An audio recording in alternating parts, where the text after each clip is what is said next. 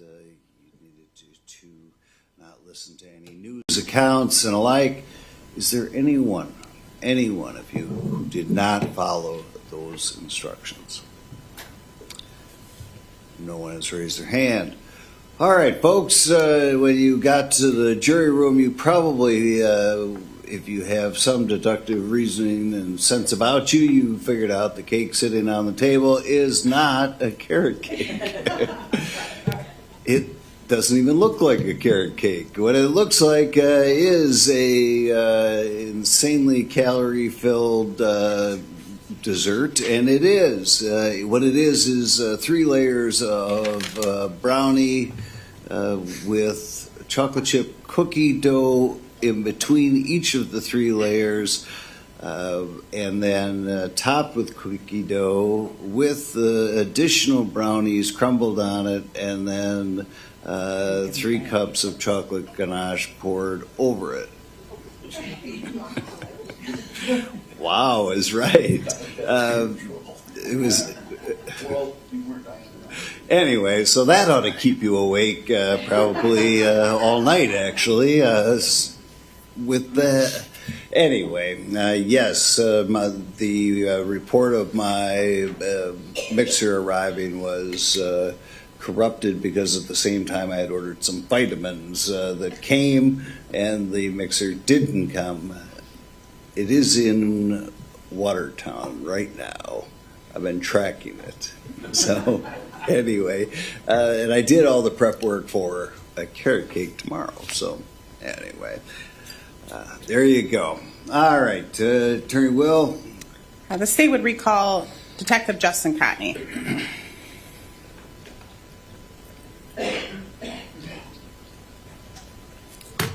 Please be careful on the ramp. Raise your right hand, please. Do you swear to tell the truth, the whole truth, and nothing but the truth, so help you God? Yes, I do. You may be seated. And I think when we left off on Friday, we were still on the defendant's interview, and we were on clip 8. So we will start playing at clip 8. So that starts at 3 hours and 32 minutes and 25 seconds into the interview, and that will end at 3 hours and 46 minutes and 42 seconds in the interview.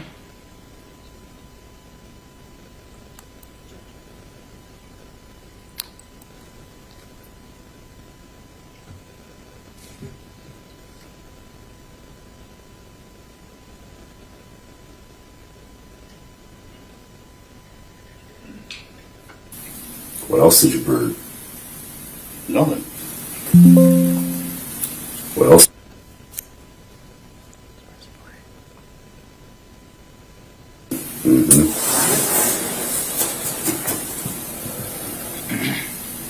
What'd y'all bring with you on your trip? What? Nothing. Nothing? Just nothing. Just the stuff we picked up in the store? No. Nothing else in that car? No. That car searched inside and out, viewed at every place you stopped. There's nothing else in that car. How about your red car, or your truck? What's going on with that? Shouldn't be anything now. Shouldn't be. Shouldn't be. That's telling. Should be seat covers in the trunk. In the red car. Seat covers in the trunk. Okay. Oil filter. In the trunk. Those items might be along with others.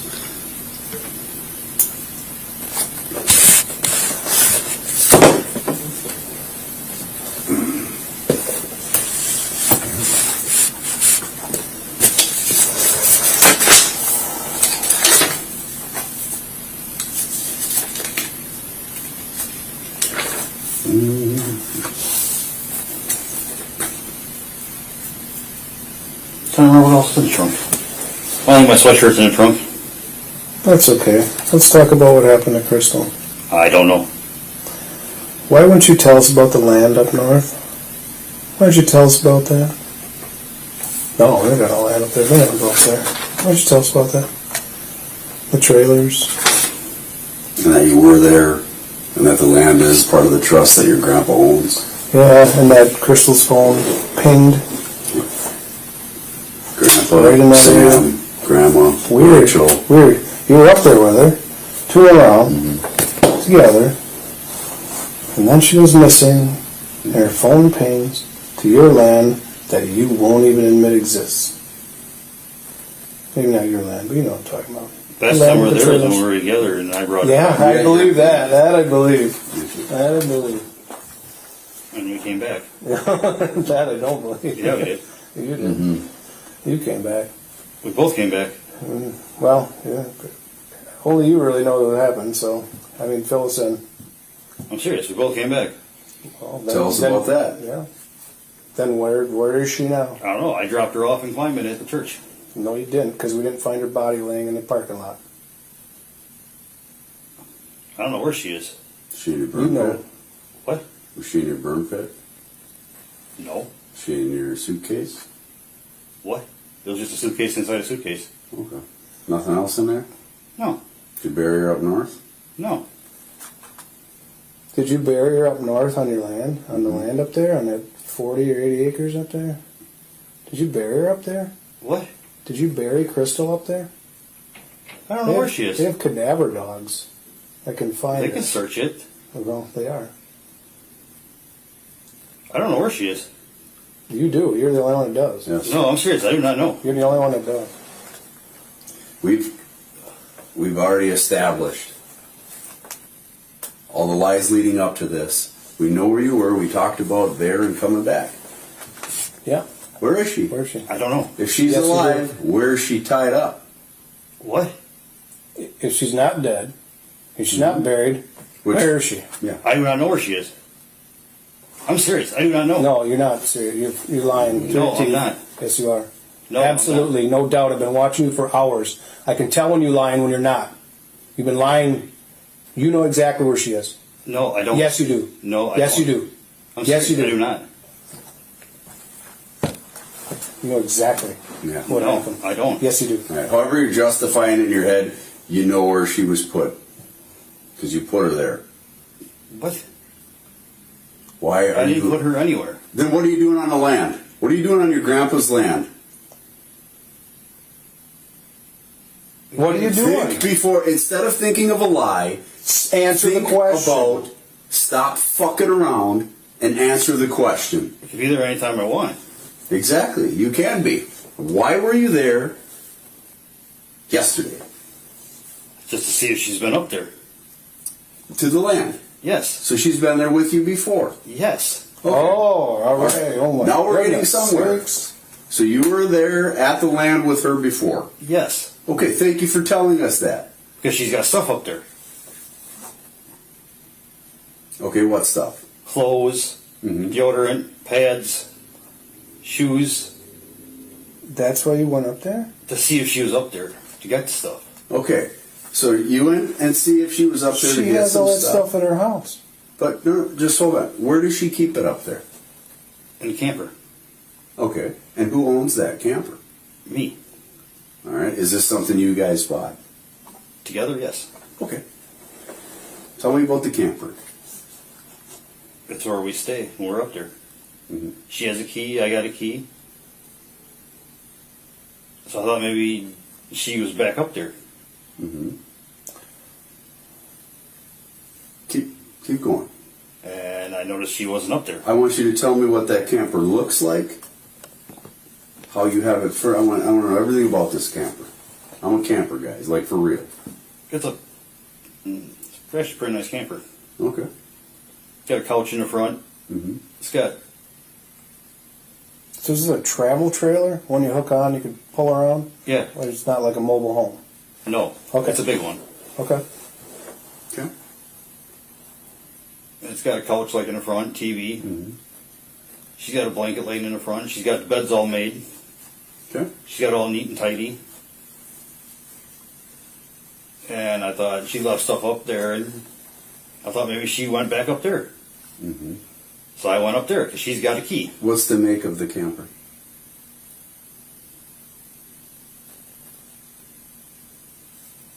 Oh,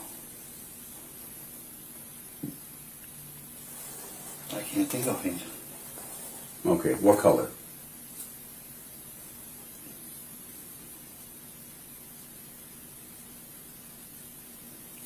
I know it's got an awning on the front of it.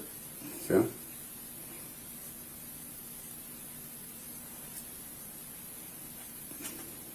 How about where do you park it on the land? It stays where it sits. And how long has it been sitting there? Over a year. What did you? I'm sorry. Did you get the make of the camper? No, where Is it a fifth wheel? Is it a? No, it's a. has an awning. What color is it? That's what we're working can't- through here. Compared to the other ones that are sitting up there, how's it different? It's.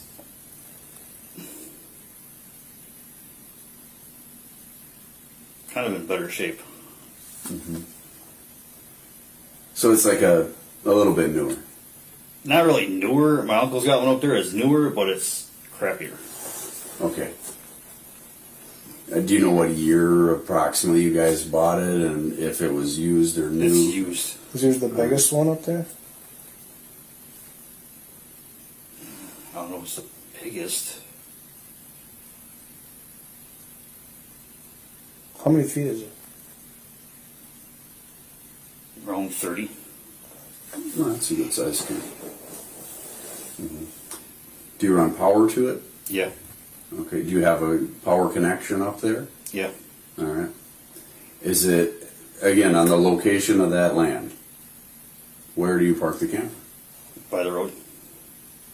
And which road are we talking? 9th Avenue, I think it is. Okay. Yeah. And I mean just feet from the roadway. I don't know how many feet. Okay. And I'm pretty familiar with your land, as I said, or the land up there. So we're talking pretty much a square of land, right? Appears to be about a 40. I didn't do like an actual I don't measurement know how of it it or comes whatever. out. But I'm just, is it, you know, to the north, to the south? You said before you were pretty good with cardinal directions. I'm not sure exactly north or south or whatever. Okay. But it's pretty close to the road, and you have a power hookup. Yeah. Okay. Are the other campers right near it? Yeah. What else is out there? A whole lot of campers, a shed. A whole lot, like numbers.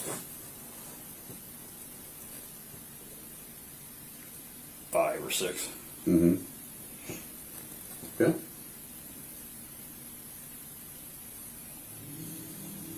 You got like an ATV up there, or UTV, anything like that? No. Do you guys have like a bonfire pit or burning area up there too? Yeah. Okay. It's not very big. Mm-hmm. Got an old tractor wheel dug into the ground. Okay. You got trails Some- up there? Like trails through the woods and stuff? I don't know if they still are. But my grandma had some people come in and they cut down some trees. Mm-hmm. And there's a guy up there that rents it. And he hunts on it. He's got cameras up all over the place. Okay. I don't know where the cameras are. Okay. So you went up there to look for her. Yeah. Where did you look on the land? I just looked at the camper. Mm-hmm. And that you drove in there? Yeah. Okay. With this vehicle. Yeah. Okay. And then you left Yeah. back out from the camper area, and we left the vehicle. Yeah. Okay. And then what? That's it. Just left. Okay. So I'm that area up there. What type of soil you got? Sand. I think that's what it is. Okay. Have you done work up there before? No. Okay. I guess how do you know it's sand? Yeah, it's been going up there for years. Okay. All right. I'm pretty sure that's what it is. Sand. Mm-hmm. So in the sandy, did you look around anywhere? I mean, because you said you guys have been there before. How would Crystal have got there? I don't know. Okay. So how did you bring her there? She went with me Yeah. How? in the vehicle. Okay. In this same vehicle? Yeah. Okay. And sometimes a truck. All right. And when you brought her, or with this one, when was it last? It was a while ago. Again, what's a while ago? 2-3 weeks ago. Okay, so 2-3 weeks ago. So we keep going back to the same time frame. All right, right around the 10th. Poof, she's gone after you guys have your weekend in the Dells, right? That we talked about in detail earlier. Yeah. And then now 2-3 weeks ago, which is that same general time frame, you're telling me you were on that land too. Yeah. Okay, but you didn't tell me about this before. This is why I'm rehashing this. So tell me all about that. We just slept there Okay. and left. I know there's more than that. We left and bummed around. Okay. Where? Like at Rapids and Dells and Moston, Okay. Adams. So my thing is these time frames are matching up, and we have a lot of these transactions and all this going on. But why? Where's Crystal? I'm Where's serious. I do Crystal? not know. Where's Crystal? Where's Crystal? You have her card. You told me you brought her there. And I brought her back. You brought her back. Yes. Okay. Was she alive when you brought her back? Yes, she was. Where's Crystal? I have no idea. Why'd her phone stop working up there? Well, I don't know. I have no idea. She was on her phone on the way back. And then why did you go back there? See if she was there. Why did you come home and have a fire right away? Didn't have a fire right away. Why did you burn the Drano bottles you told me about? That was Sunday. Yeah, why? Burn everything.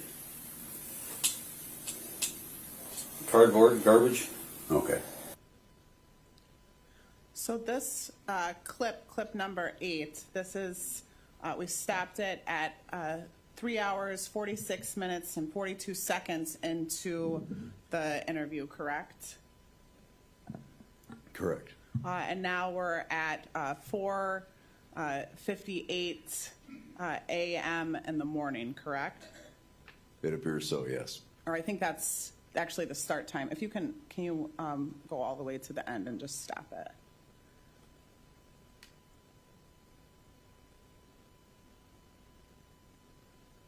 We stop it at 5:12 in the morning, correct? Correct. So now we're in, that's on June 26, 2024, correct? Yes.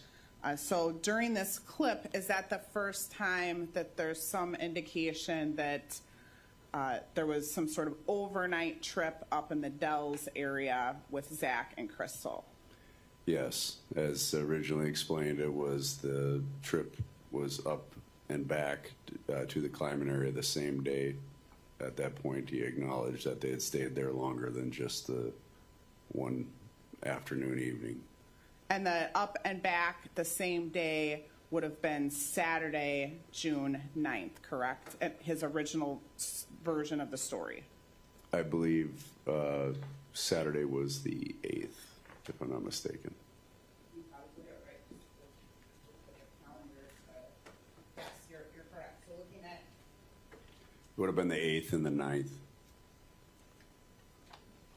Correct. So June 8th would be the day they departed from, as he stated, the church in Kleiman, and went up to the Dells area. And then at this point of the interview, again acknowledging, stating he returned on the 9th, which would be a Sunday, after some trips to Adams and Rapids and the other locations mentioned in his statement.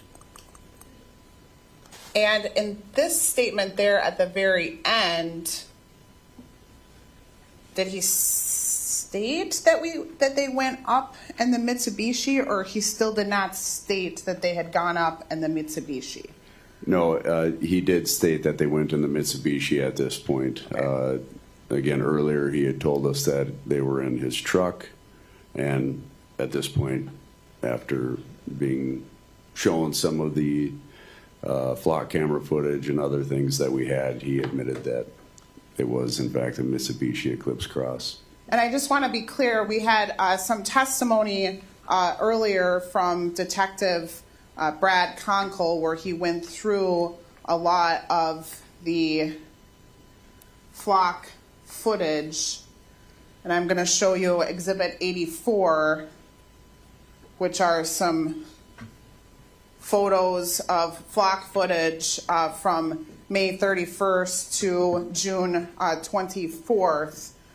So some of those photos are what you have in your hand during that interview that you're showing to Mr. Rasch, correct? Yes. And that shows depicts the Mitsubishi in the area of the Dells, really Adams County area, correct? Yes, it does. So now we'll go on to clip number 9. So that clip starts 3 hours, 50 minutes, and 45 seconds into the interview. Just pause it, please. And ends at 4 hours, 3 minutes, and 27 seconds. And our time is at 5:16 a.m. and 50 seconds. So we'll start playing clip 9.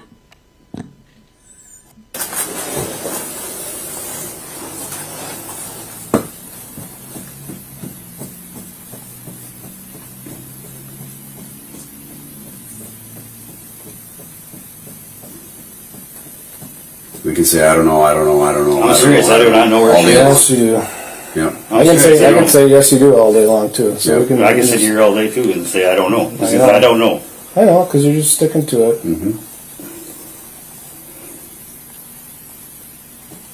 I do not know where she is. That's a lie. No, it's not a lie. Well, the only way that you might be able to justify that in your head is if you did something to her where now you can't know where she is because she's ashes or or in the river or something like that. No, I don't know where she is. Yeah, well, that could be because So he The rephrases. lies we tell ourselves even sometimes is, I can make myself believe this. No, I'm not telling no lies. I make myself believe it. You've told me at least 100 lies tonight. Hours of lies, hours of them. We've only talked to you for a few. At least 100. And we've shown you. And I've shown you that you've been lying to me. And I've asked you, man to man, it's time. It's time. Time for what? I don't know where she It's is. time for the truth. What happened to her? It is I time do for not the know where she truth. is. I What don't know. happened to her? I don't know. I don't know where she is. What happened to her? I don't know where she is. What happened to her? I don't know where she is. What happened to her? I don't know where she is. What happened That's to her? not the question we're asking. What happened to her? You know that. You know it. I don't know where she You is. know. That's not what we're asking you. What happened to her? I don't know where she is. There we are. Yeah. There we are. What happened to her? You understand that? I don't know where she is would be if I asked you, where is she? I'm not asking you that right now. I'm asking you, what? Let me rephrase this. What did you do to her? I didn't do anything. I dropped her off at the church. And that was it. And I left. Again, we know that's a lie. No, that's A not a provable lie. So again, what did you do to her? I did not do anything to her. I do not know where she is.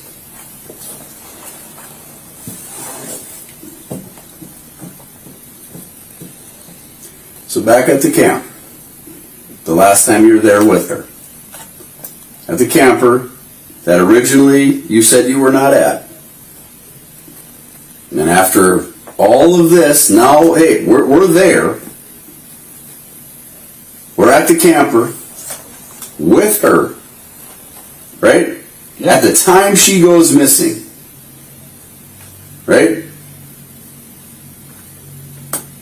I brought her back. What happened to her? Nothing Why is she happened. not? Why is she not sitting in your car on any of the cameras at any of the intersections and any of your route I went up on your looking for way her. back? Why is this not? Why is this not there? I don't have that to go. Oh, yeah, that makes sense.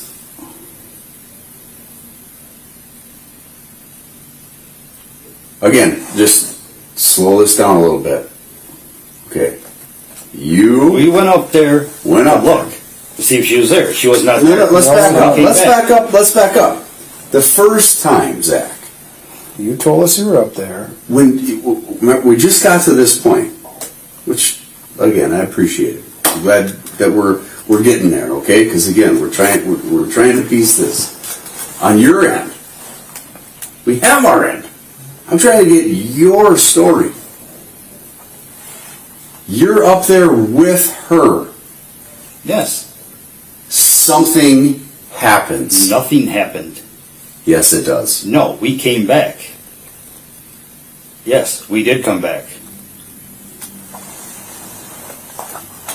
While you were up there, what happened? Nothing happened. Okay, so we know you said you went to You're the saying Dells. something happened and nothing happened. You said you went to the Dells with Yes. her. You originally told me we just went to the Dells for the day and then we came home. Right? And then that story changed and we proved on dates and all that. There was other things going on there. Again, now you're telling us you're up there with her. Yes. What did you do? And I don't want to hear nothing. What did you guys do? Talk me through from the start to the middle to the end. Everything you do. Everything. Went out to eat. Where did you go out to eat? We went to Denny's. Okay. We've been to McDonald's. Denny's where? Boston. Okay. Go ahead. I just want to get my map right. We've been to some restaurant in Boston. I can't remember the name of it.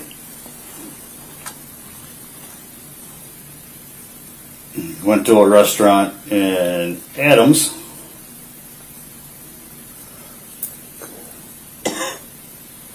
Don't remember the name of that restaurant either. Where else? We've been to the grocery store up there a couple times. Got ice cream. Been to McDonald's. Been to Ray's Closeouts.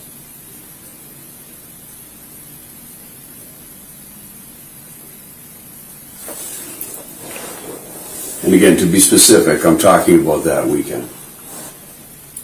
Yeah. Okay. During the Rapids. Goodwill.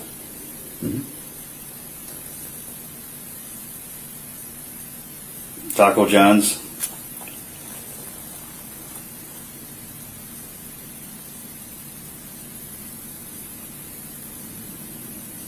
She went into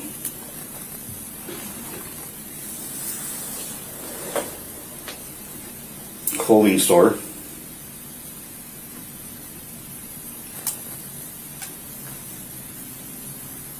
Expensive clothing store. Mercer's, I think, is, or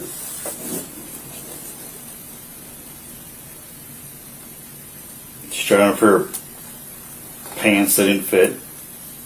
She's trying a couple pair of pants that didn't fit. I went across the street. I went into a pawn shop looking around. Looked at movies. Didn't see anything. She went in the store next door. I don't remember what that was. But I know they had a little dog. I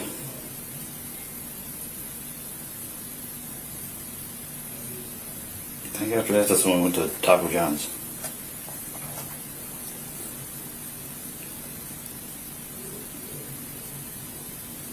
We stopped at a Quick Trip up there.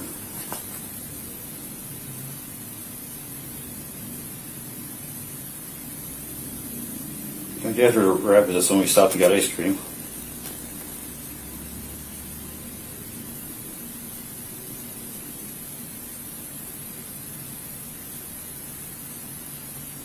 We did the flea market first, then we did the Rapids. Both flea markets. How long were you up there? Couple days. Okay, a couple days. Couple days as Like in Friday, Saturday, and Sunday. Saturday and Sunday. Saturday and Sunday. So like it'd be like the 10th and 11th.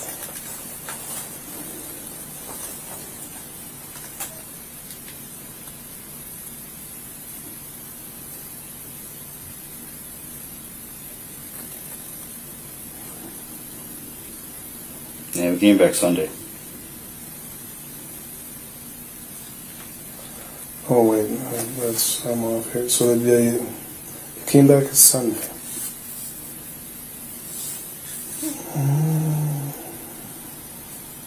you say a couple days. What? How many are we talking?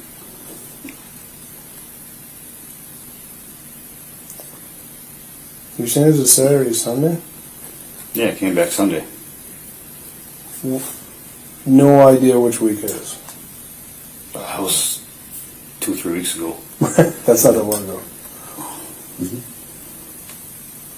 Which weekend was it? I'm not sure. I don't remember. Well, the latest, the earliest it could have been would have been around 2 weeks, right? Yeah. Because that's at least when you say you last, originally anyway, when you last had communications with it. Is that correct? Yeah. Okay. So does that make it any clearer Something like that. on those days? Okay. But I've been messaging her. And you say you came back on a Sunday. Yes. So Sunday at what time? That was later in the day. Okay. And what vehicle were you in at that point? The Eclipse. In the Eclipse, both on the way up and the way back. Yeah. Pick her up at the church in the Eclipse. Yes. Drive her all the way up there in the Eclipse. Drop her off at the church. Because she had Come to all the be way back. back. Okay. She had to be back because she had a visit. Mm-hmm. And then the second. Yeah. Okay. Okay.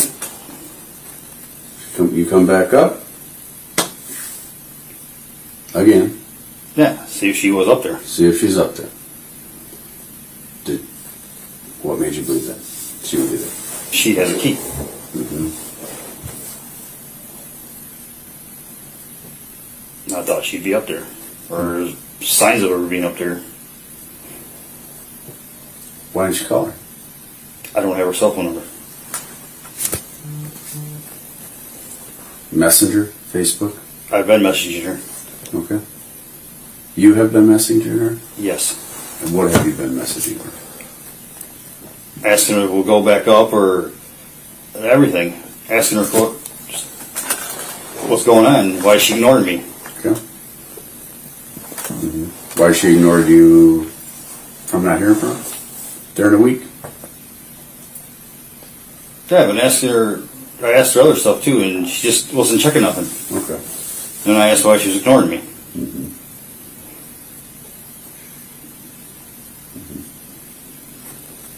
And I asked if we were going back up again.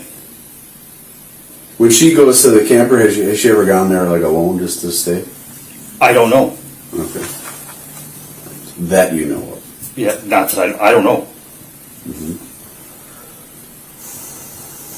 But you both have a key. Yes, And where are the keys now? she has a set. Mm-hmm. I have a set Where would her set be? with her.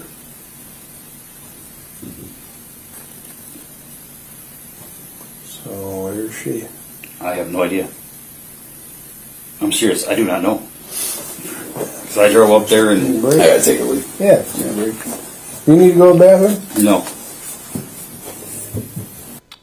So we're stopping clip 9 then. Again, 4 hours, 3 minutes and 27 seconds into the recording. It ends at 5:29 a.m. So in this clip, he tells us that they come back Sunday late afternoon, correct? Correct. So that, what day of the week would that be then? Or I'm sorry, what date on the calendar date? That would be June 9th Sunday, June 9th. of 2024, yes. Okay. or June, looking at the calendar, is June 9th, right, or June 10th? June 9th would June- be the Sunday. The Sunday, okay? Correct. So now we will go on to clip 10, which starts, so in between here, there's a bathroom break, correct? Yes. Sort of a long pause for bathroom break, accurate? Back. And it looks like we also got the detective, you and Detective Rolfs got water, and then there's some discussion that's had before the recording starts, correct? Yes. So we're starting then at 4 hours, 11 minutes, and 40 seconds into the recording. This one will end 4 hours, 14 minutes and 49 seconds into the recording. And we're starting at 5:37 a.m. and 45 seconds. Go ahead and start the recording, please. Knowing what we all know. Oh, sorry. Going back, can we just start from the very beginning of the conversation, like where he was at? Yeah. Okay, so at the very beginning, we asked you what you've been doing for the last week, right? Yeah. You told me you work from 2 p.m. to 11 p.m. You hang out at home, Yeah. and on the weekends you stayed at home as well. Yeah. You remember telling me that. Now, knowing what we all know, you can acknowledge that was a lie.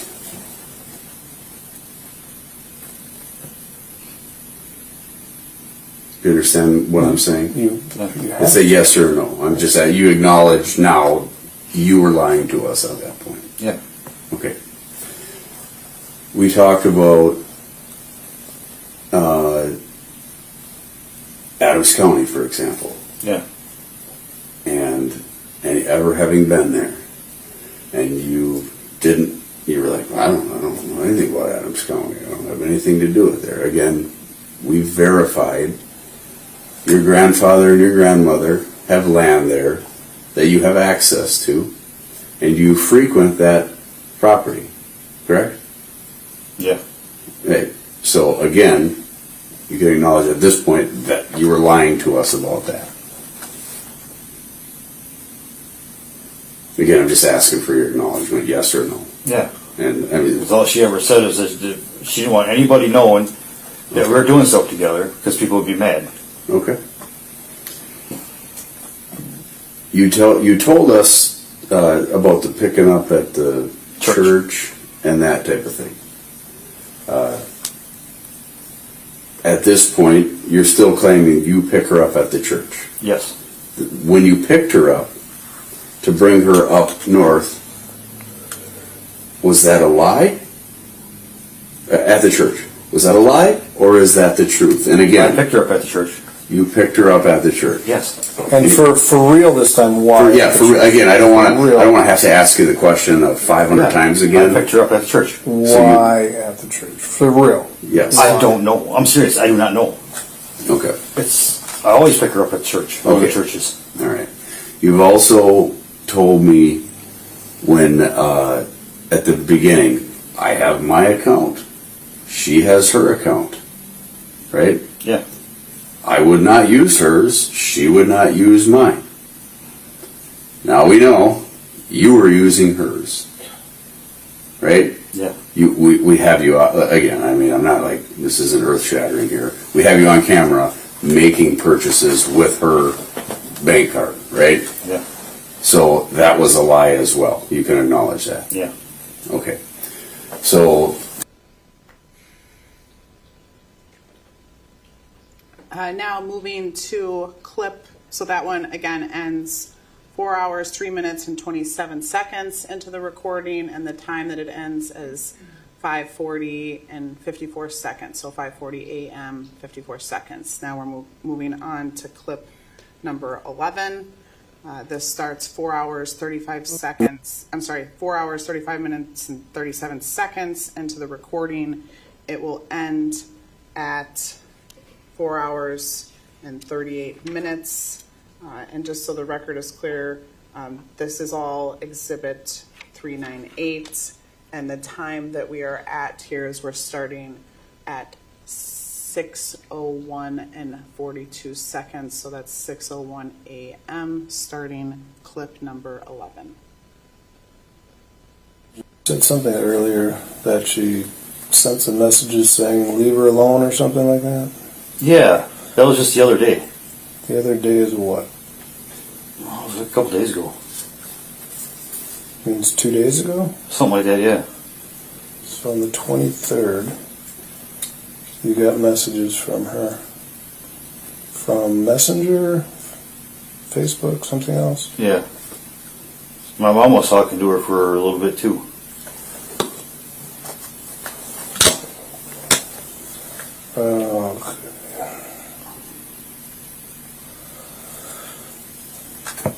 Was it from her regular Facebook page? Because when I look her up, I see more than one Facebook page. No, it's from a different one. But when I tried sending a message to that one she sent me from, I can't. It won't let me send a message to it.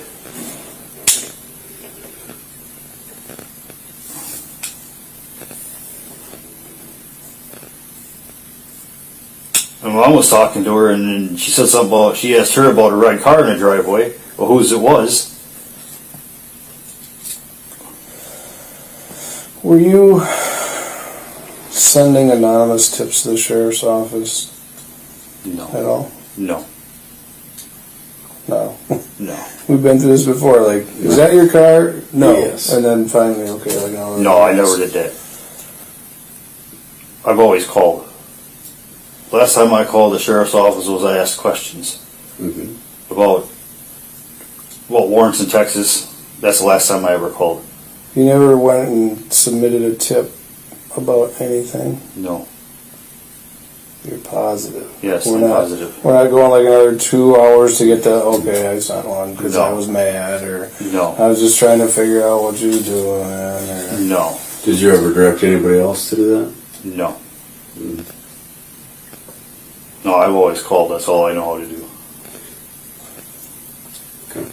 Because she asked me to call and ask questions about that. Because her mom's has warrants for her arrest in Texas. So I called and asked how that actually works. What you guys can't do nothing about. Again, that one is ending 4 hours and 38 minutes into the recording, and it ends at 6:04 and 5 seconds, so 6:04 a.m. Moving now on to clip 12. Clip 12 starts at 4 hours, 48 minutes, and 29 seconds into the recording, and it'll end 4 hours, 58 minutes, and 10 seconds into the recording. The start time would be 6:14 a.m. and 35 seconds. We can go ahead and start. It just saved me the paper. It's all back there in the file. I'm saying all the other purchases. Can you explain them to me? I'm all ears. Obviously, been here listening.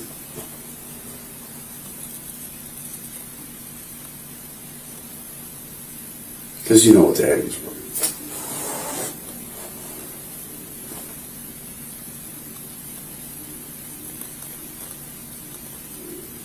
You know what I'm saying, Zach?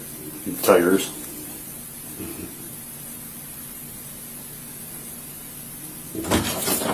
That's some. So we got tires, Drano. You said it's about the socket set. Yeah. We still got a lot of other purchases. you want coffee? What? No, I don't drink that stuff. That's something I never got into. No, that's all I drink. That's too bad for you. How about you? Coffee? I will eventually. I'm good for Yeah, it you now. can take a We're chatting stuff at the store. about all the purchases. You know, it's kind of the elephant in the room here on part of this. Yeah. You know, because again, not only is it made with from our perspective, our missing person's financial needs, it's a significant amount. It's not like, oh, I'm going to pull out $100. You know, no, we're sucking an account down. Like, Yeah, like, did you figure out how much? Or? I Yeah. do math at this hour. Yeah. But this amount goes right again in the same time frame we've been hashing out all night long. Right? Yeah, where'd you? And we know, oh, sorry, No, you're good. it's you draining that down. And making all these purchases, a lot of which, outside of some cash withdrawals and that type of thing,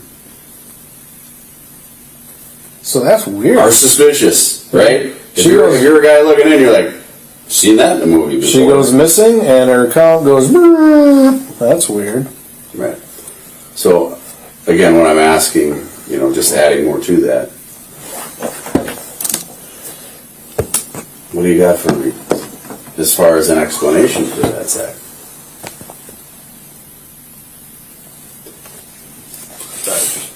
What was your intention with all that stuff? With what? Tires? No, just using her Tires. card for everything. I always pay it back. But we don't know where she is. And I don't know where she is either. She's gone. You got her card, and you're surrounding her accounts.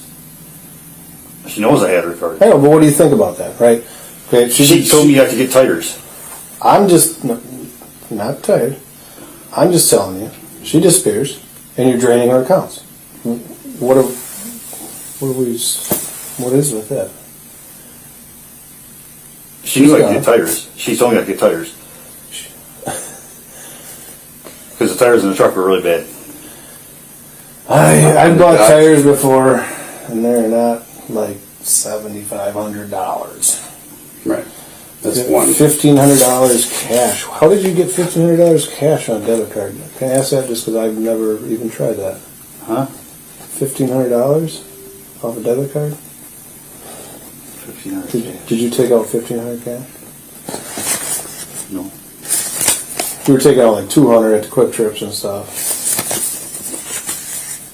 right? Yeah, so, I never did 1,500. You didn't do the 50, or not that you.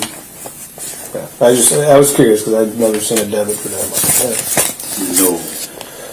like, yeah. Yeah, we'll figure that all out. I mean, it's all it's all. On I didn't know you camera. could do 1,500. It's all on camera, so we'll figure that out.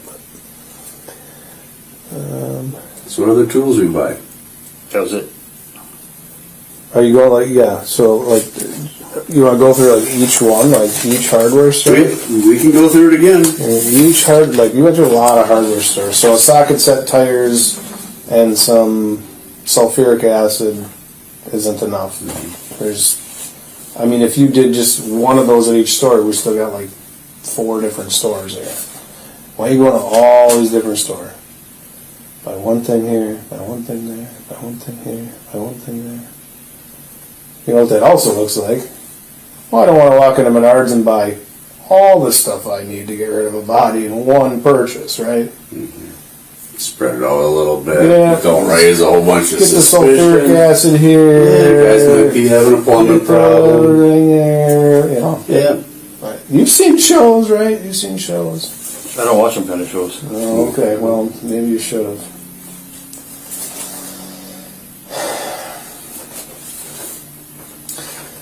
Okay. What about the hardware stores? That's what let's get Where were we the getting at the hardware store? Like, Hardware stores. Yeah, we had video on. shitload of them. Yeah.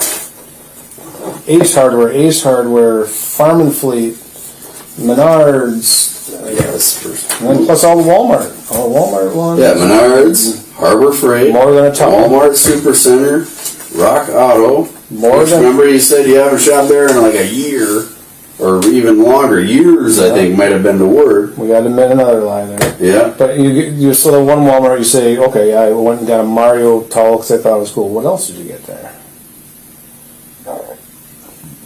No bullshit. This is what you get there when you got the Mario towel.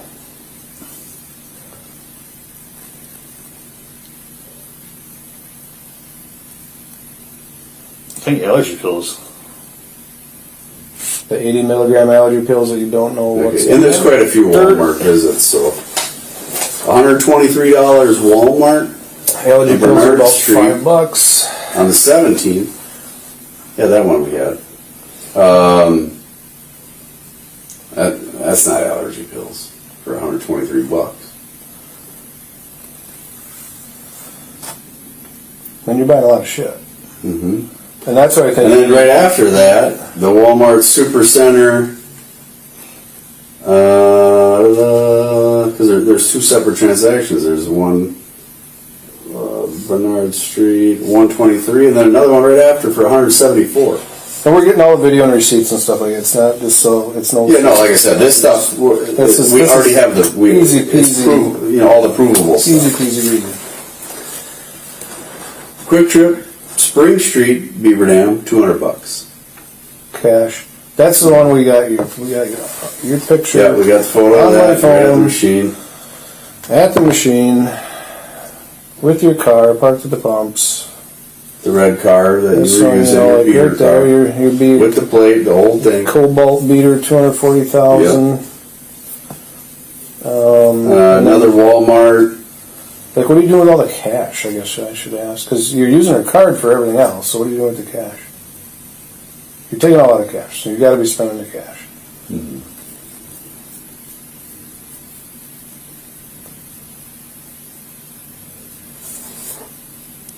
Is it in your pocket? Yeah, I won't get too far ahead, I guess. So- We'll give you an opportunity to answer that. Somewhere.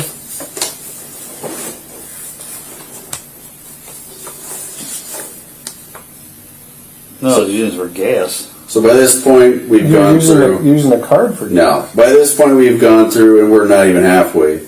Probably $5,000. That's a lot. It's a lot. It's not just allergy pills. That's a lot. Like what? I mean, like I said, we're in the process. We got people out all over the place doing shit right now. We're gonna know exactly. We're gonna have the receipts. We're gonna have you on video buying all the shit. Mm-hmm. So all we're asking is, just for the sake of our conversation here, if you can just tell us what you bought at some of these places. We have some of it, but and then like what is it for? Trickle in, And let's go back to. Sorry, I'm getting a little off track here. What's all cash for? How much cash we got? We got several $200 transactions. So cash, yeah, $1,200. This might be earlier. Hold on. Because you don't need the cash. You're using the card. So what are you doing with the cash? Gas. No. Okay, so that one ends at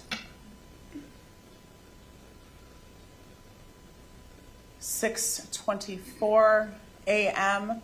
And then again at 4 hours, 58 minutes, and 10 seconds into the recording. Go on to clip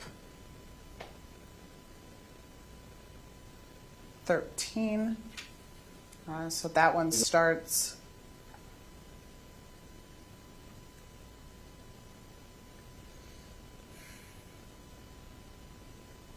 try it one more time. It's not gonna. Okay. There's just some wording in the corner. It's fine. So clip 13 starts 5 hours, 30 minutes, and 56 seconds into the recording, and this will end 5 hours, 47 minutes, and 18 seconds into the recording. The start time for this is 6:57 a.m. and 2 seconds. Another car. I'm trying to ask him how long he's had the red Cobalt, which maybe we could run it and see when it was actually registered. Because there's the only thing that's close to enough money for 2 tires at Walmart is on the 18th. Okay. Which means that would be the day he realizes he needs a different car.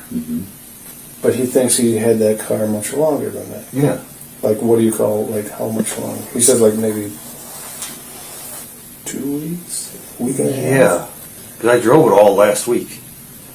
And part of the week before. So he's maybe had it for, because he doesn't register that car, not that he has to register it right away or necessarily did. DMV would get $326, which I'm assuming was because you had to register it and pay taxes on it. Yeah. Okay, that is on the 20th, which means he's had the car at least registered for like 5 days.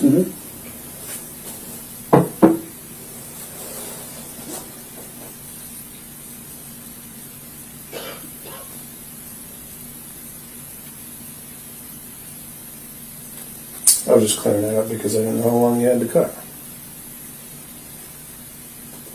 Was the guy you knew anything about? Girl, guy? Anybody you knew? Huh? No. That you bought it from? No. How'd you find it? Marketplace. Facebook. Yeah. What'd you pay for it? $1,200.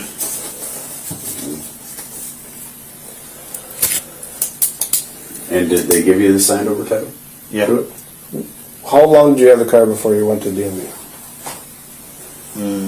Like, not very long. Like 30 minutes.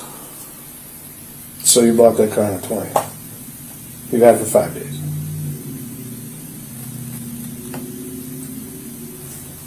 See, that don't come out right because I drove it all last week.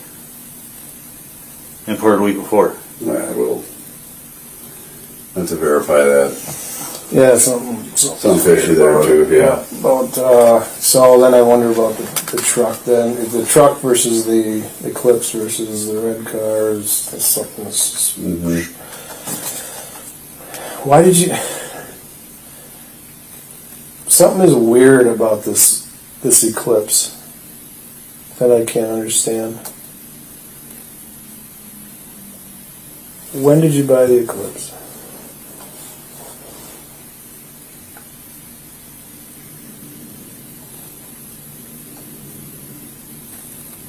Last year.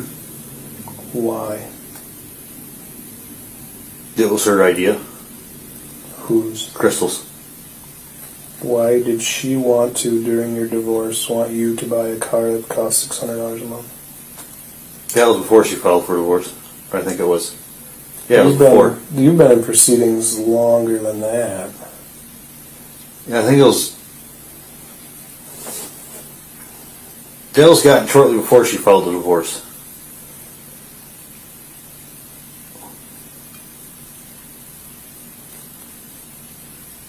So you got the truck, you got the gray car, you got the truck, you got the red car. So if you've only had that red car for 5 days, No, it's been longer. Well, I know that. well, Yeah, it was you registered that day, you said, right? You said 30 minutes after you bought it, you went to right to the Watertown DMV, right? Yeah. And, okay, let me see, is there a different date, so maybe that's the date it's posted? yeah, let me see. 6/19, you've had it for 6 days.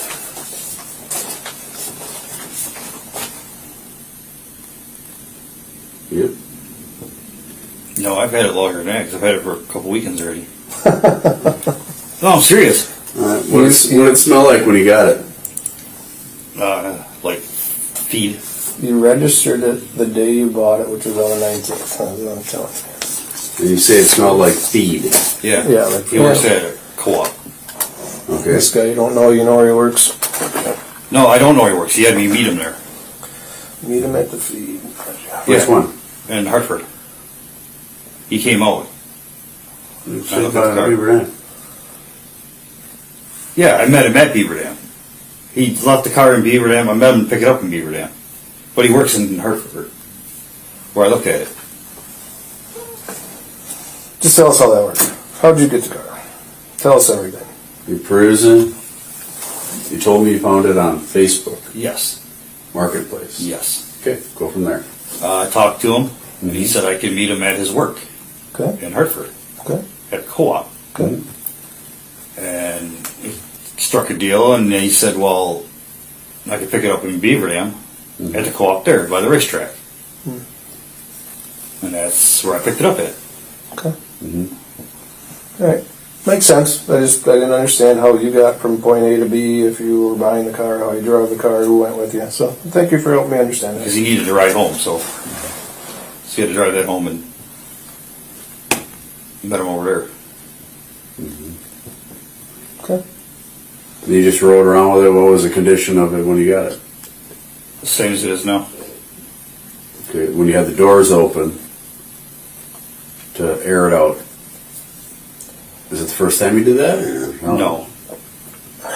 Okay. Trying to air it out because it stinks like feed. Like animal feed. Yeah, I understand what you're saying. Like it's been on a farm. Kind of like. So when's the last time you drove your truck? Like, must have been right before you bought that car? Or Yeah, it's been sitting since. since the 19th? I think it's been longer than that. It's like- 'Cause I swear it's been longer than that. It's not. It's, I don't know what to tell you. Yeah, I mean, you got the transaction right there. And probably do the same thing. On the- Go get a on the call 19th. and, hey, you got a video of him walking in. Oh, there he is. And it's been a couple weekends I had that car already. Oh, what you say? I know that for a fact. At this point, Yeah. small potatoes. Yep. I think we need to keep focusing on what we came to talk about in the first place here today. And let's start at the beginning. So, where are we at now? Got a marker? There's right to your All right. there. Yeah. I like visuals. Let's go A to B. See if we can get through, or A to C, get through B. I don't know. So, we start out, let's just go with the Dells. How about that? Yeah. We'll start that Dells weekend. So that's about, you got a date for me? Well, is that the same weekend as the camper? That's what he was alluding. Yeah. That's the Yep. camper Went weekend. to the Dells on Saturday and kind of So that would let be it ride from there, right? Saturday is going to be like the 8th then. Okay. So let's say the 8th. You pick her up? Yes. Where? Church. Which we still don't quite understand. And where is that church? In Glenman. We don't know why. Not either. And you can't tell us which one. And it's up, she tells you to. Yeah. Okay. From there, we drive where? Up north. Drive up north. And when we say up north, we mean Up to the camper. do we go to the camper first? Yes. What time do we get to the camper? I wasn't even paying attention. I to know, the but time. we're talking 5 a.m. So this is different. No, it 5 wasn't p.m. that early in the morning. Right, so hold on a second. So we're a little off here. Just want to clarify. I mean, it was after noon. Pick her up. You guys drive up there to the camper. Yeah. You stop anywhere between? No. What about the Dells? No, that was not the later. But you just said you picked her up in the afternoon. Yeah. But that's where we dropped everything off. At the camper. Went to the Dells. Okay. So you went, picked up at the church in Clyman, drove up north to camper. Then dropped off items, you said? Yeah. Okay. Closed.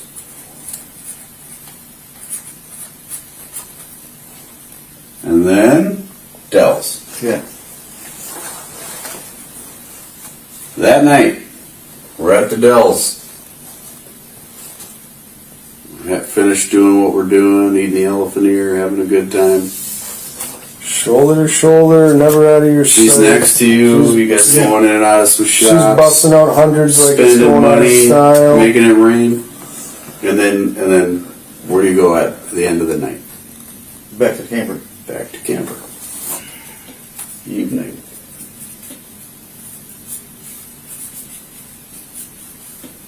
What time?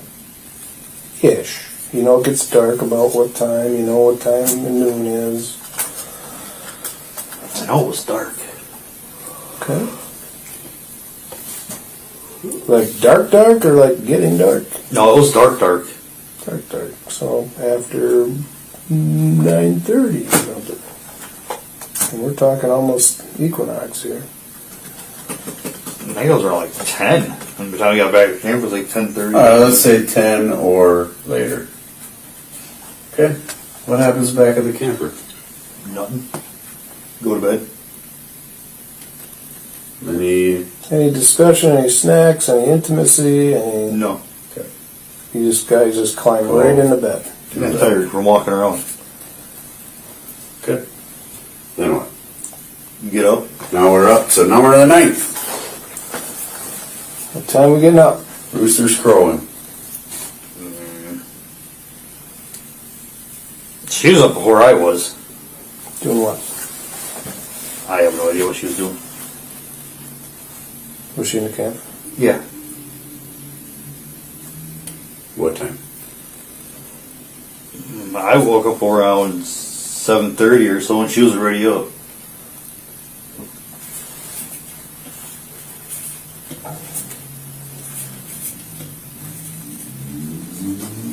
This is now Sunday? Or just... Sunday, I believe you said. How many Yes, nights? it- How many nights did you stay up there? One.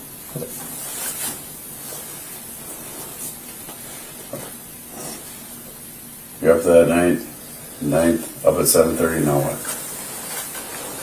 We just. She was eating. Or after a while, she was eating. Donut stick, I think.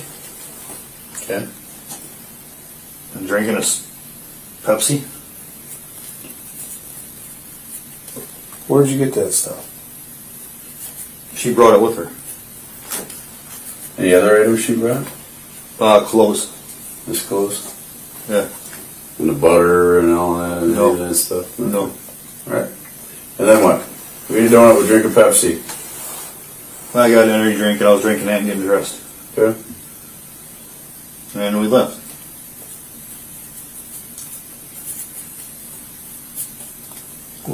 And what are you driving in, definitively? Yeah, so pick up at Church and Climate. What vehicle? The Eclipse. Eclipse. We're going to get surveillance video from climbing somebody's Ring doorbell. We're going to see the eclipse, right? Yeah. Guaranteed. Guaranteed. Already have them placed. Okay. Okay, Mitsu, North Camp Dells, even back at the camper 10 or later, you go to bed. 9th. Up at 7:30, she's eating a donut, drinking a Pepsi. You're having an energy drink, anything else? No. Okay, that's it. Yeah, and I was getting dressed. Then she got dressed. Okay. And we left. Went to the flea market. Left to flea market. Where's that? By Adams. There's two of them. One's called the Polish flea market. I thought you said earlier, like when you were driving back, she was on her phone the whole time or something? Yeah. Yeah. Then we went to the other flea market. Where was that one? Just right down the road. What's that one called? I think that was Adams Friendship Flea Market, I think. Okay.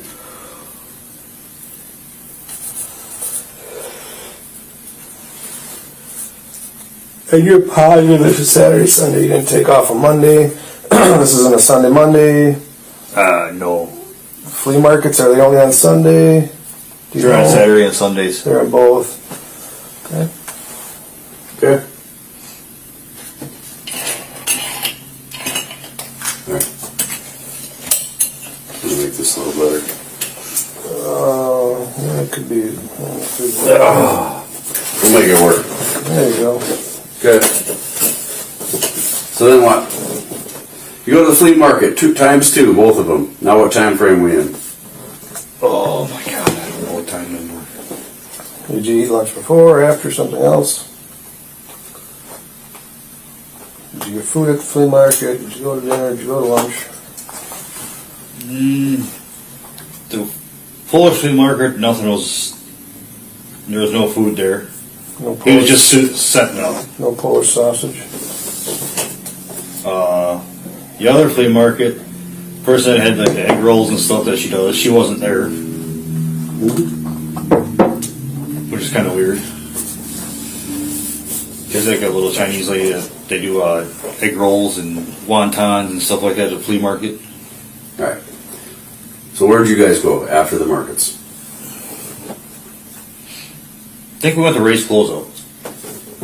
What is it called? Race Closeout. What is that? It's Liquidators. Okay.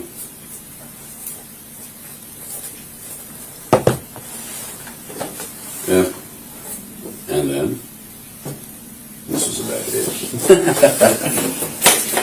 There, Sometimes here we we go. have a- Here we go. This is better. You got that? I just don't want to have to duck the whole thing.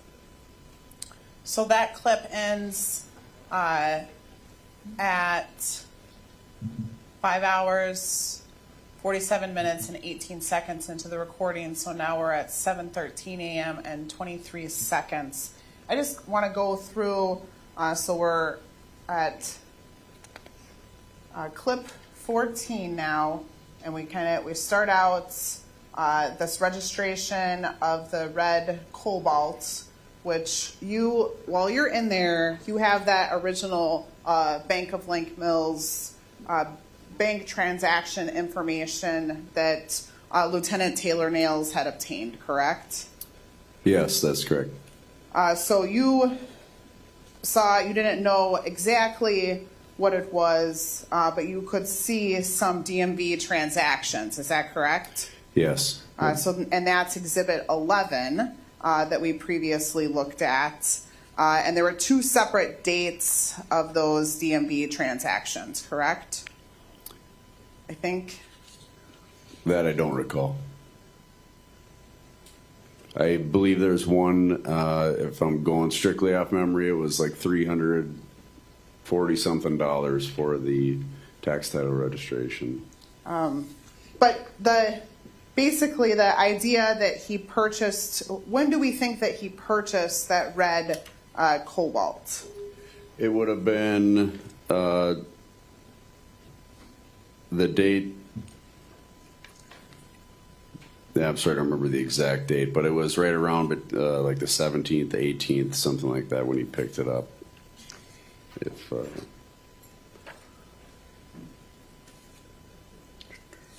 And just prior to him purchasing that cobalt,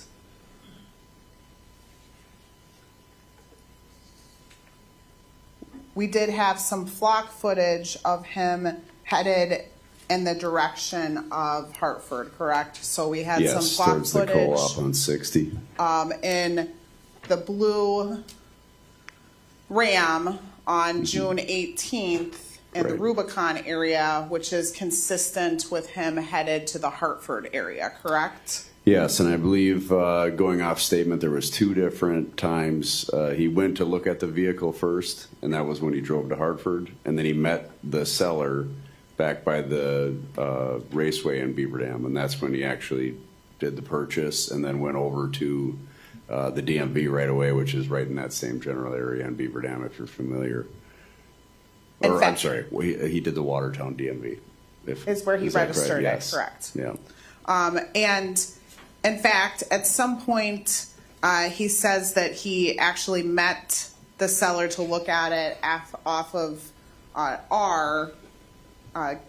And we have, when we were reviewing the phone data information, the mapping, it actually puts him really right at that location that he viewed the vehicle with the seller, correct? So basically, this information from the interview is accurate about the cobalt.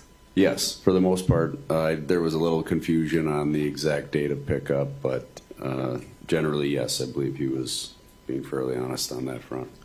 So then you switch gears back to the timeline of when he picked up Crystal, and going back to, if we can go back through Detective Conkles to the beginning on June 8th, the information that he picked Crystal up around noon or just after noon,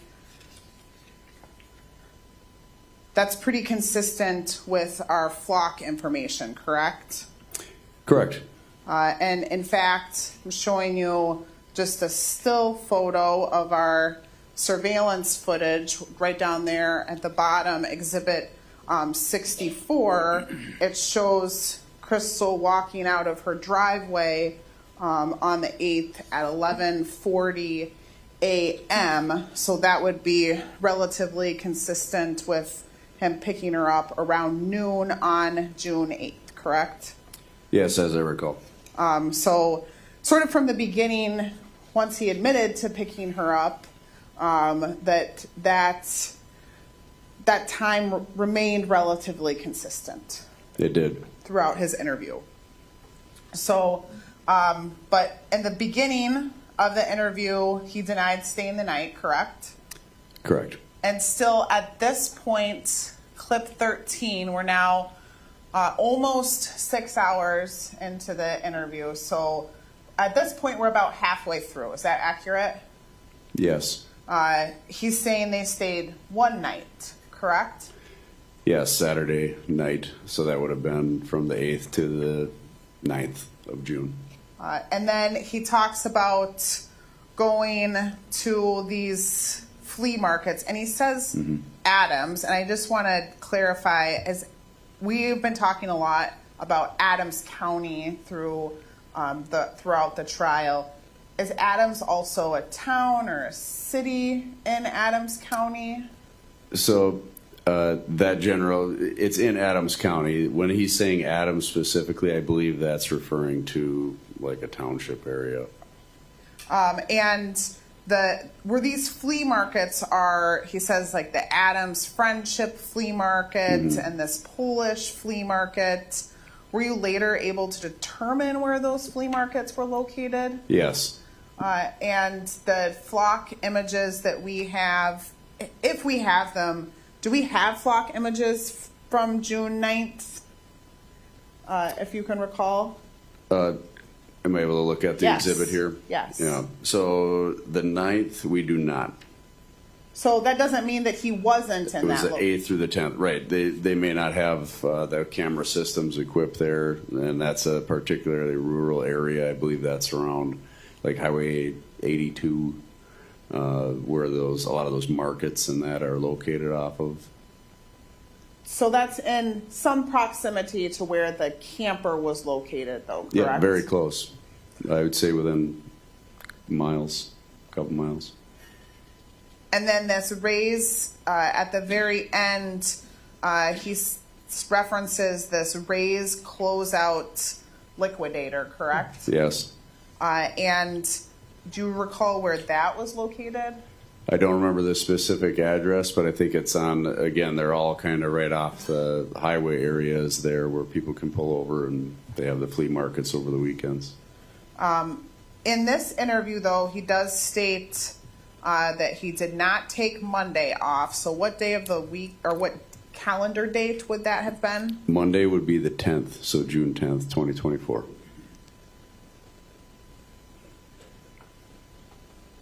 And during the interview, you were not aware of what days he did and did not work, correct? No, at that point, I had none of that information. We were just getting his side of things. But now, once we've reviewed all of the evidence, do we know, did he work on Monday, June 10th? No. So he's still, now halfway through the interview, he's still not giving us accurate information, correct? Correct. So we're going to go to we're now on clip 14. That Take would a- be a very good place for a break. Perfect. So we'll take a 15-minute break.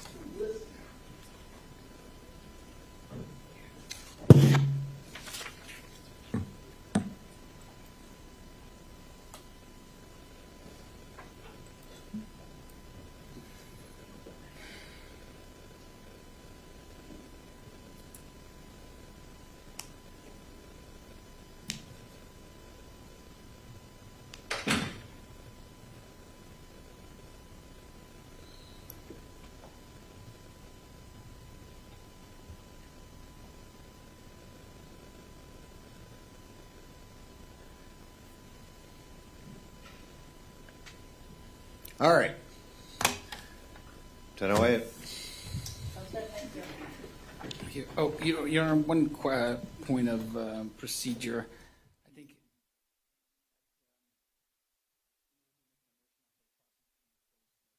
Mr. Rasch will be a witness for us, so we have to excuse the jury so that he can make his way to the witness stand and then bring them back in. So we just have to take that into an account for him going on and off the stand. Very good. Okay, thank you.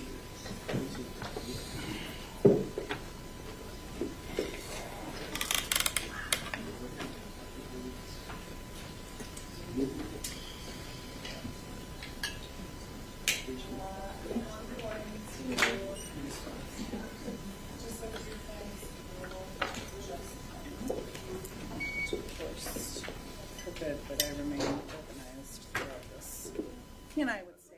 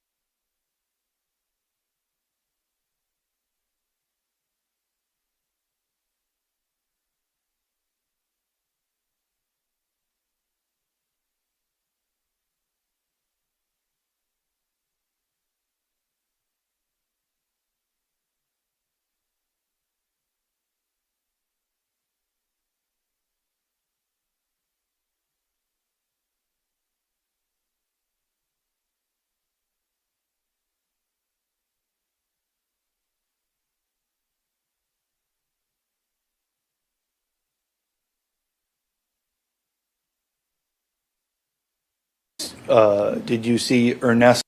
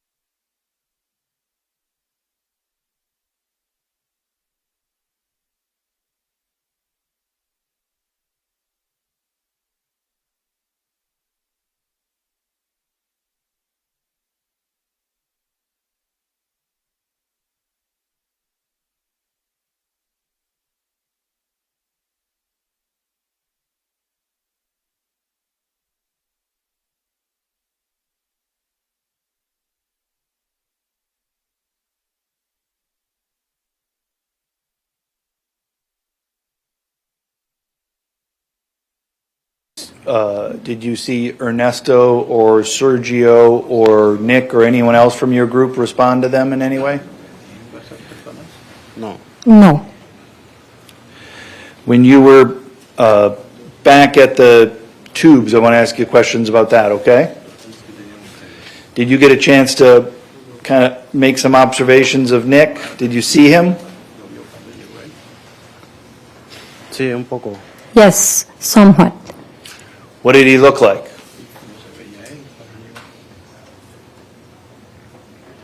Como asustado, como pálido. He looked like kind of scared, pale. Those are the only questions I have. Thank you. Mr. Anderson? Ariel, is it fair you're pretty uncomfortable testifying here today?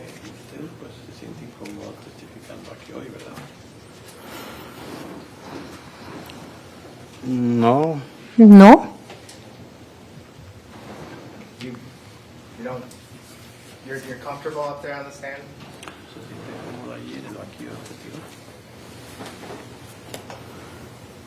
No entiendo su pregunta. I don't understand your question. Ernesto is your uncle? Mi primo. My cousin. Cousin, okay. And he's best friends with Nick. Sí. Yes. Are you friends with Nick, or do you just know Nick through Ernesto?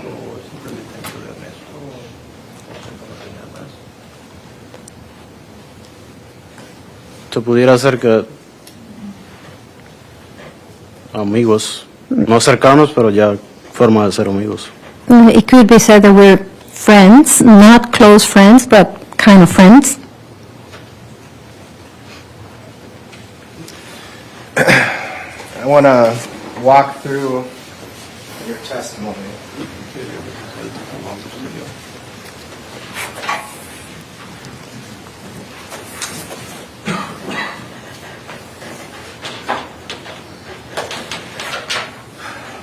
So you saw the young guys, the boys, knock the goggles out of Nick's hands? Eso fue lo que pude distinguir, lo primero que distinguí. That's what I was able to distinguish. That's the first thing that I distinguished.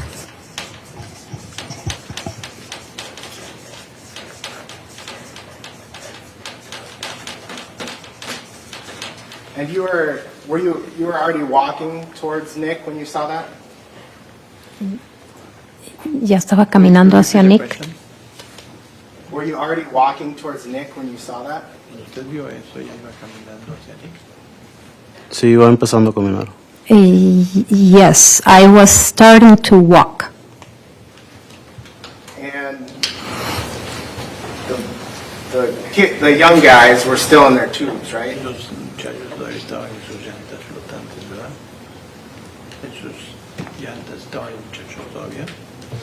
Oh, no le puedo decir. No sé, no recuerdo. I cannot answer that. I don't know. I don't remember.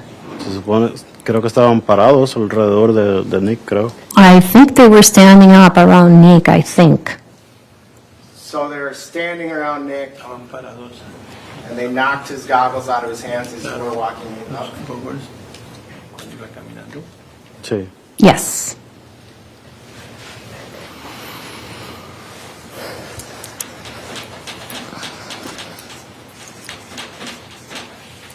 Did you see Nick run up to those young guys before that happened?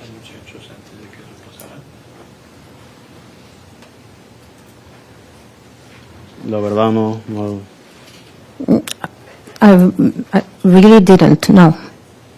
Okay.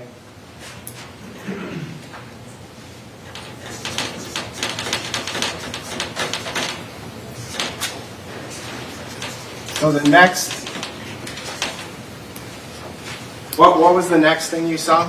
¿Qué es lo siguiente que vio, pues? ¿Qué es lo que vio después de eso?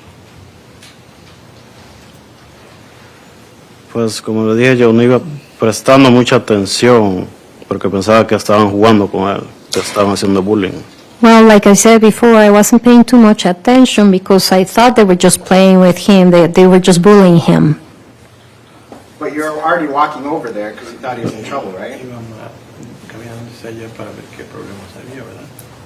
Sí. Yes. So you didn't think it was, they were just playing, you already were Entonces, ya worried about him? Pensaba que nada más eran bromas, estaba preocupado de algo, ¿verdad? Cuando iba llegando más cerca, sí, porque vi que lo estaban golpeando. When I was getting closer, yes, because I saw that they were hitting him. Pero eran muchas personas alrededor. But there were many people around him. Well, why were you walking there ¿Por qué iba caminando? if you weren't worried about him until you saw him getting hit? Se preocupaba sino hasta que lo vio golpeado. Fue en la forma que actué por mis nervios. It was the way that I reacted because I was nervous. About what?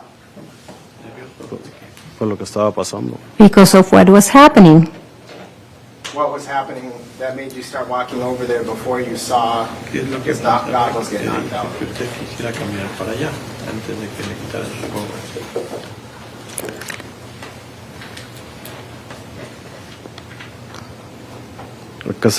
No entiendo su pregunta. I don't understand your question. Antes de que pasara eso, yo no No había visto nada yo. Before that happened, I had not seen anything. You said you were walking over, and as you're walking over, you saw the goggles get knocked out of his hand, right? Y vio que le tiraron los ojos. Sí, Yes. And you were walking over there because you were worried about Nick, right? Se preocupaba de Nick. sí. Yes. What happened before the goggles ¿Y qué pasó? that made you start walking over there? Que causó que usted quisiera caminar. Did you see anything that happened ¿Vio before algo that? antes que hizo caminar hacia allá?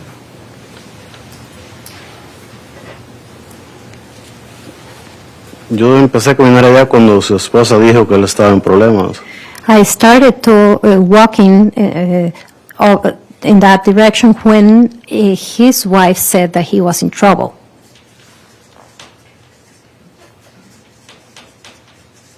Okay. So, his wife said he's in trouble.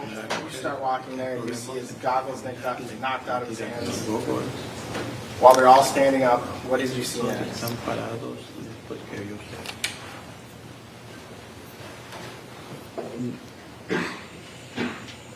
Después que le quitan los galgos, como que ya le estaban dando golpes. After they took the goggles from him, it was kind of like they were starting to hit him, to give him blows. And you said several people before. dijo Does that que eran mean varias personas. 3, 4, 5? 3, 4, 5, ¿cuántos eran? No lo puedo decir, no me recuerdo cuántas personas eran. No, I can't answer that. I don't remember how many people.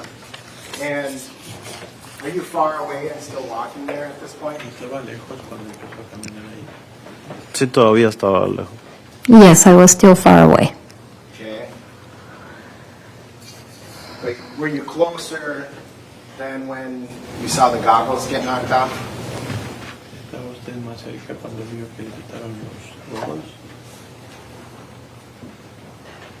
Eso fue al principio de yo empezar a caminar. Repita, por favor. Eso fue al principio que yo empezaba a caminar. That was at the beginning when I had just started walking.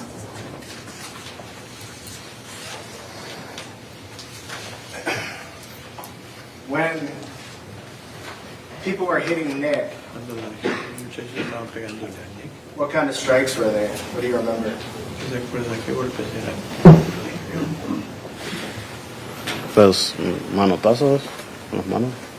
Well, like Like, slapping him with the hands. What was he standing? Y él or what was estaba he doing? parado. ¿En qué posición estaba él? pues él estaba parado. He was standing. Okay. And then what happened? Luego, ¿qué pasó?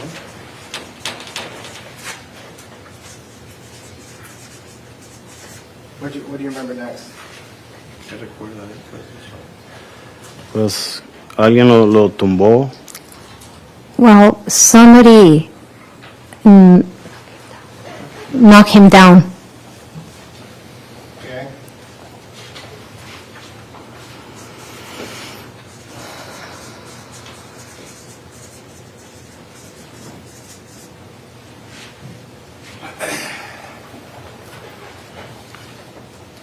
And then you said Y luego he got up and defended himself.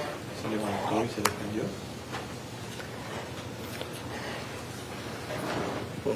Pues es lo siguiente que vi. Pues lo que pude ver entre todas las personas que había. Well, that's what I saw next. What I was able to see with all the people that were there. What do you mean he defended himself? What did you see? ¿Qué quiere decir que se estaba defendiendo él? ¿Qué es lo que vio?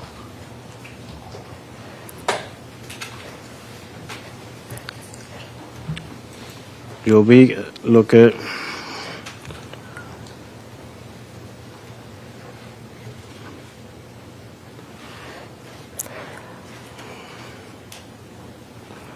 puedes repetir la pregunta? I saw Por favor. that. Can you repeat the question, please? You said you saw him defend himself. Sí, What did you dice see? que lo vio, que se estaba defendiendo él. ¿Qué es lo que vio? Yo vi que cuando él se defendió, es que esto pasó muy rápido, entonces no puedo como qué pasó primero, qué pasó después. I saw that when he defended himself, well, it's because this happened so quickly, I really can't tell exactly when it happened. Cuando yo ya estaba más cerca, lo vi que una muchacha lo fue a atacar. When I was closer, I saw that a girl went to attack him. Y él se defendió, no sé, respondió. And he defended himself, he responded. Pero ¿Cómo? pues yo pienso con las manos, pero no. Well, I think that with his hands, but Pero fue muy rápido. it happened so quickly.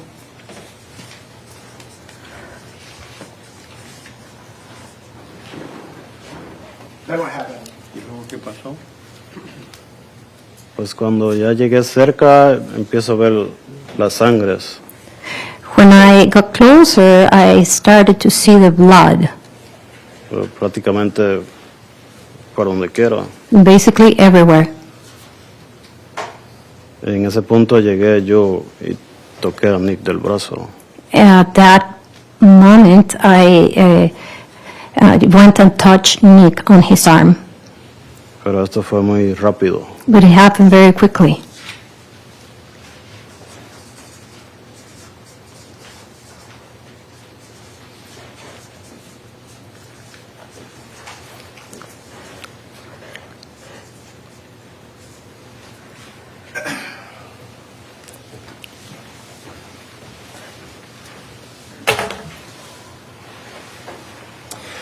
Ariel, did somebody tell you to say these things? ¿Y alguien le dijo que no le vi la pregunta, pero Okay. Ariel, ¿alguien le dijo a usted que dijera estas cosas? ¿Cómo lo van a hacer? What do you mean? ya dije estas cosas? ¿Quién me va a decir si eso fue lo que yo recuerdo, lo que yo vi, lo que yo viví? Who's gonna tell me if that's what I remember, what I lived, what I saw?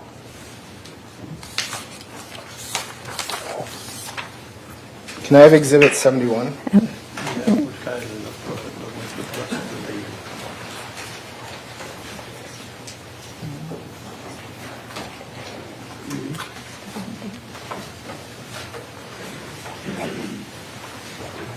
It's like, can I just do that?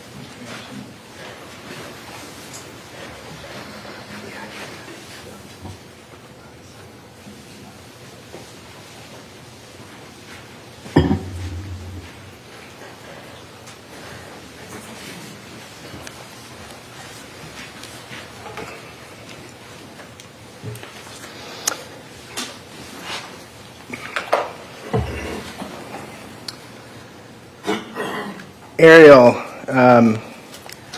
Nick's the one who told you about the goggles. You didn't actually see that, right? La persona que le dijo de los representantes realmente no vio eso, ¿verdad? ¿Me puede repetir la pregunta, por favor? Can you please repeat the question? No oigo bien. I was not able to hear well. Nick told you somebody knocked the goggles.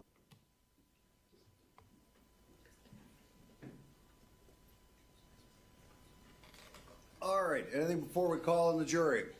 Well, we were just talking about, because I just asked the sheriff's office if they wanted to participate in the security discussion, and do we have the bolt? It's lower, but yeah, but there is, the bolt is right here, so I think he could be, because then nobody would have to be up here if he was strapped into the seat there. Then he could already just be seated up there when the jury comes in. And I assume that would satisfy if that's how the court wanted to deal with it. We can discuss that later, but I just wanted the court to know that that is an option. All right. Counsel, does that mean that you are done with this witness? No, I'm not at all. Oh, okay. I have All many. right. I would say this is a discussion probably after lunch, but since we Very good. had briefly discussed it during the break, I just wanted the court to know that was an option. I think we had just completed 15, right? We're on 14. Oh, we're starting 14. Okay. All right. Well, let's bring in the jury.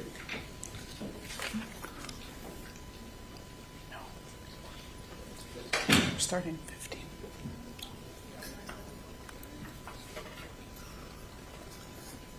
Oh, okay.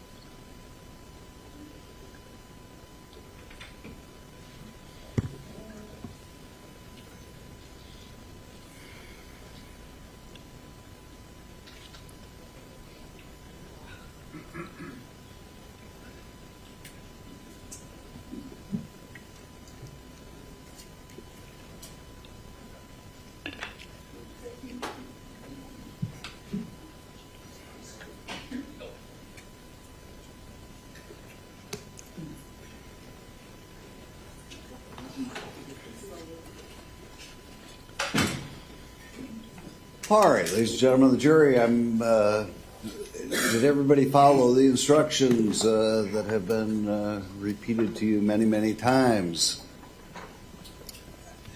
All right, and I'd ask you about the cake, but I know that you have incredible restraint and that you would wait until after you've completed your lunch or a nice little dessert. So It's gone. it's yeah, I know.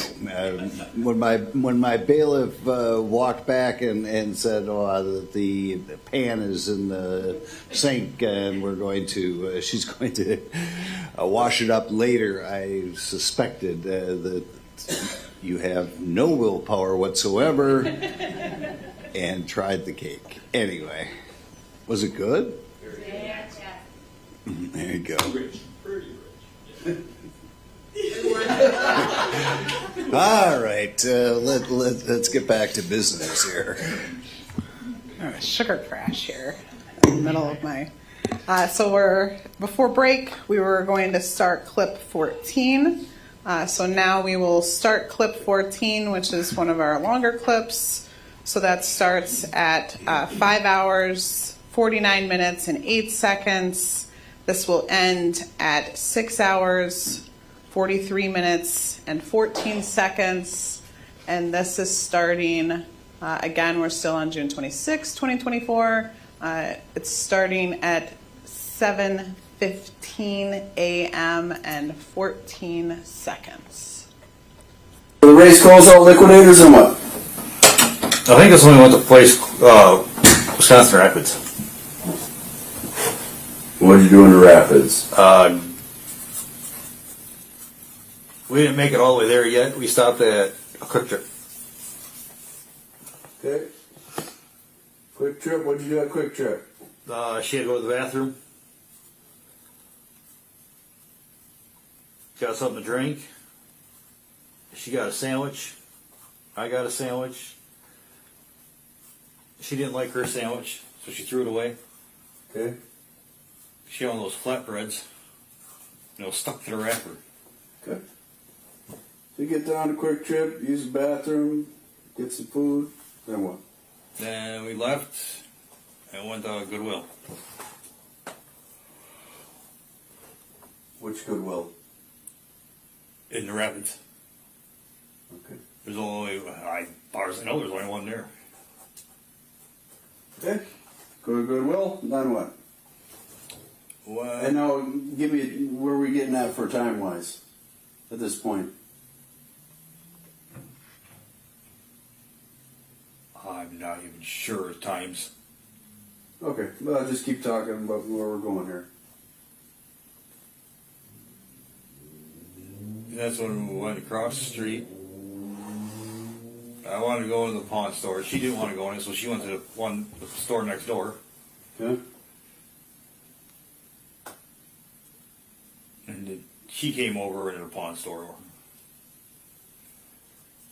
Okay. And I was just looking at movies, and there was nothing in there. Mm-hmm. And then we left.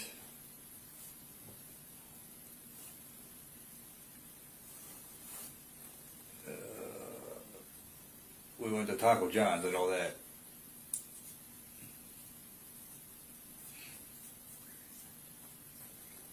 Okay.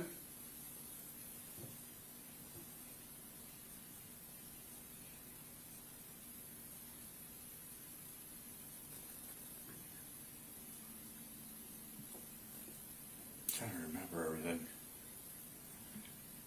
I think we looked at a house up there. Looked at a house? Yeah. Looking for a house? Where at? Like to buy or what? Yeah.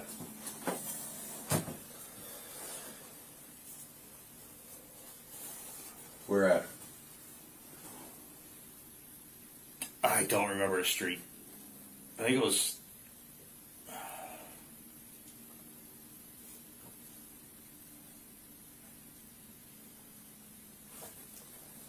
I know it was a pretty nice house.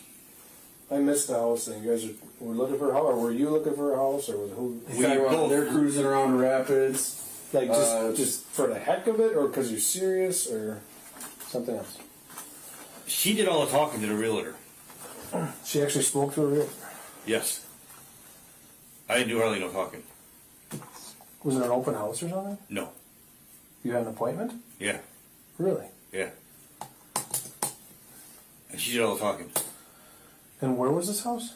in Wisconsin Rapids.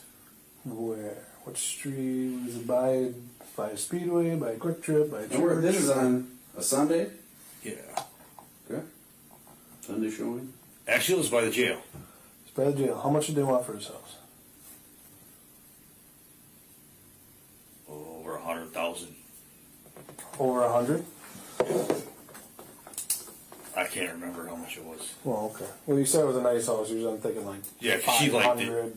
They had granite counters, and it was all redone. So it's got to be pretty expensive. Okay. Then where?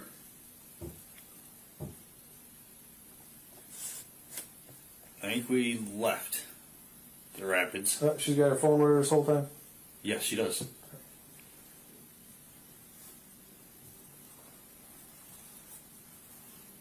Left Rapids to where? We went back to the camper, Okay. packed up, and left. What car were we in? The Eclipse. Okay. Any food left in the fridge? No. He packed up. How about the drive home? That was. She was on her phone. What's your route? 16.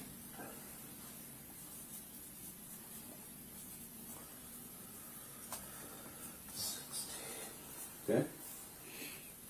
Stop anywhere?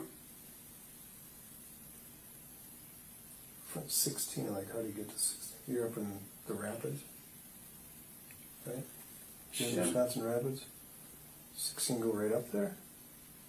Or what, how do you get down The road changes to 13. there? Ah, 13. 13 to 16 or something? Something like that. We had to stop the camper first and grab our stuff and then left. After you met the realtor on Sunday morning? It was in the afternoon. Okay. Sorry, okay. Keep on. We still got a lot of time to fill here.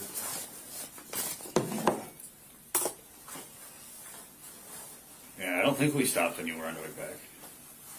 Speedway? No, there was no other on the way. Just joking. Okay, then we're on the. Where'd you go from there? Where'd you drop her off? I dropped her off at the church.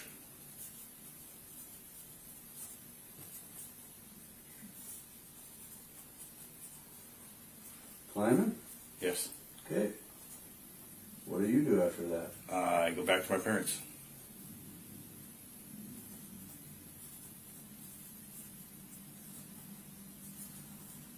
Okay. And then? That's it. What did you do when you got home? Went to bed. Okay.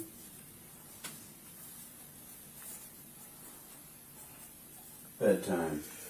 All right, you wake up on the 10th. What are we doing on the 10th? Now we're into Monday.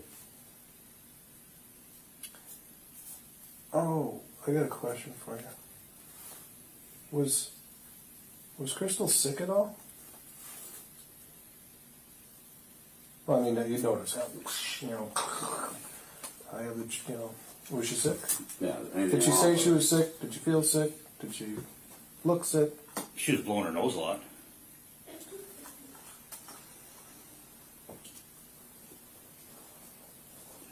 Okay. I told her to take some Flonase or whatever it is, clean her sinuses out. Like allergy type thing? Yeah, she said she wasn't going to do that because it'll make it worse. Oh, but it was an allergy, so it's not a flu. I don't know what she had. Oh, okay. I just offered it to her to help. Okay, so the 9th, you get through that, you get back home, you go to bed after your weekend outing with her. On the 10th, tell me about the 10th. I was home, went to work.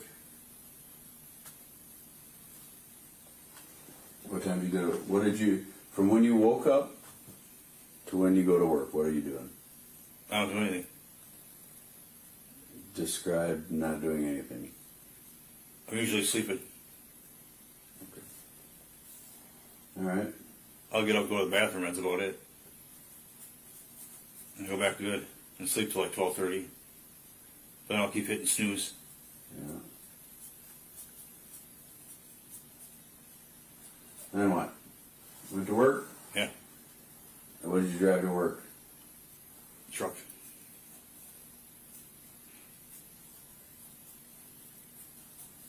And where's work at specifically again? Exonia. And you were working what hours that day? 2 to 11. Okay. Now what? And I got off and I went back. You get done with work at 11? Yeah.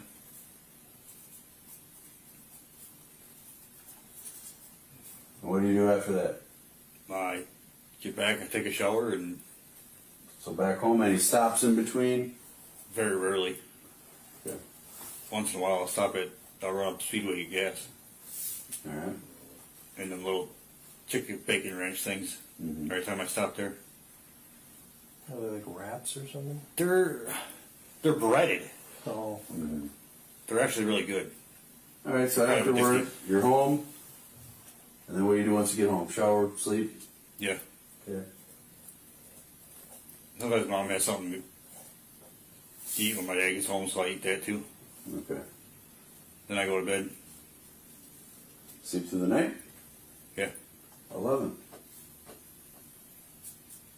Same thing all over again. Any deviation? No. Does anything happen of significance on the 10th? No. Nothing. No.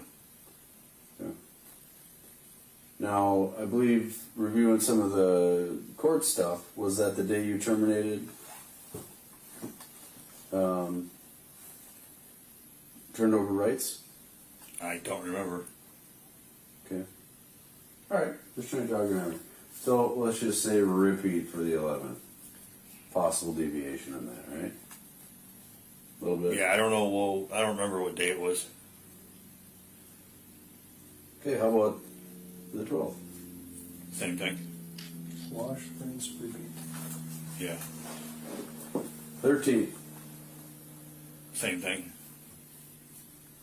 I can't give exact days to get gas because I don't know.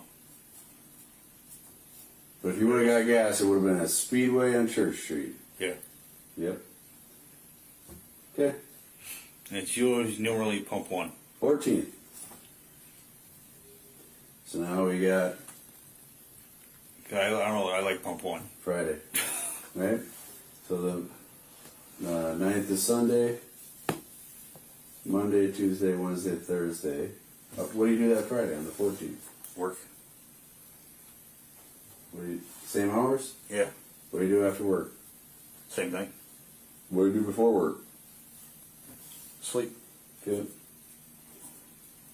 All right, now, hey, the weekend's here. What are we up to? Nothing. You get home Friday, working all week. What do we do?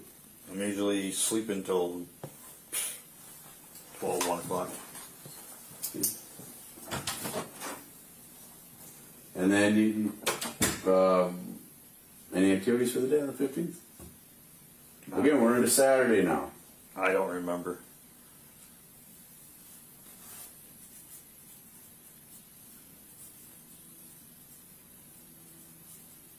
Did you go to any public gatherings, any events, anything? Okay. How about the 16th?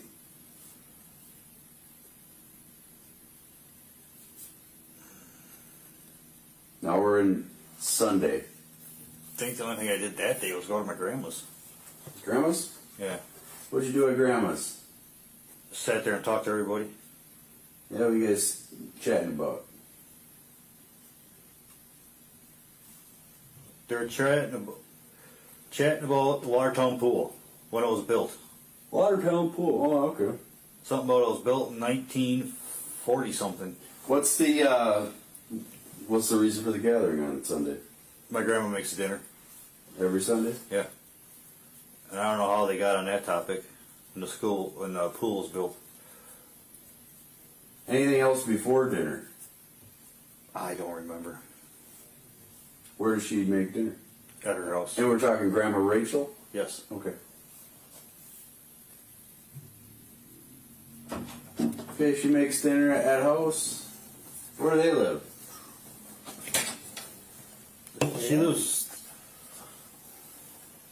She lives right there. Right behind him. You know, on which road? She lives on J. Okay. Alright.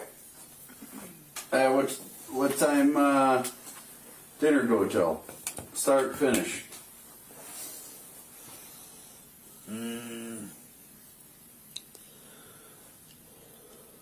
I wasn't there for dinner. Okay.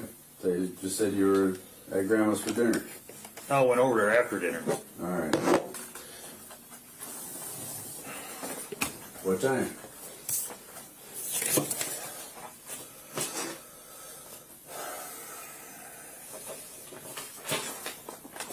A little after 5:30.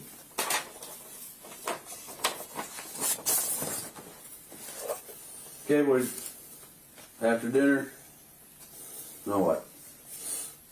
That's when they were all sitting outside. What did you do?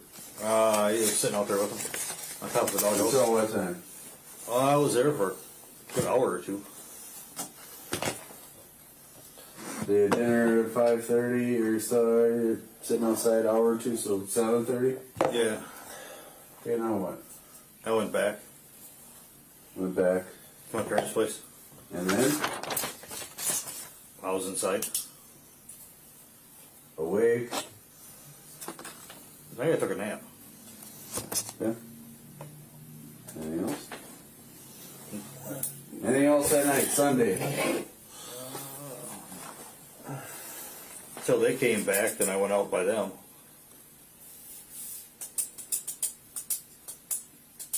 To do what? Talk. Alright. And you say went out by them, where were they? They're in his bedroom. So you went in their bedroom and talked with them? Yeah. Okay. That's where they watch TV.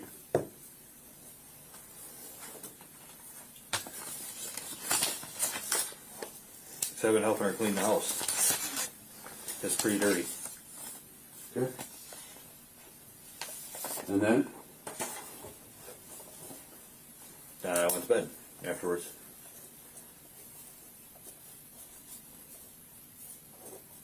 All right. How about 17th?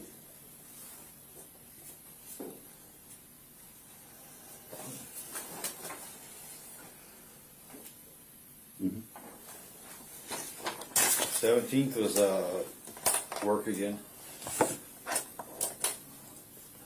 I'm sorry, what was it? Work. Oh. And what were your hours on the 17th? The same as 2 to 11. Sleep. What did you do in the morning? Anything?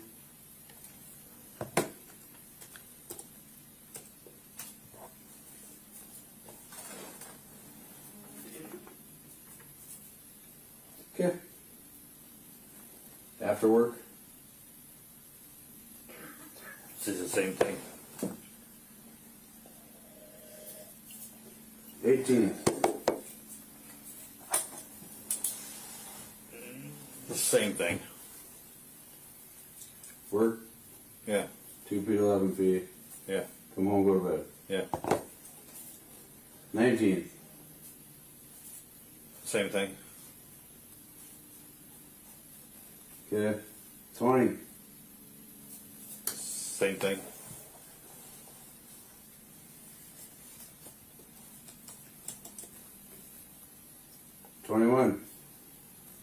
Same thing. Okay, so now we're 21 will be your Friday. Yeah. So Friday, Same thing. work, anything after work? No. Okay. 22, Saturday.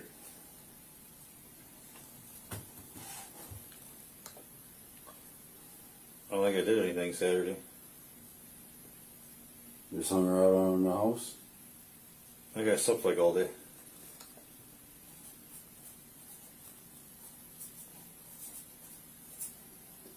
'23. I was in. Or did you do anything Saturday night? On the 22nd. I don't think so. Okay. How about the 23rd? Now we're back into Sunday. Like just a couple days ago here. I know I went to Goodwill. I bought DVDs. Anywhere else that you went? I never stopped at a GameStop.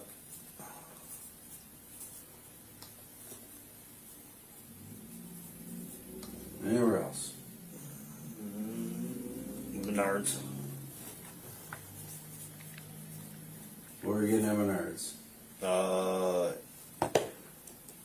A little air conditioner thing. Mm-hmm. And? Drano. Okay. Okay, so you got the air conditioner, the Drano, and then what?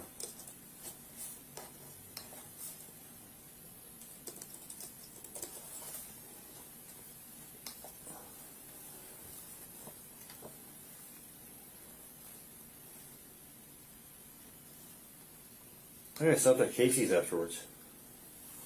They got a piece of pizza. Which Casey's? In Beaverton. Okay. And I went right straight back Back. to my parents.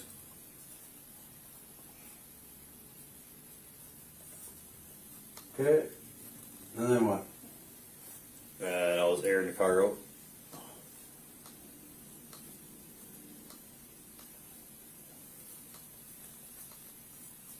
Okay. What when we went to Goodwill, what vehicle were you in now? The Cobalt. Okay.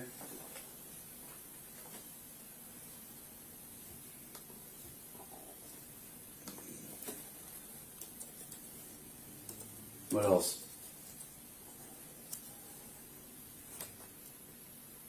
I dumped the Drano down all the holes. Dump Drano down the holes. Okay. And then? Took a nap. Okay. Got up, opened the car up again.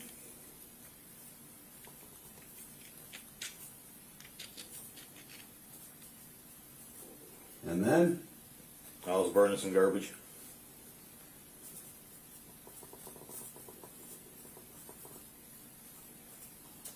Alright. And that's when the officer showed up. Okay. And then shortly after he left and the fire died down, that's when I started going looking for Crystal. That night. Yes.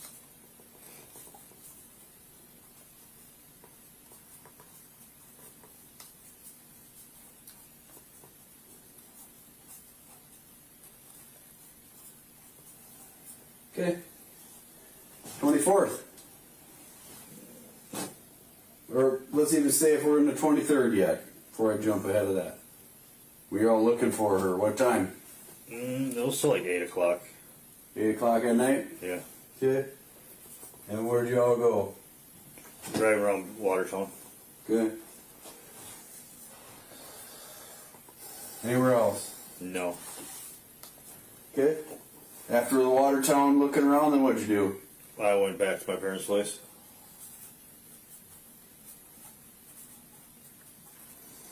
Okay. And went to bed.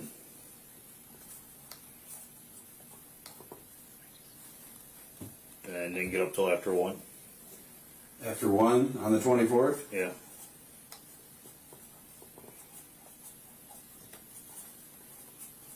Okay.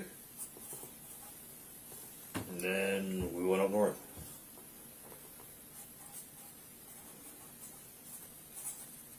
You say we, who's we? Me and my mom.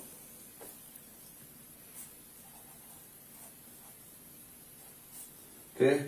To see if she's been up there at all. Alright. We kind of hashed that out already. Yeah. But what about the trip up there? Did you stop anywhere? No.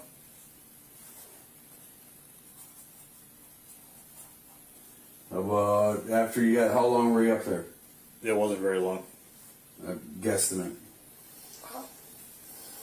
We were up there like 30 minutes.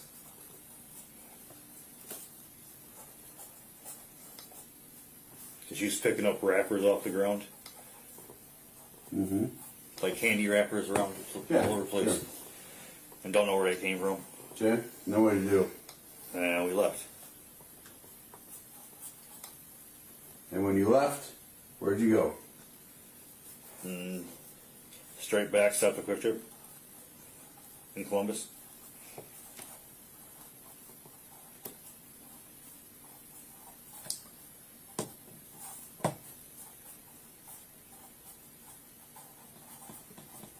Okay.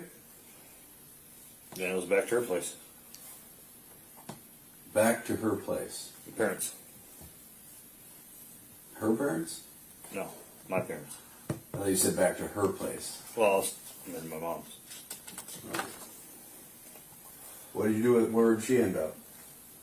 My mom? No. So you back, went up north, no sub, camper, 30 minutes, left straight home, stop at KT. After KT, it's just directly to your house. Yeah. Okay. We had to detour a little bit. Okay. Because the bridge is out on 16.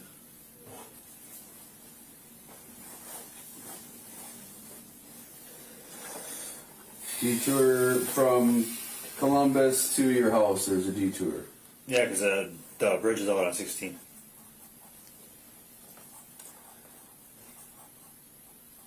I went down TT and around that way. Bypassed the bridge. Where are you working? What city? In Exonia. Okay. What else? We went straight back there. And she started cleaning Started cleaning what? her place. Who did? My mom. I started helping her. Okay. Because I she's got to get that mess cleaned up. What mess? It's just boxes and just clutteredness.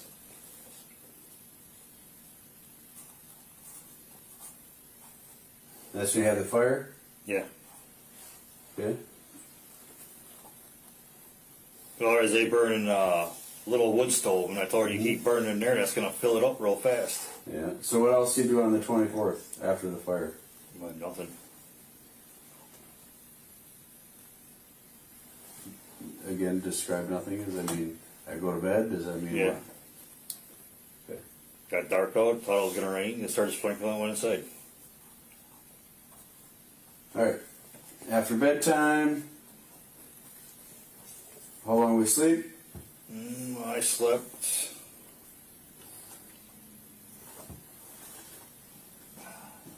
It's about 8. I got up, went to the bathroom, went back to bed, Yeah. and got up at like alarm went off at 12:30. I kept hitting snooze.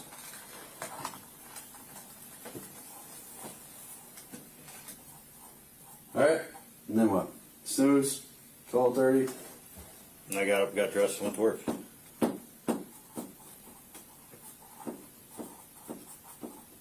Okay. How about the 20 after work?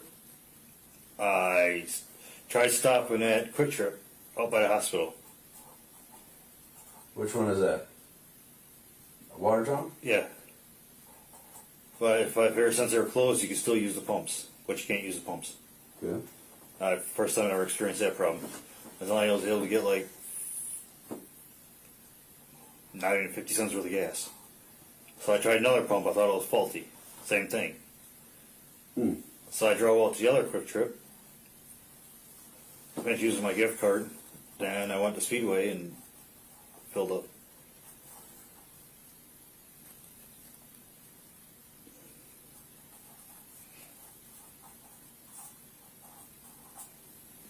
All right. Went to Quick Trip, then Speedway, then Went back home. and I was laying there starting to fall asleep and you guys showed up. yeah.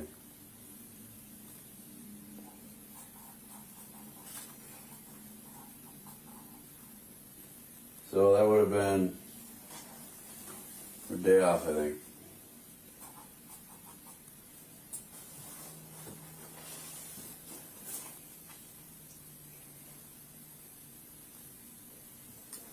So yeah, yesterday would have been. It would have been a 25th. Yeah.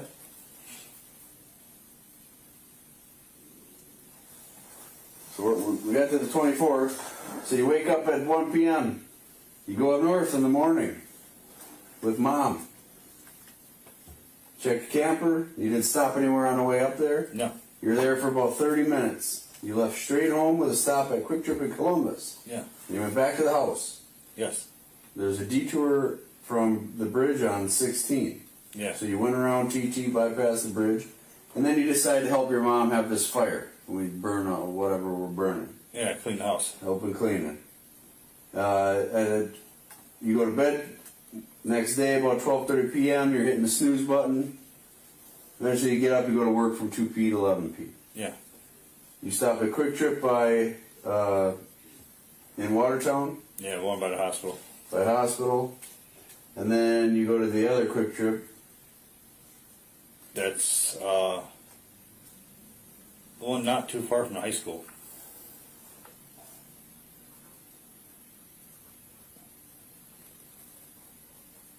Okay.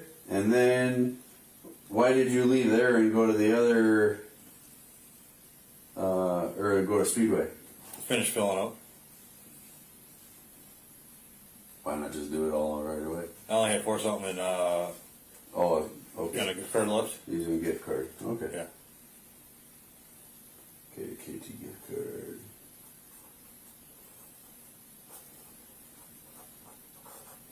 Okay. You get home. Then what? My David work boots off. talked to Mom for a couple minutes, go in the bedroom, and that's where I was.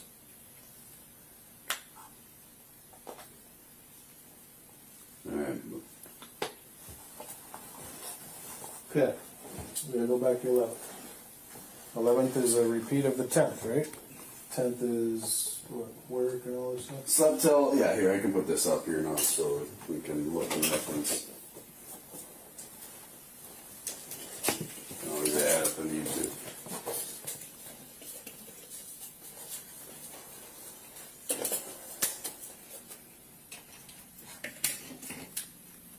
Good enough? Can you read my chicken scratch? Yeah. Cool. Okay, and 11th says repeat. So basically, sleep, took truck to work, 22:11.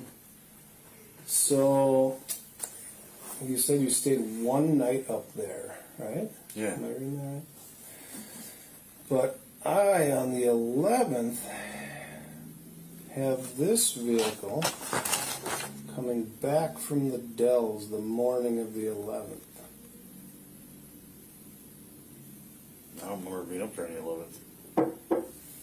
I have this truck with this plate coming back from the Dells area at 8:17 a.m. on 6/11. I don't know if you need another color. Use blue, maybe. Yeah, I would have. Yeah, I like the colors. All right, so 11th. What time you got on there? 8:17 a.m. It says westbound Broadway from East intersection. Whatever. It's by the Dells anyway. Okay, so you're clearly not home.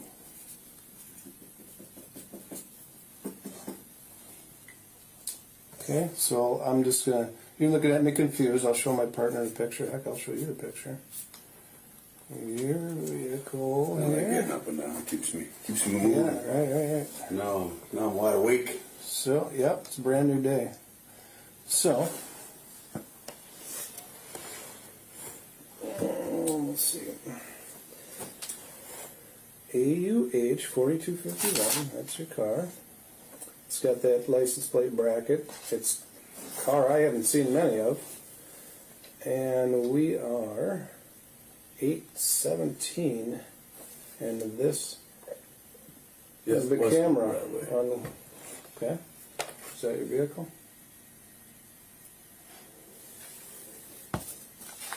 Same plate. AUH 4251. You see the license plate. I remember being up there.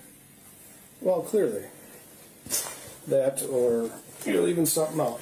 Then, Well, clearly, yeah. where do you go next from there? So you come back Monday morning. That's a Monday, right? Yep. So Monday morning would have been Monday at 8:17. You're cruising. Just real quick, Monday the 11th. We're on still. Yep. Yep. And then your car ends up down in Milwaukee. Huh. Ends up in Milwaukee, Layton Avenue and 84th, Loomis and 51st, Layton South I know that area. 27th, Loomis and 51st, Which school down Layton there? and 76th. I'm just going to check, make sure. I can't be wrong. Silver Eclipse, same plate, same license plate bracket, Layton Avenue. So now we're in Milwaukee till like 2:35. So you're going to be late for work because you start at 2. 2:35 p.m. p.m. Lately? We are on. Well, the last one at 2:35 is northbound at 164 in Lisbon. Okay. So getting on the north So- side there, kind of towards the falls. What are we doing in Milwaukee? Again? Any purchases down there? Honesty. Got a guy with a pocket full of cash, newly acquired. Oh, What are we doing in We Milwaukee? got some cash. 611. Let's see. 61124. Is that the time? 11. 1. Is there a Goodwill on there? There was a hit on there down there. Actually, now that I think about it, Yeah, number. I know you guys. Oh, that would be the Oconomowoc one. Okay. So we're getting over there at 164 in Lisbon. You're kind of coming up through. Yep, you can go through Like the there. falls, if you kept cutting towards the west, like you were going to head back to your parents, that would make sense. Oconomowoc, Goodwill, does that ring a bell?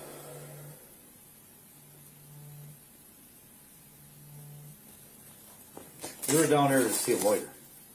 A lawyer. Yes. Okay.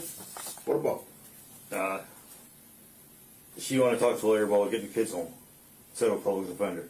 Do you remember the name of the lawyer? No. Hey, where the law office was? I was just taking her where she needed to go. Stop, though. I'm not. Stop. This is getting old. I came back home and dropped her off at the church. Ooh, yeah, oops, no, we made a big So loop. again, Loop through Milwaukee. again, real quick, we went from. I completely forgot about No, we went from 11th, repeat day. I went to work. You No, went- you didn't. You never went to work. I don't know. If We you went from the to Dells in the morning, so you must have woke up still up north. Right? Yeah. Drove back. So now we had a whole another day. So I'm betting the 10th didn't happen the way you said it did either, because that said, well, I slept till like 12:30 and then I took the truck to work. So we can acknowledge that's a lie. 10. Yeah. You told me on the 10th you slept till 12:30. You took the truck to work in Ixonia from 2 to 11, and then you went home, showered, bed. Repeat, repeat, repeat, repeat, repeat. Monday, Tuesday, Wednesday, Thursday, Friday.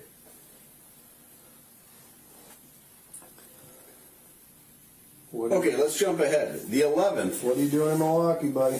What are you doing in Milwaukee at 8:17 in the morning on Broadway? You're coming. That's actually coming out of the Dells at 8:17. Then he ends up We're in heading that way because you need to go see a lawyer. right, but that means you stayed 2 nights. We know, okay, the 10th, we know we still have. You told us you only stayed 1 night. I forgot about the Milwaukee. What about the second night up in the camper? We walked through that entire day. It's right there.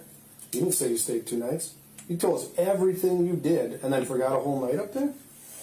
You're coming back on the 11th at 8:17 a.m. And then you go straight to Milwaukee for some whatever you did.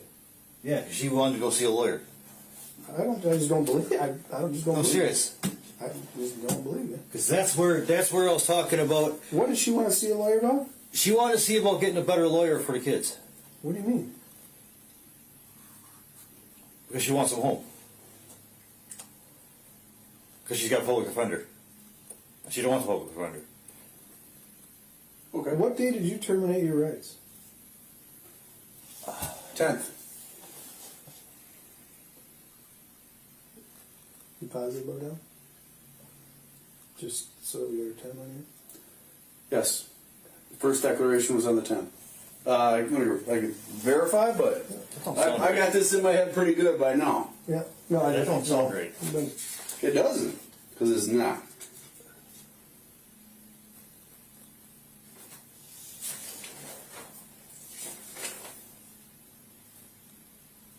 what are you doing down there?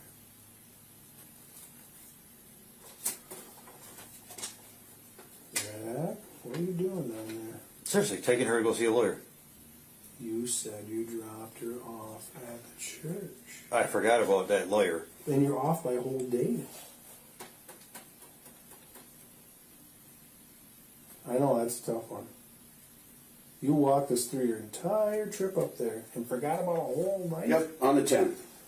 On the 10th, you first did, and then you went to in court in front of the judge and did it on the 17th. Yep. But we'll get there. Because you said you worked that day, but that didn't happen either.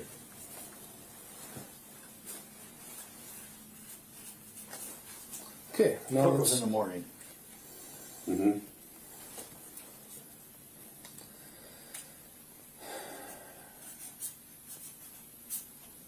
Okay, then... Do that. Okay. So anyway, lawyer, anything else? Because there's a couple different. You're kind of jumping around from Layton and then way over. You go from the north side That's where I got that Speedway stopped at.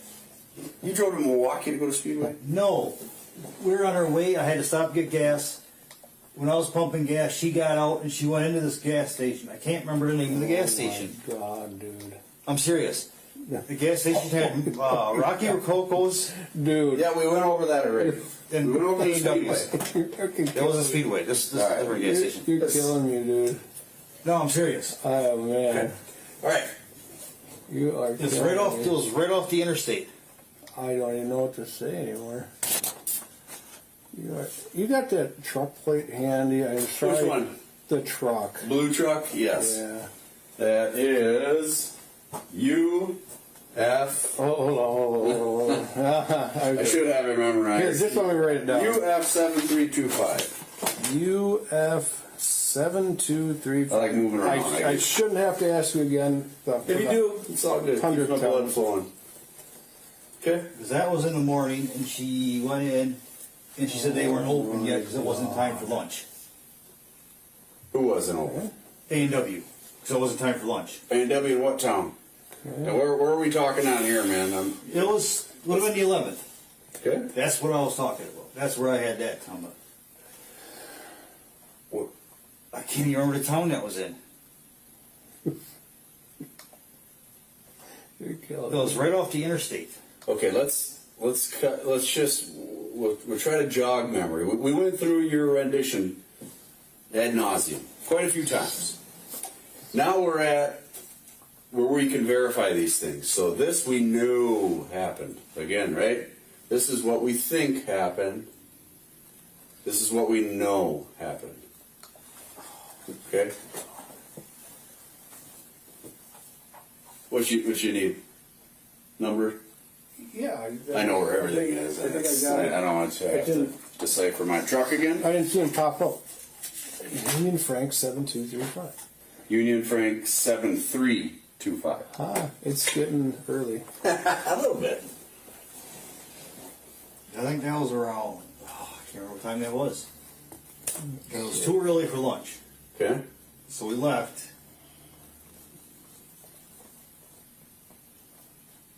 We're in the Mitsu here. Yeah. Right?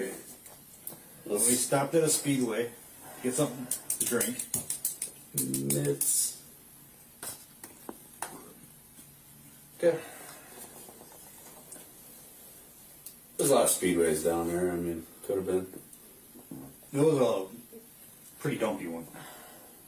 It was bad. Mm-hmm. I don't even know how it was still even open.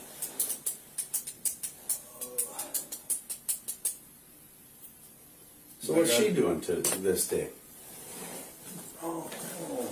Because have any appointments or anything? The car. The cash. You need $1,200 for a car. I gotta take a peek. She had to go see a lawyer and walk.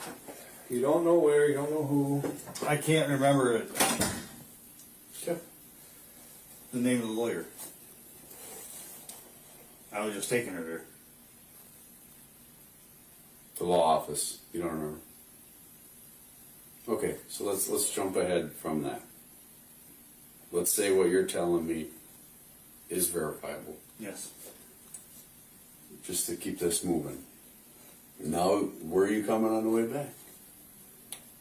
Because again, on the 11th, we're way the heck up in the Dells. We go at 8 in the morning. We get all the way to Milwaukee at 2:35. Where do we go from here? You say she wants a lawyer. I wrote that down. Yeah. Where do you go from there? We came back. Where's Crystal end up? I dropped her off in Climbing that day. Dropped off and climbed. Yes. Okay. Give me another pen.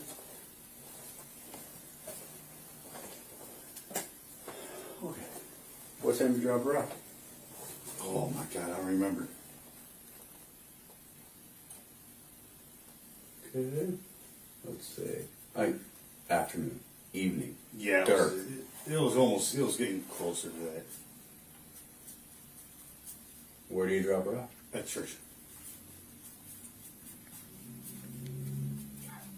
What do you do? I went back to my parents' place. Okay.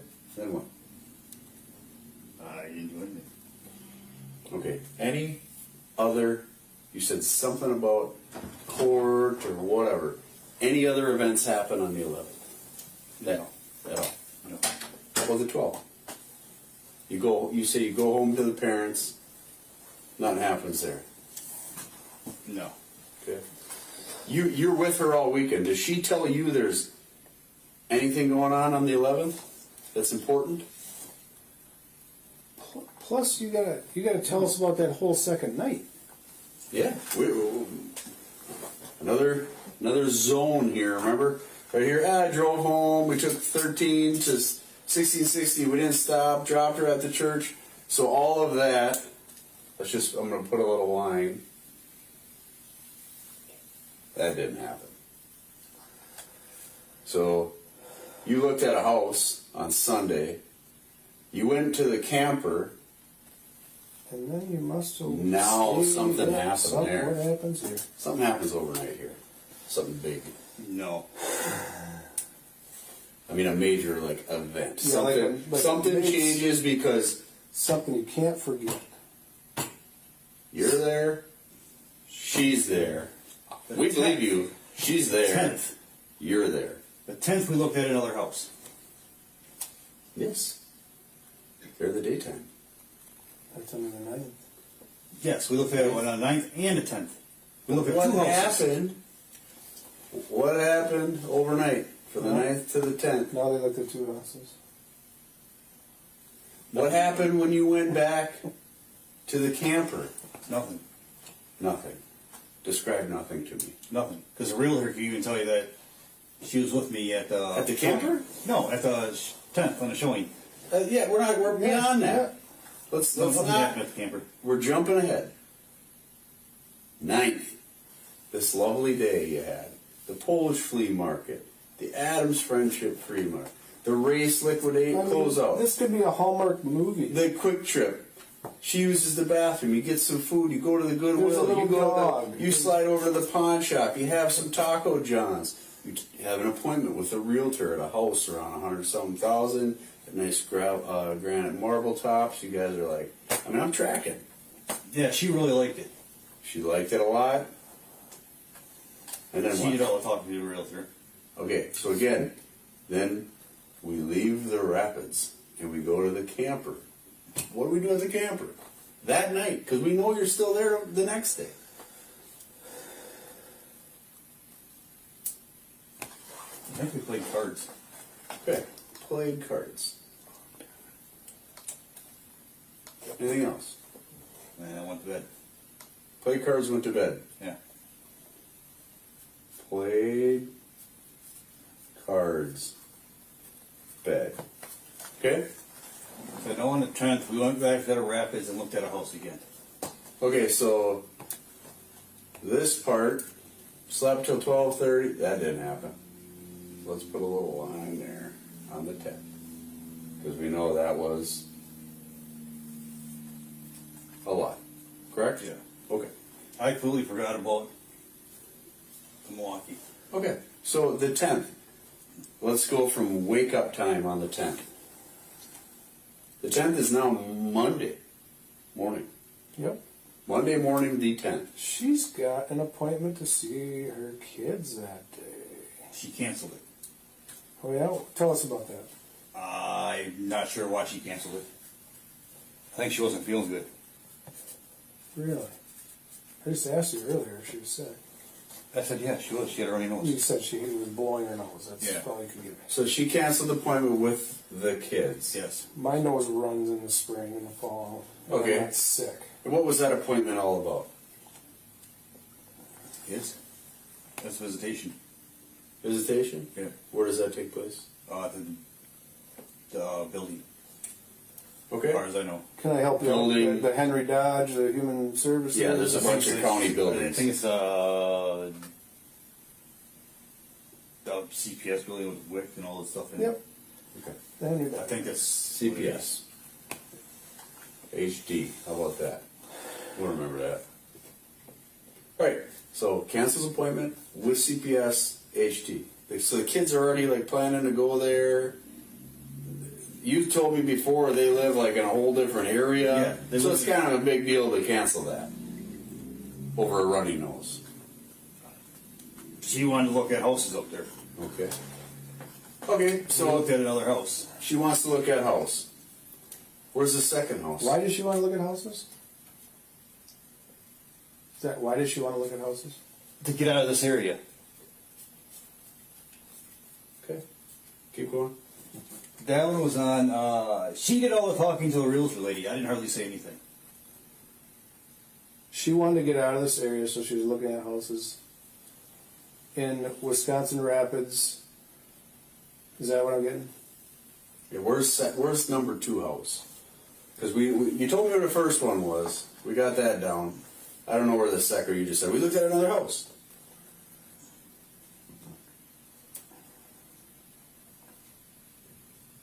I can't remember what street that was. What town? Wisconsin Rapids. Okay. Was she serious about getting another Was house? this with the realtor again? Same one. Same realtor. Yes. Who's this realtor? She's kind of like a Chinese lady, like she's like foreigner In Wisconsin Rapids.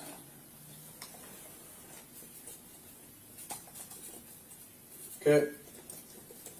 And then what? You go to this house. How was this one? How'd it go? What did Crystal think? She didn't really like it Okay. as much as she liked the other one. She liked it more because it had more of a yard. The other one, it didn't really have a yard. Mm-hmm. The yard was probably, the backyard was probably the size of that love seat. Got it. So she didn't like that. Okay. The second one is just kind of like, it was alright. And she said she wanted to look at more. Okay. So then what did you do? I was just kind of like trying to figure out what she was up to. And now you're supposed to work this day from Yeah. 2 p to 11. Yeah, How'd you get out of work? I called in. Okay. And what do you tell them? Hey, kind of want to bum around today, or I'm just curious. Like, yeah, I'm not gonna get you in trouble for it. I'm curious. You told them you're sick. Okay. And I was trying to figure out why she's wanting to look at houses up there. Good. Yeah, why did she want to look at houses up there? I was trying to figure that out. Okay. Okay. And she wanted to look at more up there too. And she talked to my daughter about houses for sale up there too. So that concludes clip 14. That clip ends again at 6 hours, 43 minutes, and 14 seconds into the recording. We're now at 8:09 p.m. and 19 seconds. I'm sorry, thank you. 8:09 a.m. and 19 seconds on the 22nd.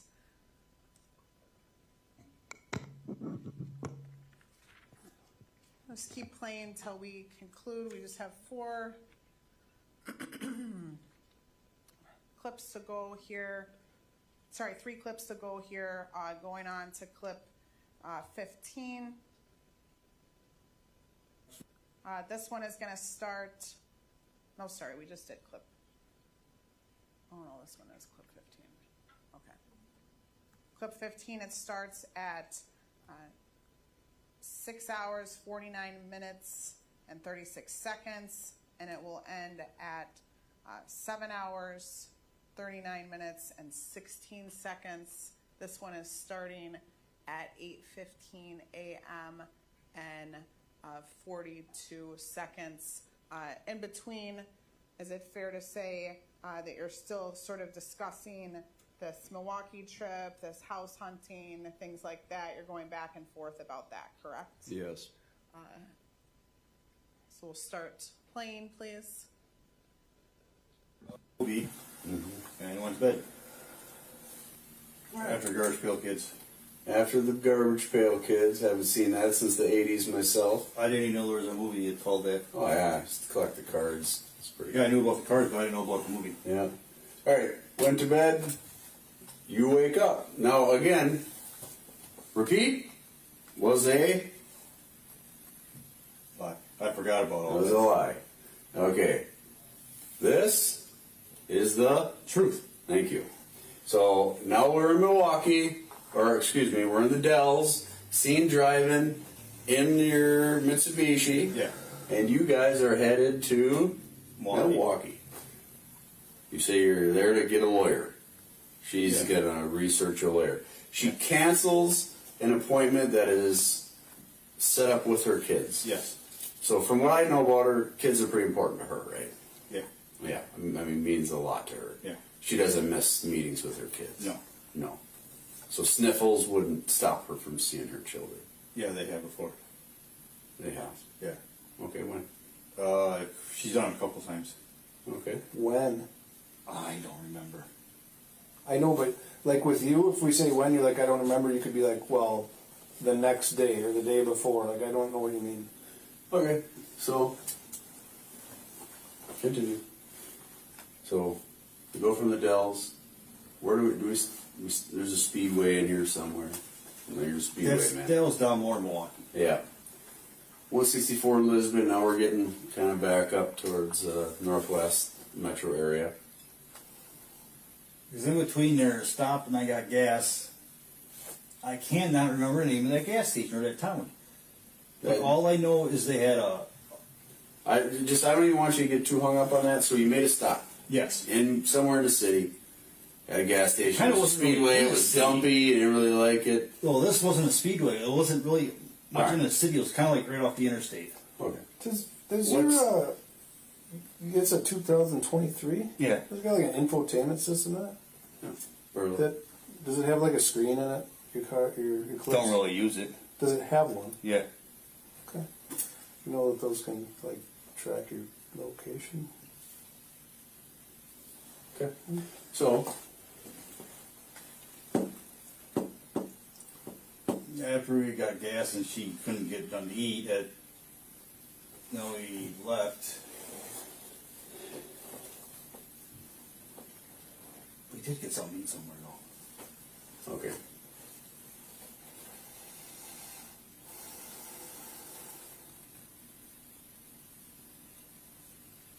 We're still playing the game. Where we go next? We know you're there. Showed you the pictures. Got any other ones in that zone? There's like a whole loop. Yeah. It's a whole loop. The whole loop. Oh, This maybe we can jog your memory.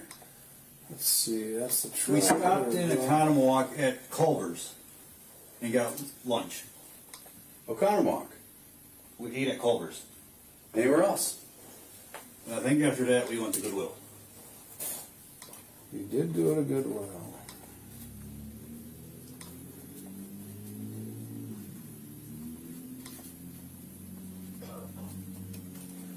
Culver's and Goodwill. Now what? I think after Goodwill. We're getting closer, right? So now you're in Oconomowoc. Then we headed into Milwaukee. Again? Yeah. Actually, I don't think we ever made it to Milwaukee. Well, you are in Greenfield. You are north of Milwaukee. You are over by Sussex. That's the 164 Lisbon. And you are No, you made it there, but- you're on 175. Mill Road Parkway. Yeah. Okay, so we start out this whole trip. Okay, just follow with me. 8:17 in the morning, we're in the Dells. 12:46, we are now at Layton and 84th. 1:26, we're at Loomis and 51st. 1:37, we're at Layton 27th. 1:42, we are at Loomis and 51st. 1:55, we're at Layton 76th. And 2:02, we're 108th and Morgan, and then we're back out to Lisbon. So 12:47. Like you're never 12. I don't know what you're doing down there. Picking up. Picking up. You ever do any drugs? She ever do any drugs? Illegal street stuff? I have no idea. Okay. I know she started hanging out with people that did it. I don't know if you. I mean, again, you guys have ties in Dodge. You have ties all around the Dells and all that. Why go to city of Milwaukee for a lawyer? The better down there. That's what I was told. Okay. On 76 in Layton? Not sure.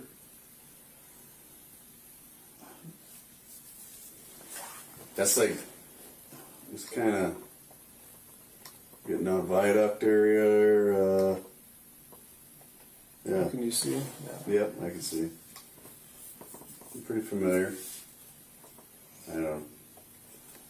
All right, so no explanation for that, other than you heard there was a better lawyer there. Yeah, she wanted a better lawyer. Well, where did you stop to meet with this lawyer? She went in. I didn't.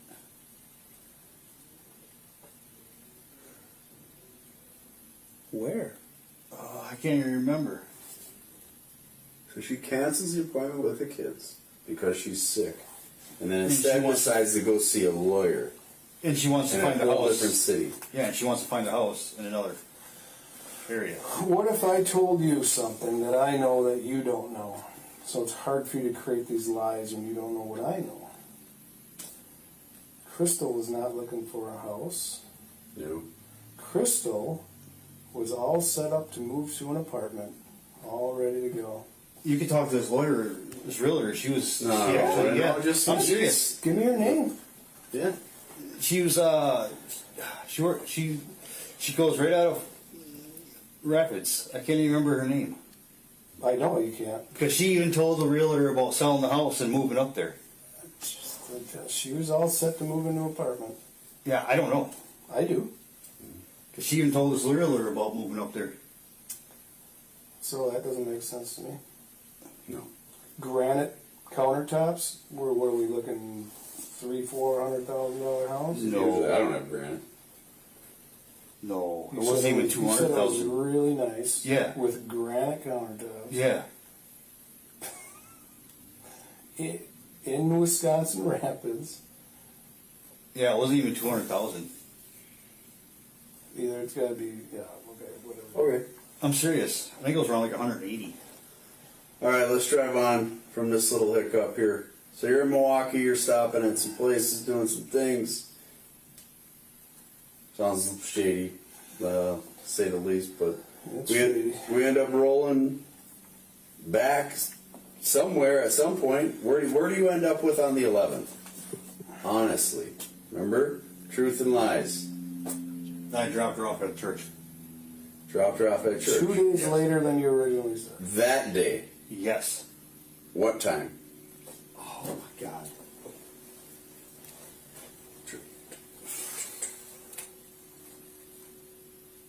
I think it was around 5 or 6.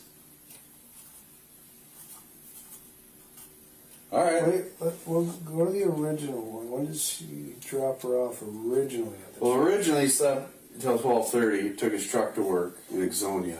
Then after work, took a shower and went to bed. In his And first then or second or third or whichever one when they come back, because they only stayed one night, where does he drop her off at the church? What time? first let's camper play. Because they would have been back home. Drove home, 1669 south, dropped at church. We didn't really Yeah, get time. dropped it. Yeah, we didn't know. That was it. The Axel one. Max bedtime. really could vouch for everything too. Okay, so Well, can't vouch for vouch. that. You can't vouch for being in this place when you're telling us you're somewhere else. So dropped off Crystal at church in the evening. You go back to your parents around 5 to 6 p.m. After that, anything? No, What'd you do? I didn't do anything. Again, define anything. I was inside. Inside, Yeah. Talked to my mom. talk to your mom, Yeah. and then Went to bed. went to bed. All right. Bedtime. How about that? Talk to mom. Went to bed. What day are you on, the 11th? We're on the 11th yet. Okay. Went to bed.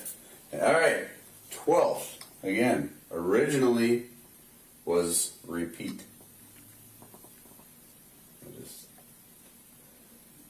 What actually happened on the 12th? Back to work.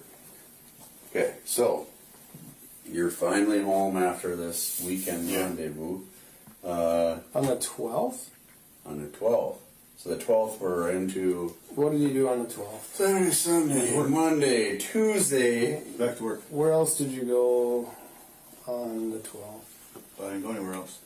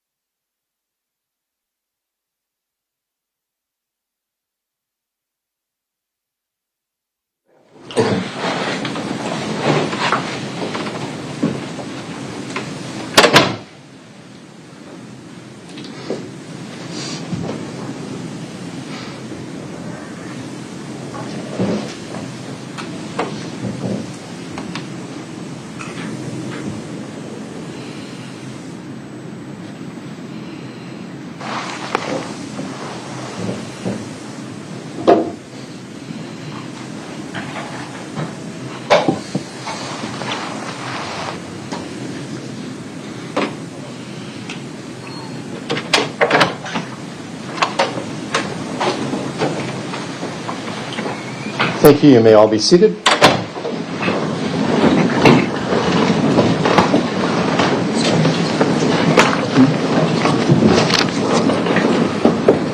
All right, ladies and gentlemen, before the trial begins, there are certain instructions you should have to better understand your function as a juror and how you should conduct yourself during the trial. Your duty is to decide the case based solely upon the evidence presented at trial and the law given to you by the court. Anything you may see or hear outside the courtroom is not evidence. Do not begin your deliberations and discussion of the case until all of the evidence is presented and I have instructed you on the law. Do not discuss the case among yourselves or with anyone else until your final deliberations in the jury room. This order is not limited to face-to-face conversations. It also extends to all forms of electronic communication. Do not use any electronic devices such as mobile phones or computers, text or instant messaging or social networking sites to send or receive any information about this case or your experience as a juror. We will stop or recess from time to time during the trial. You may be excused from the courtroom when it is necessary for me to hear legal arguments from the parties. If you come into contact with any of the parties or the witnesses, do not speak with them. For their part, the parties and the witnesses will not contact or speak with the jurors. Do not listen to any conversation about this case. Do not research any information that you think might be useful to you in understanding the issues presented. Do not investigate the case on your own or visit the scene either in person or by electronic means. Do not read any newspaper reports or listen to any news reports on radio, television, over the internet, or any other electronic application or tool about the trial. Do not consult dictionaries, computers, electronic applications, social media, the internet, or other reference materials for additional information. Do not seek information regarding the public records of any party or witness in this case. Any information you obtain outside the courtroom could be misleading, inaccurate, or incomplete. Relying on this information is unfair because the parties would not have the opportunity to refute, explain, or correct it. Do not communicate with anyone about this trial or your experience as a juror while you are serving on the jury. Do not use a computer, phone, or other electronic device to share any information about this case. Do not permit anyone to communicate with you about this matter, either in person, electronically, or by any other means. If anyone does so, despite your telling them not to, you should report that to me. I appreciate it's tempting when you go home at night or even over lunch when you check in with a loved one to discuss this case with another member of your household, but you may not do so. This case must be decided by you, the jurors, based on the evidence presented in the courtroom. People not serving on this jury have not heard the evidence, and it is improper for them to influence your deliberations and decision in this matter. After the trial is complete, you are free to communicate with anyone in any manner. These rules are intended to assure that jurors remain impartial throughout the trial. If any juror has reason to believe that another juror has violated these rules, you should report that to me. If jurors do not comply with these rules, it could result in a new trial involving additional time and significant expense to the parties and taxpayers. You are to decide the case solely on the evidence offered and received at trial. Evidence is defined as, first, the sworn testimony of witnesses, both on direct and cross-examination, regardless of who called the witness. Second, the exhibits the court has received, whether or not an exhibit goes to the jury room. And third, any facts to which the parties have agreed or stipulated, or which the court has directed you to find. You are not required to, but you may take notes during the trial, except during the opening statements and closing arguments. The court will provide you with a notepad and a pen. In taking notes, you must be careful that it does not distract you from carefully listening to and observing the witnesses. You may rely on your notes to refresh your memory during your deliberations. Otherwise, keep them confidential. After trial, the notes will be collected and destroyed. You will not have a copy of the written transcript of the trial testimony available for use during your deliberations. So you need to pay careful attention to all the testimony because you must rely primarily on your memory of the evidence and testimony introduced during the trial. It is the duty of the jury to scrutinize and to weigh the testimony of witnesses and to determine the effect of the evidence as a whole. You are the sole judges of the credibility, that is, the believability of the witnesses and of the weight to be given to their testimony. In determining the credibility of each witness and the weight you give to the testimony of each witness, consider these factors: whether the witness has an interest or lack of interest in the result of the trial, the witness's conduct, appearance, and demeanor on the witness stand, the clearness or lack of clearness and of the witness's recollections, the opportunity the witness had for observing and for knowing the matters the witness testified about, the reasonableness of the witness's testimony, the apparent intelligence of the witness, bias or prejudice, if any has been shown, possible motives for falsifying testimony, and all other facts and circumstances during the trial which tend either to support or to discredit their testimony. Then give to the testimony of each witness the weight you believe it should receive. There is no magic way for you to evaluate the testimony. Instead, you should use your common sense and experience. In everyday life, you determine for yourselves the reliability of things people say to you. You should do the same here. First-degree intentional homicide, as defined in Section 940.01 of the Criminal Code of Wisconsin, is committed by one who causes the death of another human being with the intent to kill that person or another. Before you may find the defendant guilty of first-degree intentional homicide, the state must prove by evidence which satisfies you beyond a reasonable doubt that the following two elements were present. Element number one, the defendant caused the death of Carlos Maldonado. Cause means that the defendant's act was a substantial factor in producing the death. Element number two, the defendant acted with the intent to kill Carlos Maldonado. Intent to kill means that the defendant had the mental purpose to take the life of another human being or was aware that his conduct was practically certain to cause the death of another human being. When the law requires that the defendant acted with intent to kill, it does not require that the intent exist for any particular length of time before the act is committed. The act need not be brooded over, considered, or reflected upon for a week, a day, an hour, or even for a minute. There need not be any appreciable time between the formation of the intent and the act. The intent to kill may be formed at any time before the act, including the instant before the act, and must continue to exist at the time of the act. You cannot look into a person's mind to find intent. Intent must be found Intent to kill must be found, if found at all, from the defendant's acts, words, and statements, if any, and from all the facts and circumstances in this case bearing upon intent. Intent should not be confused with motive. While proof of intent is necessary to a conviction, proof of motive is not. Motive refers to a person's reason for doing something. While motive may be shown as circumstance to aid in establishing the guilt of a defendant, the state is not required to prove motive on the part of the defendant in order to convict. Evidence of motive does not by itself establish guilt. You should give it the weight you believe it deserves under all of the circumstances.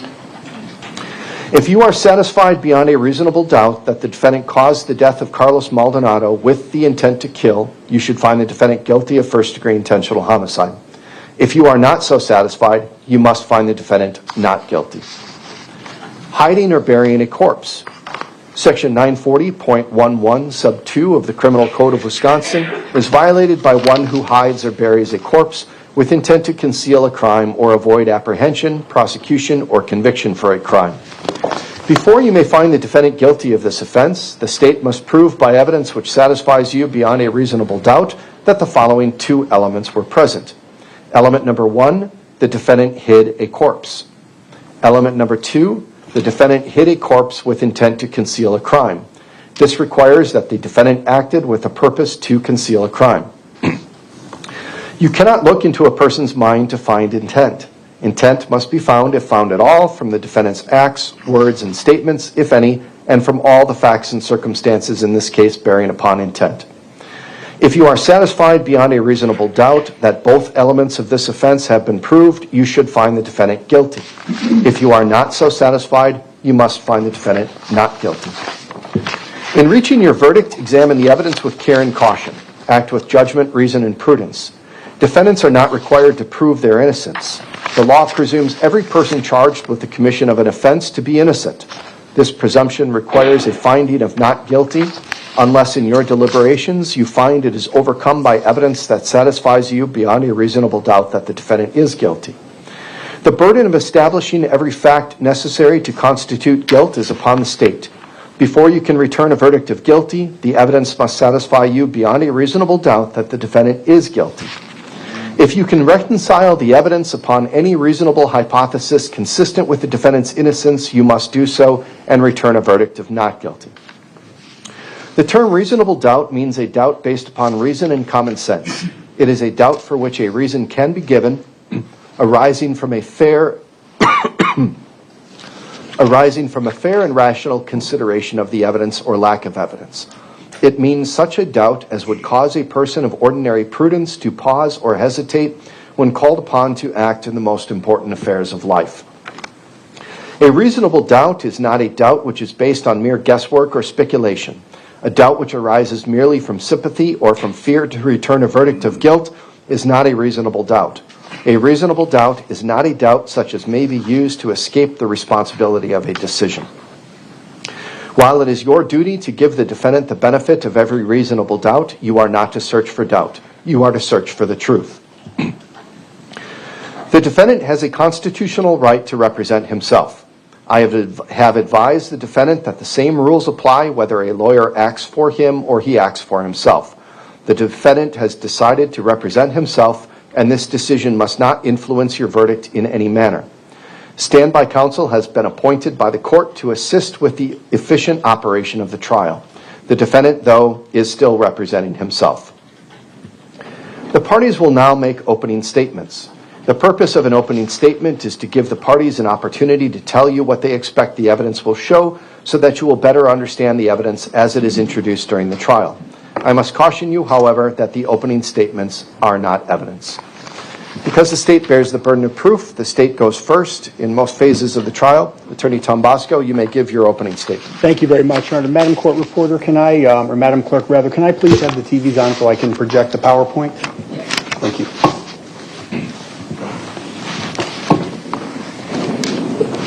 Thank you very much. May it please the court, ladies and gentlemen of the jury, this is why we're all gathered here today in this courtroom. For Carlos, to figure out what happened to Carlos, because the evidence is going to show that on April 14th, 2024, this defendant, Kevin Lychik, murdered him. He shot him twice, once in the torso and once in the center of Carlos's face. This is a picture of Carlos. This was a much better day for him than April 14th, 2024. And I think it's important before we talk about the facts of this case to give you a little bit of information about who Carlos was as an individual in life before we talk about what tragically happened to him. Carlos lived in an apartment at 1512 East North Street here in Waukesha. It's actually just a stone's throw away from this courthouse. It's just down the hill. Some of you may have even driven past this apartment complex when you came to court a little bit earlier this morning. Carlos was just 55 years old on the day that he was murdered. He had goals in life. He was planning to start his own business, and he was very, very close with his daughter, Talisa. In fact, him and Talisa enjoyed going to different restaurants together. They enjoyed going to different Mexican restaurants. They enjoyed trying chips and salsa from every single Mexican restaurant that they went to, and that's how they would determine whether a restaurant was a good one or not. The relationship between Carlos and his daughter had never been better at the time of this incident, before he was tragically taken in this case. April 14th, 2024 is the day that the evidence in this case is going to show when this homicide took place. What you're going to hear is that on that particular morning, the evidence will show that Carlos got up that morning and went to a hardware store where he made a purchase. We know this because there was surveillance footage that captured him at this particular hardware store. We also know from his bank statements that he made a purchase on April 14th, 2024. We also know that after he finished his transaction at the hardware store, he returned to his apartment. And we know this because there was an apartment manager. Her name is Glenda Rose, and you're going to hear from her very early on in this case. She'll be one of our first witnesses. She actually witnessed Carlos in the garage area of the apartment complex cutting wood, and she actually greeted him. So we know that he made it back from the hardware store to the apartment complex where he lived. Unfortunately, after Glenda saw Carlos in the garage area, Carlos was never seen alive again. And despite many family members, including Talisa, his daughter, trying to figure out where he was, nobody heard from him. Talisa actually reported him missing, because it was out of character for Carlos to actually not contact his daughter. This was something that whenever Talisa called Carlos, at this point, Carlos was always very prompt in terms of getting back to her. So the fact that she had attempted to call her father and he hadn't gotten back to her, that was very suspicious. So there was a period of time in which several months nobody knew where Carlos was, nobody had heard from him. We were trying to find him. And October 30th, 2024 is when we made a very startling discovery. What happened on that day and what the evidence will show is that there was a gentleman named Nathan Poley. Mr. Poley is a resident at 1512 East North Street, the same apartment complex that both Carlos and Mr. Lychak lived at the time of this murder. And Mr. Poley was also a maintenance worker at that particular complex as well. And so what Mr. Poley was doing on this particular day was he was doing some yard work in the wooded area behind this particular apartment complex. So to give you a little bit of a sense of what this complex is like, this is a 2-level complex. There's units on the ground floor, and then there's a second level, and then there's additional apartment units on the second level, and then bordered to the back of that complex is a giant hill with some woods in the back area. When Mr. Poley was in this wooded area, he was doing some yard work, and he came across this blue tarp that you see depicted in this photo. And at first, Mr. Poley didn't think anything of this blue tarp. He thought it was just something that somebody had thrown away. But as he got a little bit closer to it, he made a shocking discovery. Underneath the tarp was Carlos's remains. And the tarp was covered, you're going to hear, in sticks, branches, and other foliage, almost as if the person who had set it there did so intentionally in order to hide what was under that blue tarp. The police get called because Mr. Poley reports what he found to the apartment manager, and the police are called, and the police respond to the scene, and ultimately Carlos is determined to be the individual whose remains were found under that tarp because dental records were able to positively identify him as such. His autopsy was performed on November 1st. There's going to be a medical examiner that's going to testify in this case for you as well. The medical examiner is going to tell you that she found trauma associated with Carlos, that she found a firearm projectile that was located attached to Carlos's scalp. There were entrance and exit wounds, and that there was a second projectile that was found under Carlos's torso area as well, and that he had an injury to his lower vertebrae that was consistent with a gunshot wound as well. Given the length of time that Carlos was missing from April to October, his body was in a very severely decomposed state. And unfortunately, we'll have to show you some pictures of that, but that's what happened in this case as well. So now we have this homicide. We have this body in the woods, and the Waukesha police are now involved, and they're investigating this. And they're at a disadvantage, is what you're going to hear, because of the length of time between when Carlos disappears and when he's ultimately discovered. So the police are really behind the eight ball here. They have to hustle to really uncover evidence and follow leads and make sure that they're identifying the person who's responsible for this. They start to investigate. They interview several people at the apartment complex. They canvass the area. And to be frank with you, for a while there, it wasn't looking very good. They were having some difficulty figuring out who did this, what were the circumstances surrounding this. They knew it was a homicide, but they didn't know who actually was responsible for this. And then what you're going to hear is they caught a huge break. And the break came in the form of a gentleman named Anthony Lefebvre. And for the court reporter, that's spelled Lefebvre. Anthony, you're going to hear, was a resident at this particular apartment complex as well. And Anthony had a trail camera. And Anthony had been given permission by the apartment complex to build a garden in the wooded hill area behind the complex. And in order to keep tabs on this garden that he was building and to show the progress with family members, Anthony also set up a trail camera with the apartment complex's permission. And the footage on the camera dated all the way back to April 29th, 2024. So just a couple of weeks after Carlos went missing, and the evidence will show he was murdered on that particular day. The police came out and they saw the trail camera. And then they said, hey, we'd like to take a look at that footage just to see if there's anybody on that camera.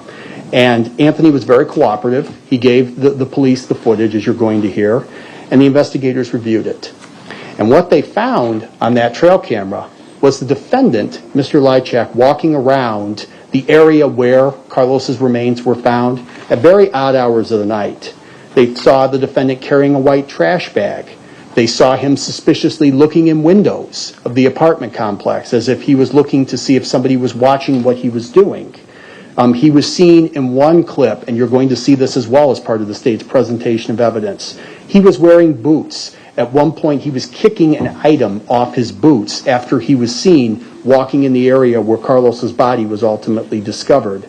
And he also was carrying some sort of tool. We don't exactly know what tool it was because of the quality of the video footage, but he's definitely carrying a tool as well. So the police now start to look into Mr. Lychak because, this is suspicious, right? And we're trying to see if this is the individual who's responsible for murdering Carlos. And once they start to look into Mr. Lychak, they make many shocking and incriminating discoveries based on the evidence. So what Detective Stern and I did last week in preparation for this case is we sat down and we highlighted together, we came up with a list of what we think are going to be the most compelling pieces of evidence that you're going to hear. It's not all the evidence that you're going to hear in this case, but this is what we believe are the most compelling pieces of evidence that you're going to hear that point towards Mr. Lychak's guilt in this case. First piece of evidence that the police found in this case was a note. The police went and got a warrant. They got a search warrant to search Mr. Lychak's apartment to either confirm or dispel their suspicions that he may have been involved in this homicide. What they found, and you'll hear more about this during the state's presentation of testimony, was several documents that were handwritten with several quote-unquote operations listed on them. One of these pieces of paper, and you see it depicted here on this photo as well, contained information about an operation named Operation Slop Shop. You'll see it at the top of this exhibit as well. Specifically, as it relates to Operation Slop Shop, the piece of paper that was found in the defendant's apartment, where, by the way, he lives alone, he does not have a roommate, specifically names Carlos as a, quote, threat. There was an additional piece of paper as well describing another operation. This particular piece of paper indicated that Operation Slop Shop had been completed and that the threats from that first stop had been, quote, neutralized. There were additional pieces of paper as well found in in the defendant, Mr. Lychak's apartment as well. There were several other operations listed with many other individuals. The important piece is that those individuals you're going to hear had connections to Mr. Lychak. So if the idea is that he didn't write the note, well, you're going to hear that several of the individuals listed on these notes, again, were connected to him. And then when the police were serving the warrant on Mr. Lychak, at Mr. Lychak's apartment as well, you don't always get Perry Mason moments, in the middle of trial. But this case, we actually have one of them. Because when the police were serving the warrant, Mr. Lychak was given a copy of the search warrant for his particular apartment, a courtesy copy, if you will. What we do in Waukesha County is we try not to include victims' names in court documents because they have a right to privacy. We want to make sure that we're not unknowingly exposing their name or their information to the public for their own protection. So the search warrant that was given to Mr. Lychak only said Victim A. That's all it said, Victim A. Yet, you're going to hear that when Mr. Lychak was given a copy of that warrant and he looked at it, he exclaimed, quote, "Carlos Maldonado, I had nothing to do with that." At that point, we had not made public the fact that Mr. Maldonado's body was the individual that we had located on the grounds of 1512 East North Street. The evidence is going to show that only the killer would have known that Mr. Maldonado was the individual who was on that grounds when Mr. Lychak made that statement. Another compelling piece of information that we found in this case was a storage unit. Now, during this investigation, the police looked into a bunch of different things as it relates to the defendant. We looked at his purchase history. We looked at how he was spending his money to see if there was anything that was suspicious as well from an investigative standpoint. Mr. Lychak was on a pretty tight budget. This is what we found from looking at his banking records. He was living on SSI. Yet, the evidence is going to show that on November 1st, 2024, just 3 days after we discovered Carlos's remains at the apartment complex. Remember, he was found on October 30th. So just 3 days later, what we found is that the defendant drove all the way up to the Fox Cities area. He drove to the Kimberly area, and he took advantage of a 1-month free promotion to rent a storage unit in Kimberly, Wisconsin. We know that on November 1st, from what we found in his phone, that he was spending hours searching for storage units here in Waukesha County. We know, as I stated, he was on a tight budget. He was budgeting about $50 for gas. This trip, round trip to go from Kimberly back to Waukesha County would have greatly blown through his gas budget. Yet, we know that he went all the way to Kimberly, and you're going to hear from the representatives from the U-Haul as well, and he rented that storage unit. But he didn't rent it for very long, because 1 month later, after the free month had expired, and you're going to hear evidence to this effect as well, the defendant is seen on surveillance footage going back to the U-Haul storage facility and closing out that U-Haul unit that he had rented. Again, you're going to hear from an employee who helped him with that process. You're going to hear that the defendant was in a rush. He wanted to get out of there as soon as possible, and he cleared out the entirety of that storage unit as well. And then he made his way back to Waukesha County. What he didn't know at that time was that the police had obtained a GPS warrant for his car. So when he left Waukesha County and traveled to the Fox Cities, the police were following him. They wanted to see what he was up to. And so what they ultimately did was they effectuated a stop, and then they seized the vehicle that he was driving as well, from Outagamie County all the way back to Waukesha County. And then they found the holy grail of evidence. The evidence is going to show in the defendant's vehicle. They found in the trunk of his vehicle, after they went and got a search warrant, by the way, so they seized the vehicle, but the police then went and got a search warrant. They searched the trunk of his vehicle, and they found, and you see it depicted here at the bottom of this picture as well, a 1939 Luger firearm. And the police did two things with this particular firearm. They're going to be very, very important in this case. The first thing they did is they packaged up this firearm and then they mailed it to the state crime lab, in Milwaukee. And there's an individual who works at the crime lab by the name of Jessica Crawford. She's a firearms and markings expert is her title. And so what she did, and you're going to hear from her as well throughout this case about her process as well, you're going to hear that Ms. Crawford tested this firearm and found, despite it being a very old firearm, that it was fully functional. It was working just fine. It was capable of recycling rounds through and firing bullets. But the other thing, and this is perhaps even more important than the fact that the Luger was fully functional, Ms. Crawford took two projectiles that we recovered from Carlos. The one that came out of his head from the autopsy, and then the one that was found under him in the tarp where his body was discovered at the apartment complex. She had both of those projectiles. And then she had, in addition, her own library of ammunition that she had in the lab as well. So she test fired the rounds that she had from her library of ammunition, and then she compared those rounds with the two projectiles that we know went through Carlos.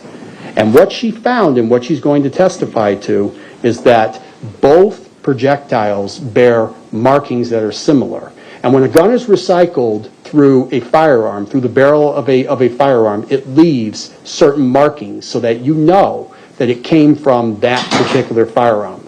Never has it happened in the history of firearms that a bullet has bared the same markings, and she will tell you this, that came from two separate guns.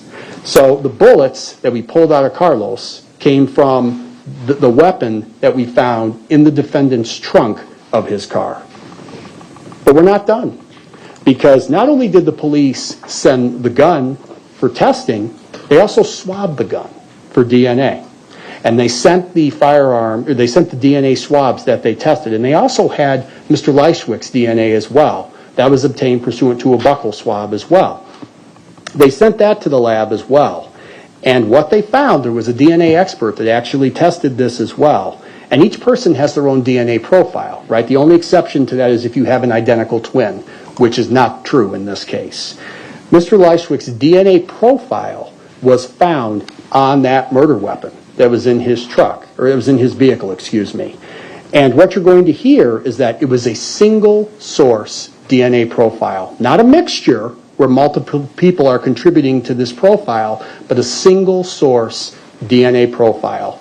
And that the lab's conclusion was that there was very strong potential for inclusion, that Mr. Leishwick's DNA was the profile that was found on that murder weapon. That is the highest support, that you will have the highest probability of standard that the lab has in terms of DNA. And the DNA expert will explain more to you this as well. We also, as part of this investigation, obtained Mr. Leishwick's phone. We wanted to see what he was searching on his phone. People search for all kinds of things on their phones, right? And we found some very incriminating searches on his phone as well. First and foremost, a brief just housekeeping matter regarding the email address. Conrad Leishwick, you're going to hear testimony in this case that although the defendant's legal name is Kevin, he prefers to be called Conrad. In fact, you're going to hear that he would correct people when they would call him Kevin rather than Conrad. So not only do we know that this is his phone, because we wrote a warrant and were able to look at what he was searching, we also know that that's his email address. And so that was associated with his phone as well. And what we found when we looked at his phone was some very suspicious findings. 1 week, just 1 week after Carlos was never seen again, was never heard from, we have the defendant searching carcass movement, processing and disposal. How can I dispose of spoiled food safely? Large plastic bags and where to find them. Maps of landfill in Wisconsin. This is very suspicious, and from the state's perspective, we believe the evidence will show that this is because he was making certain measures to see how he could dispose of Carlos's body after he had killed him. And there were additional certain things on his phone that were incriminating as well. November 25th, 2024, he went to Google. His phone went to Google and searched Waukesha News for November shooting. There had been no shootings in Waukesha County at that time, and we hadn't made public the fact that Carlos's death was by virtue of a shooting as well. Once again, much like the comment that he made during the execution of the search warrant at his house, only the killer would know this sort of information. So, ladies and gentlemen, there's 2 counts, as Judge Maas just explained to you. There's first-degree intentional homicide, and then there's the second count of hiding a corpse. I'm not going to spend a great deal of time on this as well. You'll get the full jury instructions at the conclusion of the case at the evidence.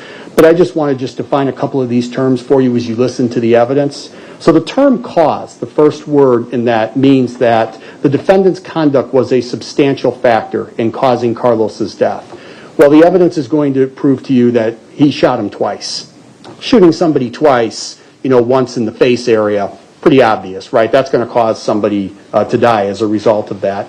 And then intent to kill, again, you have the mental purpose to take the life of another human being, or you're practically certain that your conduct is going to cause the death of another human being. Again, I've already touched on this. We have the notes from the apartment talking about operations and neutralizing specific targets.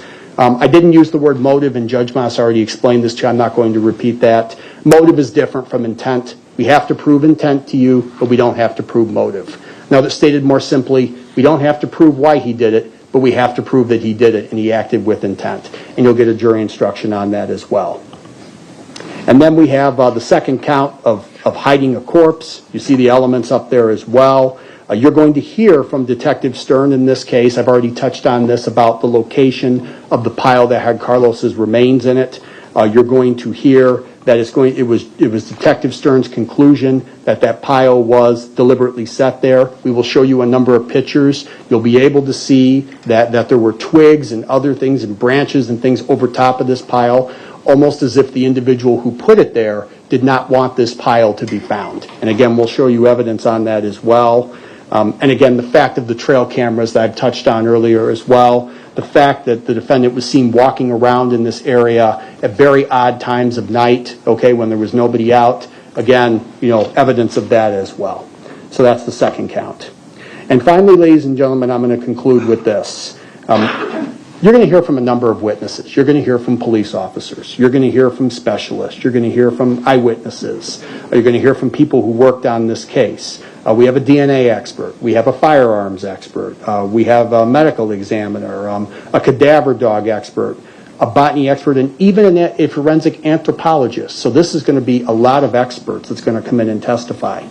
The evidence is going to show that this investigation was not a rush to judgment. This was not a giant conspiracy. This is not an attempt by the Waukesha Police Department to railroad Mr. Lychek. The police put a lot of time and a lot of effort into this case, and it was ultimately the conclusion that they had by following the evidence that Mr. Lychek was the individual who was responsible for murdering Carlos in this case. It's the conclusion that is only supported by the evidence that we're going to present to you. And as we were sitting down and thinking about what is the most, proper or perhaps the best framework to present this, we came up with the idea of a puzzle. When you sit down to do a puzzle and you put the first couple of pieces in this particular puzzle, you may not be able to see, the full picture of the puzzle. But as you add pieces to it, and in this case the pieces would be the evidence that we're going to present to you, and you hear more and more about the evidence that we have and how we present it in, then you start to see the bigger picture emerges. The puzzle starts to come in full focus. And that's what this case is. So Googling, for example, how to dispose of spoiled food safely, may seem pretty innocuous. But when you consider all of the other evidence that we're going to present, what it is it shows, it's one more piece of the puzzle, showing that Mr. Lychek is the individual who's responsible for the murder in this case. And I'll leave you with this. When you've heard all this evidence, and we've had an opportunity to address you in closing, and we're going to come before you and ask you to find Mr. Lychek guilty of both of these serious counts in this case, I want you to keep in mind all the evidence that we're going to present to you. Because for all this evidence that we're going to show you, and I haven't shown you everything, right? We've just shown you some of the most compelling pieces of evidence. For all this pieces of evidence to be true, and for Mr. Lychek not to be the individual responsible for murdering Carlos, he has to be the unluckiest man in the world. Thank you very much, ladies and gentlemen. Thank you, Attorney Tombasco. Mr. Lychek, would you like to give an opening statement at this time? Yes, I would. All right, you may proceed. Ladies and gentlemen of the jury, quite simply, I am not guilty of this crime.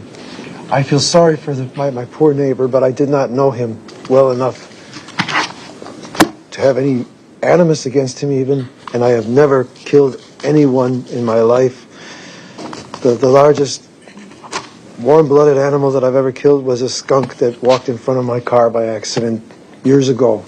I am not a killer. The police in this matter have a largely circumstantial case. I don't know how exactly they circumvene on me, but I simply did not do this. I am unprepared for this trial. I am in poor health. I was in poor health and doctoring at the time that they arrested me, and they knew that. The police have made gross exaggerations in their reports, and I do not recognize that firearm. This is the first time I am seeing a picture of the firearm used in this murder, and I do not recognize it. That was not in the trunk of my car when they stopped me. They did not have a warrant when they stopped me. Objection. The objection is overruled at this time. The warrant was discussed in the state's opening. Mr. Leichwick, though, I will remind you that you're venturing a little into argumentative territory. So I want you to just focus on what you believe the evidence will show, and you can infer arguments in your closing arguments, okay? All right. Go ahead. I caught some gross exaggerations immediately with the prosecution's opening statement here. They're telling you that Detective Stern had presented me with a copy of the search warrant, which he did when they went and destroyed my apartment. And in the search warrant, Mr. Carlos's name was on the search warrant. And I knew everyone in our building there, down at the bottom of the hill here, knew that Mr. Carlos was being looked for, that he was missing. Detective Pavlik of the Waukesha Police Department took an initial statement from me the night that they were examining the crime scene when I was returning from a social engagement. I gave my statement to him, and he asked me if I had seen Mr. Carlos around anywhere recently, and I told him, of course, that I had not. This is a gross exaggeration. I don't know how the detective can wear his badge with honor and blow something like this out of proportion and use this as an excuse to center on me in this affair. I was never walking around in the area where the poor man was found. I was never in that area. And yet the state is telling you that I was walking in the area where the poor man was found. I was not. I was never in that area. Quite the contrary. The man who discovered the body and was an initial suspect of this crime, Mr. Polly, who is now missing. Objection, relevance. Mr. Leichwick, I'm going to sustain that objection. I'm not sure how the testimony is going to come out regarding that, but I think that's something that's outside the scope of this trial. So I want you to focus on the evidence that will be shown in this trial. You may proceed. I would like to say that Mr. Polly was the one who was... Objection. I don't know what his next statement's going to be. What were you going to say, Mr. Leichwick? You want to say that Mr. Polly is... Mr. Polly, a very suspicious character in this building to begin with, was seen quite frequently in the area where the poor man was found, where the remains were found. I object. Poor man. Hang on one moment. Attorney Tombasco, are you objecting to that statement? Absolutely. Why is that? Because it's contrary to this court's pretrial rulings regarding Denny evidence. Mr. Leichwick, I'm sustaining that objection. At this point, I want you to focus on the state's opening, your opening, the evidence that you believe will be presented, and I'm reminding you of the scope of some of my pretrial rulings about what can come in and what cannot come in into evidence. You may proceed.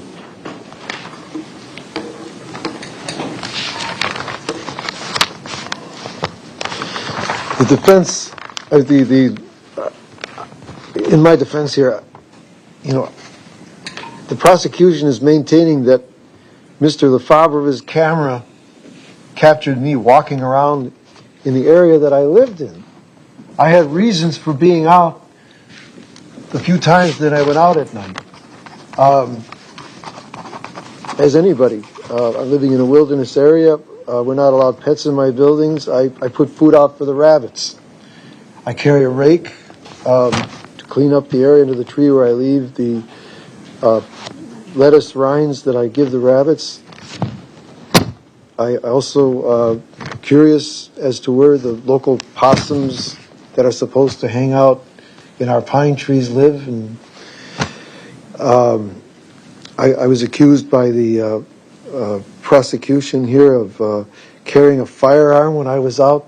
As you'll see in the videos that Mr. Flauber took with his trail camera, that is not a firearm, and it has been recognized as not a firearm. And if the state maintains that it is, I will object to that, because it is a flashlight in an old camera case on my belt.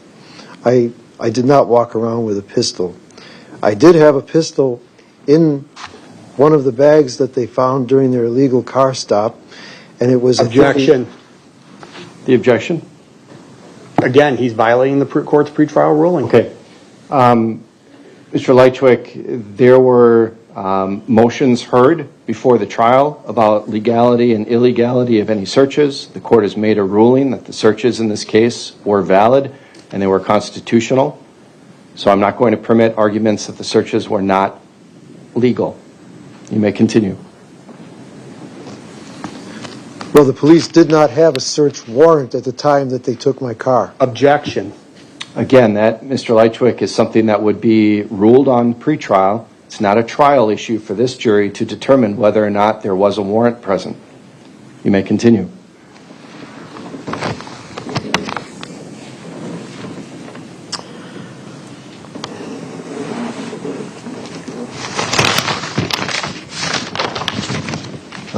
I'm up against a lot here, ladies and gentlemen of the jury. I am a God-fearing man. I'm telling you, I did not know the poor victim. I did not even know him to where if I saw him in a store or he saw me, we would have said anything to one another. It is a 16-unit apartment building. We have multiple people living in each unit, and I have my lady friend, and I spend a lot of time away from my 16-unit building, doing my own business, minding my own business. We all are good people in that building. We mind our own business. As I told the Channel 4 reporter who interviewed me shortly after Mr. Carlos was found, and this whole thing blew over. And as I told Channel 4, Leslie Clough of Channel 4, who interviewed me, this whole thing was bizarre. Right around Halloween, they find the poor man, and nobody heard anything or saw anything. It was just bizarre. And as I told Ms. Clough, we're all good people in the building. We mind our own business. We're on different schedules. Again, as far as me and the victim go, I really never saw him that much. The closest look I've ever had of him was at the picture they just showed on the screen this morning. There was another misstatement made by the prosecution, and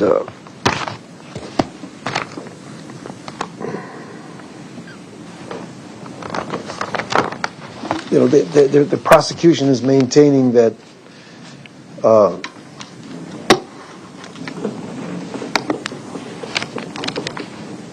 that I wrote some that they had evidence of the victim's name in my apartment written on a piece of paper. That is totally false. I had nothing at all with the victim's name on it. I did not know the victim that well. I'm sure he was a very nice man and everything, but I would have liked to have known him probably, but I simply did not.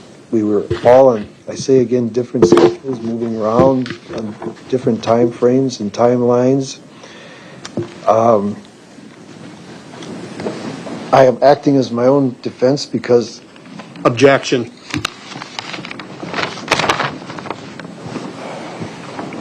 Mr. Leitchwick, I don't know the jury needs to know the reasons for that. It is your decision to make. You have exercised your right to represent yourself. The court has granted that request, and that's the end of it. The reasons for that or behind that is not anything the jury needs to consider. it was an excruciating decision, Your Honor. Mr. Leitchwick, that's not anything the jury needs to consider in trying this case. That's not for the jury to consider in their deliberations, okay? So move on, please.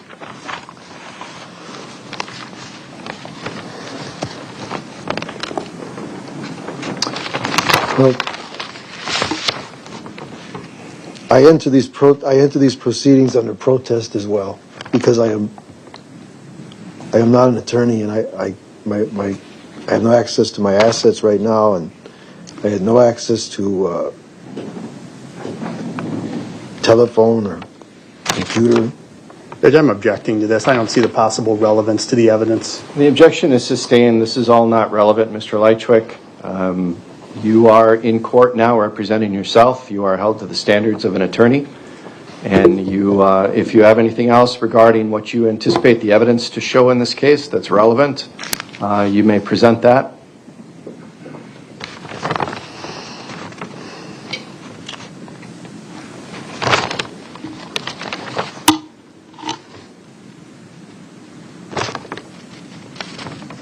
I have developed evidence through the discovery process in this case that strongly will prove that the Waukesha Police Department, namely 5 to 7 of these officers and detectives involved in this case, have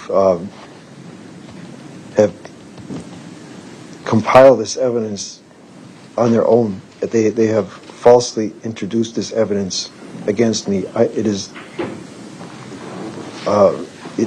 is not just. It is not legal what they are doing.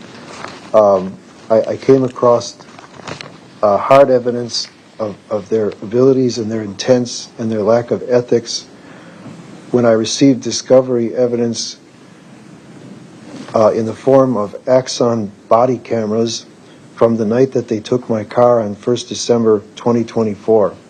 I found that there were sections missing from the body camera footage, including audio sections that were reworked and redubbed. I have not been able to get the state public defender to provide for the minimal cost to analyze the footage and the audio section of the footage to prove my point and to prove tampering and tainted evidence in this case, which should have resulted in this case being thrown out at least 8 months ago. It should not have come this far. But I have not been able to get my only source of defense, which was the State Public Defender's Office, who I took at face value, owing to their title, to provide me with the minimal, I say again, the minimal amount of cost to develop the evidence, which is a very cost effective and relatively easy method that an amateur could process this evidence and show from the body camera footage and pulling it apart on a video editor, which is present on any computer. The fact that the Waukesha Police Department had doctored this film footage and doctored the audio portion of the film footage. What they cut out was the fact that they bumbled the car stop. It was completely contrived. As soon as I was pulling into the gas station from Appleton, Wisconsin, where they followed me apparently, they stopped me at the driveway of the gas station, and Officer C.D. Baca exiting his police cruiser along with Officer Tyndall trip over each other and start laughing. One says, "Stopped going 35 and a 25," and they start laughing. And the other one says, "Stopped going 35 and a 25." And they cut that out. And then I was offered a ride home when Detective Stern over here offered me a ride home because he said he was going to seize my car and have a warrant typed up at the police station so they could search the car. And I accepted the ride home down the hill from the Quick Trip gas station here on Pewaukee Road because it was quite cold and I wasn't feeling well. And Officer C.D. Baca of the Waukesha Police Department offered to take me home.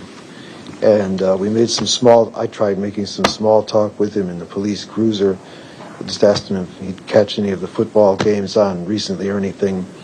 And then when he let me out of the police cruiser in my driveway, which was dark and foreboding at that hour, being winter going towards 6:30 in the evening, Officer C.D. Baca did proceed to threaten me. He stated that I had better back them up on the fact that they're stopping me for speeding, going 35 miles an hour in a 25 mile an hour zone, which, by the way, does not exist on Pewaukee Road in the area where they stopped me. And I looked at he was standing in the shadows with another officer behind him, who also pulled up in a police cruiser in my driveway, and they were holding on to their pistols.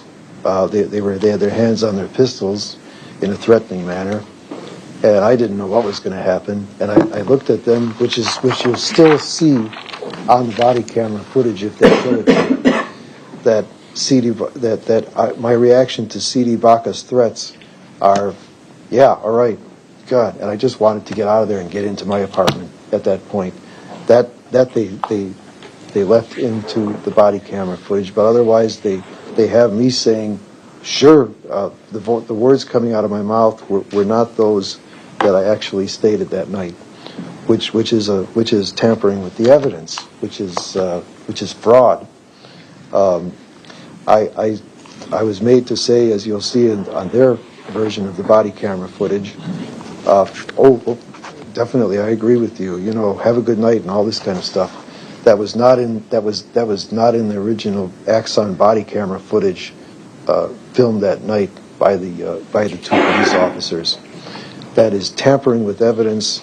I have tried to bring that before the court. I wanted to. I have the chain of custody of that evidence here, which shows considerable attention to Officer C.D. Baca's Axion body camera footage and Officer Tyndall's body camera footage. I can show that according to the jargon used with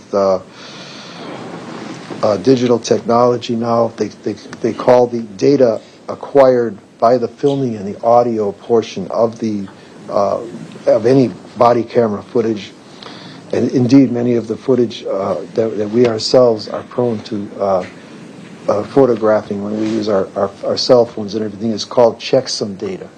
And in the evidence that I have in my disposal, which was presented to me on discovery by the prosecution and the police, I'm assuming they didn't think that me and my defense would come across this, but I did, and it clearly shows that they have changed this checksum data at least twice on C.D. Baca's body camera footage.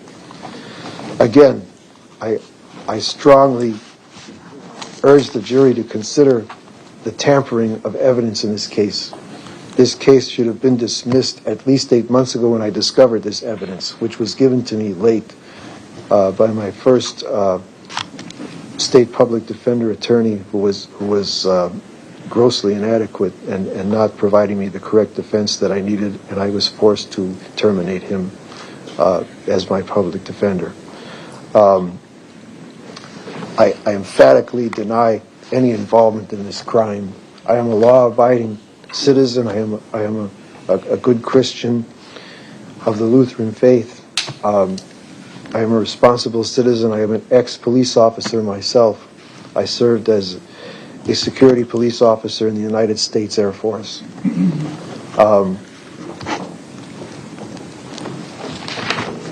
If this trial proceeds in a manner which should deny me the justice that, in large part, I am really not qualified to to oversee, as I am not a trained attorney, this will be a travesty of justice. I ask you to please consider the fact that a serious wrong is being perpetrated here. It will serve nobody if the state and the police, the several police officers of the many good police officers in the Waukesha Police Department have their way here. For one thing, the victim and his family will not receive justice.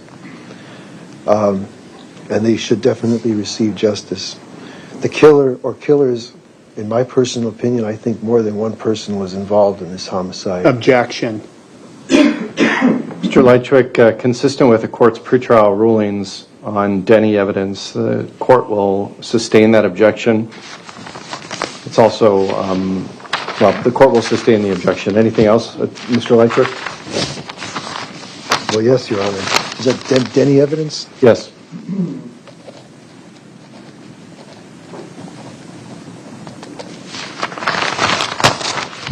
And I must ask you to consider the fact that a person is considered innocent until proven guilty in this country. And I certainly am not guilty of this crime. And if a travesty of justice is allowed to take place at the culmination of this trial, the perpetrators of this crime will be allowed to roam free and perhaps kill again. You should consider that. The police should be put on the track of whoever did this to this man again, because while I'm in custody here, the state is under the false impression that they have their man, if you will, and they're not looking for the killer anymore.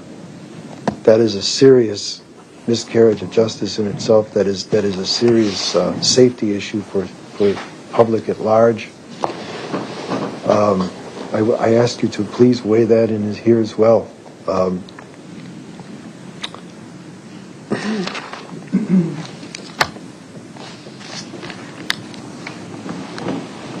Ladies and gentlemen, the jury, I ask you to do your best, and I thank you for coming today and doing your duty as a citizen. I would have done the same thing. Thank you. Thank you. All right, ladies and gentlemen, I will remind you that opening statements are not evidence. At this point in this case, you have heard exactly zero evidence. There is no evidence in this case yet presented to you. The only thing that's been presented is opening statements, and those are not evidence. So as you take a break for lunch, I will caution you to not discuss this case amongst yourselves. Don't come to any conclusions yet. You can certainly call to loved ones and check in and just state that you got selected for a jury. This is the trial you're on. But otherwise, don't say anything about the case so far or this process. Also, do not seek out any information on social media or news or Twitter or X or anything like that while you are on break. It is 12:27 right now. I want to give you time to take a break and get lunch. Let's reconvene at 1:40 p.m. and we should be ready to start the evidence at that time. All right, the jury.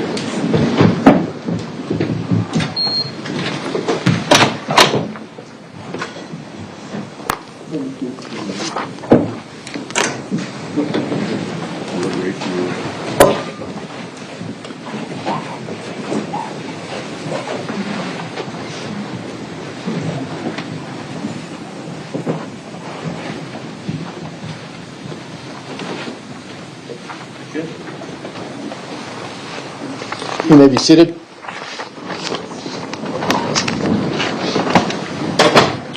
We are now outside the presence of the jury. Mr. Leitchwick, I just want to caution you on one thing. You made the statement that you are here in custody. Great efforts are being undertaken here to make sure the jury doesn't consider the fact that you're in custody. So it may be beneficial to you if you try to refrain from making that known to the jury. I know the state probably was on the verge of objecting to that, but didn't want to call undue attention to it, and I didn't want to interrupt and cause undue attention to it. it seemed more of an offhand comment. But nonetheless, it is for your benefit and your protection during this case to not have the jury know that. Your Honor, I think it's an important facet of this case because it shows the fact that it's part of the fact that the reason why I'm having trouble defending myself and don't have counsel and am so unprepared to defend myself. And it's not. It's not. It's not anything the jury is to consider. It should not sway their decision one way or the other, whether or not you're in custody. And you are your attorney, and you are held to the standards of an attorney. And whether that attorney is well prepared or not prepared at all, nonetheless, the trial's going. So that is not to be considered by the jury either. Any further statements about your preparedness, this being a travesty of justice, you not having sufficient time to review discovery, things like that, I'm not going to let that go any further. That's not relevant for the jury, it's not evidence, and it has no place in the trial. Understood? With reluctance. Okay. We are adjourned until 12:40. Anything else from the state? I would also ask that the court admonish Mr. Leischwick to not make any more statements regarding his prior counsel being ineffective. That's quite frankly his opinion. There has been no finding by this court or Judge Shaneborn for the time that she presided over this case that any counsel has been ineffective. And so I think that is completely inappropriate for Mr. Leischwick to be arguing that as well. Attorney Thompson, Attorney Jones withdrew at the defendant's request, correct? That is correct. Okay. So, Mr. Leischwick, I think that's a fair point, too, that the state makes. Both of your prior attorneys withdrew at your request, and you have made the decision to represent yourself. So calling your prior counsel ineffective or saying that, or implying that the public defender's office hasn't met your needs, things of that nature are also irrelevant, too. And that goes to the court's finding that you are competent to represent yourself, and I granted your motion to represent yourself. That's as far as it goes. All the jury needs to know is that you're representing yourself pursuant to the Constitution. All right, we are adjourned until 12:40.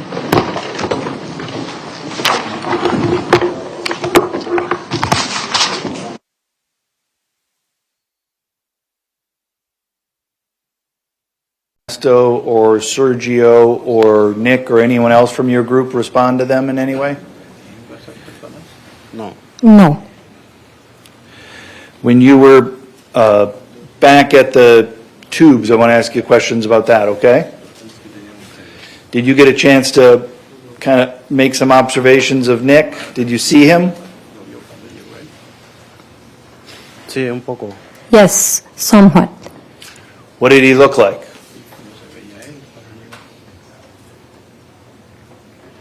Como asustado, como pálido. He looked like kind of scared, pale. Those are the only questions I have. Thank you. Mr. Anderson? Ariel, is it fair that you're pretty uncomfortable testifying here today?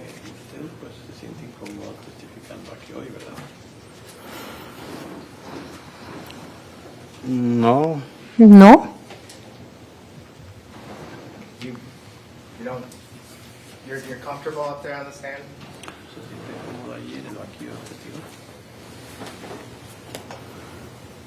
No entiendo su pregunta. I don't understand your question. Ernesto is your uncle? Mi primo. My cousin. Cousin, okay. And he's best friends with Nick. Sí. Yes. Are you friends with Nick, or do you just know Nick through Ernesto?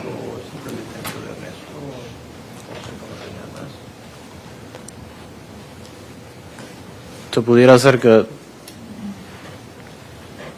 amigos, no cercanos, pero ya forma de ser amigos. It could be said that we're friends, not close friends, but kind of friends.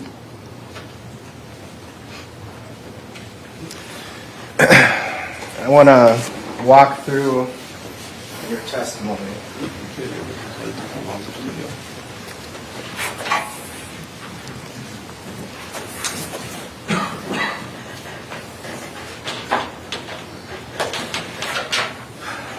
So you saw young guys, the boys, knocked the goggles out of Nick's hands? Eso fue lo que pude distinguir, lo primero que distinguí. That's what I was able to distinguish. That's the first thing that I distinguished.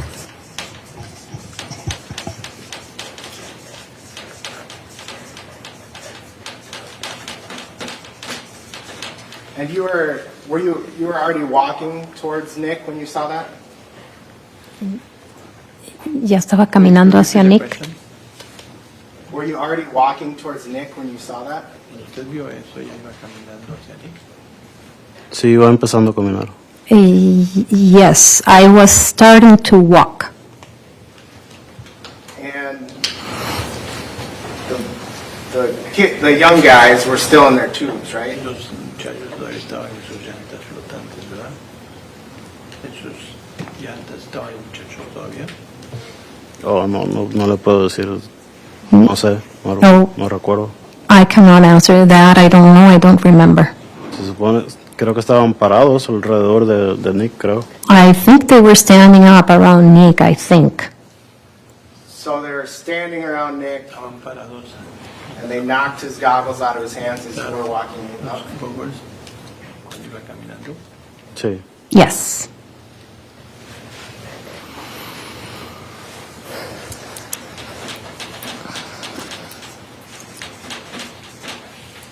Did you see Vio usted Nick run up to those young guys before that happened? los muchachos antes de que eso pasara. La verdad no. I really didn't know. Okay.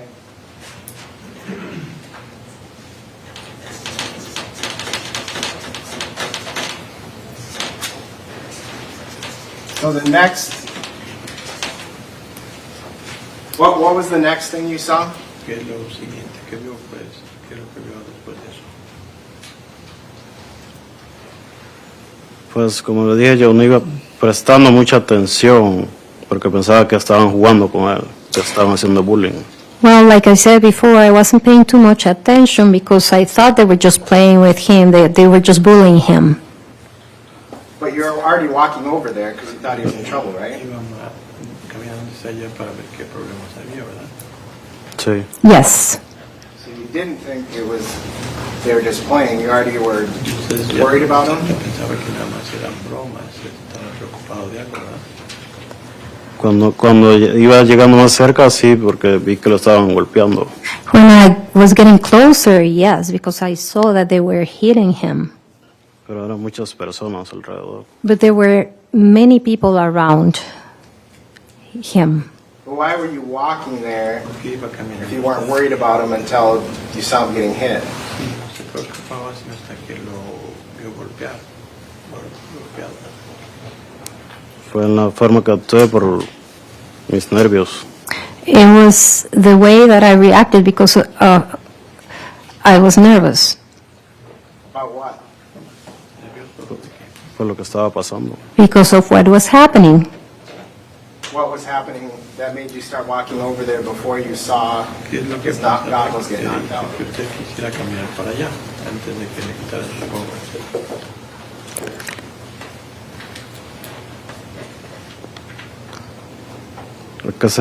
No entiendo su pregunta. I don't understand your question. Antes de que pasara eso, yo no había visto nada yo. Before that happened, I had not seen anything. You said you were walking over, and as you're walking over, you saw the goggles get knocked out of his hand, right? Y vio que le tiraron los goggles. Sí, Yes. And you were walking over there because you were worried about Nick, right? Que se preocupaba de Nick. sí. Yes. What happened before the goggles ¿Y qué pasó? that made you start walking over there? ¿Qué causó que usted quisiera caminar hacia allá? Did you see anything that happened ¿Vio before algo that? antes que hizo caminar hacia allá?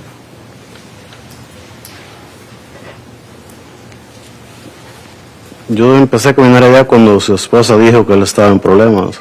I started to walking in that direction when his wife said that he was in trouble.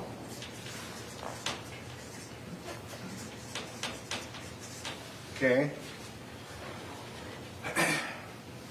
So, wife said he's in trouble. You start walking there. You see his goggles knocked out of his hands. While they're all standing up, what did you see next? Están parados después que ellos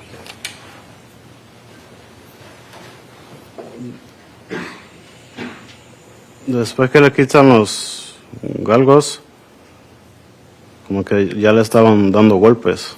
After they took the goggles from him, it was kind of like they were starting to hit him, to give him blows. And you said several people before. Does that mean eran varias personas. 3, 4, 5? 3, 4, 5, ¿cuántos eran? No lo puedo decir, no me recuerdo cuántas personas eran. No, I can't answer that. I don't remember how many people. And are you far away and still walking there at this point? Estaba lejos cuando empezó a caminar ahí. Sí, todavía estaba lejos. Yes, I was still far away. Okay. But were you closer than when you saw the goggles get knocked off? ¿Estaba usted más cerca cuando vio que le quitaron los ojos? Eso fue al principio de yo empezar a caminar. Repita, por favor. Eso fue al principio que yo empezaba a caminar. That was at the beginning when I had just started walking.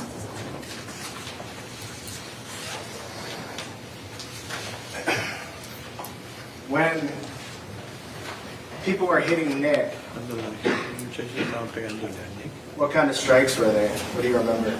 ¿Se acuerda qué golpes eran? Pues manotazos con las manos. Well, like Like, slapping him with the hands. What was he standing? ¿Y él or what was estaba he doing? parado? ¿En qué posición estaba él? pues él estaba parado. He was standing. Okay. And then what happened? Luego, ¿qué pasó?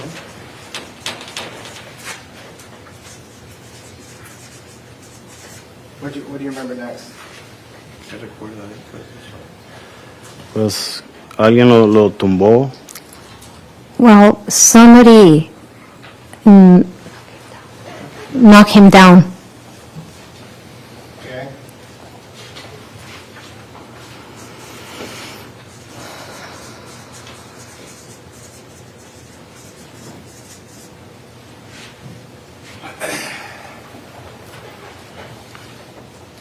And then you said Y luego he got up and defended himself? se levantó y se defendió.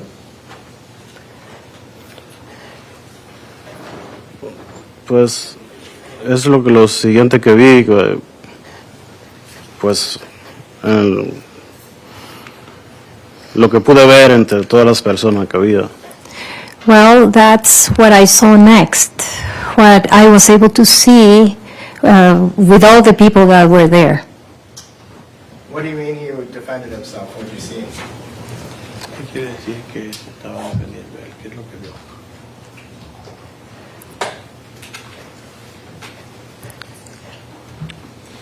Yo vi lo que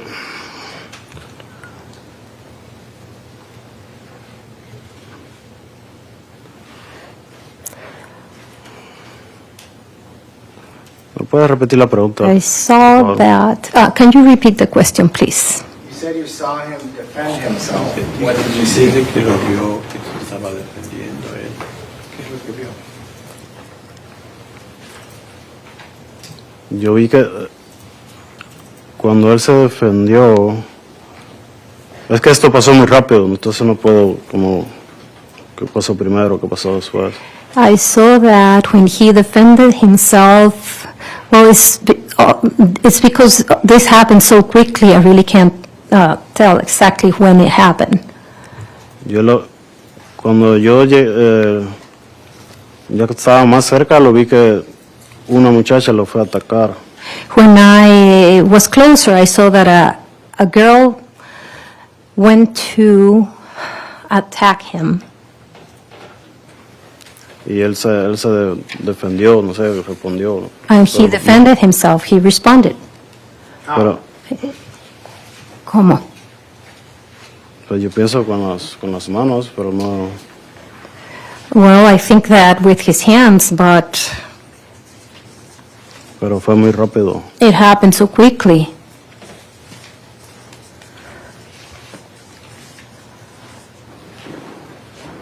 Then what happened? ¿Y luego qué pasó? Pues cuando ya llegué cerca, empiezo a ver las sangres. When I got closer, I started to see the blood, Prácticamente por donde quiera. basically everywhere. En ese punto llegué yo y toqué a Nick del brazo. At that moment, I went and touched Nick on his arm, Pero esto fue muy rápido. but it happened very quickly.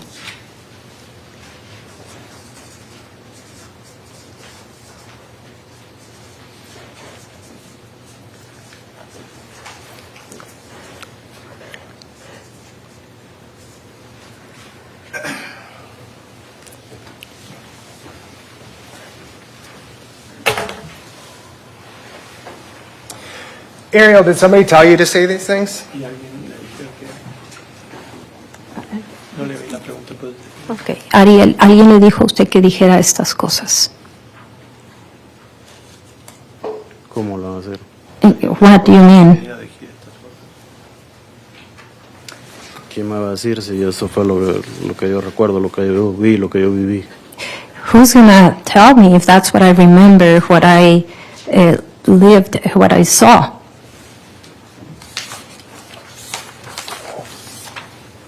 Can I have Exhibit 71? Buscar los protocolos, los pasos de ley.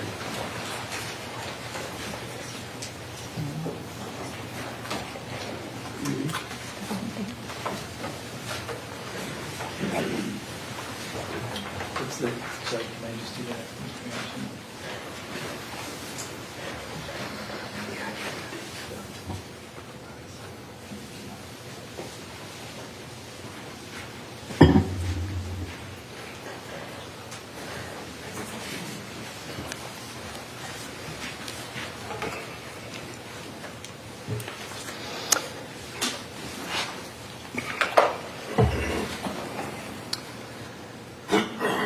Ariel, Nick's the one who told you about the goggles. You didn't actually see that, right? La persona que le dijo de los entonces realmente no vio eso, ¿verdad? ¿Me puede repetir la pregunta, por favor? Can you please repeat the question? No oigo bien. I was not able to hear well. Nick told you somebody knocked the goggles off. You didn't actually see that, right?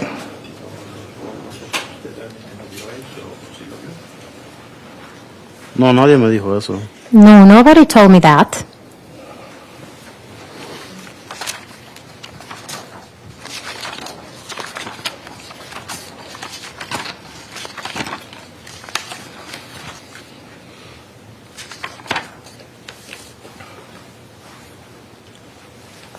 Can you turn to page 18 in that transcript?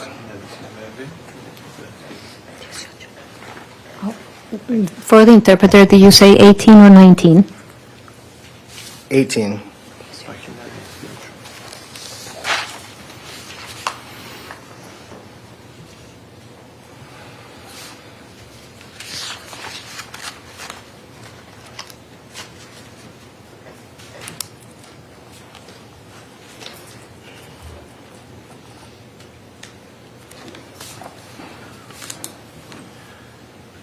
You said on page 18 towards the bottom, Casi al final. well, we couldn't really see because there's a lot of people, right?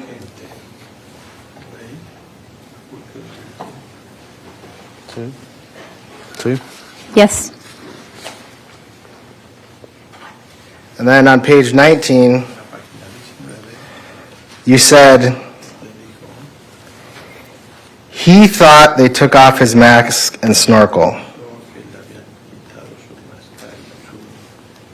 Objection. Grounds. ¿Quién pensó? Dice? Un momento. I just move for the admission of page 19 of Exhibit 71. Let's publish it and see what it really says. I think he's entitled to present his evidence the way he chooses. Overruled.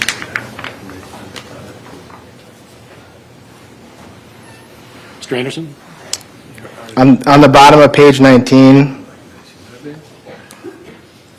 you said he thought they took his mask and snorkel off.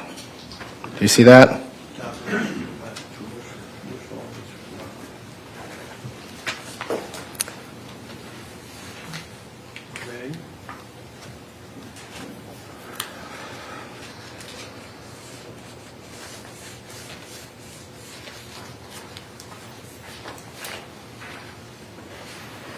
Yo no entiendo su pregunta o lo que me quiere decir. I don't understand your question or what you're trying to tell me. Actually, you're right. I was misreading that. Sorry.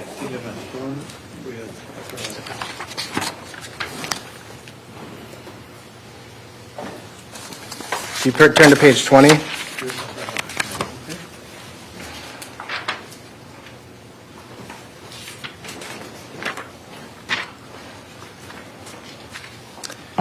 And I'll just let you look over it quickly.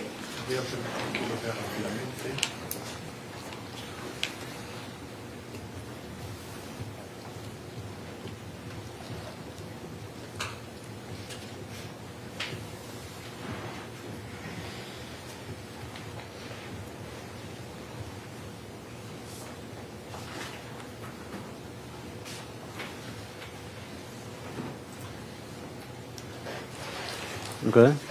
Okay. You talk about what you're seeing as you're walking up, kind of like today, agreed?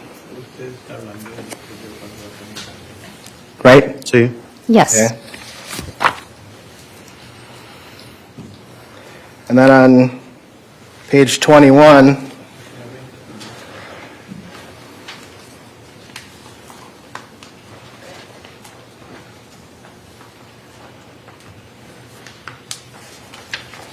actually, go back to page 20.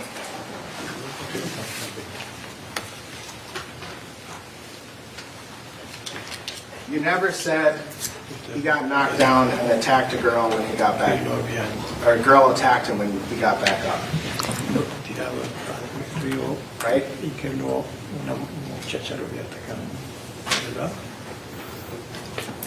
¿Me puede repetir? No entiendo el traductor. Can you repeat? I did not understand the interpreter.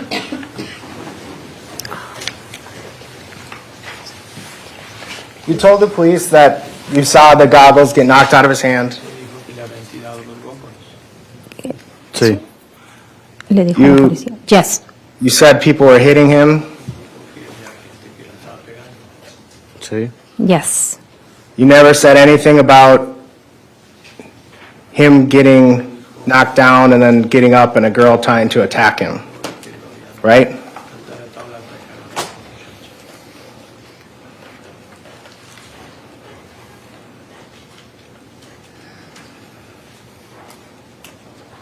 Sí, dije que lo estaban golpeando. Yes, I said that they were hitting him.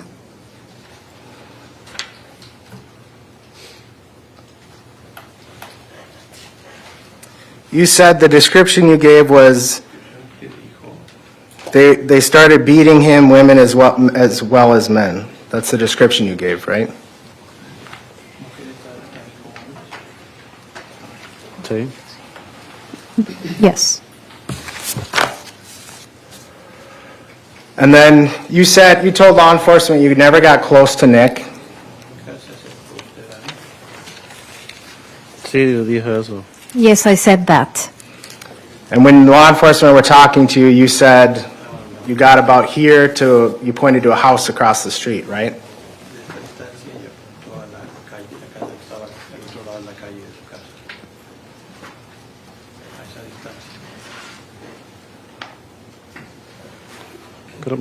Más lejos, creo. I think it was farther. You were. So you testified earlier. You got up and touched Nick's shoulder, right? Sí. Yes. But when you spoke with police, you said you never got close to him. You said the closest you got was you pointed to a house across the street. That's the closest you got to him, right?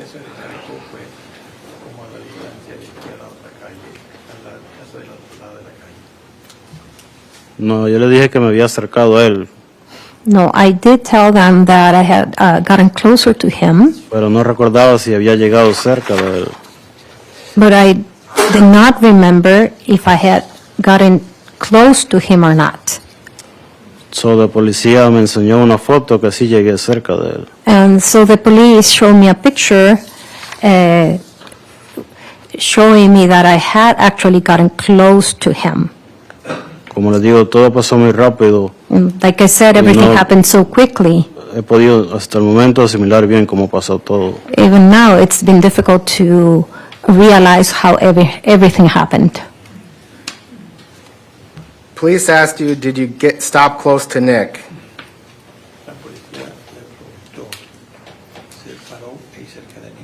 And you said no because I didn't get to maybe from here to that other house.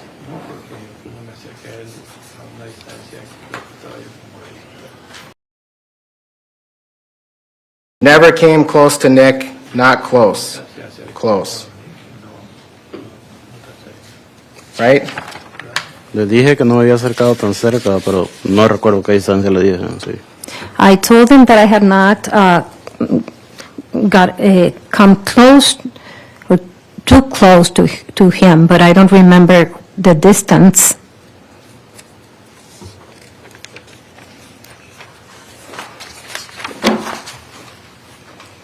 Then you said, no, I didn't get to maybe from here to that other house, and you pointed to a house across the street, right? Objection asked and answered. Team Murdah.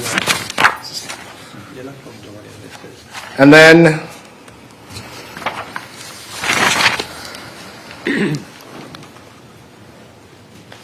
you say once you get close to him, that's when he started running, right? No, no me acuerdo de haber dicho. No, I don't remember saying that. Look at, can you turn to page 24?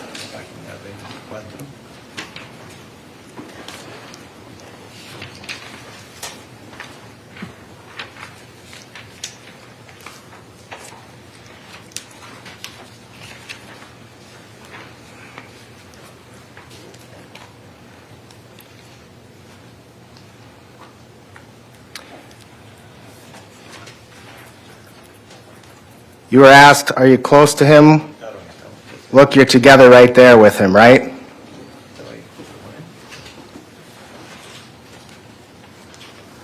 Sí. Yes. That's because you said you never got close, so police showed you a photo of you touching his shoulder, right? Sí. Yes.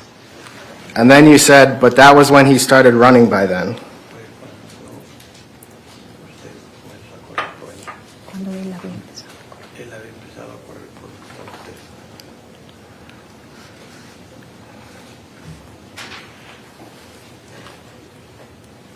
No recuerdo, la verdad.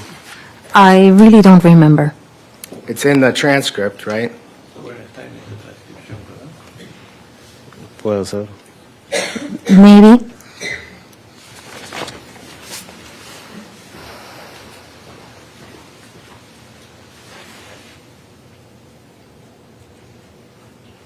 You see it?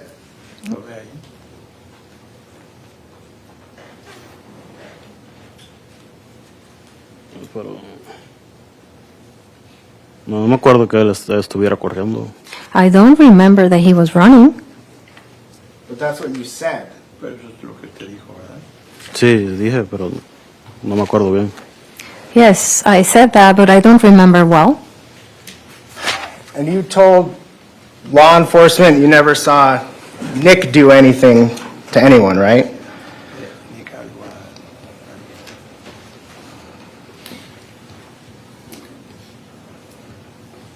En un punto sí dije que como que él no había hecho nada, pero sí, yo había visto que se estaba defendiendo. At some point, yes, I did say that he had done nothing, but I did see that he was defending himself. When you were shown a picture of Nick with a knife, you said, I never saw that. Right? Sí. Yes.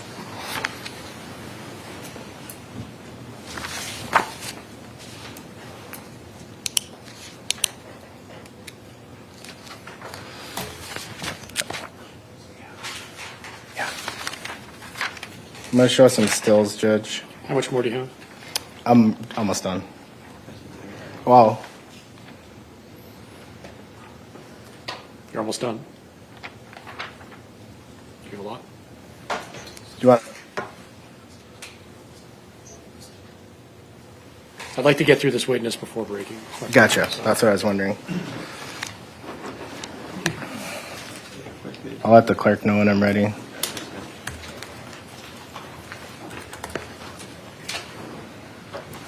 Can we have the monitor?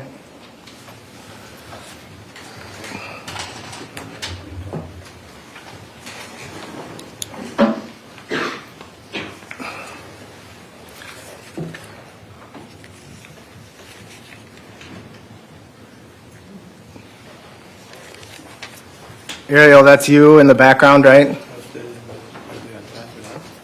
On 2864?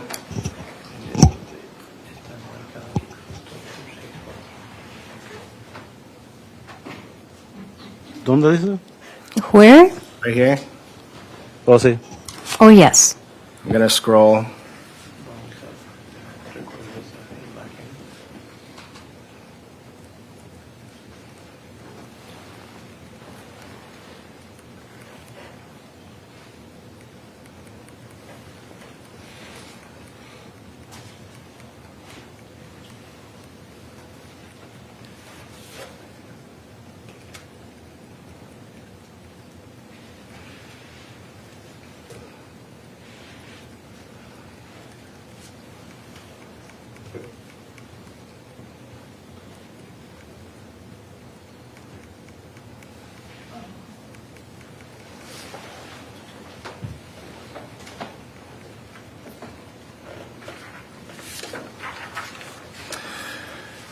And police, I stopped on 3032.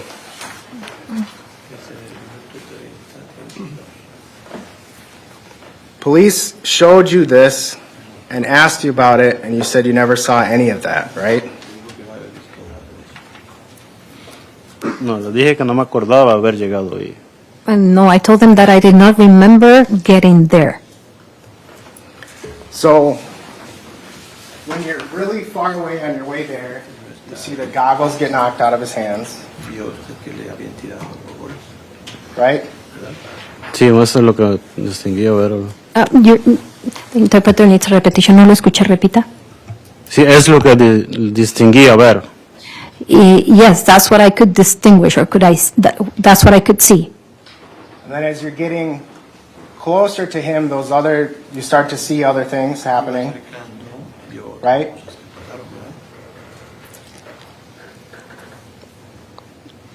Le había dicho que lo estaban golpeando. I had mentioned that he was getting beaten. But then when police ask you about what happened when you're there, you said you didn't see any of that. Correct? Sí, no me acordaba que había llegado ahí. Yes, I did not remember that I had gotten there. You forgot about that? Es porque por lo que viví, no me acordaba exactamente con lo que había pasado. Because of what I lived, I did not remember exactly what had happened.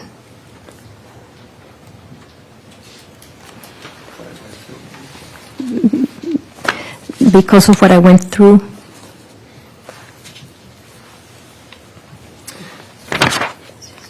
Nikolai never yelled, help, right?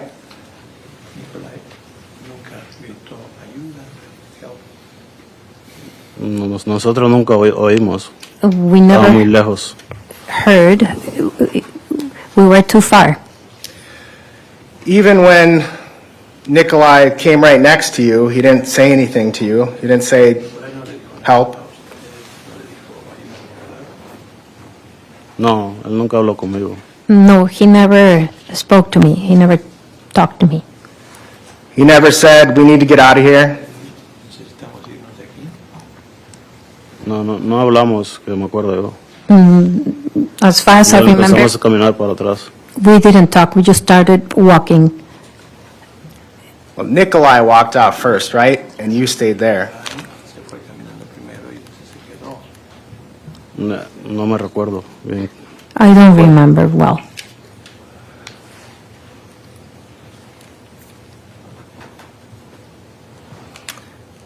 Can we have the monitor again? Why don't we take our break?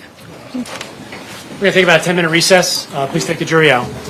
All rise for the jury.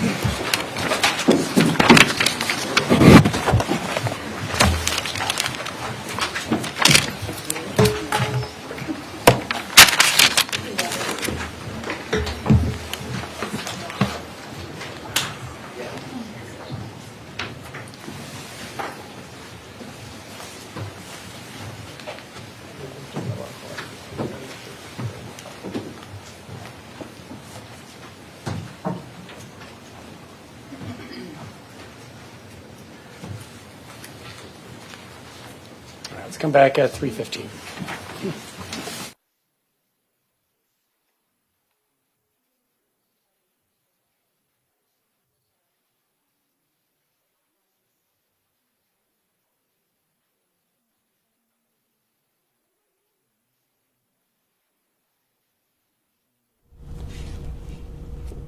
And good afternoon from our Fox 9 streaming centers. You've been watching our live gavel-to-gavel coverage of the Apple River stabbing trial there in Hudson, Wisconsin, St. Croix County Circuit Court. Certainly some extremely significant testimony late.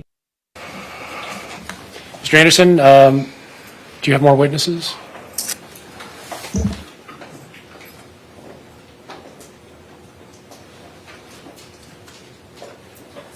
Approach quick. Yes.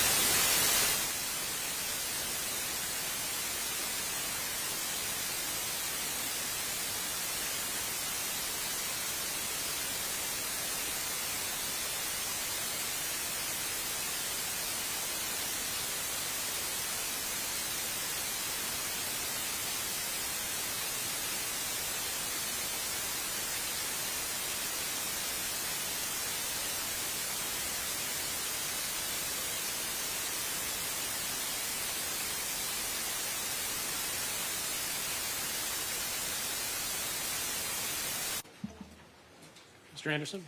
State calls Amber Lind.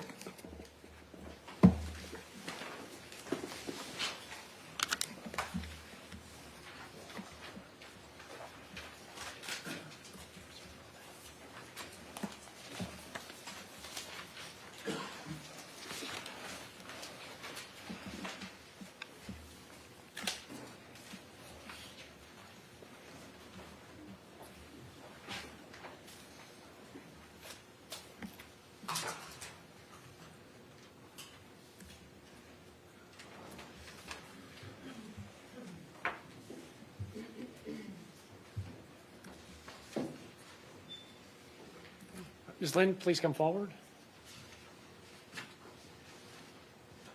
Please face the clerk, raise your right hand. She will administer the oath. Do you swear that the testimony you will give in this matter shall be the truth, the whole truth, and nothing but the truth, so help you God? Yes, I do. Please have a seat in the witness chair.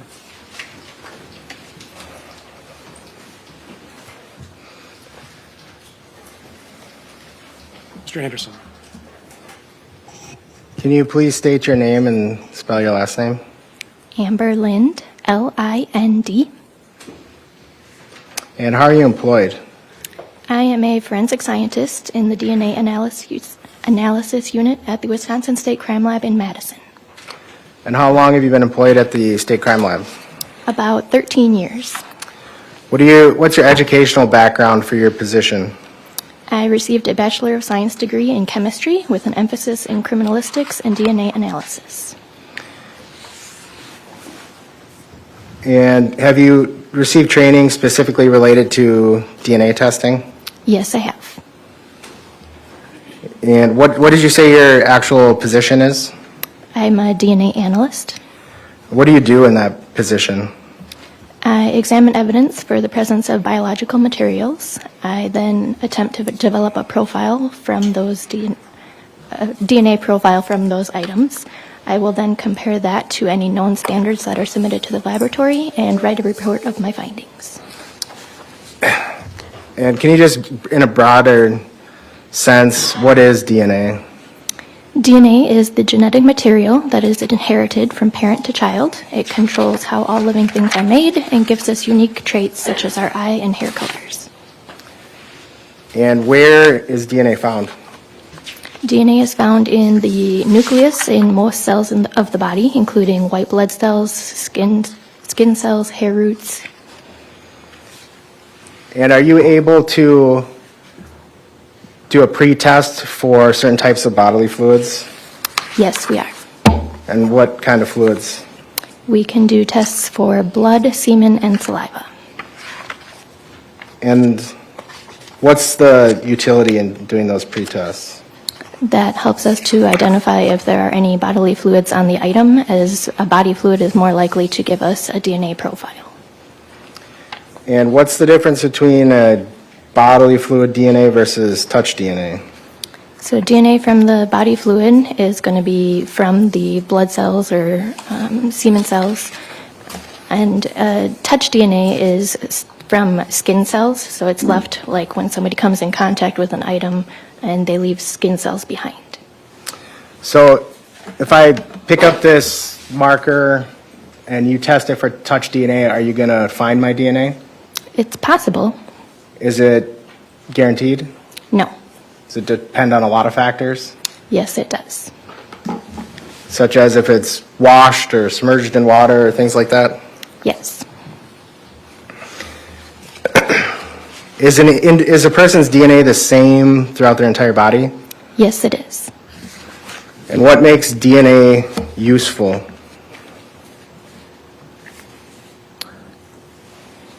Can people share DNA, have the same DNA?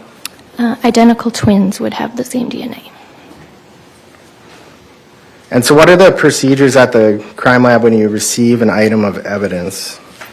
So the item is taken in at the laboratory. One of our evidence technicians will go through the transmittal that's submitted with the items, and they will enter it all into our laboratory information management system. May I approach? Yes. I'm handing you what's been marked as Exhibit 65. Can you identify that?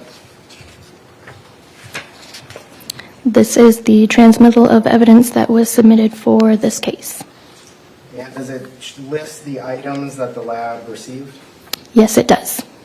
And does it list the agency identifier number? Yes. Does the lab then give it a new identifier number? Yes, we do. And does that document also identify the lab numbers? No, it does not. That's different. Okay. What's on page, and let me ask this. So does this say how the lab received the evidence? No, it does not. Okay. And then Exhibit 66, what's that? This is the laboratory's receipt of evidence. And when is that generated? That is generated when the items of evidence are entered into our lab information system. And is there another receipt generated when the items are returned from the lab to the submitting law enforcement agency? Yes, there is. And just to clarify, 65 is the receipt of evidence for this case, 66 is the one the lab generates. Sorry, 65 the transmittal, 66 the receipt for the lab. Correct.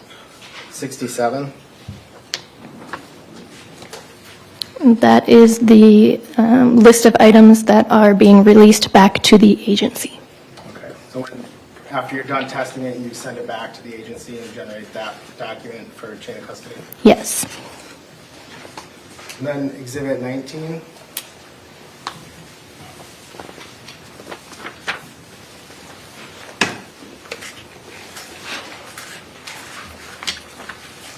That is my report of my lab findings for this case.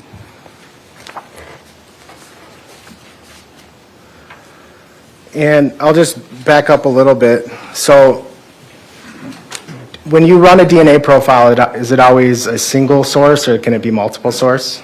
It can be DNA from multiple individuals. And is there a term you use for that? We call that a mixture DNA profile. And how do you determine then if a person's DNA is on a specific item of evidence? We will compare the DNA profile that we obtain from the evidence to a known DNA standard that is submitted to the lab from an individual.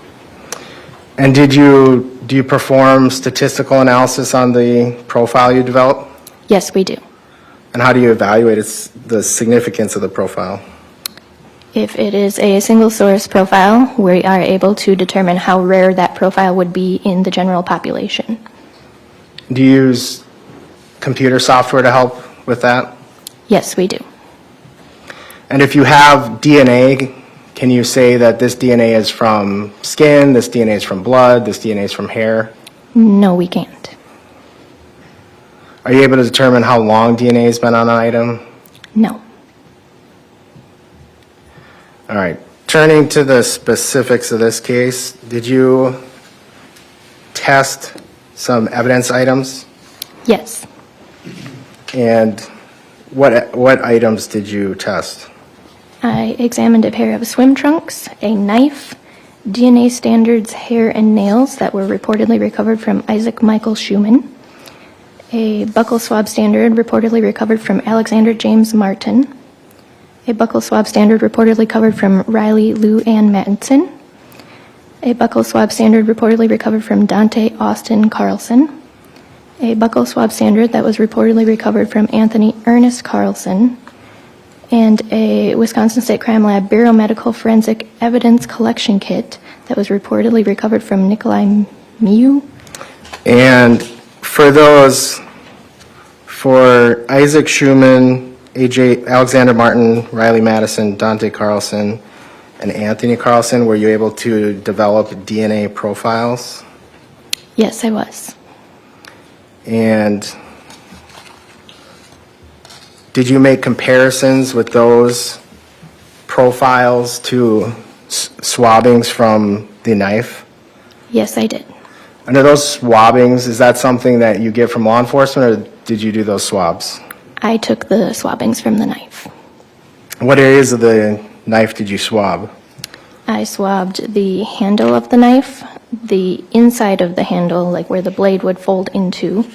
I swabbed a stain that I observed on the blade of the knife, and I also swabbed the remainder of the blade of the knife. And then were you able to develop DNA profiles from those swabbings of the knife? Yes, I was. And were all of them or only some suitable for comparison?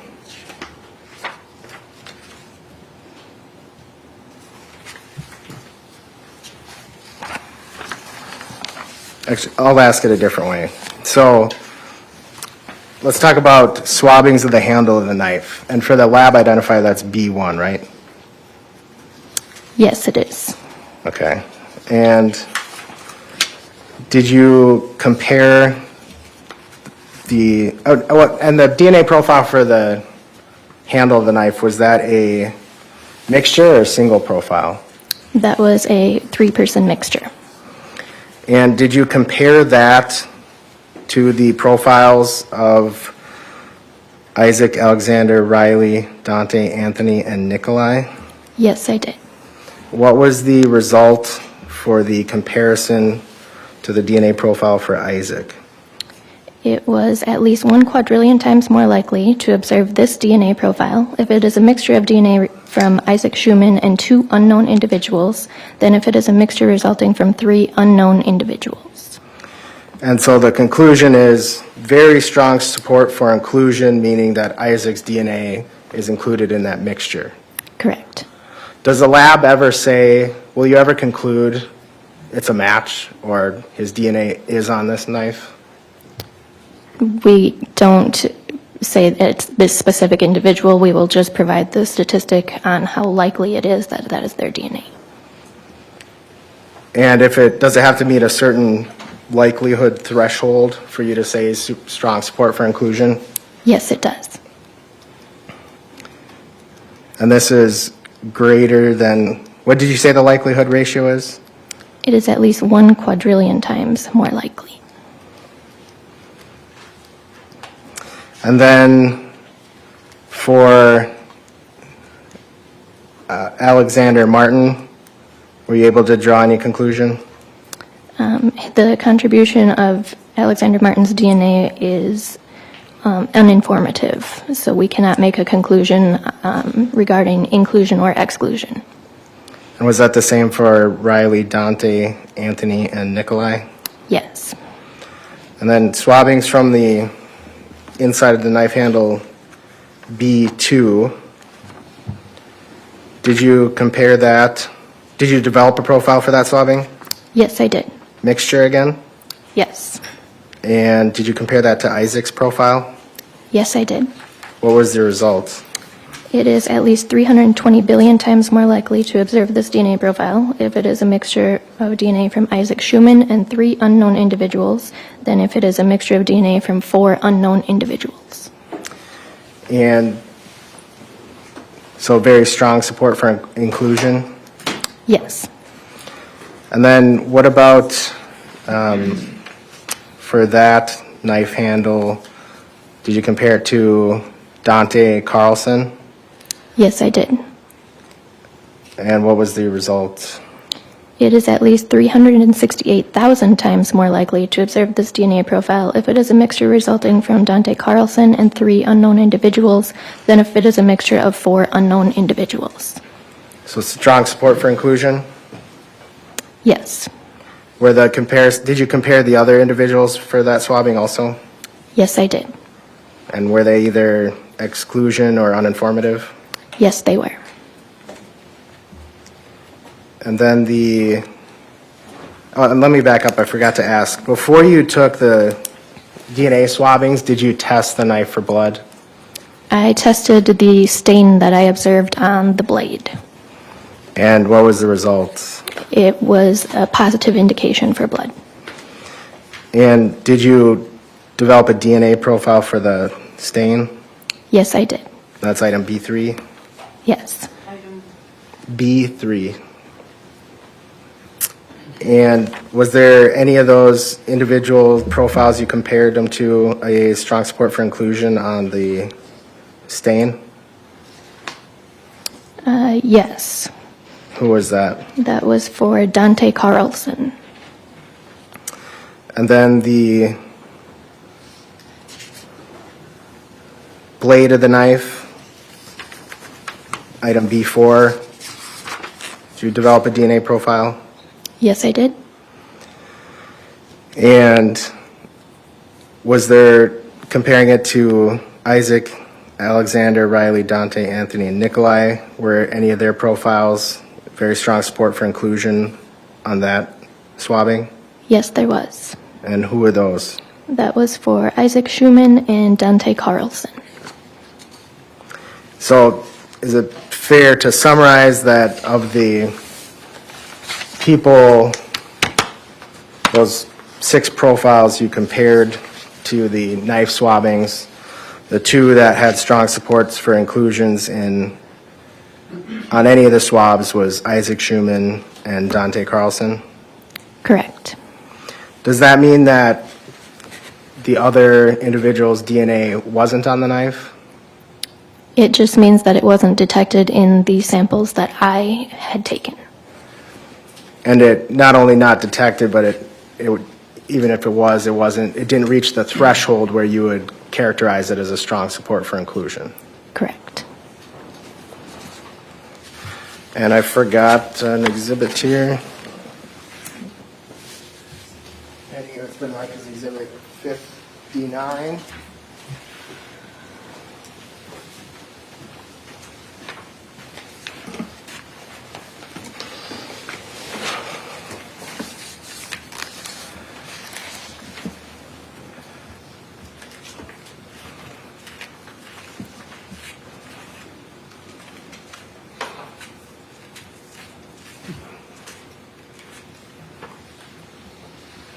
What is that? This is my curriculum vitae. Fair, it just summarizes your experience in education to qualify you for your position? Yes. I don't know if I asked, how long have you been at the lab? About 13 years. Okay.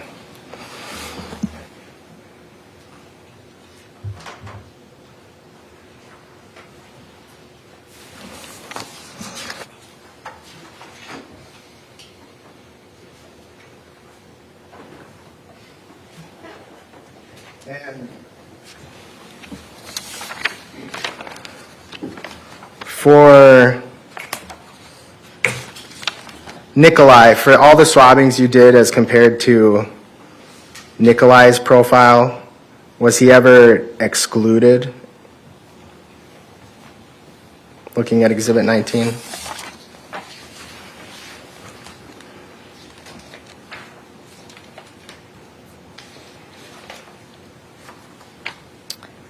He was uninformative for all of the swabbings from the knife. Okay. I don't have anything else. Mr. Trofasi? So, Ms. Lynn, would you agree there's levels, your lab uses levels of support in your determinations, is that right? Correct. So it's very strong, strong, moderate, uninformative, and then it works backwards for exclusion, right? Correct. Okay. And you had mentioned on direct examination there's different types of DNA that you can that you're testing for, meaning there's DNA in blood, there's DNA in semen, and then there's touch DNA. Is that true? Correct. Okay.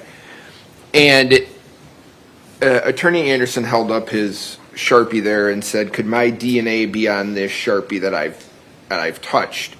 And you said it could be. Is that true? Yes. Okay. Would the more that Attorney Anderson held on to that Sharpie, the more he used it, make it more likely that his touch DNA would be on there? Yes, it would. So if it was something that he used in his daily life and that he carried with him, is that something that would make it more likely you would expect to see either moderate, strong, or very strong support for inclusion if you tested that? Yes, it would. Okay. Now, you tested, I just want to make sure I have it right, you tested the handle of the knife that was provided to you, is that right? Correct. Okay. And your results as it relates to Mr. Mew show uninformative, right? Yes. Okay, and tell me if this is fair. DNA is, I view it more, you might disagree. You see me touching this. If my DNA is not on there, that doesn't mean I didn't touch it, right? Correct. It just means my DNA is not there. That it wasn't detected in our sampling, yes. Okay, but if my DNA is on here, you're comfortable then saying, if there's support for it, that you believe that I've made contact with this, right?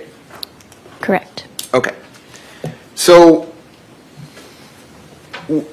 I know you know nothing about this case, presumably, in terms of factually, but there's information that, there's photographs of subject, of Mr. Mew holding that knife. and there's information that it was his personal knife, that he used it and carried it with him. Would that make it more likely then that his DNA profile should show up on the handle of that knife? It would be more probable to find his DNA, yes. Okay. And you also tested, is the inside part of that just what it sounds like? There's two sides to the knife. You view one as the outside and one as the inside? It was like the part where the blade would fold in when the knife was folded up. So the blade folding up would be the inside? It's like the chamber that it folds into. Okay. And you test that.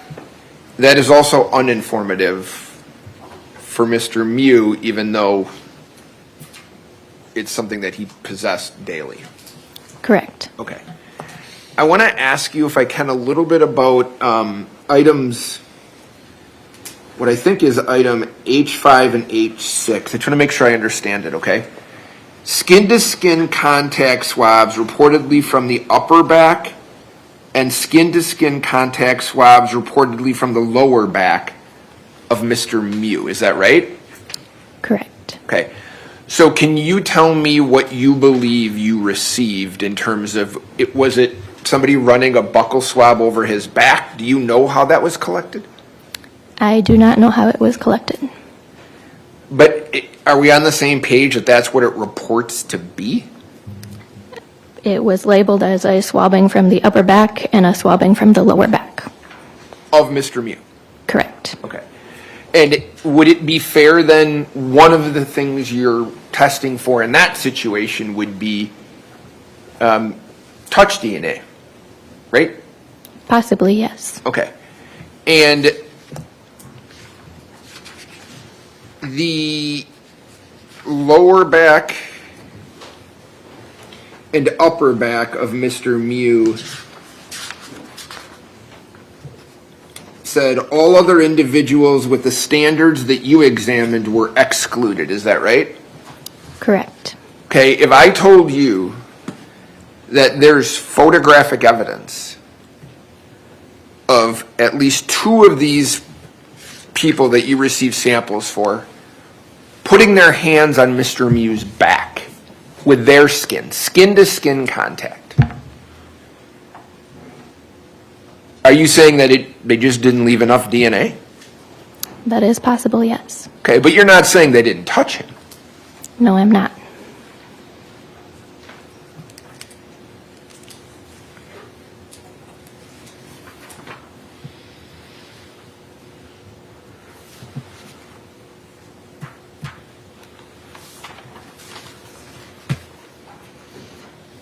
And because, I guess I want to make sure I just have it right. I only have a couple questions left.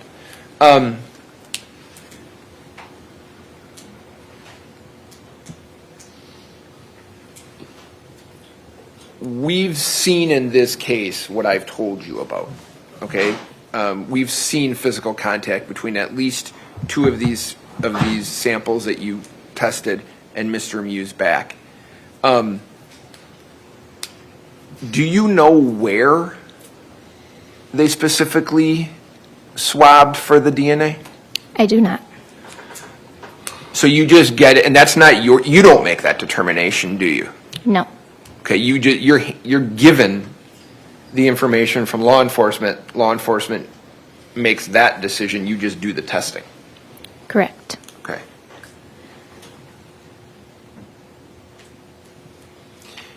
I didn't see, and can you tell me, I didn't see a sample of Mr. Mew's, of a DNA sample from Mr. Mew's throat area. Do you see that? No, I do not.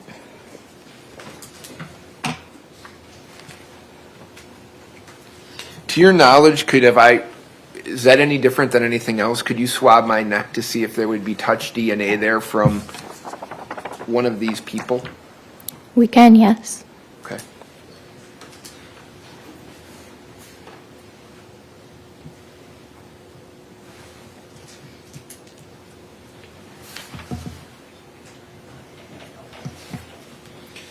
Ms. Lynn, thank you for your time.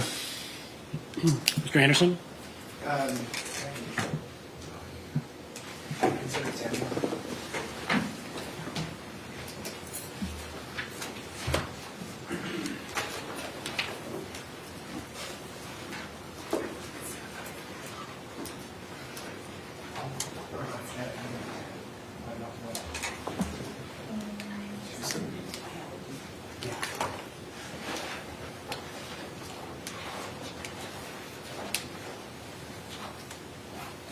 Exhibit 4, sorry. So, first of all, real quick, before I ask you more questions about it, is this the knife you examined? Yes, it is. How do you know that? It has our lab case and item number on it. Okay. So this is what you swabbed yourself? Correct. All the other swabs you got sent from the sheriff's office? The swabs from Mr. Mew, yes. Okay. And actually, I should correct myself because I believe the receipt. Does the receipt actually show how you received the items? They were delivered in person. By who? Sally Standart. Okay. And the questions from defense about there not being any other matches for DNA from the swabs from Nikolai Mew's back, you recall that? Yes. We know somebody touched his back. So is that an example of just not being able to recover DNA? That's possible, yes. Is touch DNA skin cells? Yes. Or I suppose, could it be sweat or something else, or is it just skin cells? The DNA profile would be coming from the skin cells left behind. And so if something washes the skin cells off the surface of whatever you're testing, knife, some other skin, or if there's just not enough of it, you're not able to match is the word probably most people use, but get a strong support for inclusion. If the DNA is washed off, then we would not detect that DNA there. Nothing else. Mr. Prophecy? If I touch another person, the more force I use to touch that person, would it make it more likely that my touch DNA would be left behind? That would be dependent on a lot of factors. Well, if I lay my hand on something for the same amount of time, if I smack my hand on something, is smacking my hand on something more likely to leave touch DNA because of the force that I've used? I don't really know if it would be more likely.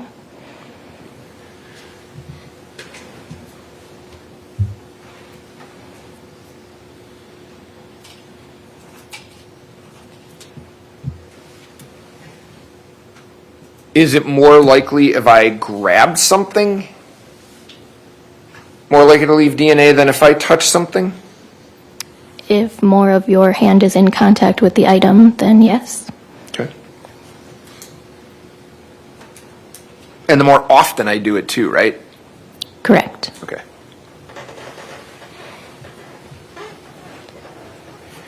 My last one or two questions, ma'am. There was a question about washing DNA off and things like that. Do you have any experience or do you have any knowledge of like the level of effort that has to be used to do that? No, I don't. So you don't know if I drop something in a glass of water, whether or not that's going to remove the DNA that might be on that object versus if I'm, scrubbing it with soap. Do you know the difference? Scrubbing.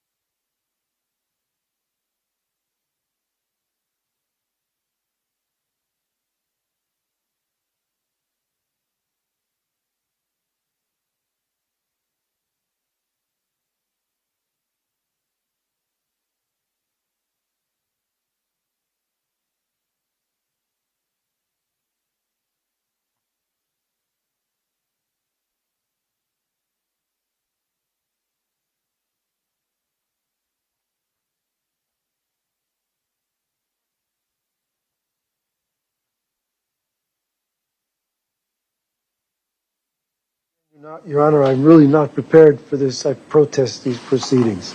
Okay, that's noted. We will bring the jury in when they are ready.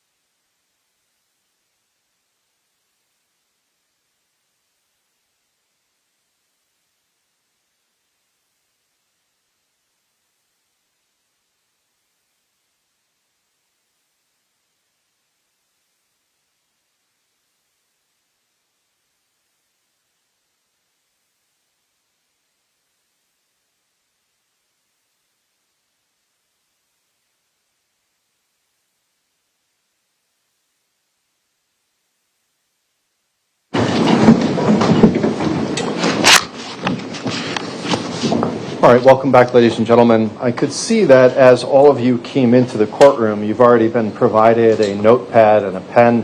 Has anyone checked the pen to make sure it works and writes okay? All right, I see a bunch of nods. Then we are going to get started with the evidentiary portion of the trial. The state may call its first witness. Thank you, Judge. The state calls Glenda Rose.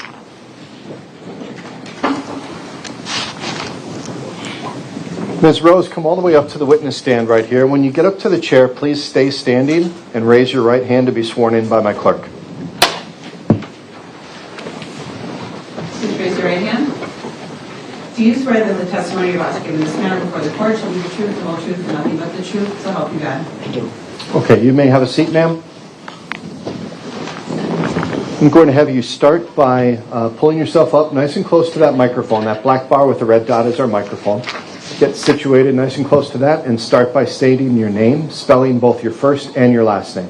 My name is Glenda Rose, Glenda, and the last name is Rose. Attorney Thompson? Thank you. Ms. Rose, where do you currently reside? At 1512 East North Street. Is that located in the city and county of Waukesha, state of Wisconsin? Yes. And how long have you lived at that location? 36 years. Okay. And is that located right at the bottom of the hill here from the courthouse at the intersection of Moreland and North? Correct. And is that an apartment building or a condo building or something else? 16-unit apartment building. Are there any common stairways in this building? Yes. How many? The two side stairways. Okay. And is there a parking structure at all on the property? Underground parking, yes. Does each resident have access to that underground parking structure? Yes. Is each resident assigned or given a parking stall? Yes. In that garage, the underground garage, are there also any storage units associated with each apartment unit's parking stall? Yes. Can you describe for me what those look like? It's a storage bin above where the people park their cars. And is it created out of wooden slats or Yes. something else? Yes, I should have said that. No, that's okay. You can't be expected to read my mind. Now, having lived in this apartment building for 36 years, is it fair to say that you are able to maintain some familiarity with the residents who live there? Yes. And over 36 years, you've seen residents come live there and then subsequently move out. Is that fair to say? Yes. Do you have any particular role or responsibilities at the property at 1512 East North? As things break down, I'm notified, and then I contact Jeff, the owner. So is it fair to say then you're kind of the middle person between the residents and the property owner? Exactly. Okay. Just one moment. Ms. Rose, I know you might be nervous testifying. It's an understatement. Sorry. Just want to make sure that because my court reporter sitting right in front of you has to take down everything that's said, it's important that you wait for the entire question to be asked before you begin your answer. Just that way people aren't talking over each other, okay? Sorry. Thank you. Attorney Thompson, you may continue. Thank you. Is there an official on-site manager position with the apartment building, or is that something you have kind of taken upon yourself over the years to assist with? That's me. And how long have you been in that managerial role? 10 years. Madam Clerk, if you could please put the screen on just in front of the witness for now. And Ms. Rose, while this is loading, I'm showing you a few exhibits and I'm going to go through each one and then I'll have some questions for you about them when we're finished, okay? Yes. Okay. Here's the next one.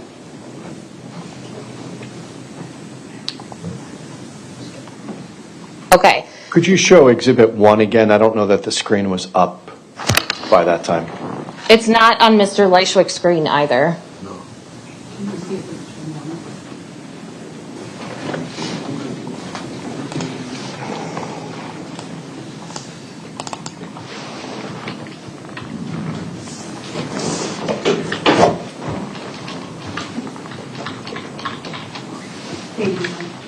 Okay, now I can see it's on Mr. Leishwick's screen at council table. I'll go through them one more time just so everyone can see them.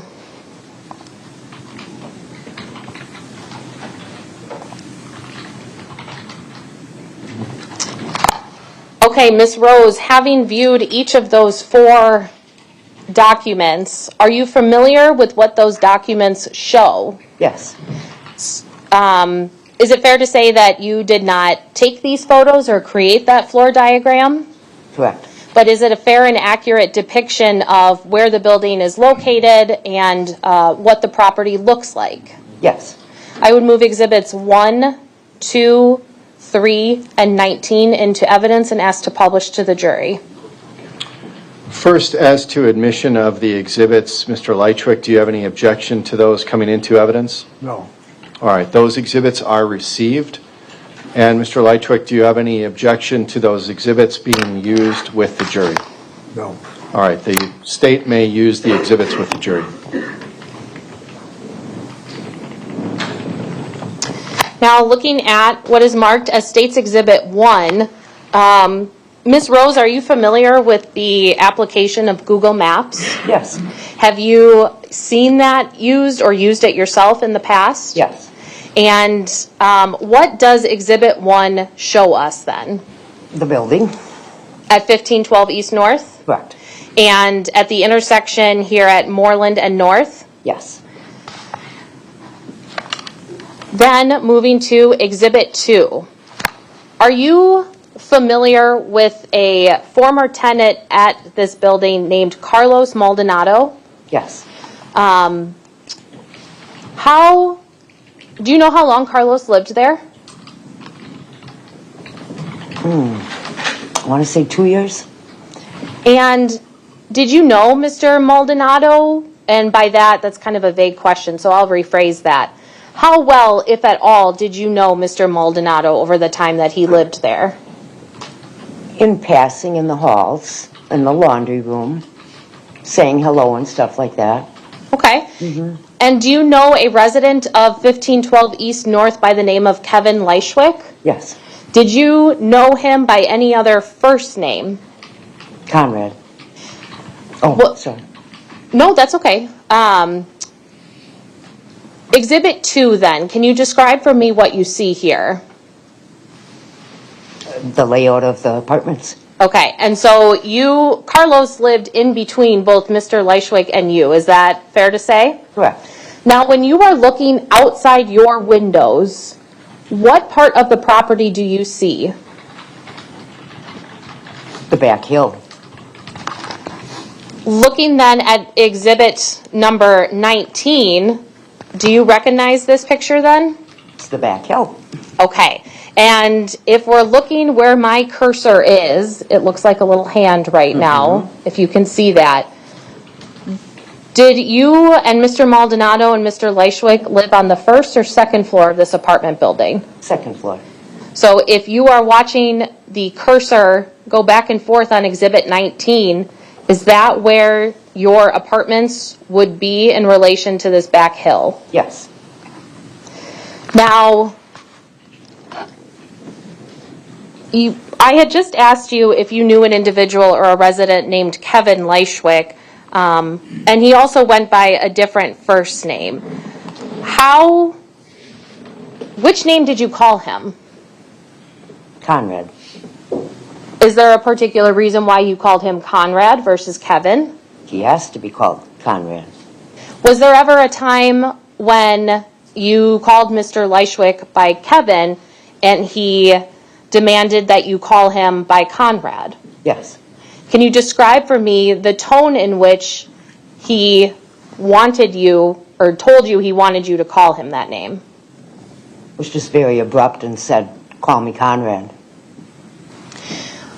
I know you talked about how you were more of acquaintances with Mr. Maldonado and you saw each other in passing and you would say hi. Did you have any kind of relationship with Mr. Leishwick? No. Did you ever say hi to him in the hallways? I would always say hi. Did he ever reply back to you? Sure. Did you ever have conversations or interactions with him in the laundry room like you did with Mr. Maldonado? Not very often. Okay. When you did see Mr. Leischwick in passing, was there ever any thought on your part that he wanted to engage in conversation with you? No. Did you feel ever in passing with him that you wanted to engage in a conversation with him? No. Do you know how long Mr. Leischwick has lived in this apartment building? I think it was 5 years. Going back then to the reason you're here today, and I'd like to direct your attention to October 30th of 2024. On that date, were you at the residence at 1512 East North? Yes. And in the afternoon hours, did you get a phone call that led you to go outside of the building? I did. Can you describe for me what happened when you got that phone call? Nathan called, actually it was Terry, called and said Nathan found a body outside. And from there, what did you do? I went downstairs to go take a look. And when you got outside, did you go through that back stairwell that we talked about, or did you go through the underground garage or something else? The back stairwell. And where did you go from there? Across the parking lot to where Nathan was standing. In looking at exhibit number 1, can you see the driveway off of East North Street leading to your apartment building? Yes. Actually, that screen in front of you is a touch screen. If you wouldn't mind just kind of drawing a line over that driveway for me. That's the driveway. Okay. Now, when you exit out of the stairwell and you go to where you said Nathan was, can you circle for me on exhibit 1 the approximate area in which you saw Nathan?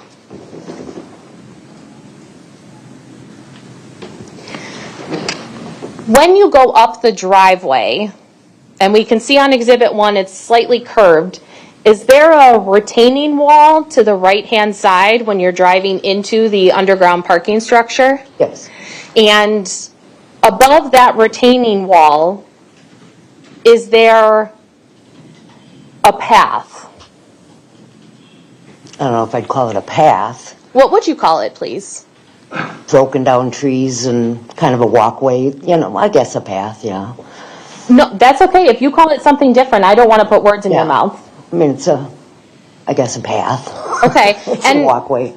And we can see on exhibit 1, this property is surrounded by trees where it's not surrounded by roadways. Is that fair to say? Yes. And those woods, are they thick with vegetation and brush and bushes and trees, or is it more of a stark type of wooded area? Correct, yes. And when you go on top of that hill that we observed in exhibit 3, exhibit 19. Before we change off of exhibit 1, if you don't intend for the witness to make any further markings on it, let's capture that with the witness's markings. She's drawn a green line on the driveway and a green circle to signify where she met up with Nathan. We'll capture this. This will be 1A. Thank you, Judge.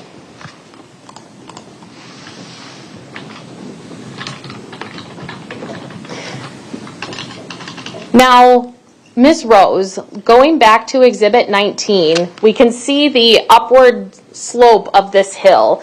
On top of that hill area, is there also still trees and brush and vegetation up there as well? Yes. Is there a slight clearing at the top of that hill where some of the residents might do some gardening? Yes. This back area here in exhibit 19, is that open to all of the residents that live at 1512 East North? Yes. Okay. Now, you come outside, you go to where Nathan is standing, and what do you see? A pile of twigs and a tarp, and then it was opened where I could see a body. Objection. Not not facts of this case. The body was found at the bottom of the hill, not the bottom of the hill, but rather at the end of the driveway. All right, the objection is overruled. The witness can testify about what she saw. If there is additional evidence through another witness, that may be presented as well. But the answer was responsive, so it's overruled. You may continue. Now, Ms. Rose, I'm going to show you what you previously looked at and what has been marked as State's Exhibit number 3. What does Exhibit 3 show? Pretty much what I found. Pretty much what you found, or what you found, or What I something found, else? Yeah. Yeah. One at a time, please. Can you just finish your question? Yes. Exhibit 3, does that show exactly what you found when you walked out of the garage? I'm sorry, the stairwell, or something else? Something else. Okay, then what does Exhibit 3 show? Well, that's not how I saw it at first. How did you see it then? It was opened up. Nathan had opened it up to find a body. Okay. Now, is there, on the opposite side, is that where you saw that it had been opened, or something else? Possibly, yes. Yeah. Okay. Now, when you walked up to it, you said you saw a body. What specifically did you see? I saw the middle of a body and legs and knees and shoes.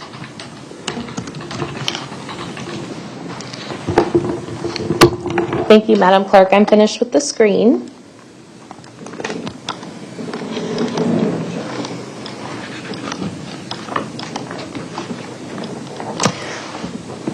You indicated that once you were out there and you saw this pile, you saw what looked like a body.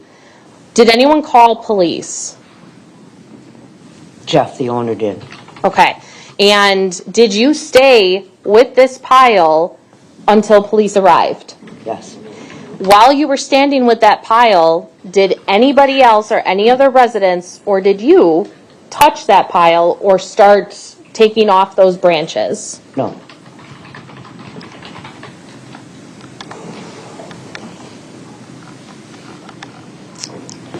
Now, you indicated you were familiar with a resident named Carlos Maldonado, correct? Yes. And with this discovery being on April 30th of 2024, when was the last time you remember seeing Carlos Maldonado? Do you mean October 30th, 2024? I believe you said April 30th. I'm sorry, October 30th of 2024. When was the last time you saw Carlos Maldonado? April 14th. Of 2024? Correct. And since that date then, you had not seen him at all around the property? Not at all. Was that unusual? Yes. What did you see Mr. Maldonado doing on April 14th? He was in the garage cutting up some wood. And then after that date, he just disappeared? Yes. Did you ever have any phone contact with him? I tried. Did he ever answer? No. Was his apartment ever cleared out? Yes, but not for a while. Okay. Now, I'll ask a more specific question then. So, from April 14th to October 30th of 2024, had any of Mr. Maldonado's family members come to the apartment building looking for him? Yes. Did you allow any of his family members into his apartment? Yes. Did you go inside with those family members, or did you stay outside? I went in. And when you went in with the family members, was the apartment still full of items, or was it completely bare? Full. Was one of the family members that you allowed into the apartment Talisa Maldonado? Yes. Had you been sliding Mr. Maldonado's mail under the door or anything, or Yes. you had been? Okay. That was a yes? Yes. Thank you. Sorry. Miss Rose, you indicated that you saw Mr. Maldonado cutting wood the morning of April 14th, correct? Yes. Was there a mess of sawdust left behind in that area? Yes. Did you clean that up? Yes. Do you know about how long after April 14th you realized that pile was still there and you took it upon yourself to clean it up? A couple weeks.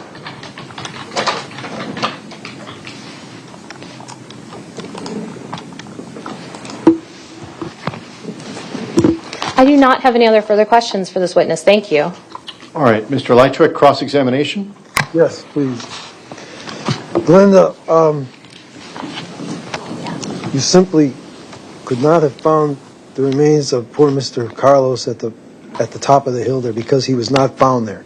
He was found at the bottom of the driveway. Mr. Lightwick, you have to, hang on, everyone. Mr. Lightwick, you have to ask a question, okay? So you can ask her to confirm her statement about where she found the body, but this is not a time to testify about what you think the other facts are.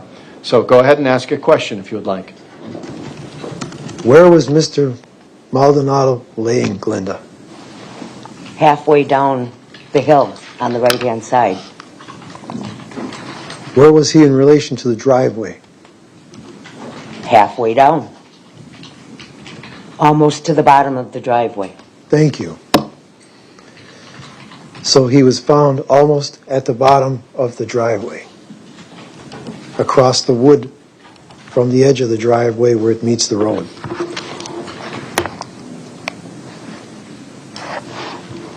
Is that correct? Asking The me? entrance of the driveway where it meets the road, Glenda. It was not close to the road. I mean, not as close to the road as what you're saying. In the middle of the hill, if you halfway down.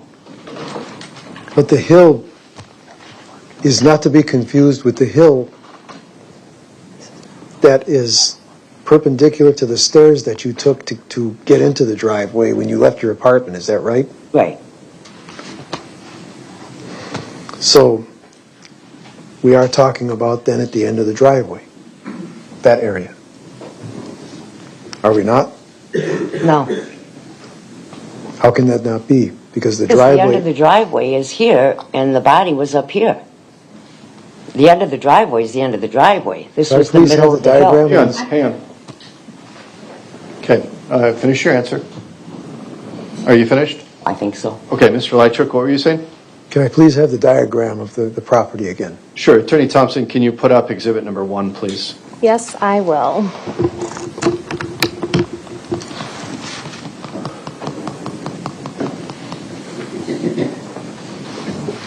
Now, Glenda, I want you to take a look, please. If you look where East North Street begins and the driveway ends, Mr. Maldonado was found not too far up in the area, still at the edge of the driveway. Not too far from the edge of the driveway, I would say. He wasn't found up on the hill that you could see from your window. Mr. Lightwick, again, I remind you on cross-examination, you need to ask the witness questions, not testify on your own. I'm asking you, Glenda, was Mr. Maldonado found more towards the edge of the driveway there than where you could see out of your window at that other hill near the cement stairs that go up the other staircase, the north staircase that is on the other side of our building there, the one that you came down to meet Nathan? I didn't get the question. Okay, hang on. You can repeat the question. Just try to ask simple questions, Mr. Lightwick. Straightforward questions. I'm trying, Your Honor. Glenda, Mr. Maldonado was not found within eyesight of your apartment window. Is that correct? Correct. So, if we go back down to the end of the driveway, he was found closer to that area than he was to the top of the hill that you can see from your apartment window. Is that correct? Correct. Thank you. I have no further questions of this witness. Thank you. Any redirect? No. All right, Ms. Rose, you are excused. Thank you. You may step down. The state calls specialist Nichelle Nelson.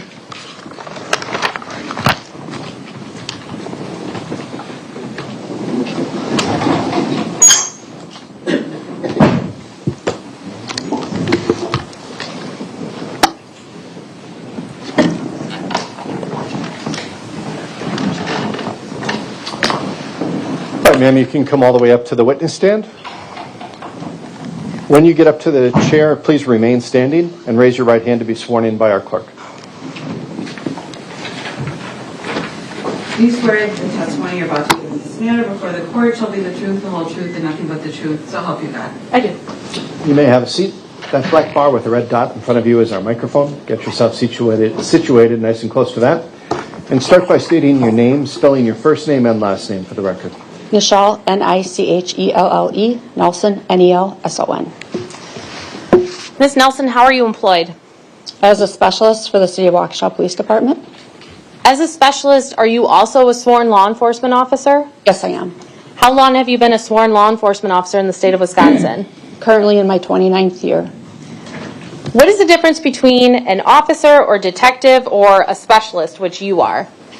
It's a promotional process from an officer to a specialist. And do you have a specific role as a specialist in the City of Waukesha Police Department? Currently, I'm assigned to the forensic unit. And what is the forensic unit responsible for? Currently assigned to process crime scenes, in charge of our property room, fingerprints, and making sure things get sent to the criminal bureau for identification purposes.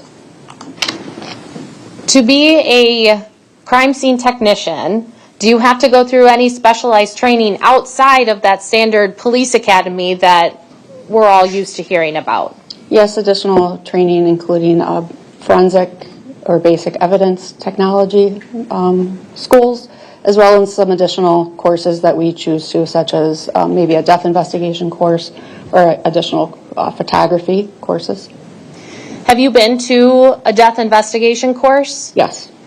More than one? I just believe I took one course. Okay. And as a crime scene technician, do you have to do any kind of continuing education?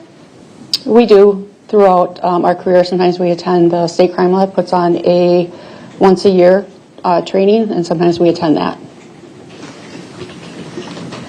The death investigation training that you just spoke about, is it specifically focused on homicide investigations or something more? It's a variety of death investigations, so not just homicide. Okay. Now, do you have another specialty within the City of Waukesha Police Department? I also have a canine. He's an electronic search detection canine. And what's his name? His name is Canine Riker. When it comes to crime scene investigations, is it fair to say that each person or each law enforcement officer that responds to the scene has a specific duty or role assigned to them? Yes, but I would also say that we also work in collaboration with each other. Okay.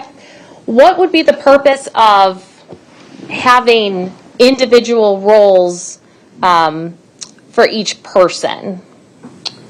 We're able to divide up tasks and get things done more efficiently. When you arrive at a scene, and let's specifically focus on a death investigation, what is one of the first things that law enforcement will do in terms of protecting the integrity of that scene? First thing we would do is we would like to make sure the scene is secure. make sure that nobody outside of law enforcement comes into that scene. Is that generally where we see that yellow crime scene tape around the area of the investigation? Correct. And then to take it one step further, we also have red tape that sometimes breaks it down even to a smaller area. Is there an officer who is assigned to keep a log of everyone that goes in and out of a crime scene? Yes. Are there times where, as a crime scene technician responding to a death investigation, you may not know if the death is suspicious or not at that time? Yes. When you are responding to the scene as a crime scene technician, and let's say your role is to take photos of the scene, is there a methodical way in which you do that, or do you just randomly walk around and take pictures? I generally start large and work small. And why do we do that? So that you can generally gather what you're focusing on so that you can see the overall photos of what you're taking that picture of, and then generally then you can focus in on exactly what you're looking at. Okay. And what is the importance of taking photographs at a crime scene? Once we leave, we can never get that crime scene back. So we have to see the crime scene as it was when we get there. If you are searching, let's say, a vehicle as part of your training experience as a crime scene technician, do you just start opening doors and taking things out, or is there a different way in which you do that? No, we would also photograph that vehicle prior to doing any search of that vehicle. As a crime scene technician, are you ever responsible for, once photos are taken of an item on scene, placing that item into police property or inventory? Yes. And is there a particular way you are trained in taking items from a crime scene and placing it on property inventory? Depending on what type of item it may be, it would go into paper or plastic. Those items would stay in my care or possession until I would place those items onto our property management system, which is Phoenix Property. And when I say placing an item onto police property, is it just a big property room, or can you describe for me what that is? So our logging system is that I would actually take it back to the police department. It may require additional photographs of that item close up. It then would be packaged. We then create a report, and from that report, a label gets generated and placed onto that individual item. Does the property room at your police department at the city of Waukesha, does that allow everybody inside, or are there only particular people that have access to that room at any given time? It has restricted access. Myself, my two partners that I work with, our clerk and our two computer forensic also have access to it, as well as our boss. When we're talking about items located at a crime scene, do you know right away if that item has evidentiary value? Not necessarily. Are there times where you seize items that you might want swabs taken from? Yes. And when I say swabs, what would be the purpose of swabbing an item? For DNA. And are there ever times where you take items where you might want to process that item for fingerprint analysis? Yes. When you are taking these items and when you're processing a scene, are you wearing gloves? Yes. Is there any other protective gear of that nature that you wear on scenes, or does that depend on the scene? It depends on the scene. When you are photographing a scene, are there department-issued cameras that you use? Yes, we each have our own department-issued camera. And is there a particular way that you label each photo that you take from a scene? Yes. How do you do that? Mine have my initials of NMN, and then they're labeled sequentially. Every time you finish at a scene and you go back to the police department with any property that you may have packaged, do you empty that SD card on the camera, or is it just there could be multiple scenes on a camera at once? That would be uploaded. I save it on my computer. I upload it into evidence.com, our retention system for digital evidence. Once I know that they have all been uploaded, I then format that SD card. What do you mean by format that SD card? It would erase all the images from that particular scene, and then it would start back when I go take photos the next time at 001. Okay, so you're not going to run into a situation where you have photos from two different scenes mixed into one? No. I'd like to direct your attention, please, to October 30th of 2024. On that date, were you already on duty? I was. And were you called to a scene at 1512 East North Street? I was. What was the reason for that call? We got a call that there was possibly a body. A body? In a tarp. Okay. Sorry, go ahead and finish. Okay. Under some brush. Now, when you arrive on scene, do you immediately go to that area? We didn't initially approach it. We saw it from a distance.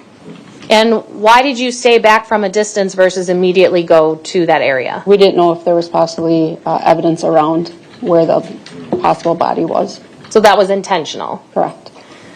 Once you arrive on scene, what is the first thing that you do? I spoke to one of the detectives that was there, Detective Condon, advised him that I was going to start taking photographs of the scene. And at this point, did you know what kind of death investigation this was? I did not. We've talked about the purpose of taking photos and preserving the scene the way in which it presents itself to law enforcement at that time. Where did you start taking photos on this property? I don't recall if I went to the top of the hill to start or if I started down in the parking lot. Okay. And can you, when you start taking these photos then, do you kind of follow a path through the property so you can almost follow it through your photos? Yes. And you start with the overview of the property, is that correct? Yes. And then do you make your way back to this pile where the body was reported to have been found? Correct.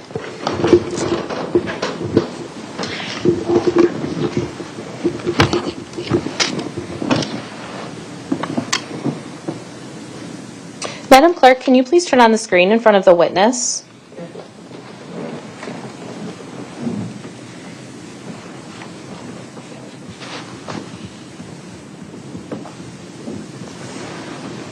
Okay. Specialist Nelson, I am showing you a 52-page PDF packet that contains exhibits 3 through 54. Had you reviewed the photos you took of the scene at 1512 East North prior to your testimony today? I did. And were they a fair and accurate depiction of the photos that you took on October 30th of 2024? They are. I would move exhibits, well, number 3 has already been admitted, so I would move exhibits 4 through 54 into evidence, and 19 has also already been admitted. Attorney Thompson, could you just slowly page through those exhibits, please? Yes, starting with exhibit 3. Go ahead. You can do it. I shouldn't have said slowly. You can moderately scroll through the pictures, please.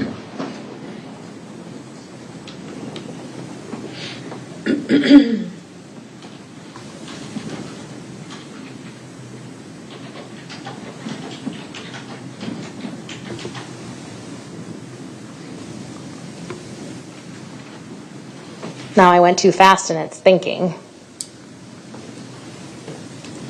That's fine. You can let it catch up. I think 25 was the last one that was really buffering.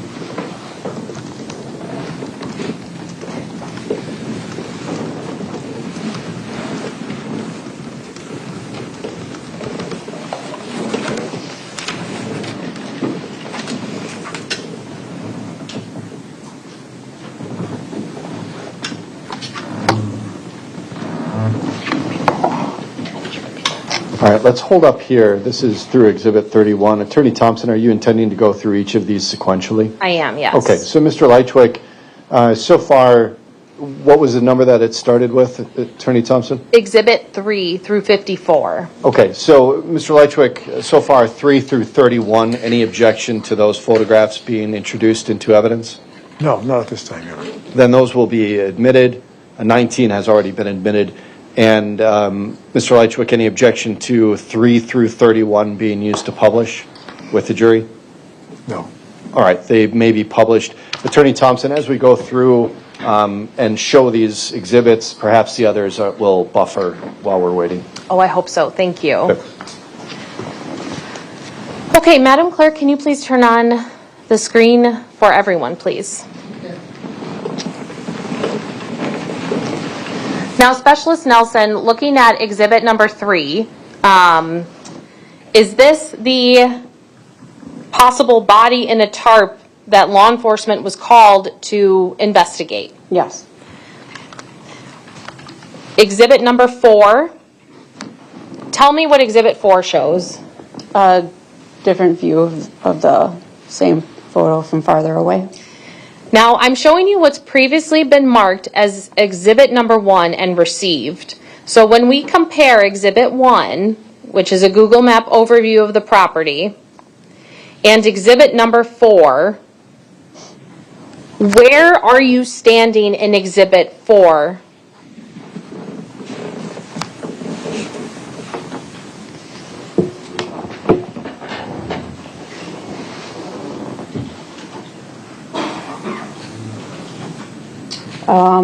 Can you show me exhibit number 4 again? Yes.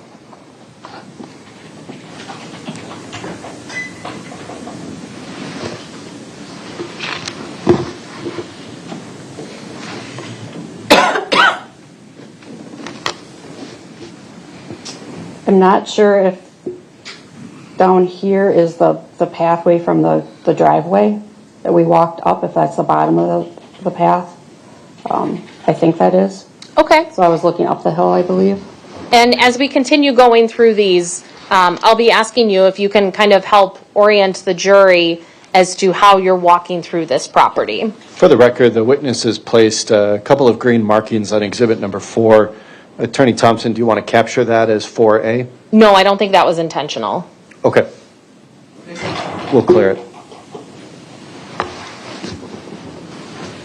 Moving on then to exhibit 5, are we starting to get closer to the pile of the branches and the tarp? Yes. Okay. Now, exhibit 6, obviously we don't see the blue tarp anymore, so have you switched your positioning as it relates to this pile of sticks? Yes. At this point, are we continuing to go further away from the driveway to the top of a hill area in the back of the building? That would be correct. Exhibit number 7, what are we looking at here? More towards I'd be facing towards North Street. So once again, I'm at the top of the hill looking down. Okay, and up here where my cursor is towards the top and middle of exhibit number 7, is this the driveway of the apartment building? Correct. And is that maybe one of your detectives right there speaking with someone? Yes. Okay, now moving on to exhibit number 8, what are we seeing here? Another view of the pile. And why are you taking so many photos of the pile? Just to get different angles and just in case I didn't capture something in one of my other photographs. Moving on to exhibit number 9. What is this? I went around the back side of the pile looking more now towards kind of like the garage of the apartment building. Okay, and these wooden planks here, if you're following my cursor to the top left of exhibit number 9, is that kind of like a retaining wall? Yes. Moving on to exhibit number 10, where are we now on the property? They had like a garden area near the top of the complex, and there was different piles of debris and branches up there, so I went up there and photographed that area as well. Were there any other tarps or bodies under these sticks? Did not locate any. Okay. Exhibit number 11, what is this? More of the debris piles near the garden area. Exhibit number 12? More debris in the garden area. Exhibit 13 then, what is this? The garden area. Is this a pretty wide area at the top of the hill? It is. Where are you in this angle of exhibit number 14?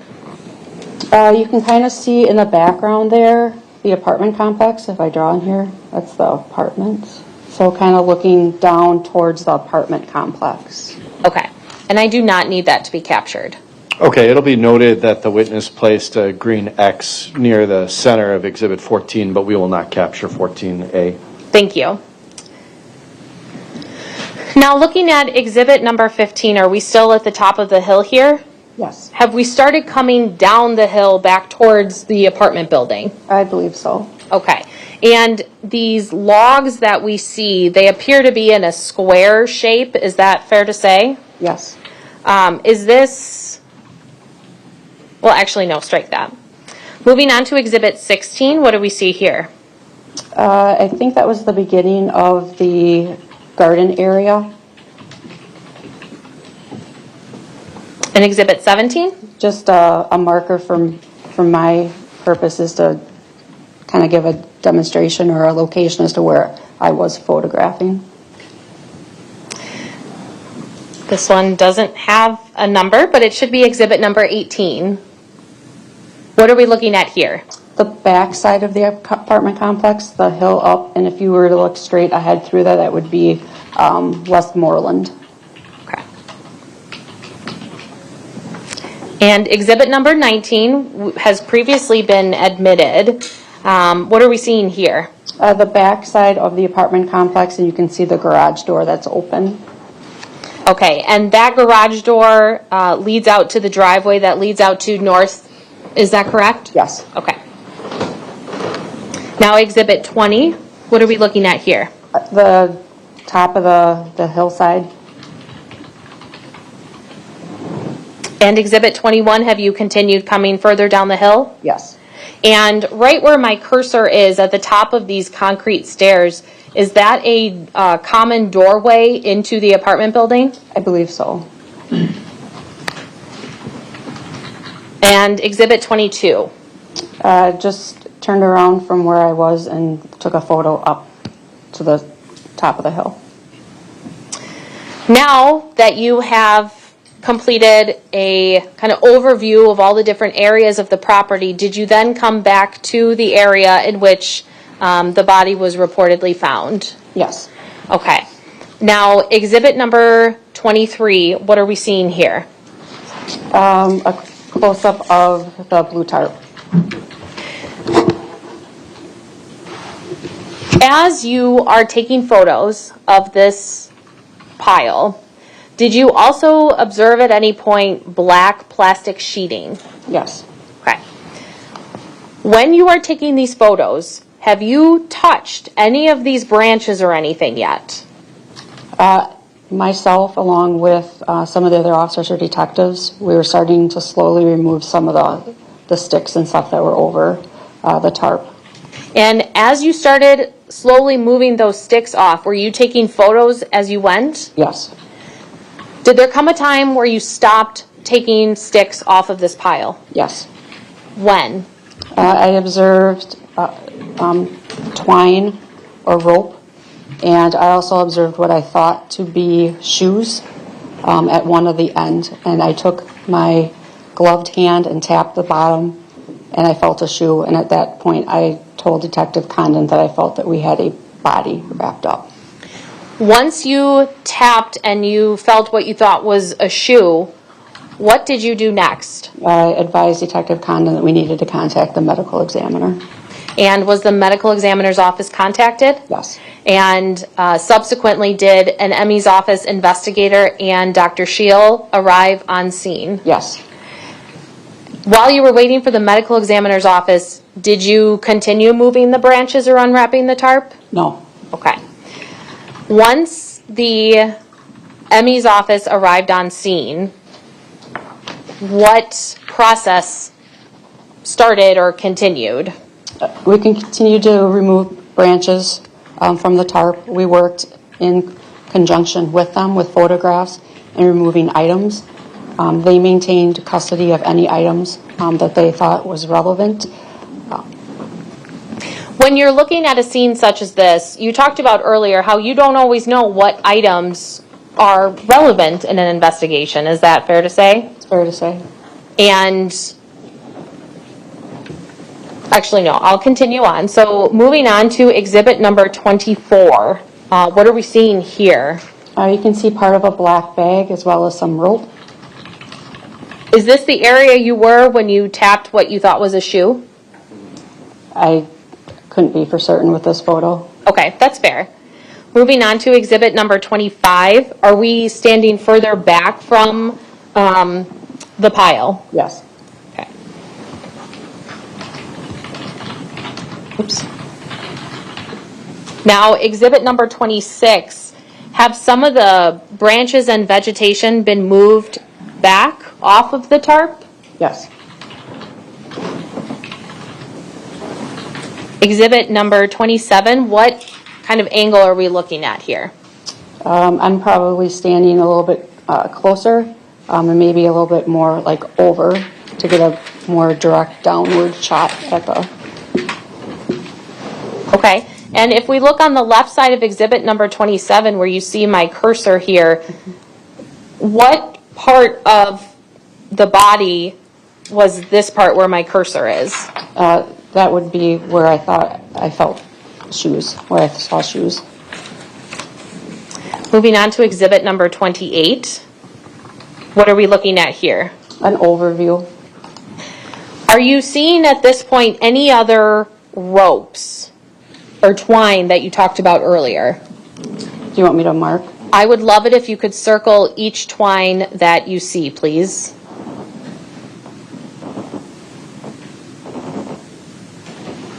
Your Honor, I would ask that this be screen captured and marked as Exhibit 28A.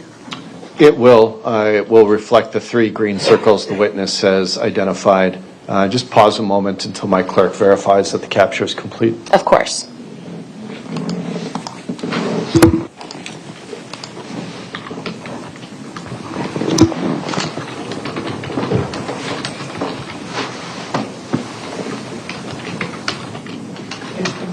All right, you may proceed. Thank you.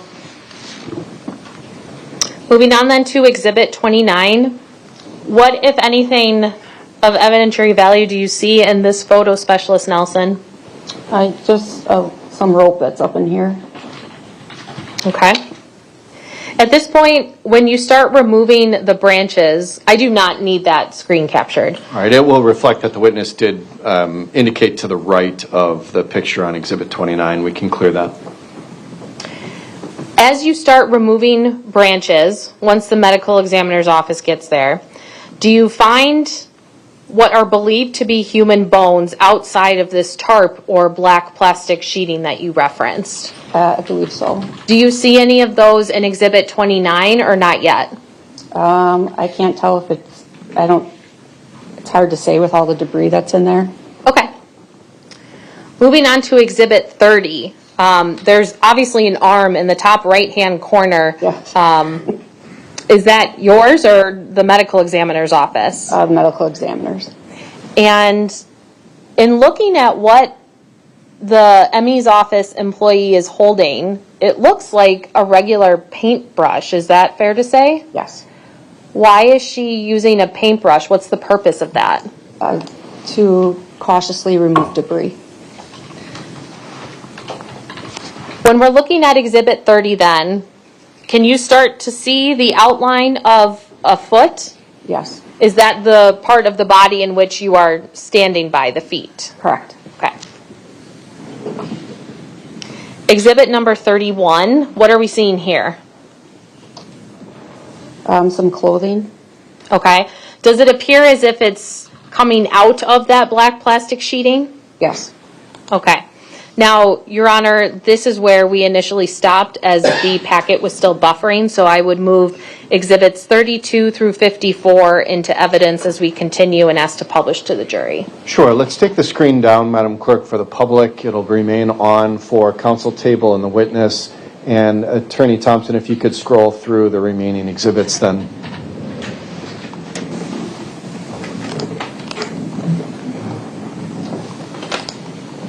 This is going much faster.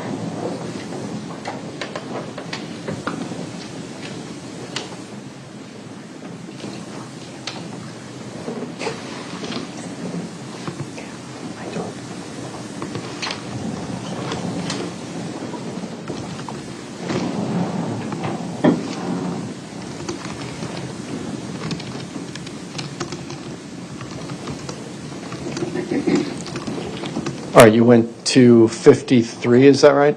That one was 52. This is 53. And this is as far as you're asking to go? No, I still have 54. Oh, I'm sorry. That's okay.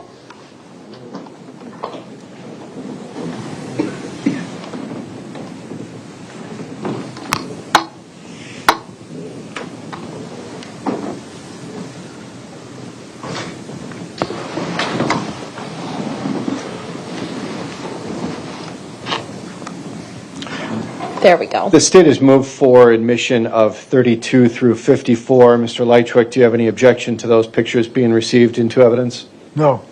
They will be received. And any objection to publication of those exhibits with the jury, Mr. Leitchwick? No. Then they will be able to be used with the jury.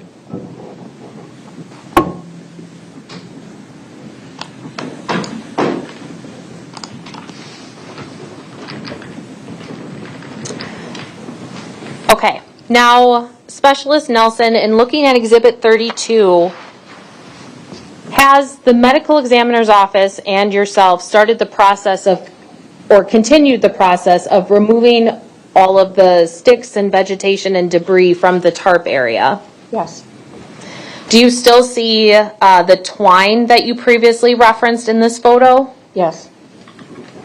Why not just scoop up all of the vegetation and put it in a bag so you can get to the tarp and the plastic sheeting quicker? Because there could be other evidence that we would miss in doing so.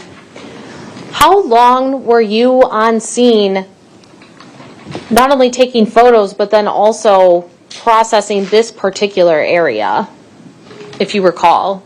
There was hours.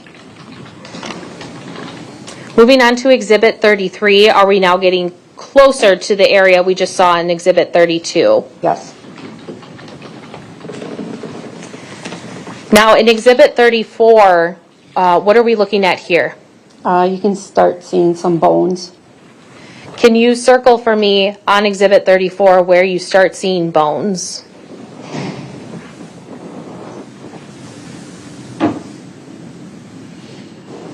I would ask this be screen captured and marked as Exhibit 34A, please. It will.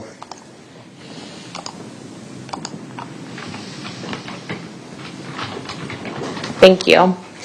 Now, when we were just talking about how you can't just scoop everything up because you might miss something, based on where these bones were, would they have possibly been in that big vegetation scoop that I just referenced?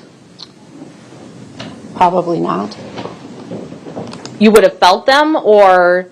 We may have missed them. Okay. Now moving on to Exhibit 35, what are you focusing on with this picture here? The twine and the knot. Do you recall which section of the body this particular piece of twine was from? I do not. Okay. Exhibit 36? The knot. Okay. Now, did there come a time at the medical examiner's office where the twine was removed from the tarp and the plastic sheeting? Yes. And was the twine cut at all? I don't recall if they did. If they did, the medical examiner's office did that. Okay.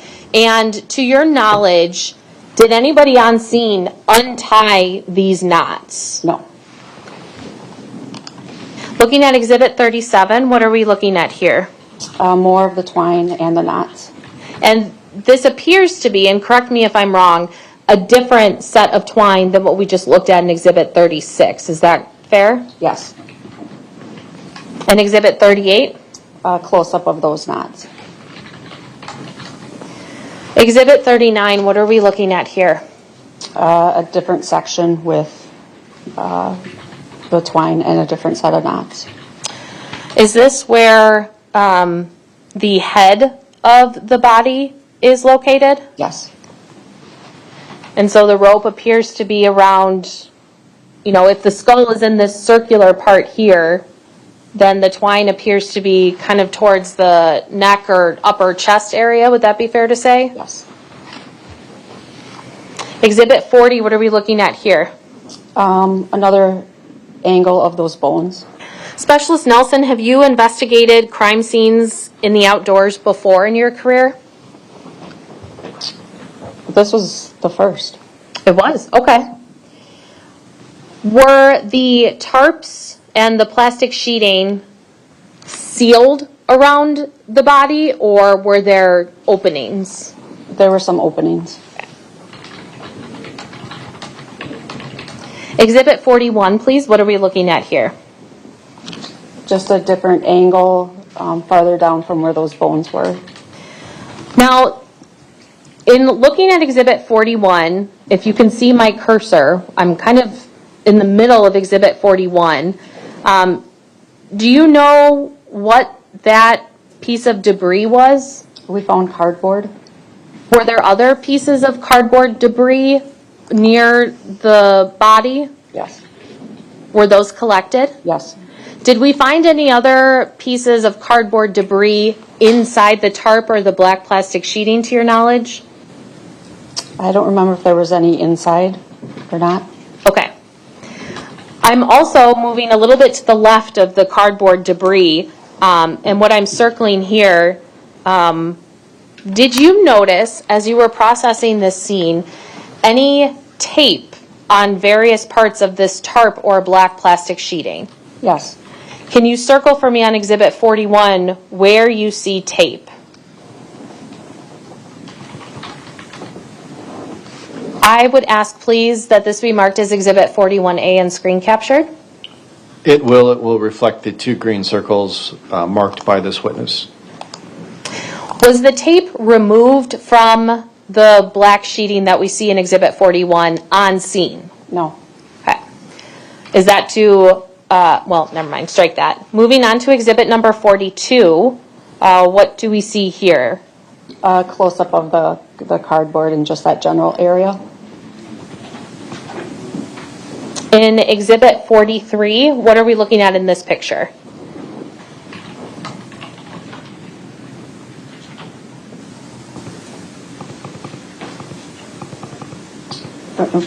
That was some glass. I know we had found glass that night, and that could be a close-up of the glass we found. Okay. Is this still, I mean, do we even see someone's gloved hand in the top right corner of Exhibit 43? Yes. So this is still the area right next to the body? Yes. Okay. Exhibit number 44. What are we looking at here? Another angle of the bones. Do you also see the twine in this photograph? Yes. Exhibit number 45. What are we seeing here? More of the bones uncovered. Okay.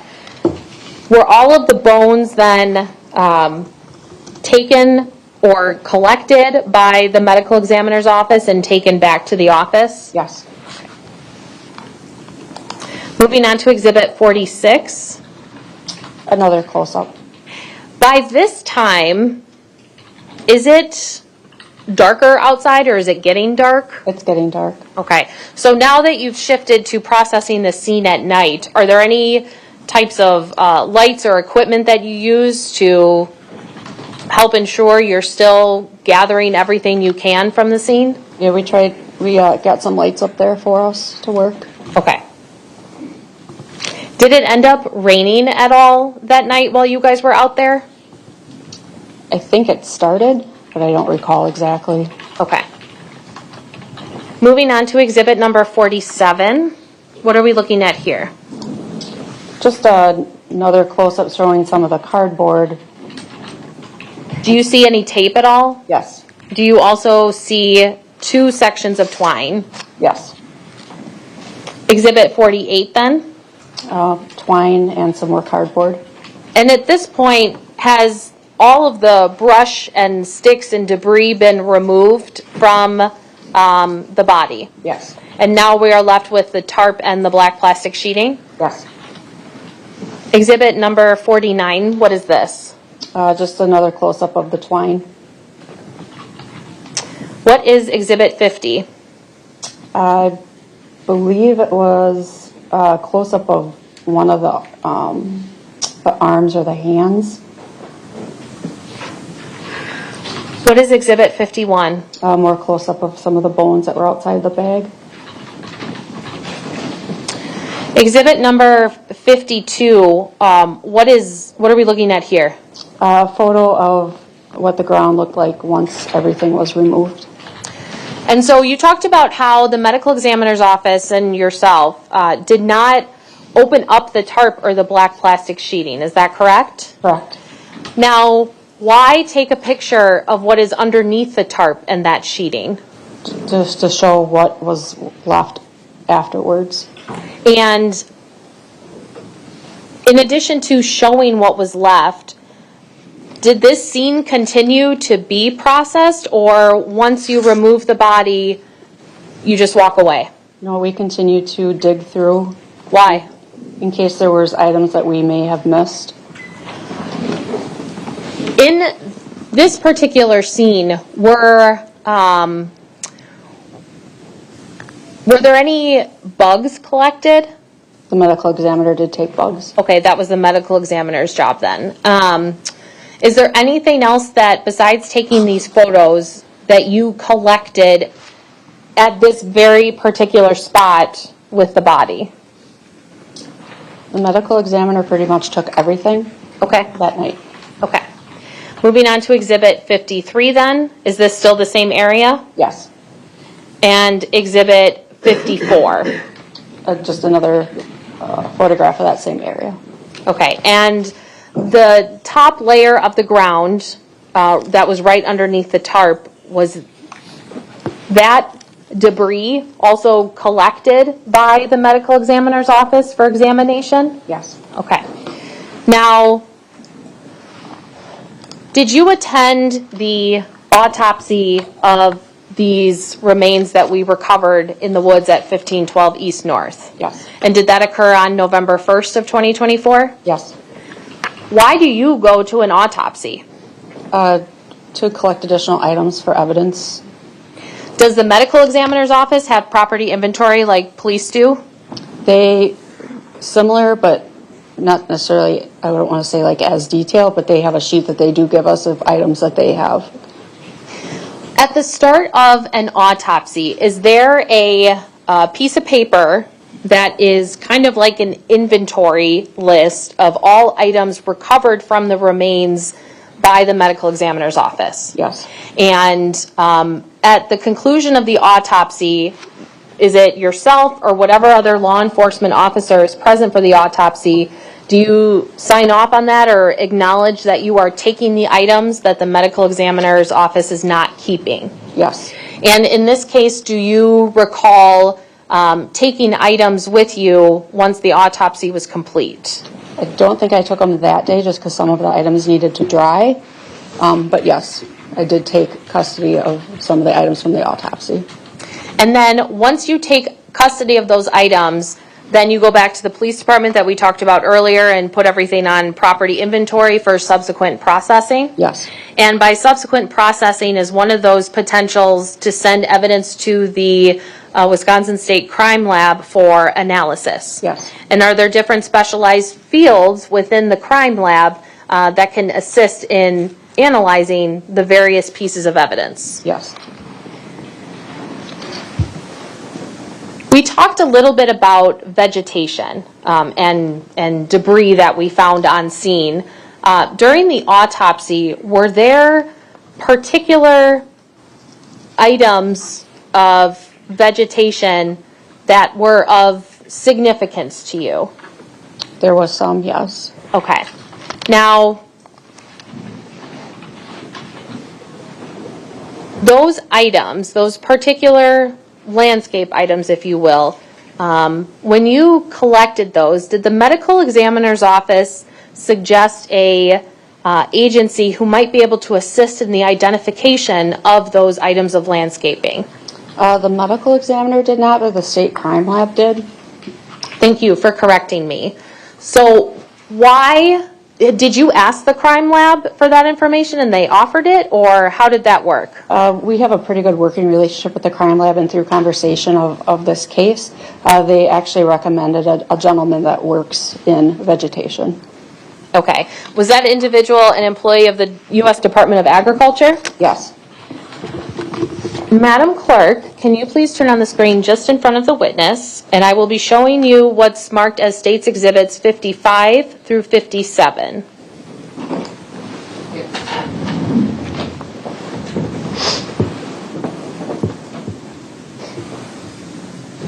Okay.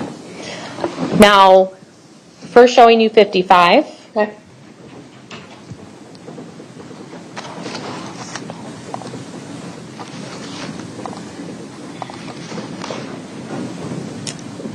And 56 and 57. Did you take these photographs? I did.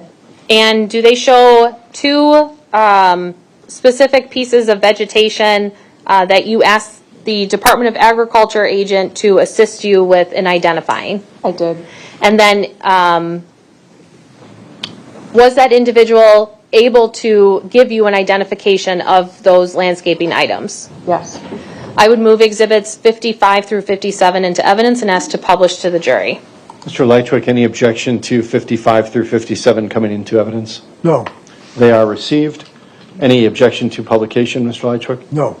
And they may be used with the jury.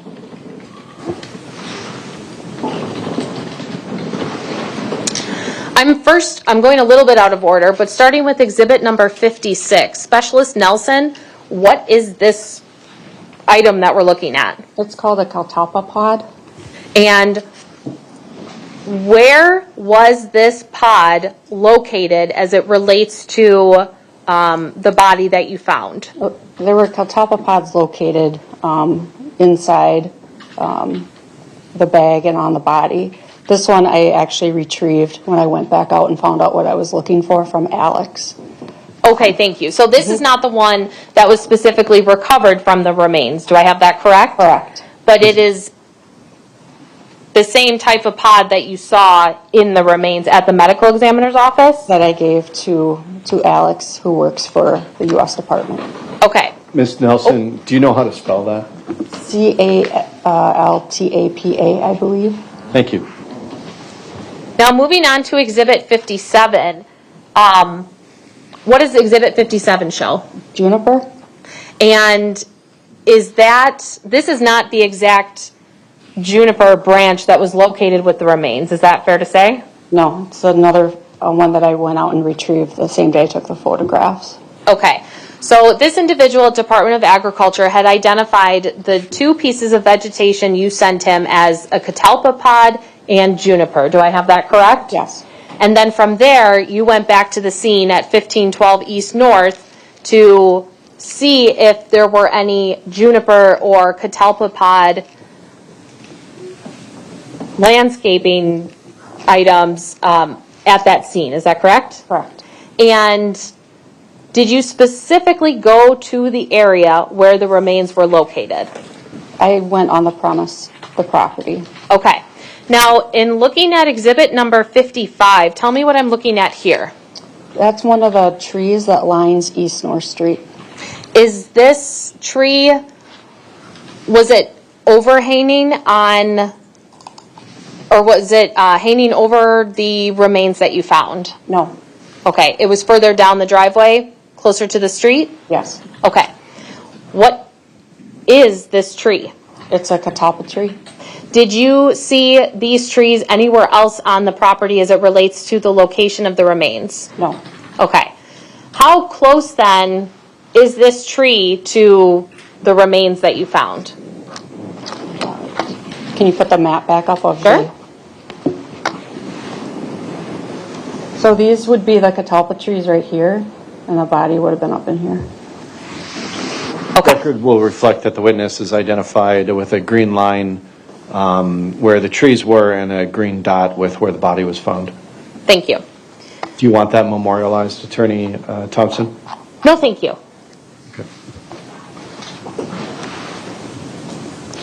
Okay, then.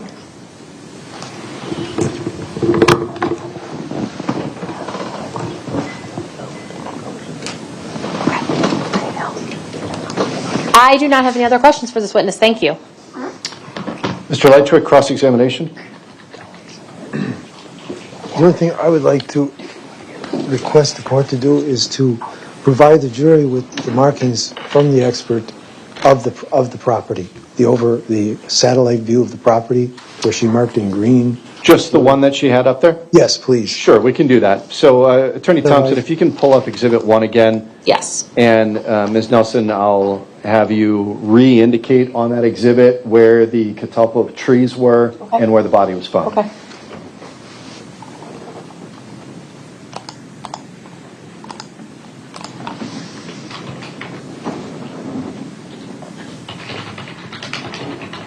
Catalpa, and the body was sitting here. All right, she did place the same type of markings on there, so we will memorialize this as Exhibit 1B.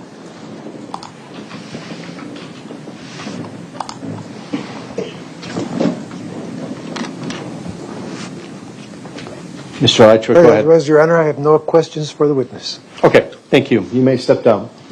Ladies and gentlemen, why don't we take a break at this time? We've been going at it here for a little bit. We'll take about a 10-minute break for you to use the facilities and take a stretch, and we'll convene when you're ready. All right, for the jury.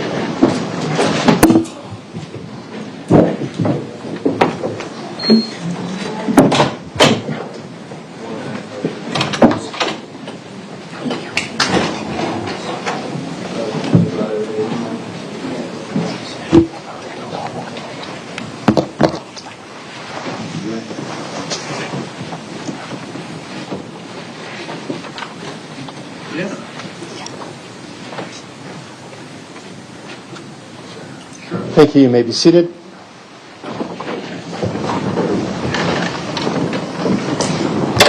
We are outside the presence of the jury. Anything we need to address before we break, Attorney Thompson? No. Actually, yes, my next witness is Talisa Maldonado, and I would like to address, please, my request to not have her testimony recorded. Sure. The court heard this pretrial and is granting the state's request. The court will supplement its media order to specifically address the next witness because the next witness is a representative of the victim in addition to being a witness.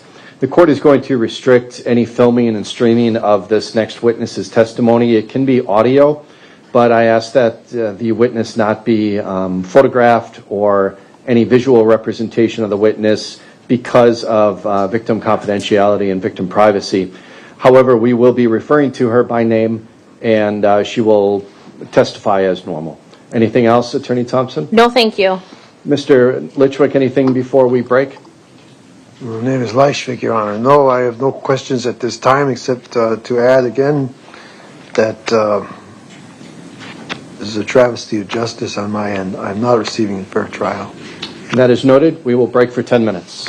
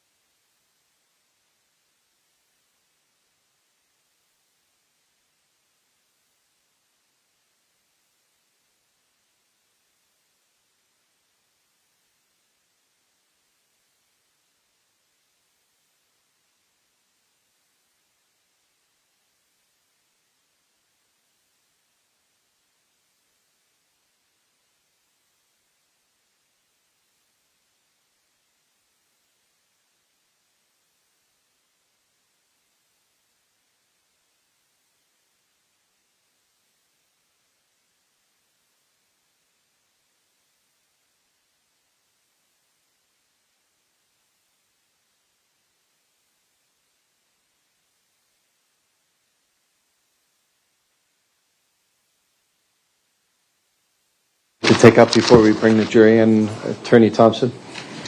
No, thank you. Mr. Leichwick?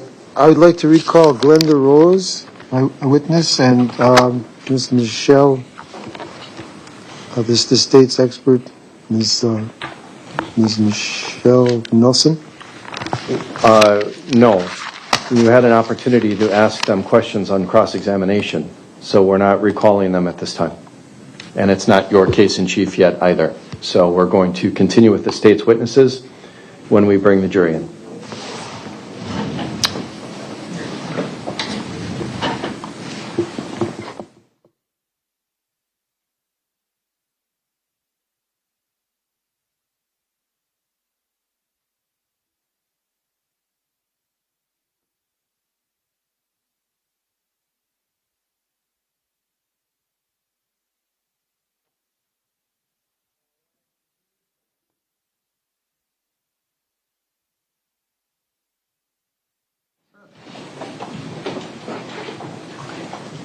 I'm number 5. Here, where's I've got my notebook.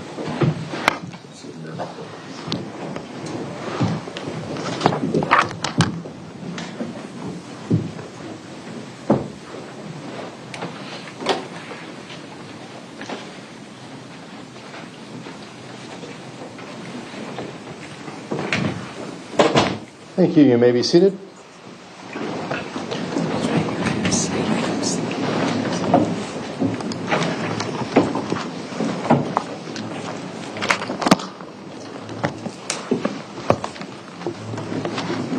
The state may call its next witness. Thank you. The state calls Talisa Maldonado.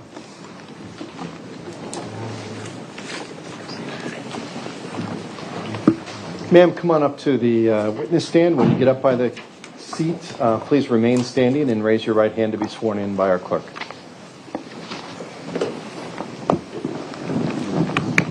you swear that the testimony you're about to give in this matter before the court shall be the truth, the whole truth, and nothing but the truth, so help you God? I do. Okay, have a seat. That black bar with the red dot in front of you is our microphone. Get yourself seated nice and closely to that. And when you are ready, start by stating your name, spelling your first name and your last name. Okay. My name is Talisa Maldonado, TalisaMaldonado. Thank you. Ms. Maldonado, are you familiar with an individual named Carlos Maldonado? Yes. Who is that? That's my dad. And were you aware of your father living in an apartment building in the city of Waukesha? Yes. Had you been there previously or not? I had been there. I dropped him off there before, yes. Okay. Now, I'm taking you back to April of 2024. Mm-hmm. The year or year and a half or so leading up to that time frame, were you and your dad close? Yeah, we were. Had there been a time in your lives where you were not as close as you were in the year leading up to April of 2024? Yes. Yeah. And in that process of reconnecting, did you guys talk on the phone often in that year leading up to April of 24? Yeah, it was almost weekly, sometimes daily. It was, yeah. And was your dad working at that time?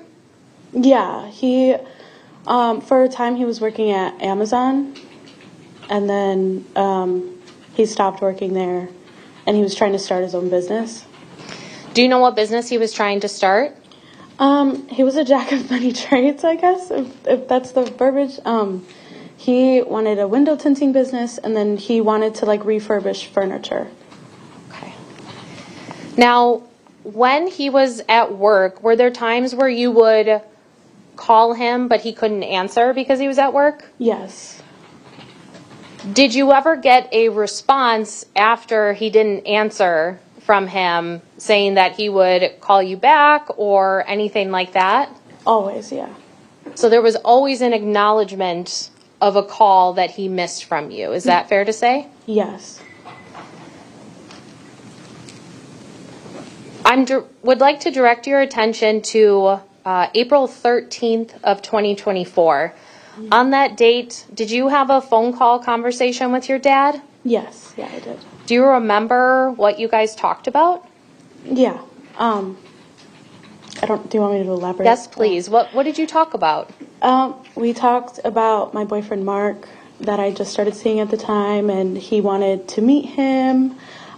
We talked about my FAFSA because I wanted to go back to school. And then we talked about going out to eat. Okay. Now, as far as the FAFSA, you said you wanted to go back to school. What field did you want to study? The medical field. Okay. And was your dad encouraging you to go back to school? Yeah. What would he say to you about that during that conversation? He was always like, Dalisa, you're so wise.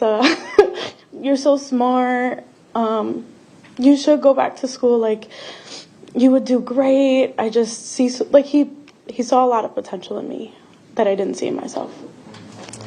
You also talked about how you guys were having a conversation about going out to eat that week. Do you remember that? Yeah.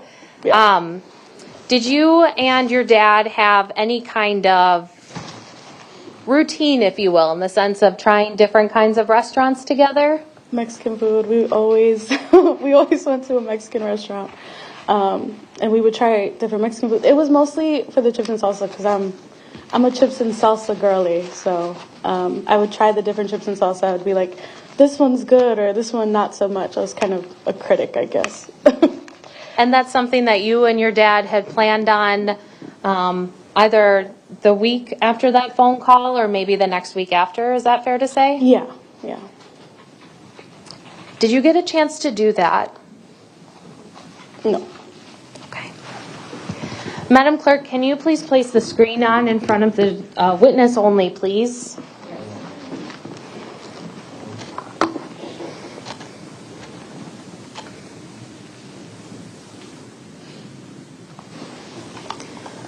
Ms. Maldonado, I'm showing you what is marked as State's Exhibit number 65. Do you know what this photo is? It's my dad. Is this a photo that you provided to my office for purposes of this trial? Yes. I would move Exhibit 65 into evidence and ask to publish to the jury. Any objection to admission? No, none. It is admitted. Any objection to publication? No. It may be published and used with the jury.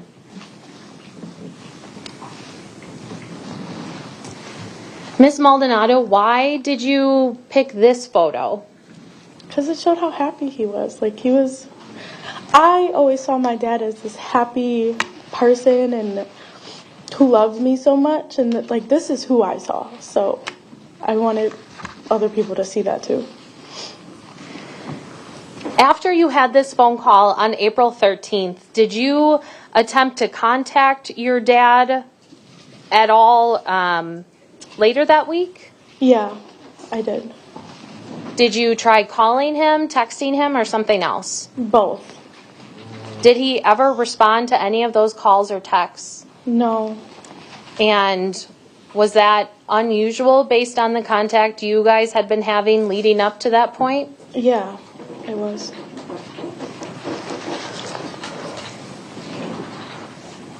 The following week then, when you still didn't get any calls or texts, what's starting to go through your mind? What are you feeling? I was worried. I was confused. I didn't understand what was going on. Part of me was like, did something happen to him? Another part of me was like, did he ghost me? But then I'm like, my dad wouldn't do that. It was just, I had a lot of different feelings. Did you have family members reaching out to you asking if they had seen, or if you had seen your dad? I did have my aunt reach out to me in May. Had she seen or heard from him at all? No, and she was curious if I had as well. Okay. Did there come a time in May of 2024 where you went to or reported to the City of Waukesha Police Department that you hadn't seen or heard from your dad since April 13th. Yes. And were officers able to develop any leads at that time about whether he was missing or where he would have gone? No. Do you remember going to your dad's apartment building and being let into his apartment by one of the residents? Yeah. Do you remember her name at all by chance? Glenda. And when you went in, or I'm sorry, did you go inside your dad's apartment? Yes. And when you went inside, what did you notice about the inside of his apartment? Everything was left behind, which wasn't usual. Yeah. Is there anything that you saw in the apartment or were thinking that if you saw it, you knew he wouldn't have just fled because this wouldn't be left behind? His birth certificate and his diplomas. Did you see those anywhere in the apartment? Yeah, they were above his refrigerator in like a cabinet in a bag. So at this point now, you haven't heard from your dad, you haven't seen him, nobody's had any contact with him. You see these items that he wouldn't have left behind. What thoughts are starting to go through your mind then? Does the worry increase or decrease or something else? I had a feeling that he may be passed because, or like something bad happened to him because he wouldn't leave that stuff behind. Because of what? He wouldn't leave that stuff behind. Would it be fair to say that your heart knew something before your mind did? Yeah. Over the next few months, May turns into, the summer, and we come to October 30th of 2024. Were you personally trying to find your dad? Yeah. What were you doing? It's kind of embarrassing. I would call like homeless shelters and stuff, and then I would call hospitals, and then I got to a point where like I was so desperate, I started calling psychics, because I just wanted to know what happened, where he was. Yeah. When you, or do you recall, after that October 30th date, having a conversation with law enforcement officers and them telling you that they had found your dad's remains? Yeah. And were you aware of whether they were found on the property of his apartment building? Did they tell you that? Yes, because prior they told me that they found a body at his apartment complex, but they couldn't confirm if it was him, and then later they confirmed it was him. So I knew where it was prior. When you were having that conversation and you got that notification, what were you feeling?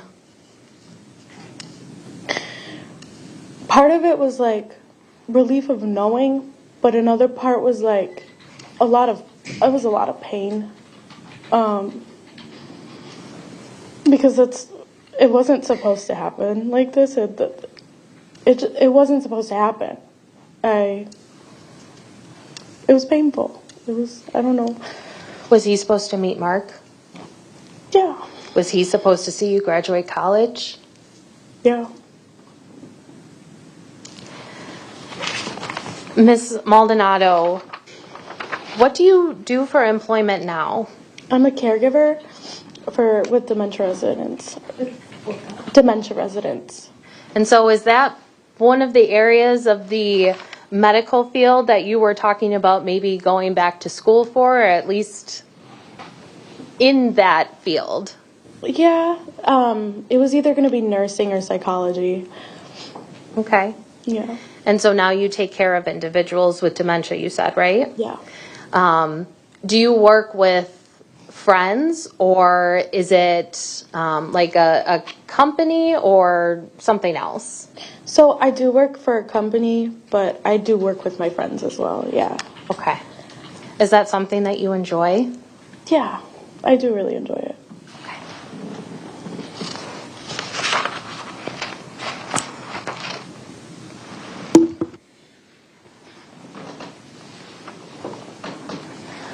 Thank you, Ms. Maldonado. I do not have any other questions for you. Cross-examination, Mr. Leichwick. Outside of expressing my condolences for the loss of your father, I have no questions for this witness. Okay, thank you, Mr. Leichwick. You may step down, ma'am. The state may call its next witness. Your Honor, we called Dr. Alice Wiedenhoff.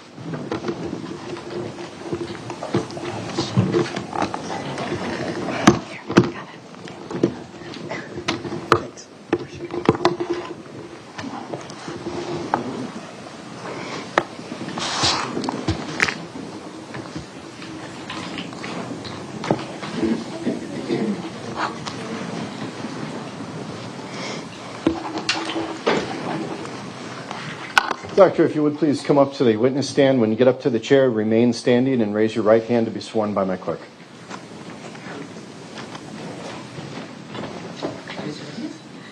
Do you swear that the testimony you're about to give in this matter before the court shall be the truth, the whole truth, and nothing but the truth, so help you God? I do. Thank you. You may have a seat. That black bar with the red dot in front of you is our microphone. Get yourself situated nice and close to that, and start by stating your name, spelling your first and last for the record. My name is Alex Wiedenhoft, A-L-E-X, last name W-I-E-D-E-N-H-O-E-F-T. Attorney Tom Bosco. Thank you very much, Your Honor, and good afternoon, sir. Can you please tell the jury where you're employed? I work in the Center for Wood Anatomy Research at the Forest Products Laboratory in Madison, Wisconsin. And how long have you been so employed, sir? I've actually worked there since I was a freshman in college. And do you have a educational background that qualifies you to hold your current position, sir? I have a bachelor's, a master's, and a PhD, all from the Department of Botany at the University of Wisconsin-Madison, where I'm also an adjunct professor of botany. And in terms of your training and or experience, do you have any specialized training or experience that qualifies you for your current position, sir? I've had extensive coursework related to plant identification and tree identification. I give guest lectures in the tree identification course at UW-Madison. And then I do forensic work for the federal government, specifically typically pertaining to wood specimens as a part of my normal employment and research. And throughout your career, have you ever testified in court regarding any botanical findings before? I have had, I appeared in court one time in 2020, and I've had numerous reports and evidence reports and things filed in cases, civil and criminal. If you had to estimate, sir, about how many reports have been utilized in court proceedings that you've authored? Oh, probably at least a dozen, maybe more, yeah. And if you had to estimate how many times you've testified in court, not counting today, how many times would you say you've testified, sir? Just the one time. Okay. And you testified just a few moments ago that you're also a college professor, is that right, sir? I'm an adjunct associate professor in the botany department at UW-Madison. Thank you, I appreciate that. So you've actually taught the science of botany at the collegiate level before?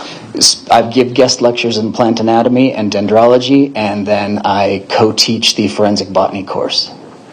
And, sir, have you ever been published regarding any specific botanical issues?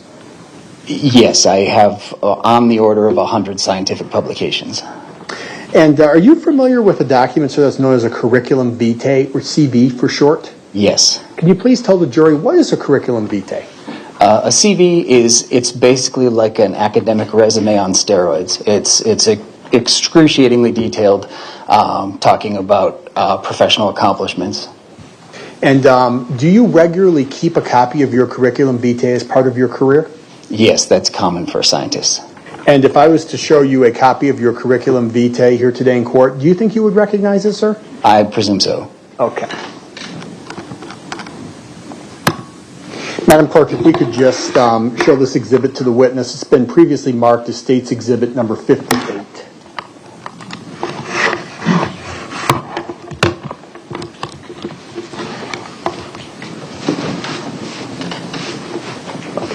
So are you able to see this exhibit in front of you? I can. That is my CV. And I'm just going to scroll down here. Just this entirety of this document is 21 pages. Is that right, sir? Yes, I'm sure. Okay, I can scroll down if Yeah. it makes it easier for you, sir. Oh, I see. Yep, there. I see the page count there. Yes. Okay.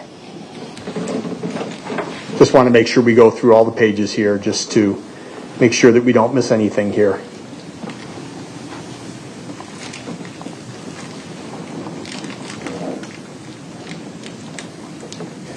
And I've scrolled down through all 21 pages of this. Is that right, sir? Yes. And this is your CV? It is. Okay. Your Honor, I now move the exhibit into evidence and ask that it be received. Any objection, Mr. No Lecter? objection. It will be received.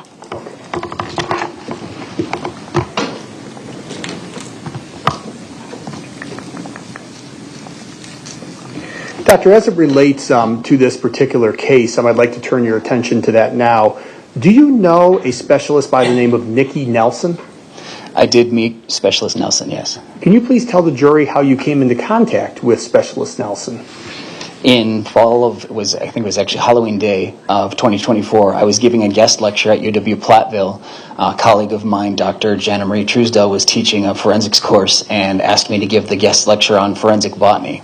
And my understanding is that she also works part-time as a medical examiner or something to that effect, and became involved in this case just a few days after I had been there lecturing about forensic botany.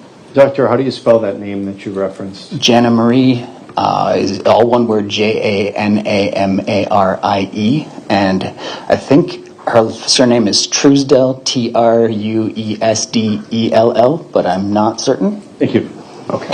So was this class that you were guest lecturing at, the instructor for that class was the go-between between you and Specialist Nelson, is that right, sir? That's my understanding, yeah. Okay. And let me just back up and ask you this as well, Doctor. As a doctor of botany, is it fair to say that you're comfortable identifying plant life based on photographs? Yes, within reason, yeah. Okay. And was there a point in time in which a Specialist Nelson met with you in person? Yes, we arranged to transfer the evidence collected at the scene that I could take it to my laboratory for analysis. And when you met with Specialist Nelson, was that on November 8th of 2024? Yes. And you may have just answered my next question, but at that point, what, if anything, did Specialist Nelson give to you at that point in time, sir? There were sealed evidence bags, brown paper bags with various, I mean, at the time I didn't know, obviously, but with material inside, including botanical material. And before you received this botanical material from Specialist Nelson, did you know anything about this plant material? The only thing that I knew was from a conversation with Specialist Nelson, and that indicating that it was associated with a body. And sir, as far as the location where this plant life was specifically recovered before you received it from Specialist Nelson, had you physically ever set foot on the site of the murder, sir? I have not. Okay. And the vegetation that you received from Specialist Nelson, can you just tell the jury a little bit about how it was specifically packaged when you received it? The bulk of the material was in sealed paper bags, but there were a couple items. There was one item that was in a sealed plastic jar, but it had like an SKU number on there and an evidence number for individual items that we use to track as we go through, so that we can associate whatever's found back to the correct context, I guess, in which it was collected. Is it fair to say that each of these items of vegetation were packaged together, or were they packaged separately? There were several individual bags, separate bags of evidence. Okay. And then after you received these plants from Specialist Nelson, what did you do next then in order to analyze them, sir? So to be able to, because with a case like this, you don't know what's in there. You have no idea what you're dealing with. So I started by setting up a clean area in my laboratory and then putting down a laboratory tissue, like a giant Kleenex, basically, so that I could separate out individual items, because there were little pieces of leaves and broken twigs and dirt and other detritus in there. It wasn't just like a pristine, perfect, leaf or something. And so I was able to then keep all of the material in one place and sort through and say, well, these are twigs from like broadleaf trees, and these are twigs from conifers and things like that for each separate bag of evidence. And you might have covered this already, but just so we're clear, so after you received the bag from Specialist Nelson containing the plant life, you then transported it back to your lab. Is that right? That's correct. Okay, and that's when you performed that's where you actually performed the testing on this plant life, was at your lab? Correct. And was that in Madison, sir? It was. Okay. And when you arrived at your lab in Madison with the plant life, did you physically eyeball it first, sir? Yeah, the initial question is, what do we even have in the bag, and is there anything for me to operate on? People sometimes don't always know how to collect botanical evidence, so it's kind of it can be questionable sometimes whether things are in good condition or not, and so every time you open a bag, you don't know what you're going to get. And so it begins just with a naked eye analysis, trying to separate out into different groups.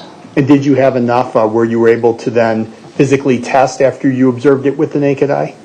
Some of the material was testable. Some of the material were just the tiny broken fragments of leaves. There's not much for me to do with that. But okay. Yeah. And did you utilize any sort of equipment then when you were testing this plant life, sir? At various stages, I would use a magnifying glass, a hand lens that I have on me right now, and then also transmitted light microscopy. So I'd make microscope slides. Transmitted light microscopy. Were you able to make an identification on any of the plant life, sir? Well, one of the items in there was a seed from a catalpa, and then another item looked like was probably a decayed catalpa fruit itself. I see. And when you use the word catalpa, is it accurate? And please help us if we're not stating this correctly. Is it accurate to call it a catalpa pod, or is it just catalpa? The catalpa is the name of the plant, and so catalpa, it has wood, it has bark, it has leaves, it'll have flowers, it'll make fruits, and so when we're talking about the catalpa pod, that's really the fruit. It looks like kind of a dried out gray to brown long string bean. And are they fairly common, catalpa pods? Catalpa trees will produce them once they're of sufficient age, and an individual catalpa tree can produce quite a few, and they tend to hang on the tree. They're rather distinctive. Catalpas themselves are typically found as planted landscape trees in this part of the world, and I don't have any. I guess I don't have any expertise to say how abundant they are in the Waukesha landscape. I see. And was there a point in time in which you informed Specialist Nelson's of your findings in terms of being a catalpa pod? Yes. And did you inform her of your findings on December 2nd of 2024? That's correct. And did you then have a conversation with her in terms of the vegetation that was located on the site where this catalpa pod was found? Yes, because if you think about, now I just said I don't have a specific expertise in the abundance of catalpa, but maple trees, for example, are extremely common. So if we found a maple fruit, that wouldn't be all that interesting or informative. When we find a catalpa fruit, that means that we're going to be in fairly close proximity to a catalpa tree, because those fruits don't get moved around much by animals. They don't blow away in the wind. They often typically will hang on the tree on into the next growing season. So typically you would expect to find a catalpa in fairly close proximity to where you would find a catalpa fruit. Was there a point in time, sir, in which you asked Specialist Nelson to go back to the scene where this catalpa pod was found and do something for you at that particular site, sir? Just to see if there was, in fact, a catalpa nearby. And do you know whether she actually did that for you, sir? She did. And do you know whether she later sent you some pictures of what she had located at that particular location? That's correct. She sent me a picture of a catalpa fruit. And if I showed you those pictures here today in court, would you recognize them, sir? I believe so. Okay.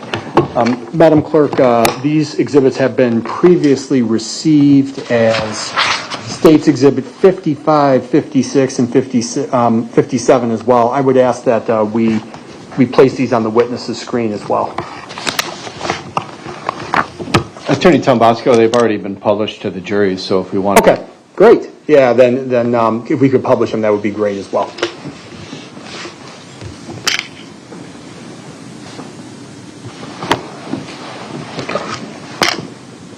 Doctor, this has been previously received as State's Exhibit number 56. Are you able to see that, sir? I can. Okay. Looks like 55. Oh, 55, excuse me. I apologize. Do you recognize this photo that's depicted on State's Exhibit 55, sir? Yes. And there are a series of items that are hanging down from this tree branch. Do you see that, sir? I do. Do you recognize those, sir? Those are catalpa fruits. And was this the picture that Specialist Nelson sent to you, sir? One of them. Okay. And again, it is your testimony that you can positively identify these as catalpa seeds? This is the like a quintessential kind of winter silhouette of a catalpa. Yeah. And now directing your attention to what has been previously received as State's Exhibit number 56. Is this a picture that you received from Specialist Nelson as well? It is. And are you able to identify the plant that is depicted in State's Exhibit number 56? It's a catalpa fruit. Okay, and why are you so confident, sir, that State's Exhibit 56 is a catalpa fruit? I don't mean this to be flip because that's what catalpa fruits look like. Not a problem, sir. Yeah, that's and so when they mature, they crack open and there are papery little seeds inside, and you can actually see some of those here. Okay, and then finally, turning your attention to State's Exhibit number 57, is this also a picture that you received from Specialist Nelson? It is. Is this a catalpa seed, sir? This is not. What is this vegetation that's depicted, sir? This is a little branch with some of juniper. You can see what people call the juniper berries. They're not actually berries. They're technically little cones, but everybody calls them juniper berries. So, yeah, this is a sprig of juniper. Did Specialist Nelson tell you the vegetation that's depicted in State's Exhibit 57? Did she tell you where she found this? My understanding is that it was at or near the site of the body. Okay. And again, with respect to the previous two exhibits, did Specialist Nelson tell you that those had been also received on the site where the body was discovered? Or in the immediate vicinity thereof, yeah. All right. Just one moment, sir.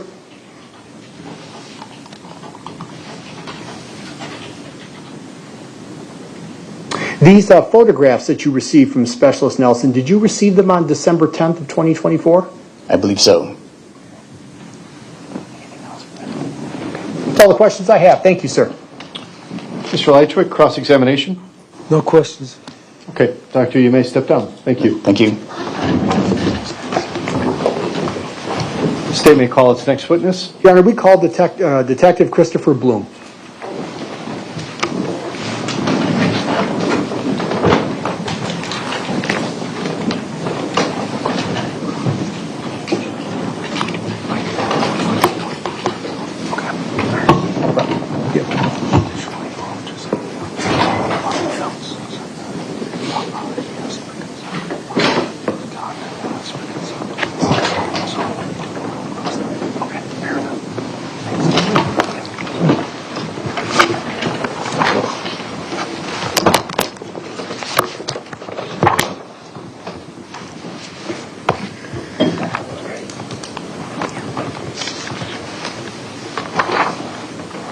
Detective, you may come up to the witness stand. When you get up to the chair, please remain standing and raise your right hand to be sworn in. Do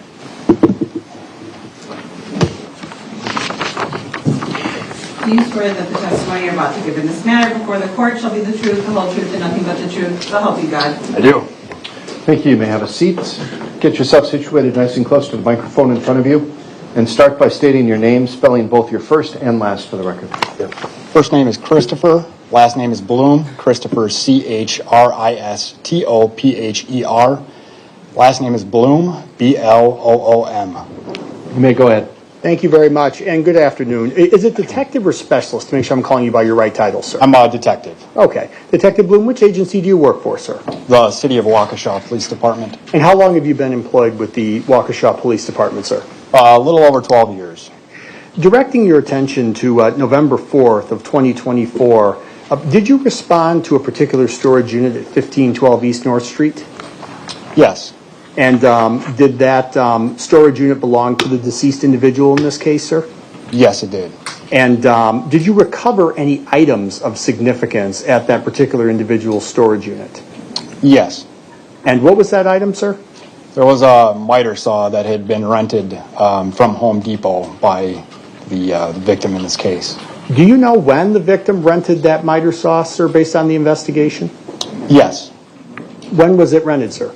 On April 14th, 2024. And how do you know that, sir? One of my partners recovered video surveillance from the Home Depot located in Delafield, Wisconsin that showed the victim, Carlos Maldonado, taking possession of that miter saw. Just 1 second, sir. Okay. Detective, do you know an individual by the name of Nathan Poley? Yes. How do you know Mr. Poley? He resided at 1512 East North Street, unit number 1. He was a maintenance man or groundkeeper that would do work on the property. And just to remind the jury, 1512 East North Street, was that the same address where Mr. Maldonado was also found in this case? Yes, Carlos was found on the property of 1512 East North Street. And was there a point in time, sir, in which you had a conversation with Mr. Poley? Yes. And was that on November 2nd of 2024? I spoke with Nathan on Friday, November 1st, 2024. Okay. And was there a point in time in which you asked Mr. Poley for consent to do something particularly? Yes. And did you ask him for consent to search his apartment? Formally on November 2nd, which would have been a Saturday, he provided consent to Detective Condon to search his apartment, his vehicles, his storage unit, and he consented to provide buccal swabs for testing. In terms of Mr. Poley's consent for his unit, his storage unit, his vehicles, is it fair to say he was cooperative in terms of that request? Yes. And then you mentioned that at some point in time you asked him for a buccal swab. Is that right, sir? He was asked to provide buccal swabs, yes. And can you please tell the jury, what is a buccal swab? It's a sterile instrument, much like a Q-tip, with a cotton or foam on one side, used to collect, in this case, mucosal DNA from the cheek. And do you obtain a buccal swab by swabbing the inside of an individual's cheek? Yes. And by swabbing the inside of an individual's cheek, does this collect their DNA? Yes. And when an individual's DNA is collected, then is it subsequently can it subsequently be sent to a lab for identification? It can be, yes. And did Mr. Poley provide 2 buccal swabs to you? Not to me personally, but he did, yes. He did to law enforcement? Yes. And again, he provided them both consensually? Yes. Did you or did another officer at some time ask Mr. Poley for consent to search his Boost mobile phone? Yes. And once again, did Mr. Poley give consent for a search of that particular phone? He did. And did Mr. Poley ever revoke consent for the police to search his phone? No, never. And to your knowledge, was there any information located in Mr. Poley's phone that would suggest that he had any connection with Mr. Leishwick in this case? None whatsoever. Any connection in terms of the alleged victim in this case? None whatsoever.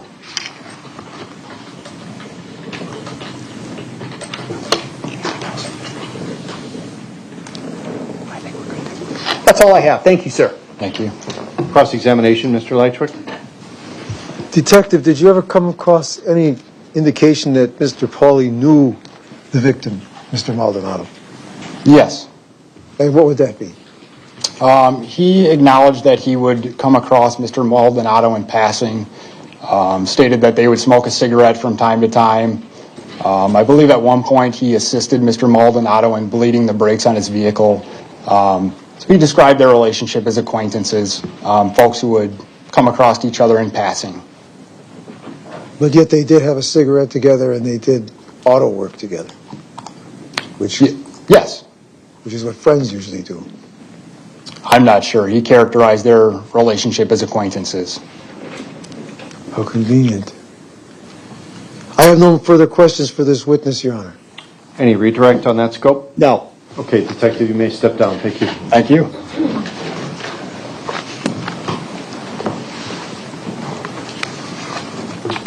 State can call its next witness. The state calls Detective Lucas Hallmark.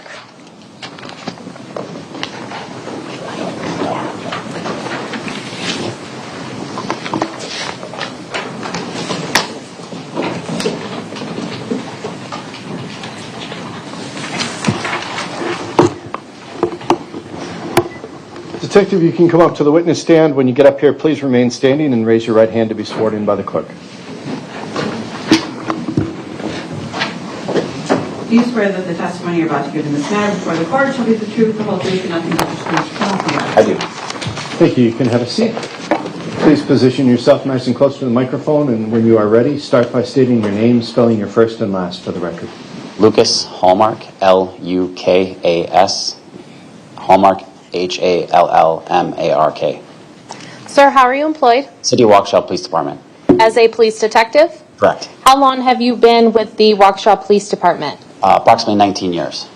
And as a detective with the Waukesha Police Department, do you have a specific type of case that you investigate, or is it more of everyone investigates a little bit of everything?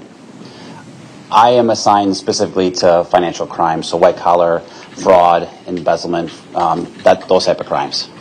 When there is a death investigation within the jurisdiction of the City of Waukesha Police Department, are there times where detectives who may not necessarily only investigate homicides might pitch in to assist in the investigation with whatever additional work might need to be completed? Yes.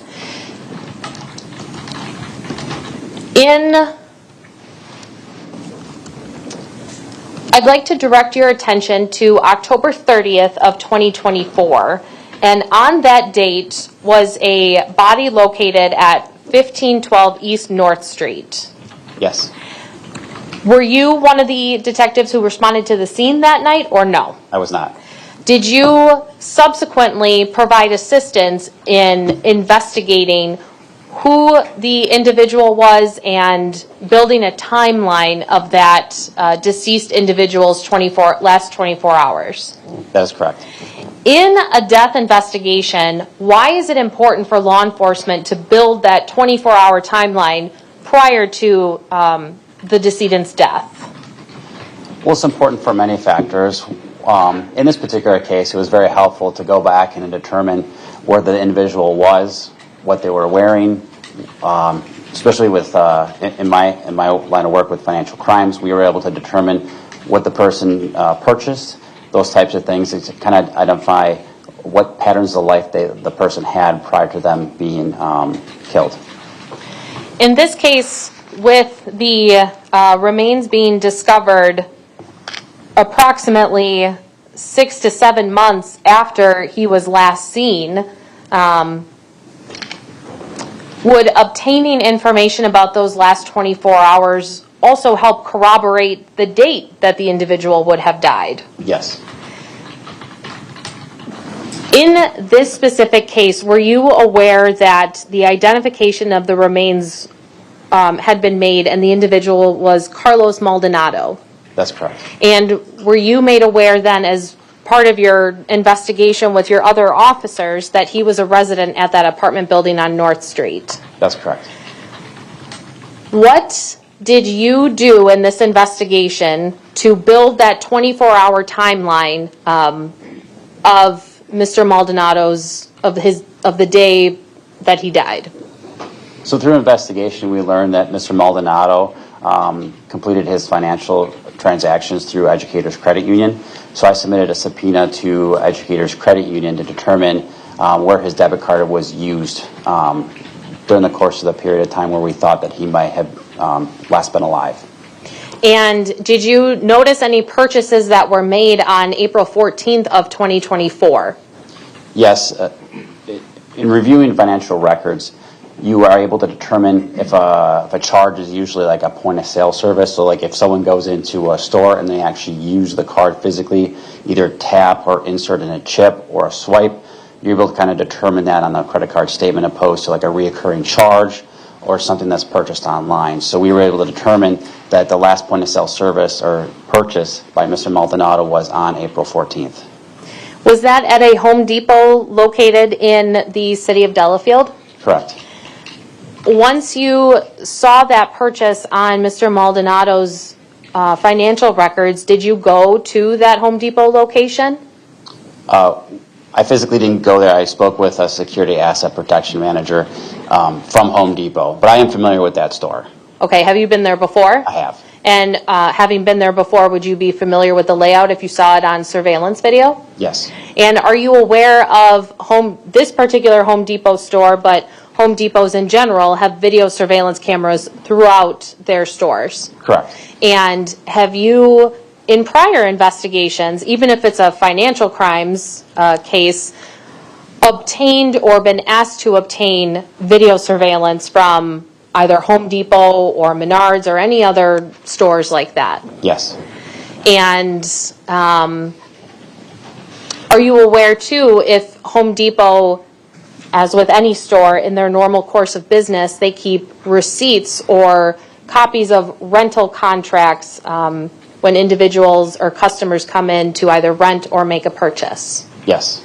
And did you, based upon Mr. Maldonado's visit to the Home Depot on April 14th, obtain any paper documents or receive any of those of that nature, whether it was a rental agreement or a receipt or something like that? I did. There was 2 documents that I received.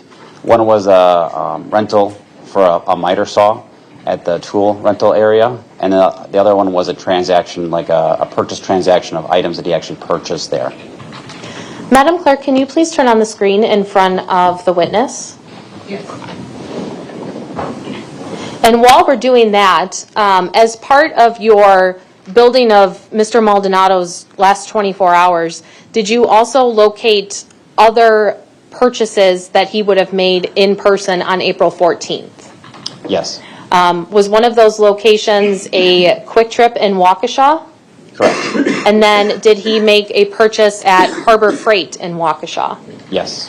Did you obtain receipts from those 2 businesses showing what would include a date and timestamp of Mr. Maldonado's purchases? Specifically with Quick Trip, we were able to obtain the receipts and the transactions for what occurred.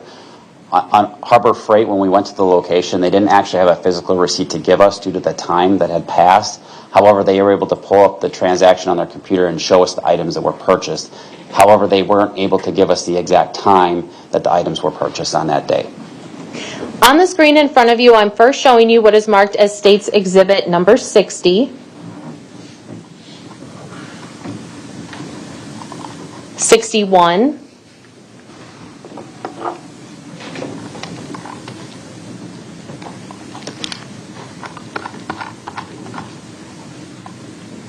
62, 63, 64, and then Exhibit 59. Have you seen each of those exhibits prior to your testimony today? I have. Would those be the either video or documents or screenshot from Harbor Freight that you just referenced? Yes. I would move exhibits 60 through 64 and 59 into evidence and ask to publish to the jury. Mr. Leichwick, any objection to receiving those exhibits? No. They will be received. Any objection to publication? No. They will be published as well.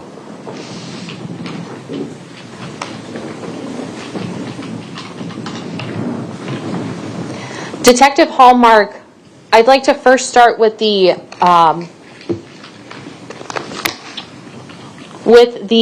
financial statement for Mr. Maldonado. How did you obtain his financial documents? I know you said that you found out he banked at Educators Credit Union, but how did you actually get this document? We found Mr. Maldonado's debit card, and we were able to identify the numbers on the card, and we were able to submit the subpoena to Educators Credit Union. And the subpoena, prior to its submission, was it approved by a judge here in Waukesha County? Correct. Is that a standard practice for any warrant or subpoena that yourself or other detectives serve on a company or an individual? Yes. Now, when you received the financial records back from Educators Credit Union, was there a time frame that you had asked for? Yes, there was. I don't specifically remember the large scope of the time frame that we requested, but I believe it was January 2024 through, I actually don't recall the end date that we requested it. Yeah. Okay. In looking at Exhibit 62, is this a 3-page statement of the monthly statement for April 1st through April 30th of 2024 for Mr. Maldonado's Educators Credit Union account? Yes. Okay. And now when you reviewed this, if we go down to April 14th of 2024, do you see the Home Depot purchase at Delafield, or at the Delafield location that you just talked about? Yes. Okay. Is this what I am highlighting here with my cursor? Is this the one of the purchases that he made at that Home Depot on April 14th? Correct. And we noticed that withdrawal POS, which you defined for us earlier as meaning he was in person. Is that fair to say? I mean, most likely, the POS means point of sale. I mean, there's a potential that there's a possibility that the point of sale could be included on the credit card statement, but it doesn't necessarily mean that the person was in person. But it routinely or commonly does refer to that, yes. Okay. What did you learn Mr. Maldonado was doing at this Home Depot location in Delafield on April 14th? So in review of the camera footage, we were able to determine that he rented a miter saw through the tool rental, and he also had other items that he had purchased, a paintbrush, an extension cord, there was some polyurethane and some other items. In looking at Exhibit 60, which should be on the screen in front of you now, is this the receipt for the items separate from the miter saw that Mr. Maldonado purchased on April 14th at approximately 10:23 a.m.? Correct. Okay. Now, going to then Exhibit 61, what is Exhibit 61? This would be the tool rental purchase from the Home Depot in Delafield. And is this the rental agreement for that miter saw? Correct. Was this miter saw ever recovered from the property of 1512 East North? It was. Were you one of the individuals that recovered it? I did not take possession of it, but I was there when we searched the area and we located it, yes. Okay. Now, on this rental agreement, can you see when the miter saw was due to be returned? It was due back on April 14th at 2:21 p.m., so it was a 4-hour rental. And because you located it on scene at the property, is it fair to say that was not returned? It was not. Now, looking at Exhibit 63, what is this exhibit? This exhibit is is a photograph of the computer at Harbor Freight showing the transaction of Mr. Maldonado's Educators Credit Union card at that location. And we can see the transaction date on the right-hand side of Exhibit 63, and that's April 14th of 2024. Is that correct? Yes. Then going to Exhibit 64, what is this? This is a receipt of a transaction that occurred at Quick Trip, store number 527, which is located at, I think it's 1700 Pewaukee Road in Waukesha, Wisconsin.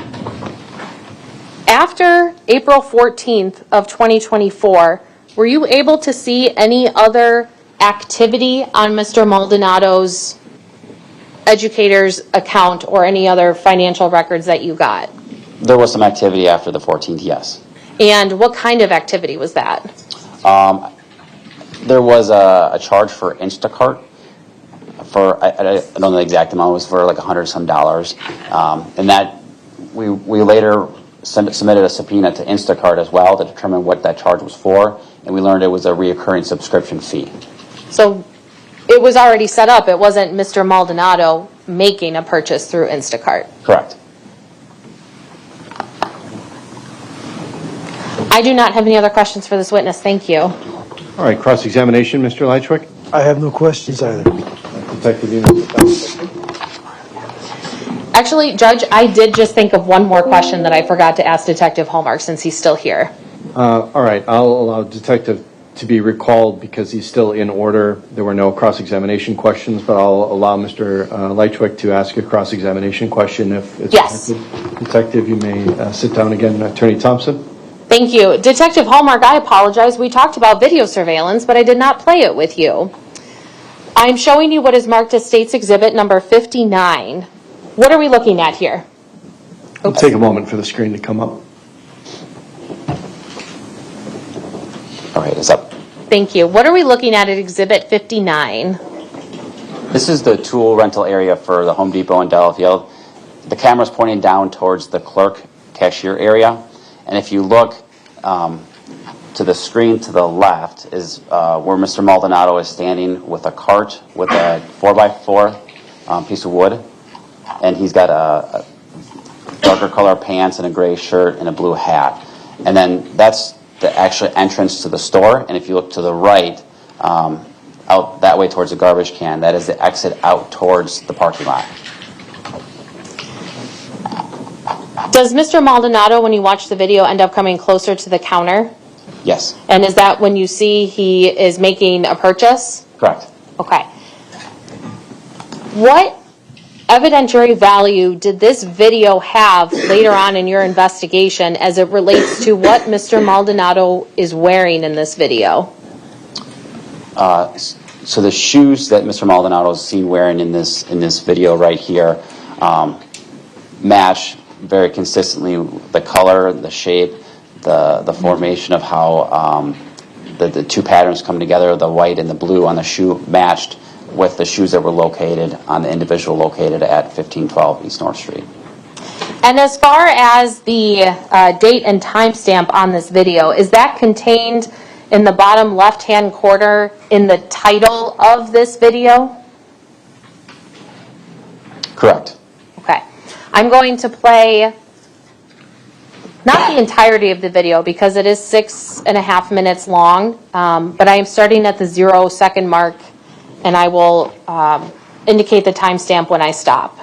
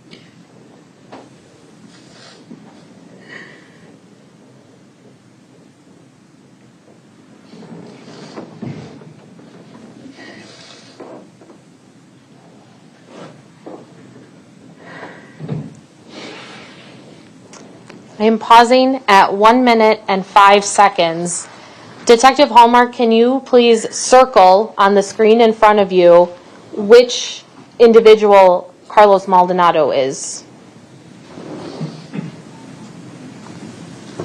Can we please capture that as Exhibit 59A? It will be captured. Just one moment while my clerk confirms.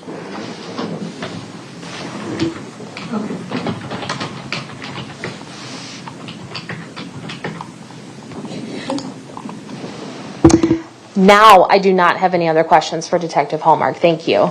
Okay, Mr. Leitchwick, do you have any cross-examination questions?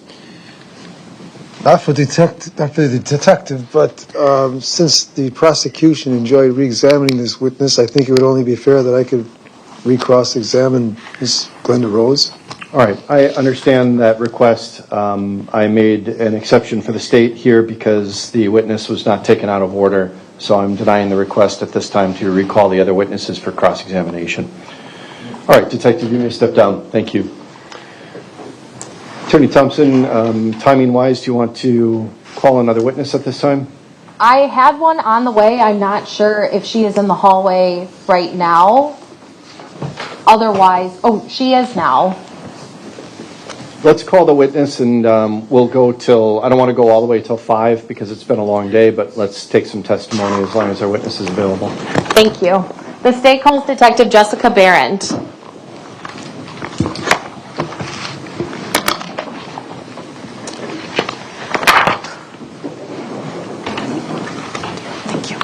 Detective, you may come up to the witness stand. When you get up here, please remain standing and raise your right hand to be sworn by our clerk.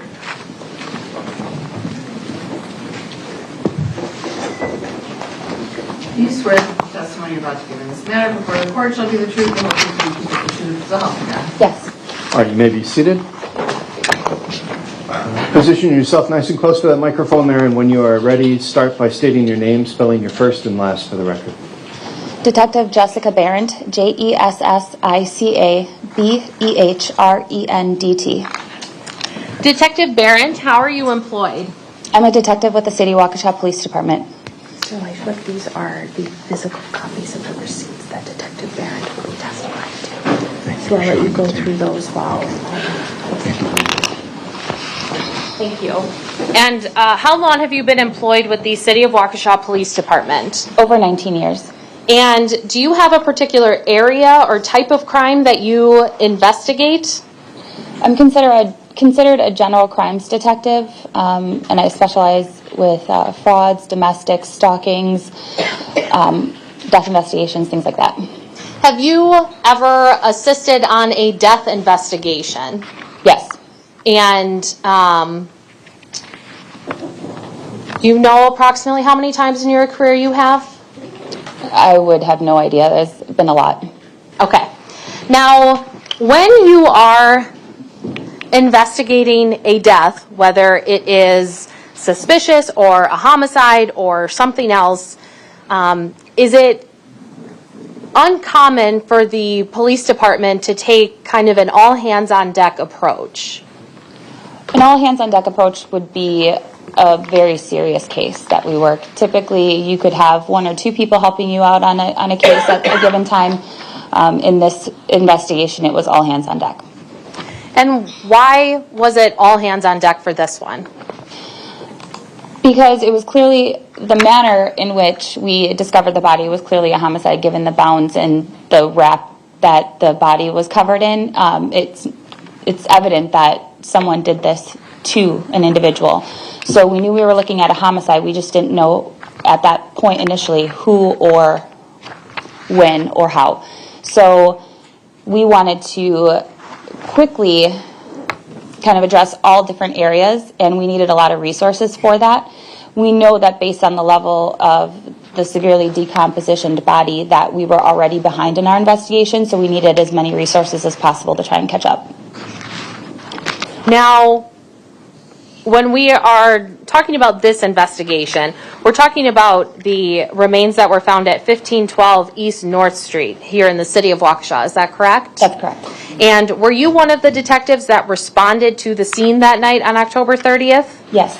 What was your role when you arrived on scene? So I assisted Detective Stern. I was there to canvass the area for witnesses and statements and things like that. I was also there to check apartments, other apartments. I checked apartments' histories to see what kind of calls for service we had over the last 6, 8, 10 months, whatever it was that we were looking at the time. And then also just to conduct any follow-up that was needed afterwards. You talked about looking into potential missing persons, correct? Yes. And are you familiar with the term premise history? Yes. What would that be? So in our system that we used for our reports, and every single call for service generates an address, and that address holds a history. We call it a premise history. So I looked at the premise history for this apartment complex, and I noted that in, I believe it was May 21st of 2024, that Talisa Maldonado called in her dad, Carlos Maldonado, missing. And so we didn't know who the body was, so we were looking at different facets of the investigation. First of all, where is Carlos and is he okay? And also, who is this body? We didn't know that the two were related at the time. So I was looking at premise history and also other missing persons cases in the city of Waukesha and even outside of the city. When you're talking about looking outside of the city, would that be within Waukesha County? So there is a federal database for missing persons, and we were even considering looking into that before we had identification. Did you ever expand the scope that far into the federal database, or were you able to focus in on Carlos Maldonado in your investigation? In my investigation, I focused on Carlos. Okay. And was law enforcement subsequently notified of an identification of the remains that were found as Carlos Maldonado? Yes. So now you know who this individual is or was, and now you start working on figuring out how this person died. Would that be fair to say? Yeah. And did there come a time in this investigation where law enforcement had identified an individual by the name of Kevin Lishwick as a suspect in the death of Carlos Maldonado? Yes. Okay. Now, once that information is learned by law enforcement, did you review a report or a CAD summary regarding a traffic stop conducted on Mr. Leishwick in mid-May of 2024? I did. It was May 23rd of 2024. And in reviewing, I'm sorry, I'll back up a little bit.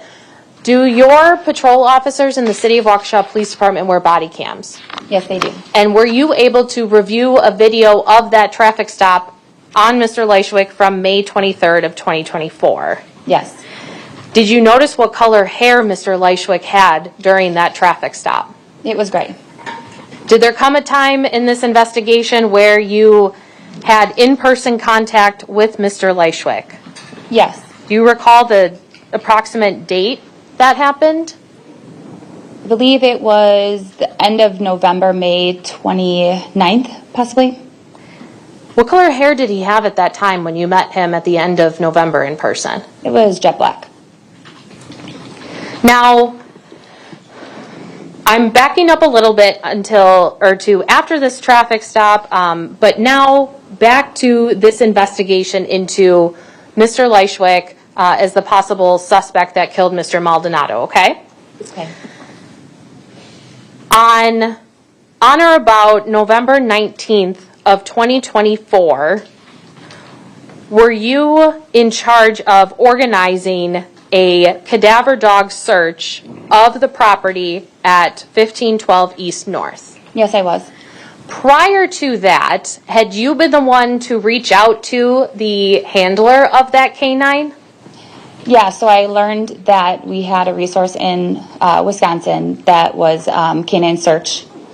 company, and Karen Corcoran is the owner of that company, who owns a dog named Moxie, who was available and willing to come out to do a cadaver search at the property. Prior to that search occurring, did you conduct any kind of premise history of the apartment complex on North Street, specifically related to deaths on the property? Yes, I did.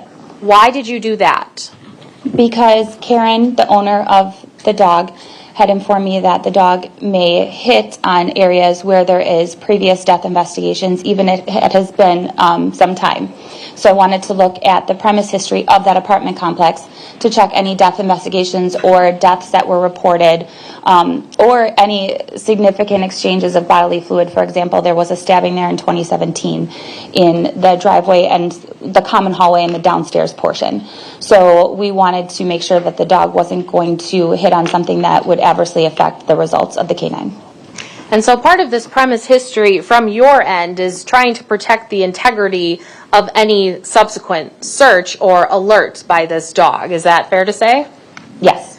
And when you looked at that premise history, I know you just referenced the stabbing, were there other deaths reported at this premises or at this apartment complex? Yes, there were death investigations in apartment 3, 5, 1, 12, and 14, I believe. And then the most recent was in February of 2024. That was apartment 3.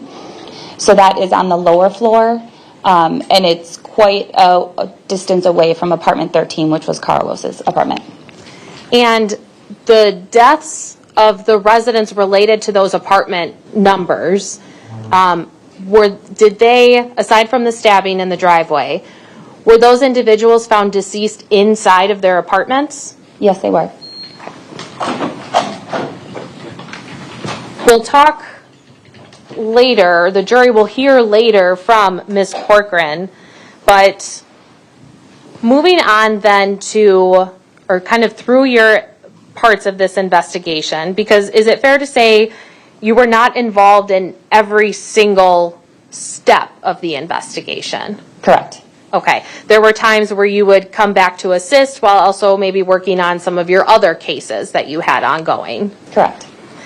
Did there come a time then where you assisted on a residential search warrant that was executed on Mr. Leischwick's apartment at 1512 East North? Yes. And that occurred on November 26th of 2024, is that correct? Yes.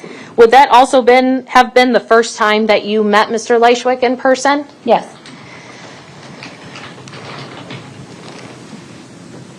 Were you part of the search inside Mr. Leischwick's apartment? No. Where were you during that search of his apartment? There is a common area on the second floor, and Mr. Leischwick and Detective Stern and I were in that common area. And is it fair to say that there was a significant amount of paperwork and documents that were located in Mr. Leischwick's apartment? Yes. And were those documents and papers brought back to the City of Waukesha Police Department for further analysis? Yes, they were. Did you assist in reviewing any portion of those documents? Yes. What area or what topic of documents did you review as it relates to Mr. Leischwick's spending habits? So Mr. Leischwick had all of his monthly statements and receipts for spending, as well as he could keep track of them, folded up every month. So I had January through October of 2024 and all his financials, including his bank statements and receipts of purchases from stores and gas stations and things like that he spent his money on throughout those months. And I'm sorry, I might just ask you to slow down just a little bit. You kind of picked up at the end there. Now, these receipts that you had found, were they for stores located here in the City of Waukesha? Yes, they were. And were there certain receipts that you notated in your report that had evidentiary value as it related to the timeline of Mr. Maldonado's death? Yes, I noticed that his spending has increased in certain months. Specifically, the receipts that I had looked at you could see from Woodman's, Dollar Tree, Walmart, things like that. They included a lot of cleaning supplies, an excess of cleaning supplies, what I would say. Typically, when someone shops somewhere, they have if they go to a dollar store, they have one that they prefer, whether it's close to their home or work or things like that. Mr. Leishwick was going to multiple dollar stores, multiple Walmarts, and even in the same day, within a few hours, to purchase things such as rubber gloves, bleach, what I would consider an excessive supply of salt, flyaway spray, air fresheners, candles, things like that. Detective Barron, Your Honor, this is the one physical exhibit with Detective Barron. I would ask permission to approach the witness. You may. What exhibit number will this be? This will be exhibit number 140. It is an envelope containing the receipts that Detective Barron just discussed. And I have shown a copy of these to Mr. Leishwick. I provided them to him for review as Detective Barron started testifying. Okay, you may approach with witness.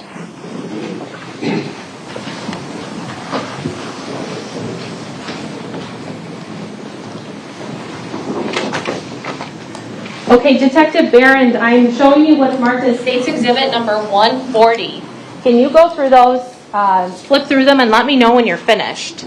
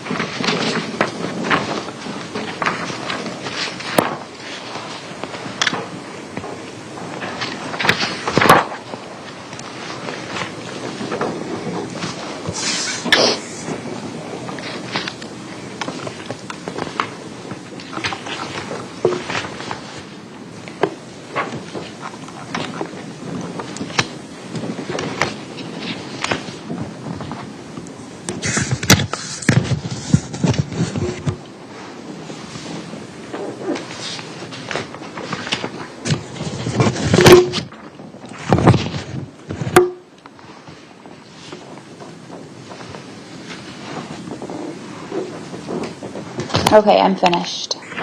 Exhibit 140, are those some of the receipts that you discussed reviewing back at the police department that were taken from Mr. Leishwick's apartment? Yes. And before I keep going, do you see the individual whose apartment was searched, Kevin Leishwick? Do you see him in court today? Yes, I do. Can you please identify him by where he is seated and article of clothing he's wearing? He's seated right there with the gray suit on and gray hair and glasses. I would ask the record to reflect the identification of the defendant by this witness. All right, the jury will make that determination. Thank you. Now, I'd like to focus on a particular timeline of these receipts. Were you made aware during your investigation that Mr. Maldonado's date of death was determined to be April 14th of 2024? Yes. And so if we focus on the receipts that you reviewed after that date, those would be included in the receipts you have in front of you, is that correct? Yes. Starting with April 15th of 2024, the day after Mr. Maldonado's death, there was a purchase by Mr. Leishwick at Dollar Tree on Sunset Drive in Waukesha. Do you see that receipt? Yes, I do. And what can you tell was the item purchased during that visit? It's abbreviated, but it's long cuff gloved, a box size large. Okay.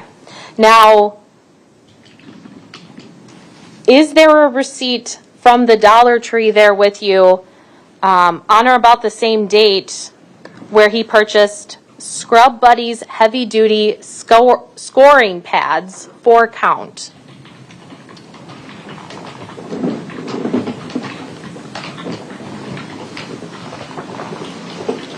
I have one from the Dollar Tree.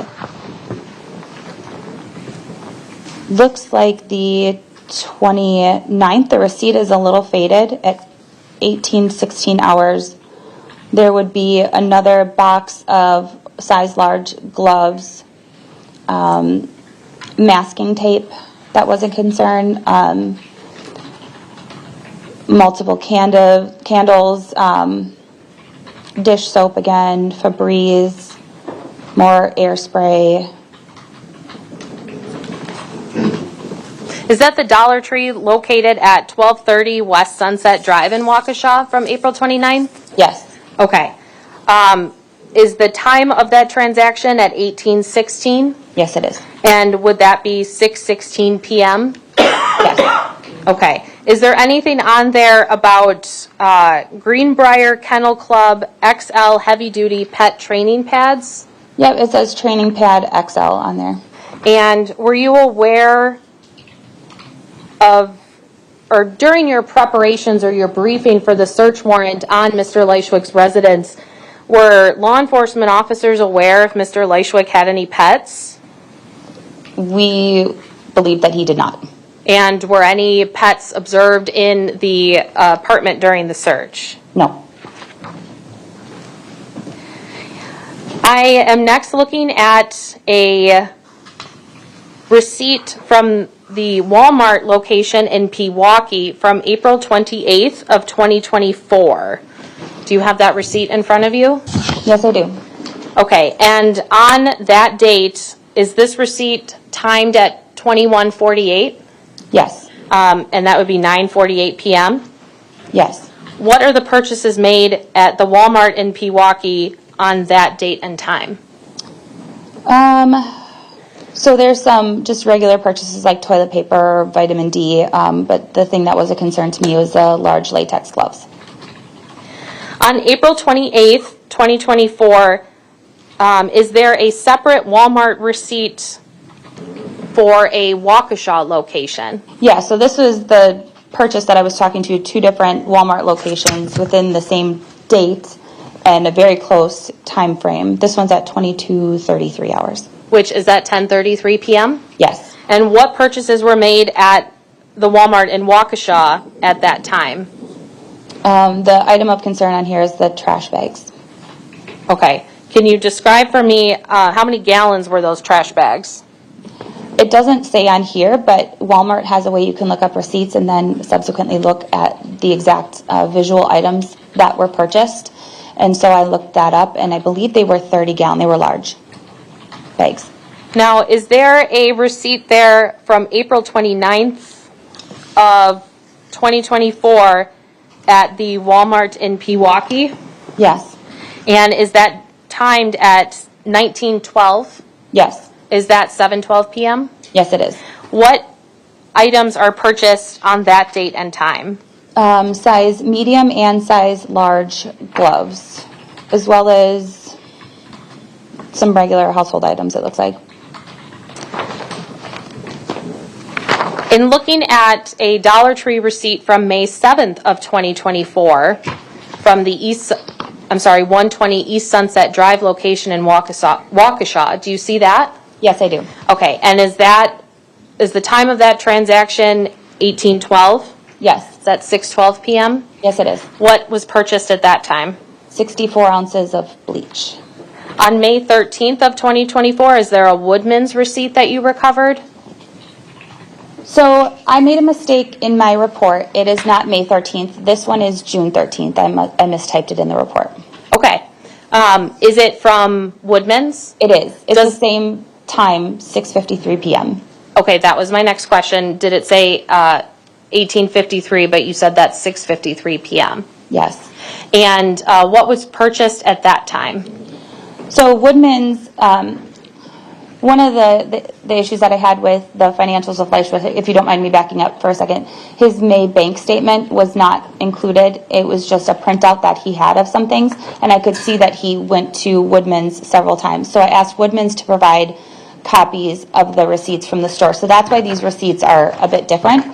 And he did purchase quite a few regular household items, food, things like that.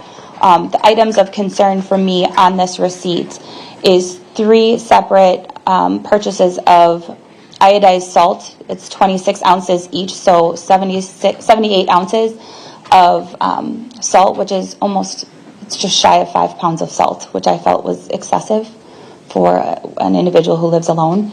A 70-ounce bottle of blue dish soap and a 30-ounce bottle of white tea antibacterial soap.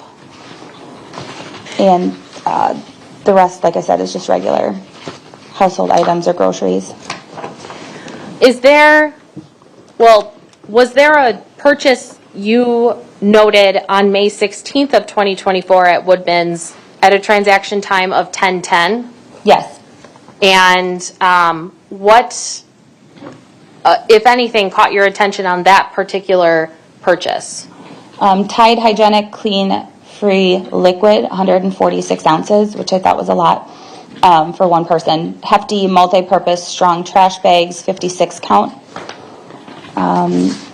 Simply Done heavy duty scouring pads, 3 count. And 2 pounds total of Food Club baking soda. On the last one I'm looking at here, on May 16th of 2024, was there a Walmart receipt from the Waukesha location for a transaction time of 12:58 p.m.? Yes, there is. And what was purchased then? 30-gallon trash bags. In reviewing the totality of the either receipts or other financial records from Mr. Leischwig's apartment, did you notice any change in the pattern of purchases as it specifically relates to garbage bags on or about the time that Mr. Maldonado was killed and after? Yes, so according to the bank statements and receipts and things that I looked over, there seemed to be an excessive amount of purchases regarding cleaning supplies and trash bags and things like that in April, May, and June.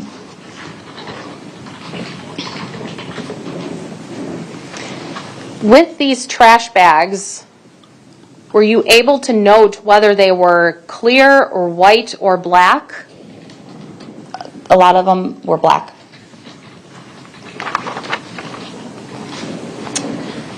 I'm skipping ahead a little bit, as the jurors will hear from other witnesses kind of in between, but did there come a time where Mr. Leischwig was arrested? Yes. Okay, Attorney Thompson, I'm going to stop here in the interest of time. I don't want to stop mid-witness, but we've been going all day here. So it's 4:45, ladies and gentlemen. I think we're going to take a break for the evening at this point. Unless, Attorney Thompson, you were on the verge of finishing. This was my last topic. Okay. Then let's continue. We'll go just a few more minutes. I'll certainly allow Mr. Leischwig a chance to cross-examine too, but go ahead then. Thank you. I'm sorry, No, I know. Sorry, thank you. You just indicated that Mr. Leischwig had been arrested at the conclusion of this investigation. Is that correct? Yes. And was he brought back to the City of Waukesha Police Department? Yes. Was he in an interview room with Detective Stern when you entered the room? Yes. And did you what was your reason for going in the room? I was assisting in the interview, and I also obtained buccal swabs from a DNA warrant that we obtained for Mr. Leischwig. And you were the one then personally who would have taken those swabs from that buccal kit and swabbed the inside of Mr. Leischwig's mouth? Yes. Once you executed that warrant for his buccal swabs, what did you do with those swabs then? So those swabs, I used gloves and they remained in my custody until I was able to place them on our inventory, which is a secured location that's locked. and then that's essentially sent to the crime lab through our specialists. Okay.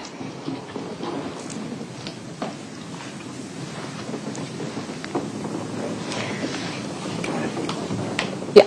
I do not have any other questions for Detective Barrett. Thank you. Attorney Thompson, are you moving Exhibit 140 into evidence? Yes, I am. Thank you. Okay, any objection to that, Mr. Leichwick? Yes, I do have objections to that, Your Honor. Okay, what is your objection? Those are general receipts from my everyday life. They have nothing to do with the murder of this poor man. Okay, so your objection is relevance? Relevance. All right. I think based upon the testimony of the witness, I'll overrule that objection. The state can draw inferences from the evidence. You can draw inferences from the evidence. But on a relevance ground, I'm overruling that objection. So Exhibit 140 will come into evidence. Do you have cross-examination, Mr. Leichwick? Yes, I do. All right, go ahead. Detective Barrett, is it against the law for a man to dye his hair? No. So why are you making an issue out of the fact that during a traffic stop earlier in the year of 2024, my hair was gray, I hadn't had a chance to dye it. And then when I met you during your investigation of this poor man's death, my hair was jet black because my girlfriend liked my hair black. Why was that an issue with you? Mr. Leichwick, the witness was answering a question posed by the state's attorney. The question was asked, the witness answered. That's the reason for that answer. So you can ask another question. Your Honor, she also made an issue out of it in her police report. Okay, well, ask your next question, Mr. Leichwick.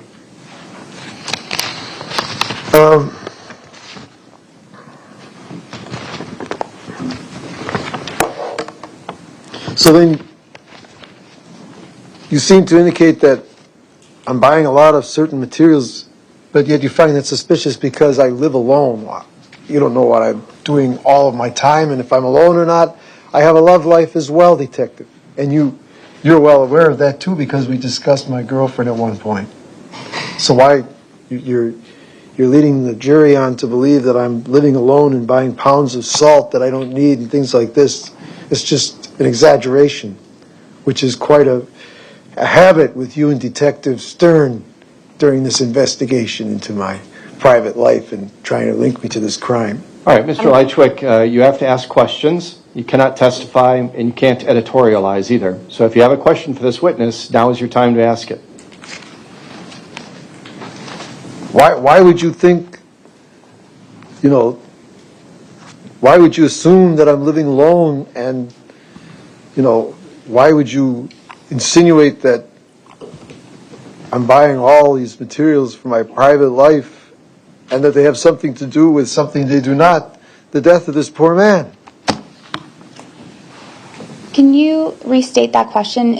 I didn't understand what you're asking in that. It was a little long-winded.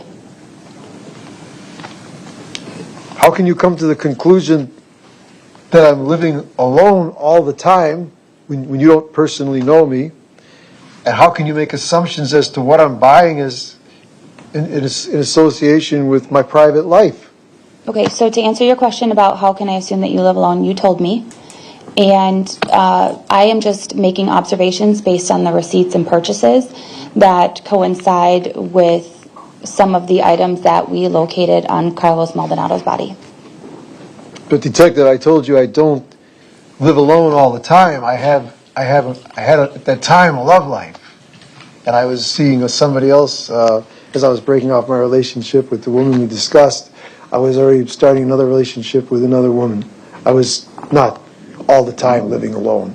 Okay, Mr. Leichwick, I'm going to instruct the jury to disregard any potential testimony of Mr. Leichwick at this time. Mr. Leichwick, you have to ask a question. You cannot testify at this time.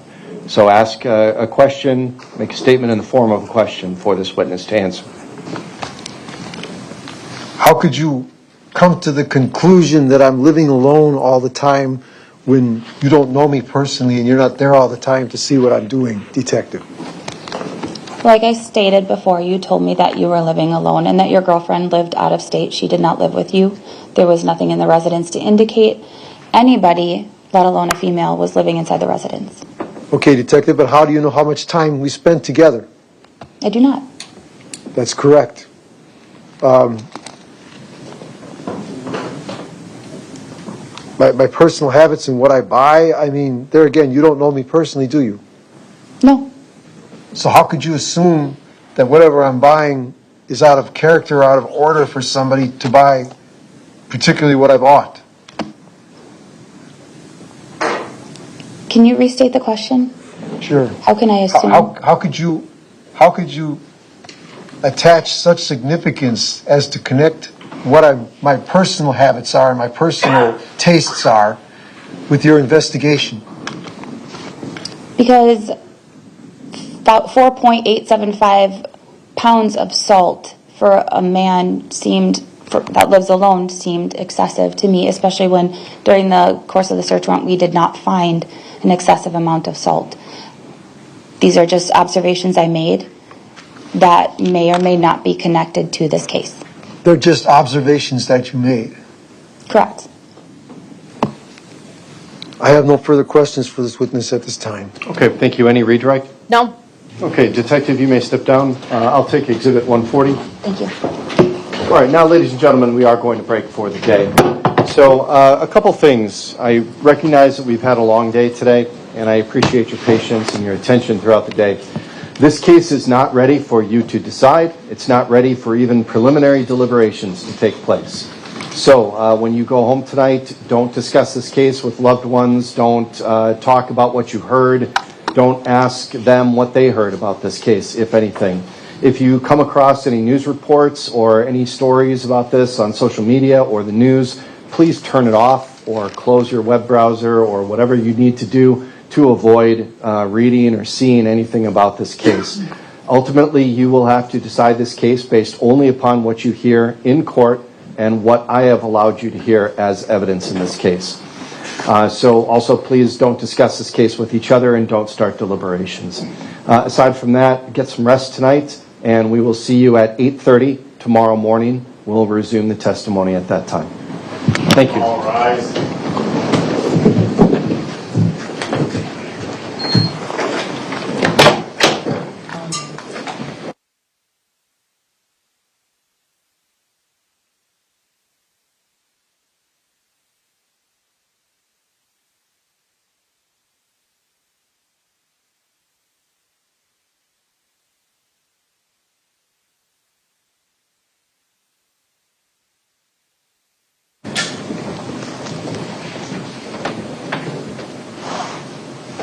All right, you may be seated.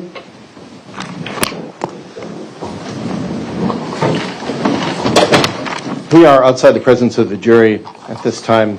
I want to go over the exhibits that we've had referenced so far. By my count, we've had 1 through 65, including 1A, 1B, 28A, 34A, 41A, 59A. All of those exhibits have been received, and they have all been published with the exception of Exhibit 58. And then the court has also received Exhibit 140 into evidence. That has not been published. Is that consistent with the state's understanding? Yes. And Mr. Leitchwick, is that consistent with your tracking? Yes. Okay. Then that is where we stand with exhibits at this time. Anything else we need to address before we break for the evening, Attorney Thompson? No, thank you. Mr. Leitchwick? Not this time. All right, then we are in recess for tonight. We will convene again and start up at 8:30 in the morning.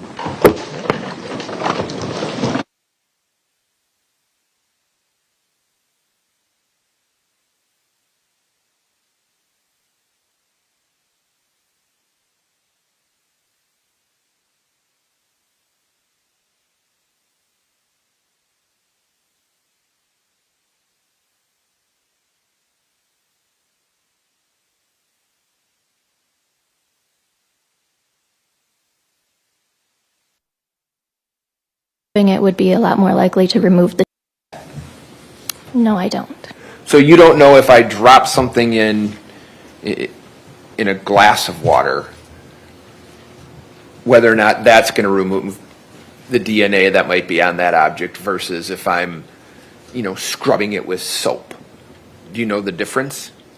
Scrubbing it would be a lot more likely to remove the DNA. Okay, so if I'm holding something and I fall into the water and then get up, and I'm still holding that object, do you have any opinion as to whether or not the likelihood of that DNA being removed from that water? Do you have any opinion on that? I don't. Okay. That's all I have, Judge. Thanks. Thank you, Ms. Lind. You are excused. Judge, I can the admission of 66, 19, 67, 65, and 59. Before we go there, Judge, can I just have one? Yes. So here's,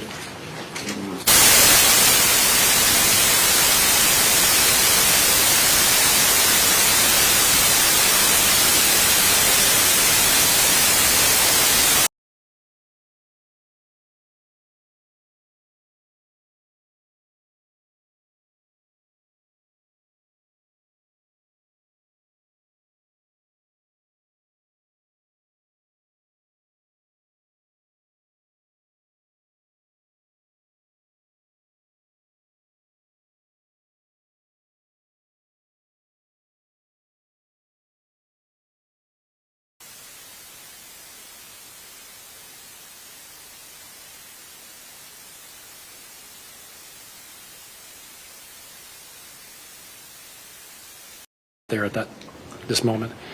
The bigger issue had to do with interpreters. Over the lunch hour, the attorneys met with me in chambers to alert me about concerns that one or more attorneys had about the accuracy of the Spanish translation. After some discussion, I permitted the attorneys to meet with both of the interpreters to talk about their concerns and see what, if anything, could be done about it. That was the reason for the lengthy delay after the lunch hour. The attorneys did meet with the interpreters, came back in. We had a sidebar. It sounded like the concerns were addressed. I won't get into details, but I'll invite the attorneys to speak more about it since you were party to the conversation with the interpreters. I'll defer to Attorney Nelson. Yes, Judge, we had concerns. We brought them up in chambers. Your Honor encouraged us to make a motion before Your Honor ruled on anything. Your Honor encouraged us to solve it in some other way. We spoke with interpreter. Based on that discussion, I was confident going forward in the manner which we did, so we did not make a motion. Okay. Is it fair to say that there were some nuances that weren't being It's my reported? understanding that from the interpreter that I spoke with, that the witnesses who spoke Spanish, who learned their Spanish in Cuba, that is for the interpreters sometimes more difficult to understand. This is coming from a non-Spanish speaking person, so I might be screwing all of this up. I apologize. And that's where the concern came up for us. She acknowledged that that is a more difficult task.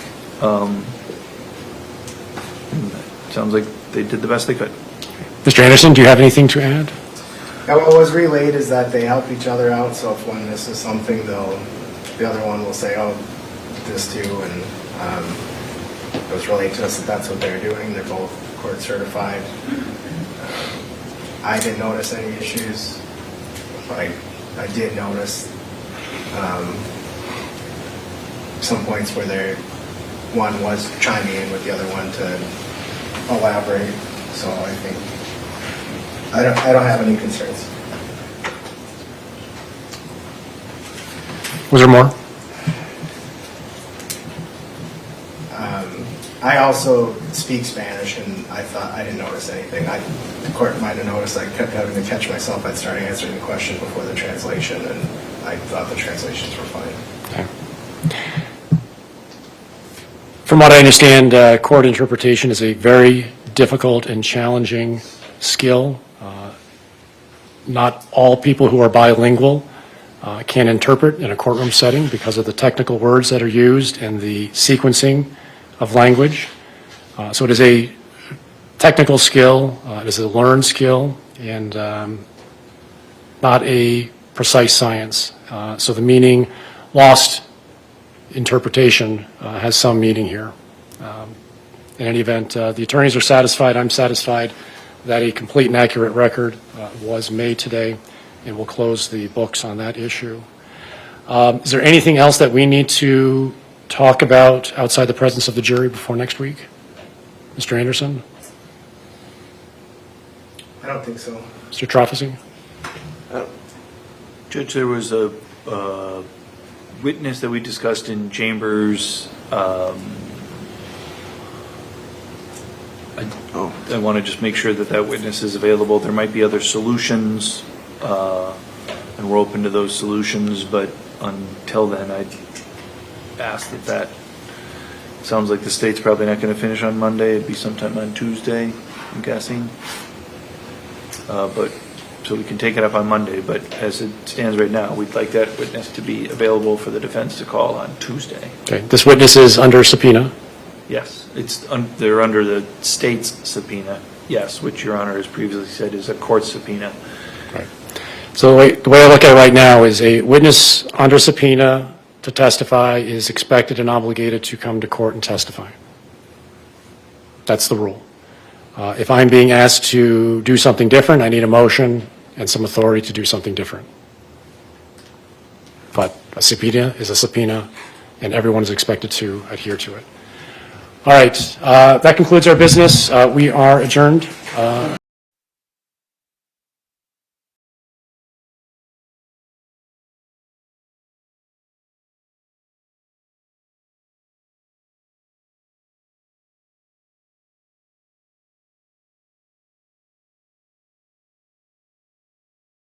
(2022), how old were you then?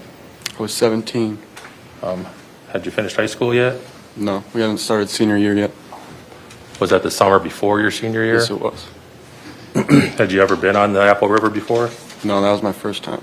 All right. Did you ride to the river with Alex Vang? Yeah, we all rode together in Al's van. You ride tubes? Yeah. Got on the river? Mm-hmm. Said yes? Yes, that's a yes. Were you drinking that day?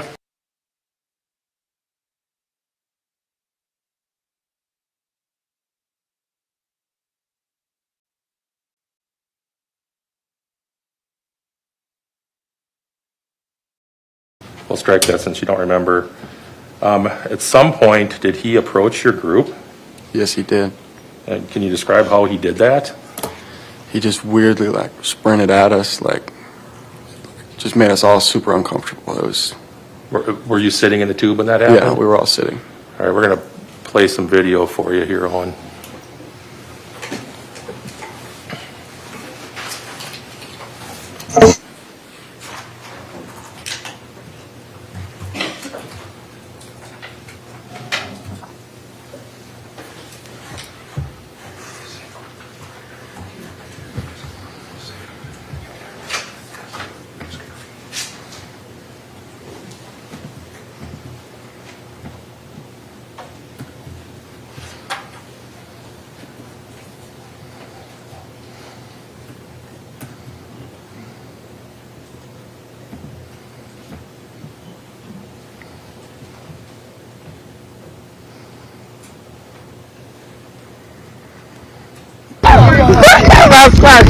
What is he on? Whoa!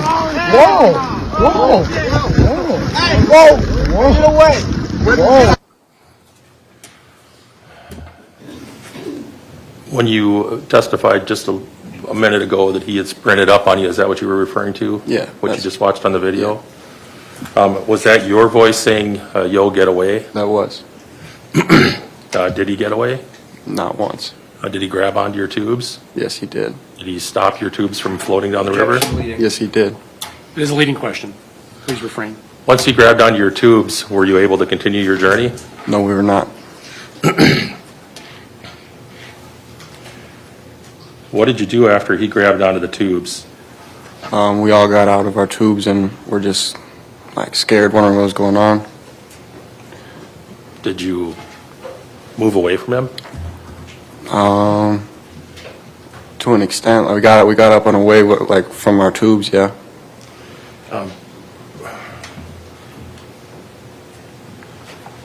Other than saying, yo, get away, did you say anything else to him at that Yes. point? Yeah. What did you say? We were calling him a pedophile because he, at one point, did say something about little girls. Couldn't really make out fully what he said, but I heard him say something about little girls, and then we all just, that didn't sit right with any of us, and so we're screaming at him, pedophile, get out of here, like, you're a weirdo, like, what a normal person would do, I feel like. Fair to say you're calling him some names. Yes, it was. Did any of your group at that point lay a hand on him after he? Not once. When you spoke to the police later, do you recall if you mentioned anything about his little girl's comment, whatever it was? I believe I did. All right. If there's transcripts that show you didn't mention that, would that be accurate? Yeah. Did you say did? If there was a transcript that shows that you never mentioned that, would that be accurate? I never did? Right. No, that would not be accurate. I said that. Did you have some confusion as to why he was making contact with your group? Yeah, very much so. When he grabbed onto your tubes, did he say he was doing that to look for a phone? No, he was not speaking really at all. He was just mumbling and just looking really scary. All right. As you sit here today,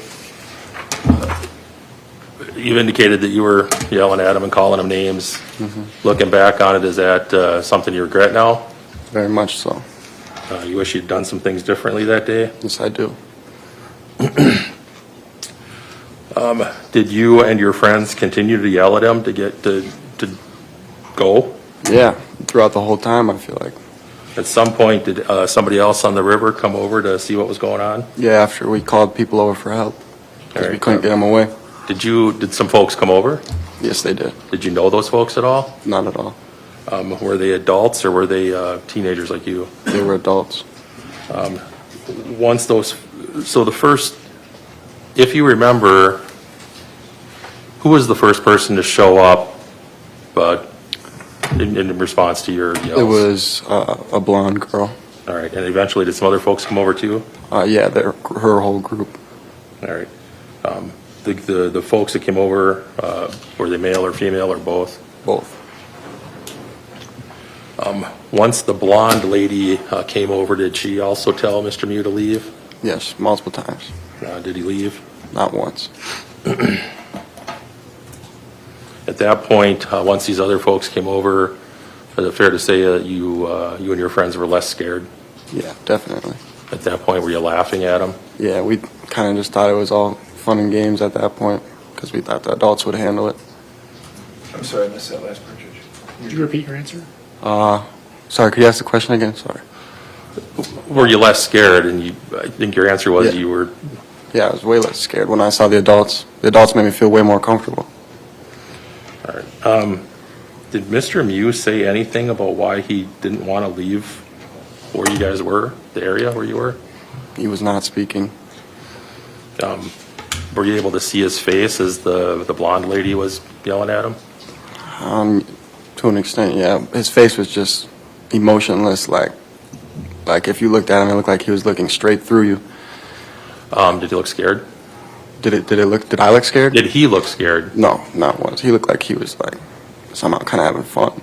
Objection, speculation. Sustained. Did you hear Mr. Mew call out for help at any time? Never. Now, at some point, as he's talking to the blonde lady, did you see him have a knife? Yes, I did. Can you describe how that all happened? It's kind of blurry, but I just remember we were all in like this, we were all together. And then I just remember like looking at him and then looking down at his hand, and his hand was just gripping a knife. And then, yeah. You know where he got the knife from? Yeah, it came out of his right pocket. All right. Had you seen it in his pocket prior to? I saw the clip, yeah. And did you describe the knife to the police? Yes, I did. Did you see him take the knife out of his pocket, if you remember? It's really blurry. I can't really give you an honest answer. We're going to show you some still frames from the video. Okay, pardon me, we're going to play the video. Before that, I have one question. When you saw the knife, did you say something to your friends about the knife? Yes, I did. What did you say? I said, bro, he's got a knife, and I tried to pull some people back. All right, we're going to watch that video right now.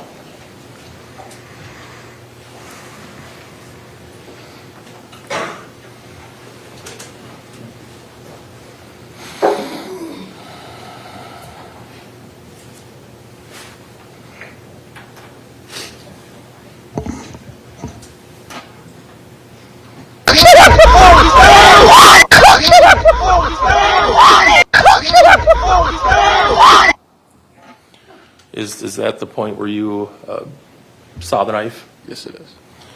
We're going to go through these, through that section of the video slowly. As it was playing, did you hear your own voice saying something about the knife? What was that, sorry? As that video was playing, did you hear your voice saying something? Yes, I did. What did you say? I said, bro, he's got a knife. Once you said that, the video appears to show you taking a step forward. What were you doing? I was trying to grab my buddy Nelson and pull him back, and then I didn't know the other girl. I just tried to grab any other person and pull her back too. After you did that, did you move away? I believe I did. I don't really remember much from All right. that point. We're gonna go through some stills here, starting at 26:24.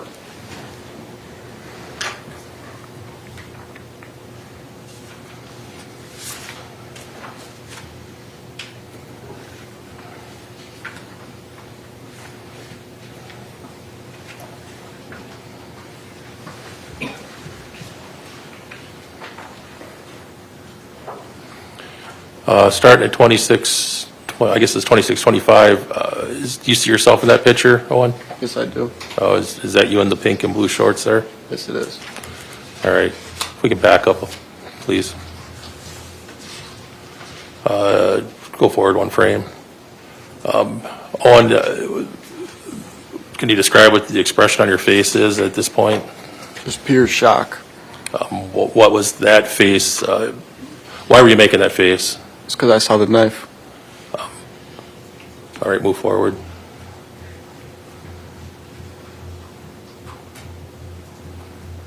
Stop. Is that the step you took forward to grab Ryan Nelson? Yes, it is. All right, keep going.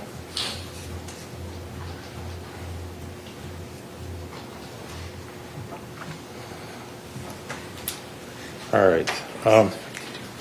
We stopped at 26:52 for the record. Now, when you saw the knife, which hand was he holding it in? His right hand. All right.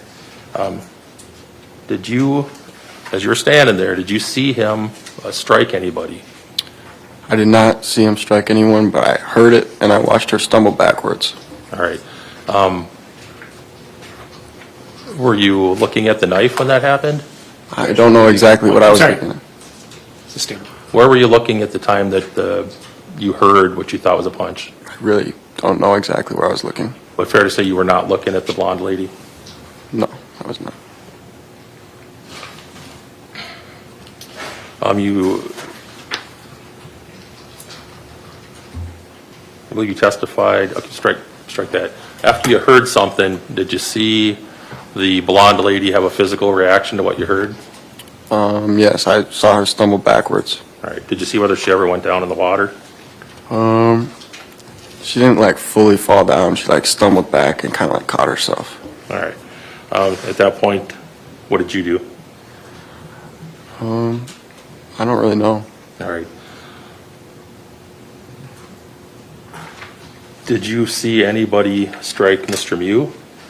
I didn't really see the strike, but I did see Mr. Mew fall. Did he fall in the water? Yes, he did. Do you know whether or not he still had the knife in his hand at the time that he fell? Do not. Did you see anybody else with a knife? No. Did you have a knife? No. Did you see, once Mr. Mew was in the water, did you see anybody hit him in the water? No, not in my memory, no. Not in mine. Memory, no. Did you see Mr. Mew cut or stab anybody with the knife? No, it was also quick. I didn't see any of it. Did you yourself ever lay a hand on Mr. Mew? No. Overruled. I didn't know. At some point, did you see Mr. Mew get up out of the water? Yeah, I saw him stand back up. All right, we're going to show you a still from the video. It's 29:29.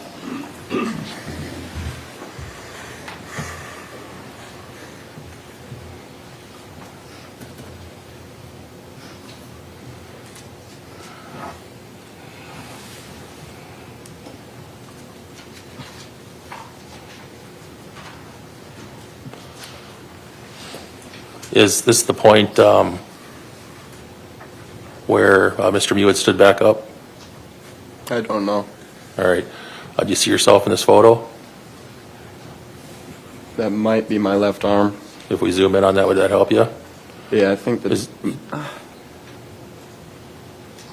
you see yourself in that photo? Oh, yeah, I do. I guess I'm in the way back. All right. What kind of expression are you making on your face? I have my mouth wide open. All right. At that point, do you remember how you got back to where you were in this picture? No clue.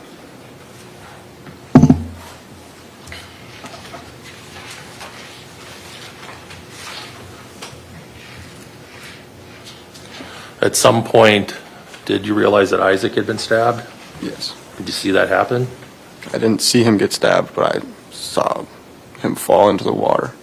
And my buddy Alex was calling my name to come and help. Were you fairly close to, we'll strike that. Did you go over to where Isaac had fallen? Yes, I did. What did you do when you got over there?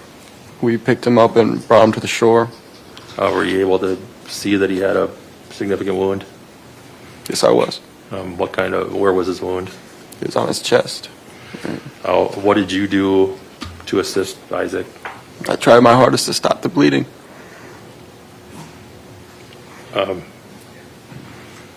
Did you bring Isaac over to the shore? Yeah, with Alex's help. At some point, did some folks stop to help? Yeah. After they stopped to help, well, let me ask you this. Did you have a phone on you at the time? I think my phone was in his bag. All right. And did you use the phone? No. Or, well, oh, yeah, I did. Well, eventually I got my phone back and I ended up calling his mom. All right. Did some police officers eventually show up on the river? Yes, they did.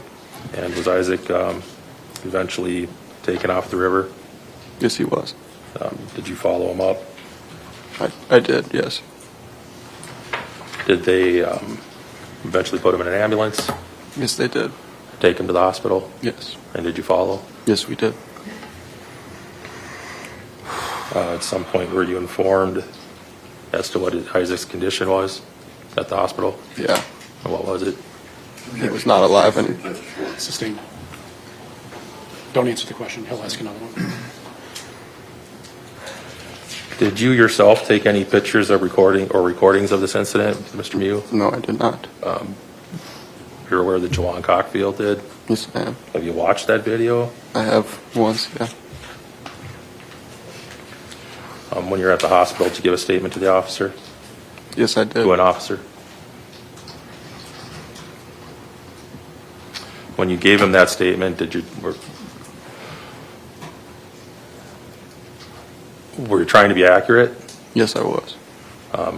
Do you believe that you were impaired at that point still? I believe I was still in so much shock. I still didn't really comprehend everything. All right. No other questions? Mr. Trophy? Mr. Pelican, you gave a 17-minute long recorded interview to law enforcement. Okay? Do you remember that? Yes, I do. Okay. Or after the river or at the hospital? At the hospital, you gave an interview to investigator Andrew Dittman. Okay? Yep. All right.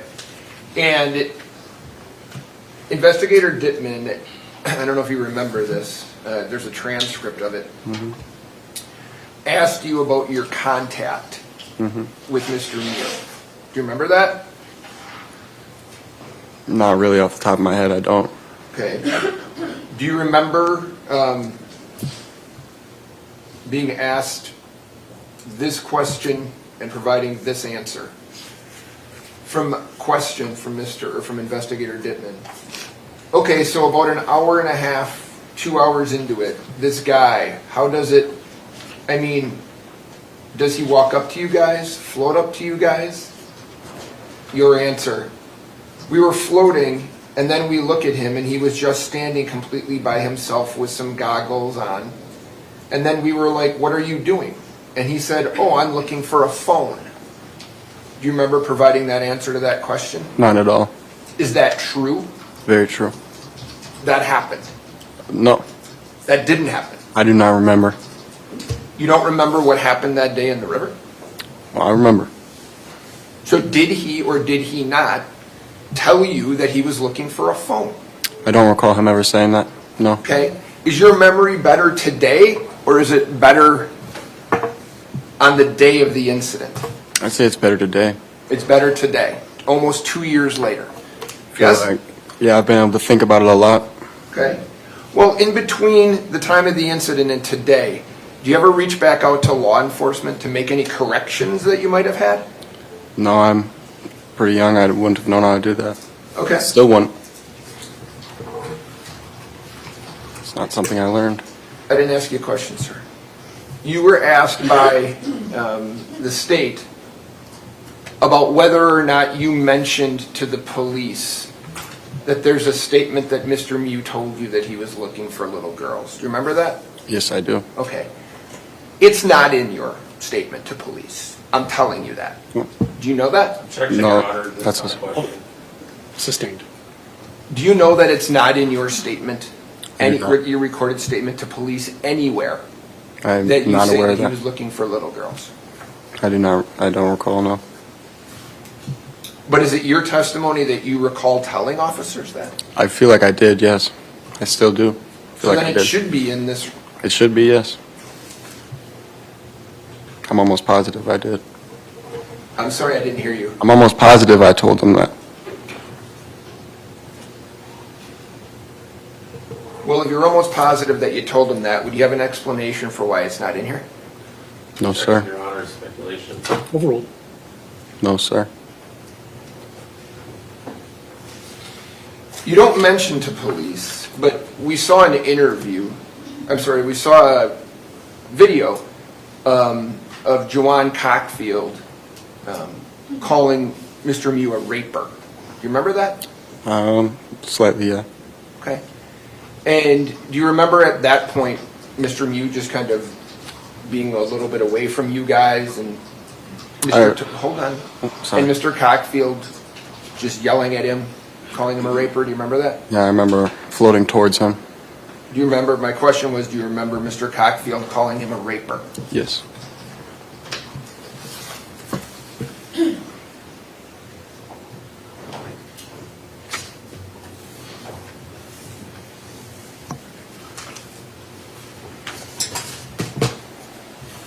At that point where Mr. Cockfield calls Mr. Mew a raper, has your group had a conversation with him?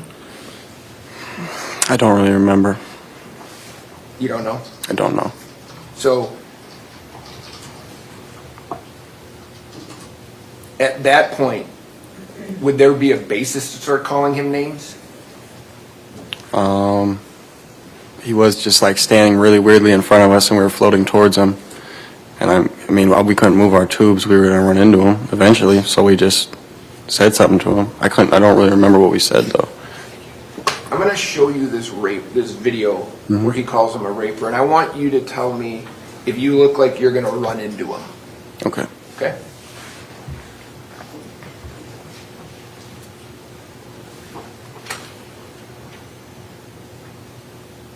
Okay.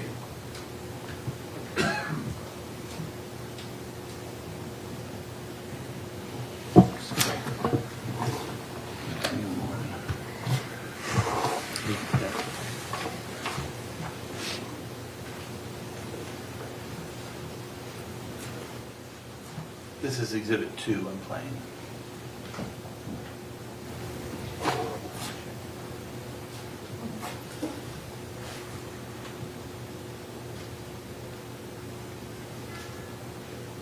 Grown man trying to have sex with little girls. What the hell? What the fuck, bro? He's a raper. Whoa. You look like you're in danger of running into him at that point? No, because he was walking in a diagonal away from us. He was in front of us, though. He was walking away from you, right? You just For a said- second, yeah. And at that point, so he's not impeding your path at that point, true? True. Okay. And Jawan Cockfield is holding a phone, is he not? Yes, he is. Okay. And do you know, you told the police that you're calling Mr. Mew a pedophile Mm-hmm. because he's looking at you, right? Because he was looking really weird, yeah. And we were kids.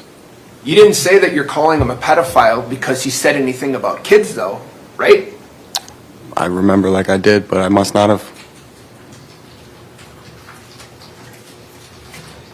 You then see Mr. Mew come up to your tubes, right? Yes, very, very quickly. And at that point, I think you said that you were scared. Yeah. Is that true? I was definitely scared. Okay. You'd agree he wasn't confrontational with you guys, right? What do you mean by that? Well, you were asked a question. Was he confrontational with you guys? And you said no. So you'd agree he wasn't confrontational with you, right? Can you elaborate what confrontational means? Just telling you that officer asked you a question. Okay. And that question was he like confrontational with you guys? Your answer was no, right? Yep, if it's there, yeah. Okay, so he wasn't confrontational. He comes up to your tubes. You agree he walks by your tubes then, right? To an extent, yes. And he walks past your tubes downriver a little bit. True? Just a little bit, yep. Okay. You'd agree that you guys move in his direction, yes? Yes. Okay. You'd agree that at some point Isaac Schumann is standing in front of him with his hands up like my hands are up. Yes, right? probably trying to tell him to leave. Well, I'm not asking you what you think he's doing. What I'm asking you is you see Isaac Schumann with his hands up in front of him, right? Yes, I do. Okay. So your group is confronting him, yes? I wouldn't say confronting, I'd say trying to tell him to leave. Okay, but you guys are scared. Scared, yes. And you guys are telling him to leave, right? Exactly. Okay. And then you see, and now you know he's alone, right? Yeah, I never saw he was with anyone ever. Right. And there's at least at that point, the six of you. Yep. You see him walk toward the blonde woman, right? Yes, I do. Okay. So he walks out of your path, does he not? Yeah, for a split second, yeah. He's over there talking to the woman for more than a split second, right? Yeah. Okay.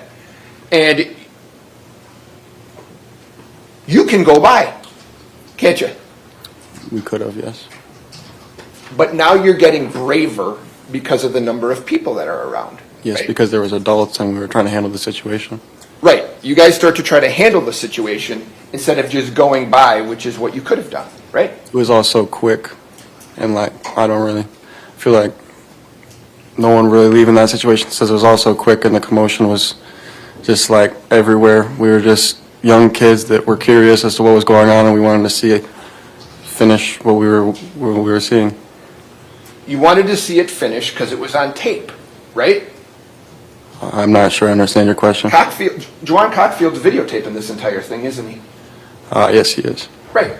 You wanted to see how this tape played out. You wanted to see how this incident finished, right? I wouldn't say we ever did it just for like a camera, like a video. Well, do you remember him yelling for the culture? Remember that? I do not. You don't remember him yelling that? I don't. Okay. Do you remember somebody in your group yelling or saying to somebody, you got 10 seconds? Remember that? You don't recall that? Did you say that? I did not. Okay. So Mr. Mew moves over to the blonde You agree there's a path to go through, but you want to see this through, right? Yeah. Okay. What do you want to see through? Just the commotion. I don't know. We were just watching. None of us touched him. None of us did anything. Right. You want to see you want to see how the commotion. And we didn't want to leave. Also, the two girls that were talking to him alone. Like, I mean, there's just so much stuff. Like, you couldn't really say like we should just leave, because I don't know who would just leave in that situation. Because it was all so quick. People who were scared might want to leave, right? Objection, Your Honor. It's not a question. Well, it was a question. Overruled. Right? Could you repeat that? People who were scared might want to leave, right? Yes, but when we saw the adults, we felt more comfortable. Oh, you guys began to call him a pedophile and a predator, right? Yes. You guys are taunting him, aren't you? I wouldn't say taunting. I'd say just telling it how it was, and he made us feel that way, and he scared us, and So you were paying him back. I wouldn't say paying him back, no. Well, would you agree you guys are around him, No. all pointing at him, chanting at him, right?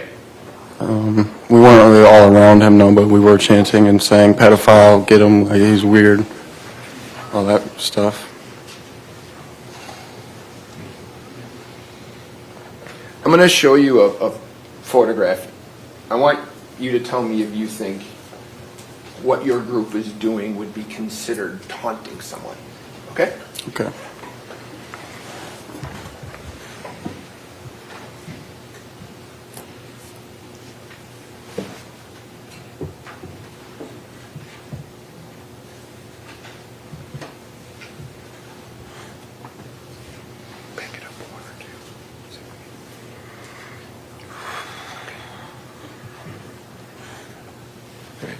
Can you bring it up?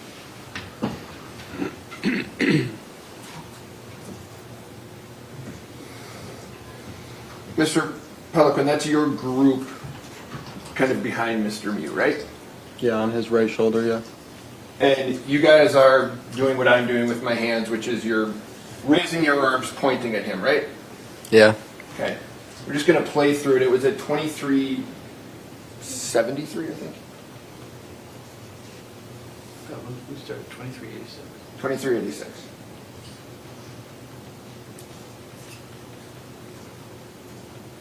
That's you right there, wasn't it? Yeah, in the pink and blue shorts. You don't think you're taunting him? I would say I was pointing at him. You don't think you were taunting him, though? Objection, asked and answered. Overruled. Am I answering? Yes, please, thank you. I felt like I was pointing at him. You've said that. My question to you, though, is do you believe your actions there with the rest of your friends are taunting him? It could be considered that, yeah. And you're taunting him because you're feeling more confident and brave because of the other people, right? That's one reason. Yes, sir. He's alone. That's another reason, right?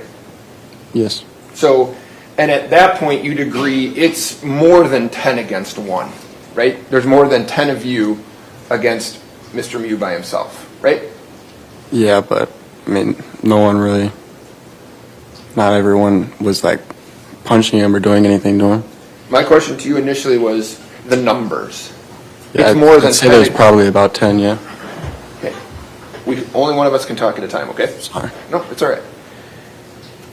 So those are the reasons that you are taunting him is your confidence, your bravery is up, and the number of people around are also up, right? Yes. Okay. And do you hear the blonde, when Mr. Mew walks over to the blonde, she's screaming at him? Yeah. You heard that? Yeah, she was screaming, telling him to leave, get out of here. And she's swearing at him, right? Probably, yeah.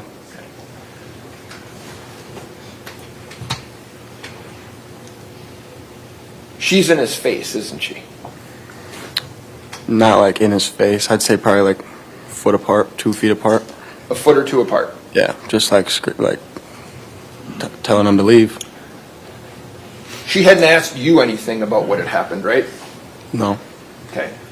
So, in terms of what you are seeing and hearing, she just walks up to him and tells him to leave, right? Yeah, because we were calling, like, help get this guy out of here.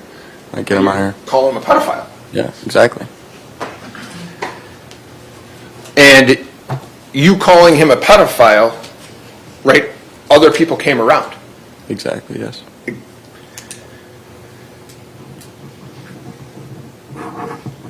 Would you agree the more that you guys are calling him names, pedophile, predator, the higher the temperature is getting, meaning the more aggravated people are getting?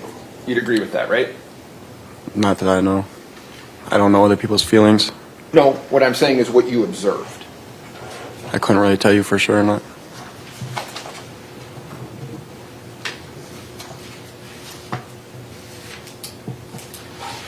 Do you remember, or do you remember seeing Mr. Mew waving? I did this not with see his that. hand? You don't see that? I did not see that, no. You do see other people come over from the Blondes group, though, right? Everyone kind of came at the same time. Like their group came over. Okay, and there was, while that may or may not be correct, there are at least 6, 7, 8 people that come over from their group, right? Yeah, probably around that. And at that point, you have to be feeling pretty confident in terms of the numbers, right? Yes. So at that point, you getting near him, you're not worried about that anymore, are you? Not as much so, no. Well, there's pictures you're within exactly. inches of him, right? Yeah. Okay. I'll check inches, that's not the evidence. Yeah, not inches. The witness gives the answers. What the attorneys say is not evidence. I was never, I was probably within Hold on. Just rely, please, on what the witness says. Next question. But you agree that initially starting out as scared, by the end, you're very close to him, pointing, and as you said, some people might consider taunting him, right? By the end, I mean, I was in complete shock because I saw a bunch of people stabbed. In terms of when you were taunting him? In terms, Yes? yeah. Okay.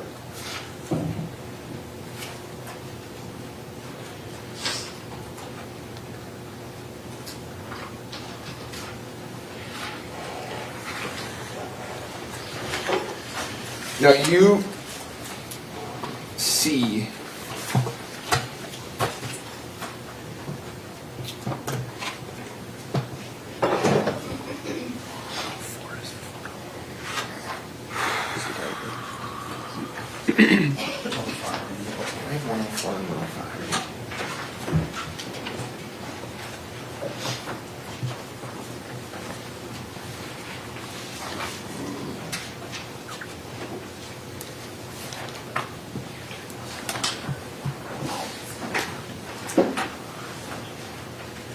So, may I approach this? Yes. Mr. Poliquin, I'm going to show you what has been moved into evidence as exhibit number 104, okay?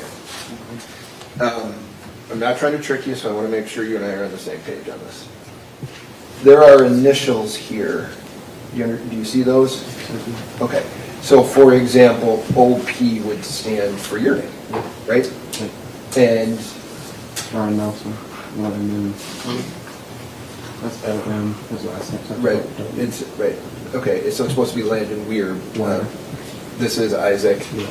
Right. Okay. And this is kind of G1 is kind of where your tubes were in general. Okay. Would you say, in looking at this diagram, right before what I'm showing you here, which is at 149 of the video, that's kind of the general setup of where people are I feel like in that clip you just showed over there, I was standing next to Ryan Nelson, though. Okay. But you'd agree in general, am I right, that this is kind of the general pattern of where people are? Yeah, generally, yeah. Okay. And if I have it right, you would agree, people are like where I am to you on Mr. Mew, not directly behind him, but off to his side. Yeah. Yes? Yeah. There's people in front of him. Mm-hmm. Yes? Yes. And there's people kind of off to his other side. Is that fair? Yeah. Okay. And if I told you that the evidence has been, or this document, there's 13 people and Mr. Mew by himself, would you agree with that? Is that fair? Yes. I'm sorry? Yes. Okay.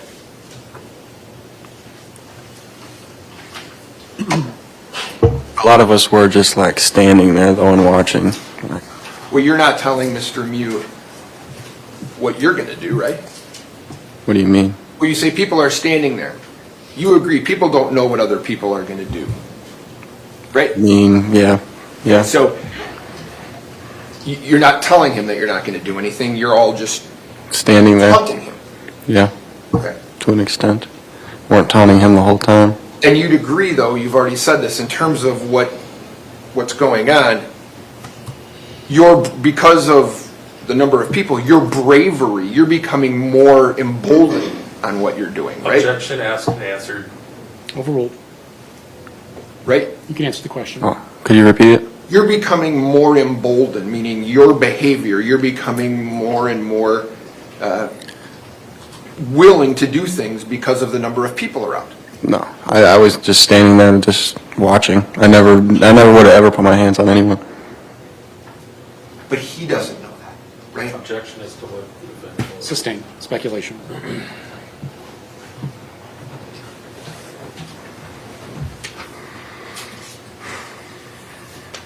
I want to make sure I understand this right. Did you see what happened between Mr. Mew and the blonde person, the blonde girl? No, I did not see, but I heard the fist hit her face, and then I saw her stumble backwards. I want to make sure I got it right. You said you heard his fist hit her face.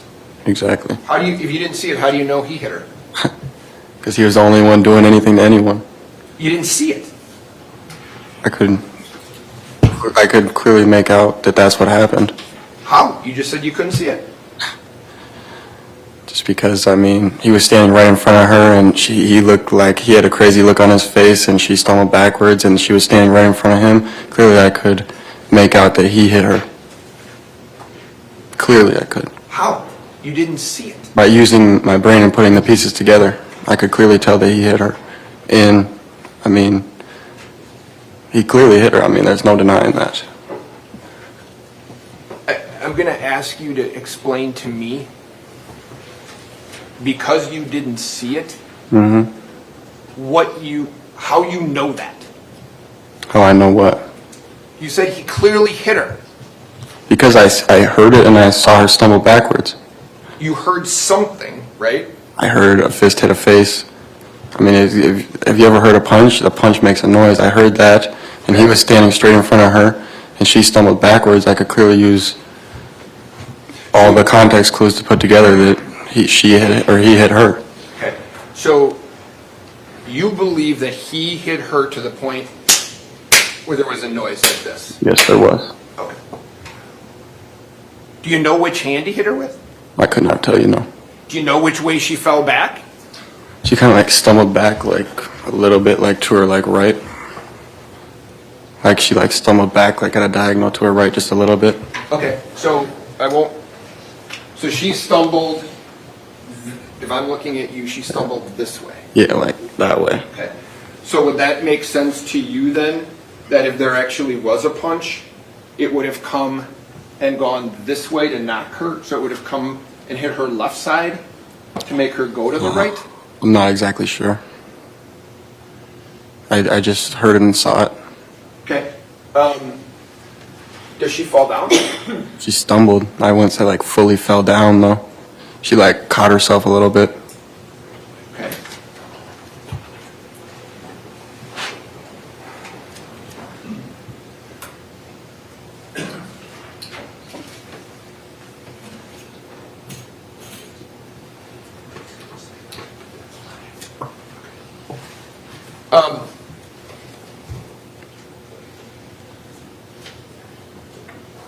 And after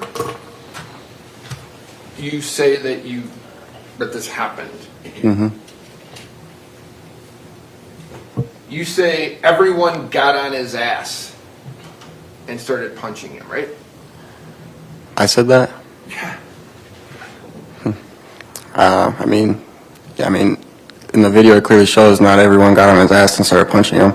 I must have just said that because I was just in shock still. What I'm asking you, is that what you said? I don't recall exactly saying that, but if it's on the paper, I'm sure I said it. Okay. You see a person, you don't know the person, but you see the person punch him in the face and knock him in the water, right? I didn't really see the punch, but I saw him fall into the water, yeah. Okay. Do you hear or see the person run around him and crack him across the side of the face? No, I did not see that, no. Okay. Did you see the guy in the yellow shorts come up behind him and shove him from behind while he's in the water? No. At that point, I was in complete shock already. I don't remember much from that exact moment. What were you in shock about at that point? The knife. Seeing the knife. Yeah, and then I kind of just went black for like a couple minutes or so that they're all really blurry. I just remember bits and pieces. So seeing the knife made you go black? Yes? To an extent.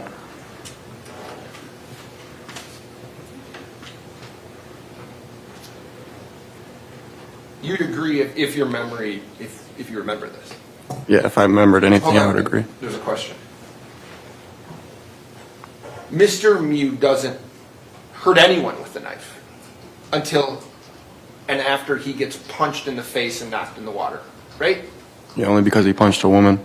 My question to you is, the only time anyone gets injured with a knife is after Mr. Mew is repeatedly punched, slapped, and pushed. Yes? I mean, I don't really know. I didn't see it all. I didn't see a punch, a push, and a slap. I did see him fall at the beginning into the water. And then, by your statement then, people got on his ass. What does that mean to you? It means just, after anyone punches a girl ever, there's obviously going to be a consequence. That's not okay. That's not what I'm asking you. What are you What asking? I'm asking you is, what does it mean to you when you say everyone got on his ass? What does that mean? That means, people hit him, yeah. Because he punched a woman. People hit him, right? I couldn't tell you exactly how many, no, because I, once again, don't really remember. I know I didn't. You didn't touch him, right? Not once. And he didn't touch you, right? He did not. Thank the Lord.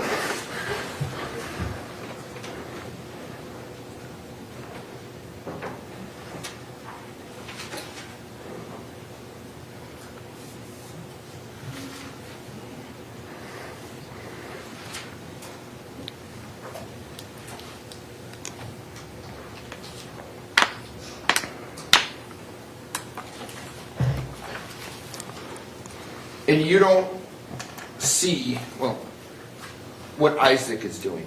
Do you? No, I did not. Okay. Now, I think you say to police,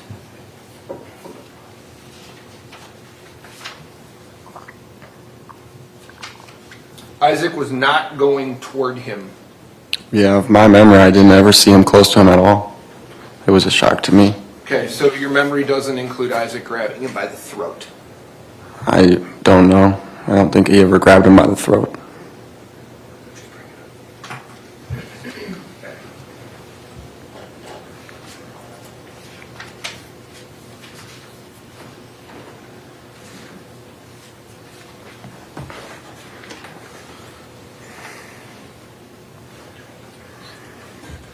Just up to the...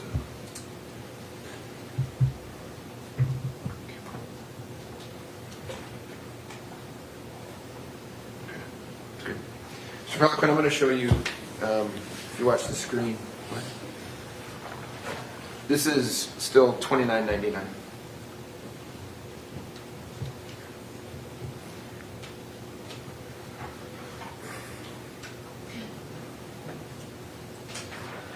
Does that appear to you that Mr. Muse, somebody's got their hand around Mr. Muse's throat? Yes, it does. Can you tell by the gold bracelet on the left wrist that that's Isaac Schumann?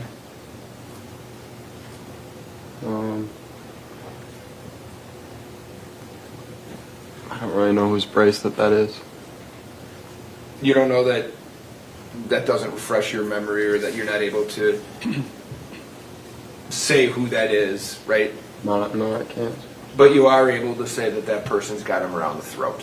Yes? Yeah, it does look that way. Okay.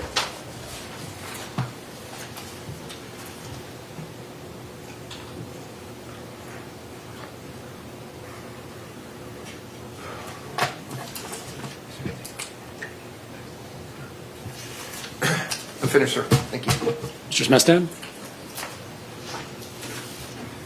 Nothing further. All right, thank you, Mr. Peliquin. You can step down. Please see the witness coordinator in the back, and she'll tell you where to go next.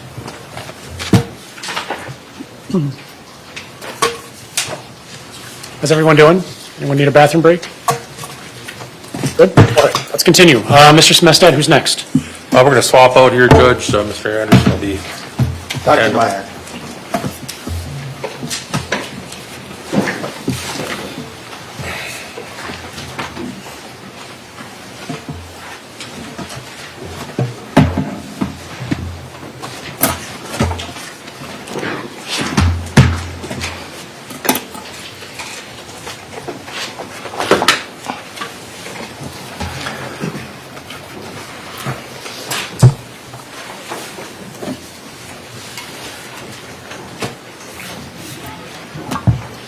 Dr. Meyer, please come forward. That's good right there. Please face the clerk. Raise your right hand. She will administer the oath. Do you swear that the testimony you're about to give in this matter shall be the truth, the whole truth, and nothing but the truth, so help you God? I do. Please have a seat in the witness chair.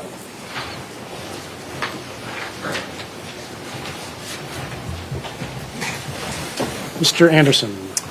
Can you please state your first and last name and spell your last name? Brian Meyer, M-Y-E-R.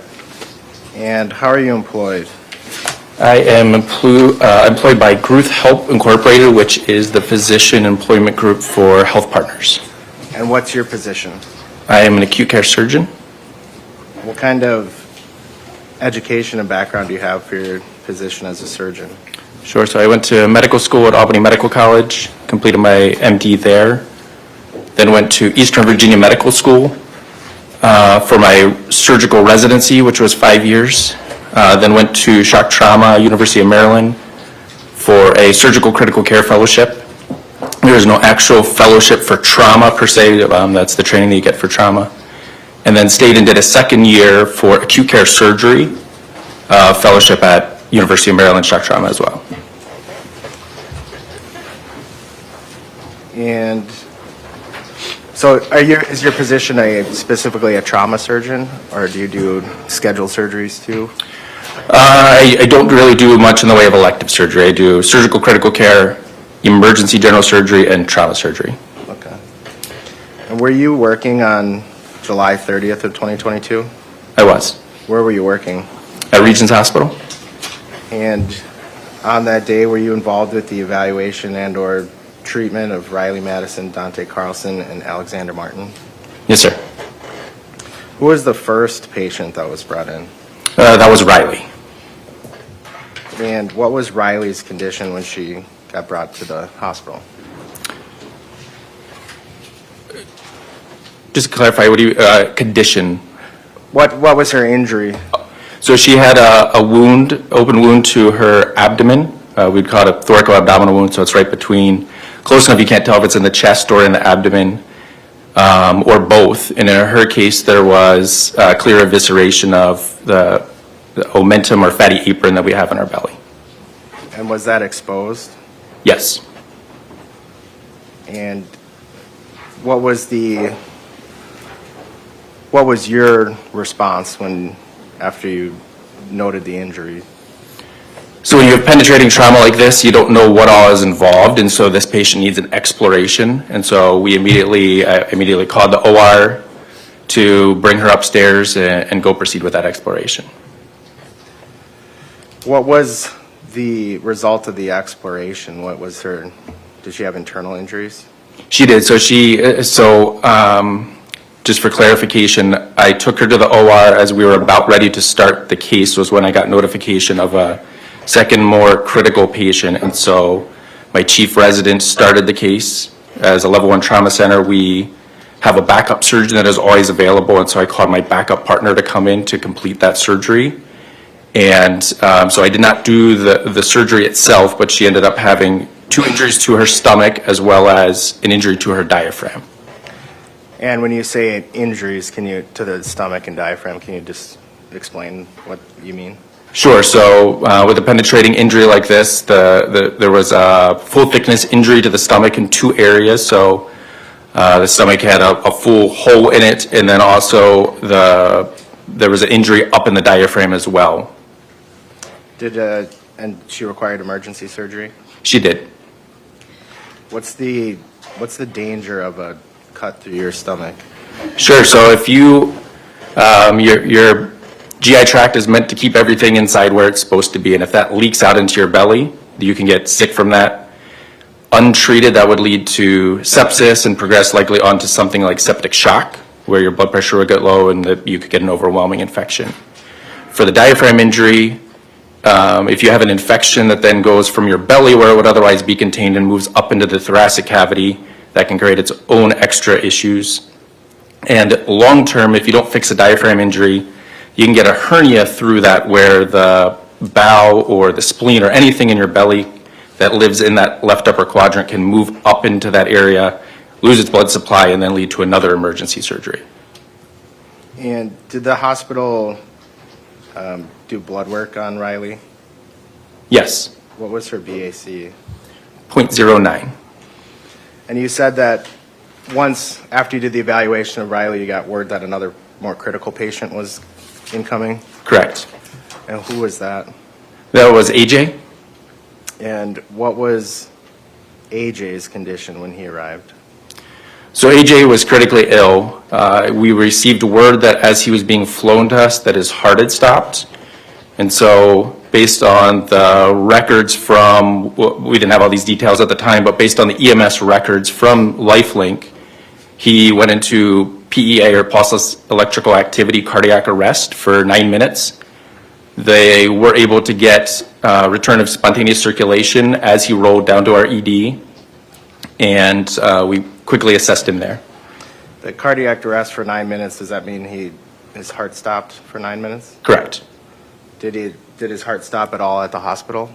It did. So he was only in our trauma bay and up into the OR within 5 minutes, and as we rolled to the operating room with him, his heart again stopped on the monitor as we were rolling him into the OR. And did AJ require emergency blood transfusion? He did. He received transfusions prior to his arrival, so LifeLink transfuses blood in their helicopter, and then we had activated what we call a massive transfusion protocol, or MTP, to have lots of blood products available and continue to infuse those upon his arrival to us. Was he in shock when he arrived at the hospital? Yes. And when you use, as a physician, when you use shock, what do you mean? So shock is a condition where you don't perfuse your organs appropriately. So there's several causes of it. The most common cause of it in trauma and what AJ had was hemorrhagic shock, which is a subset of hypovolemic shock. So when you use the word shock in medicine, it's a physical condition? It is. It's a pathophysiologic condition. And can you describe what you had to do as far as surgery and what damage you found? Sure. So when AJ arrived, he had a very large incision, essentially almost from his sternum down to the middle of his pelvis or his pubis. I had to extend this a centimeter or two just to make sure that we could get full exposure and see everything appropriately. And he had multiple injuries. The most important one, and the one that why his heart stopped and why he was so sick, was because he had injuries to his right common iliac artery, and then also his left common iliac vein. So I repaired the artery. When I knew that there was a vascular injury, I'd called in Dr. Rosenthal, who's one of our vascular surgeons, and he ended up putting some stitches to repair the vein. We additionally found 3 injuries to his small intestine and an injury to his colon as well, the transverse colon. And I think you said the iliac artery? Yes. Where's that located? So the iliac artery is what supplies blood to your pelvis and your each leg. So as you come down from the heart, your aorta splits down low in your belly, or as you go into the pelvis, into the common iliac artery. So there's a right and there's a left, and so it then continues on, provides blood, as I said, to the pelvis and the leg. Do those, so that there are there, I just want to make sure I'm understanding. So each leg has a vein that comes up and meets somewhere? So this would be up in the torso itself, not into the leg. So as it goes on, it then branches into an external and internal iliac artery. The external is what would continue on to go down into your femoral artery and then be the blood vessels that go down into your leg. And where does that vein run through the torso or the stomach area? I'd say it's about 2/3 of the way down in the abdominal cavity, where the aorta bifurcates or splits into two. Are there other major arteries and veins in the human torso? Yes. And can you just describe where those are? So as I mentioned, the aorta would be the biggest one. It gives off branches to your mesenteric vessels as you come down through the abdomen, and then the big branches are the iliac arteries, and then into the external and internal. So this is a sizable artery, I would say, second only to really your, in the belly at least, second only to your aorta.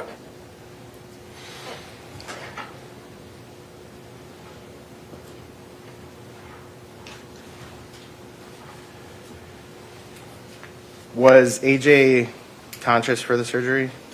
He was not. He had been intubated prior to his arrival. And may I approach? Yes.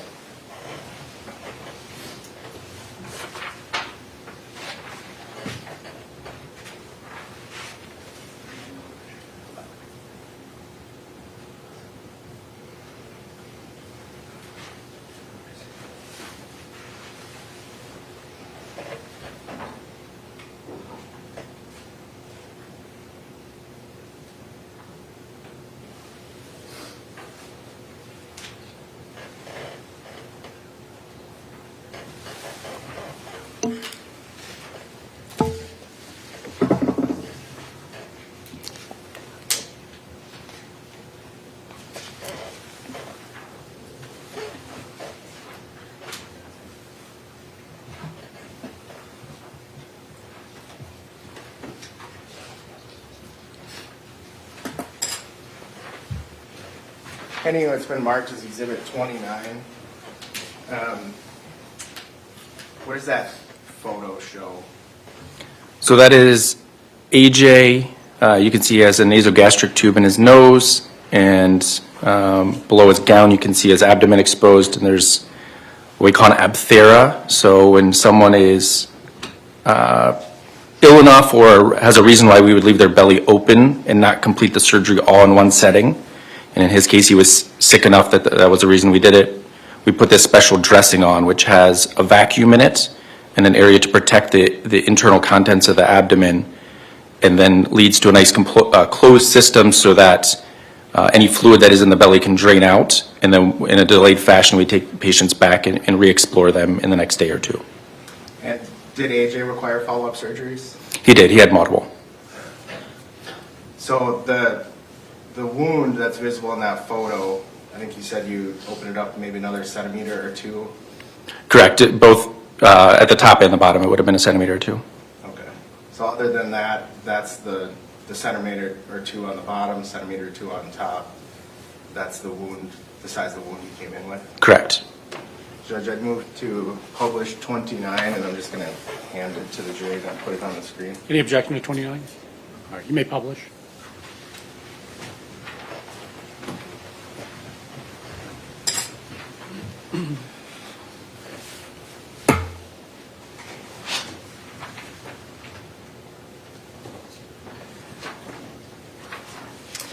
And was there a BAC taken of AJ?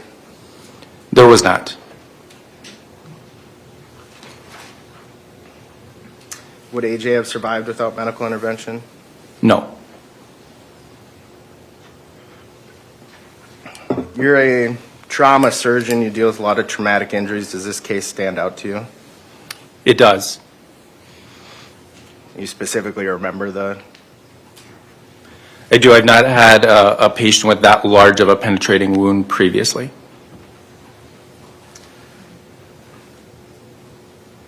And then Dante Carlson, how was he transported to the hospital? He came via helicopter. Was he given any medications on the helicopter? He was. Do you recall offhand what those were? Fentanyl, and if I can look at the record here, I think it was ondansetron or Zofran. What's fentanyl used for? It is both used for pain as well as for sedation, depending on the clinical scenario. Is it a narcotic? Yes. And what was Dante's injury? So he actually ended up having nothing internal, but as I had said earlier, one of the issues with penetrating trauma is you don't know how deep anything goes and what is injured until you actually look at it.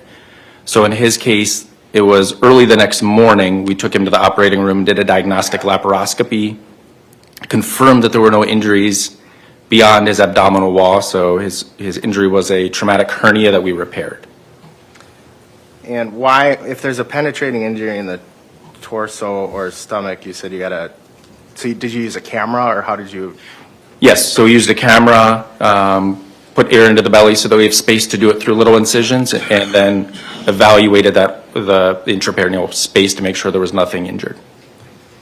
And you said you have to do that to make sure there's none of those vital organs or arteries or anything else damaged inside? Correct. You need to make sure there's not something injured to your gastrointestinal tract that is leaking contents, or even if a blood vessel or your spleen is injured, it may not bleed significantly, but you may end up with injuries to it called pseudoaneurysms that can bleed in a delayed fashion.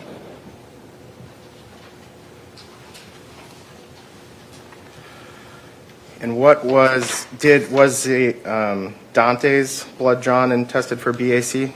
It was. What was his BAC? 0.09.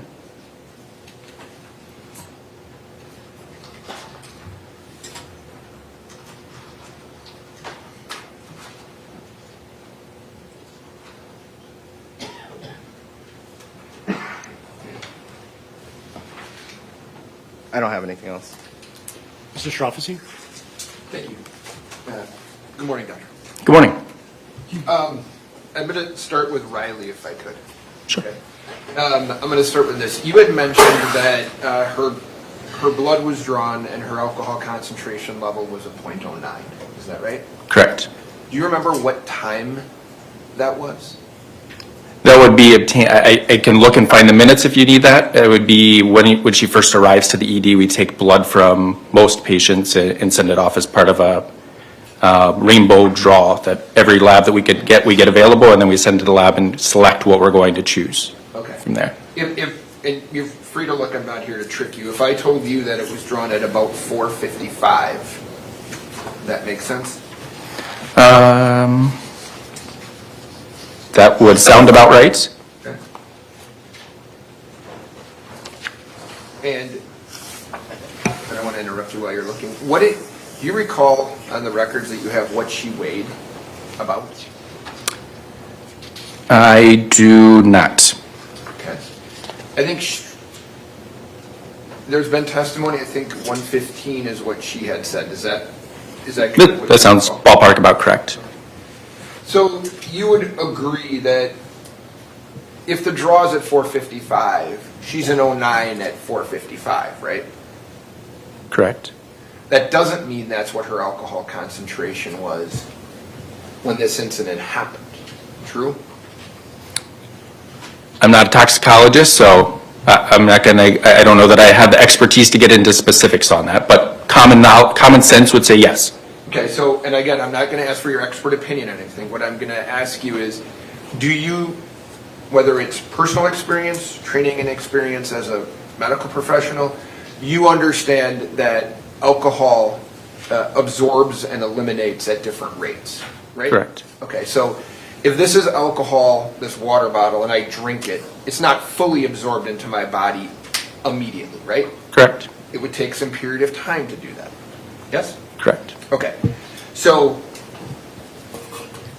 I'm assuming, well, tell me if you can answer this. Do you have any information that after she was injured, she was consuming any alcohol? I do not. Okay. So the blood draw is about an hour and change before the incident. Her alcohol concentration, based on what you know, based on your training and experience, is not an 09 at the time, likely, correct? Most likely. Okay. And you, I want to just make sure I have this right. You had said that if Riley's injuries were left untreated, sepsis, other types of infections, I don't want to discount what you're saying, I was trying to write as fast as I could. Other infections and a hernia, is that right? Correct. Okay. And can I approach you? Yes. So I'm going to talk to you about AJ for a minute. Okay. Okay. And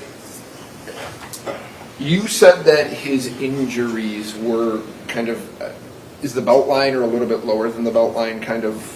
No, higher than that. Okay. So the belly button? Below that. Okay. Right between those the two. belly button and the belt. All right. Can I ask you this?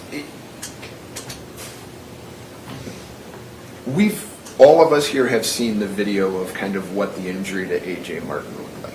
Okay, I'm not saying you did. I'm just saying we all have. Mm-hmm. Okay. Can the trajectory of the injury, meaning what it ends up looking like, change based upon what the person who's being injured does? Do you understand my question?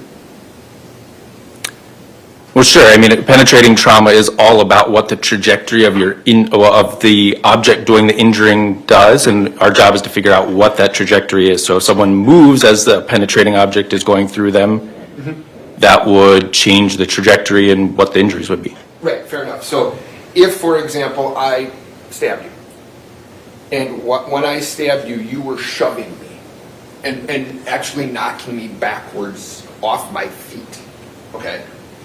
That could change like my arm angle and what ends up happening to you as a result of that.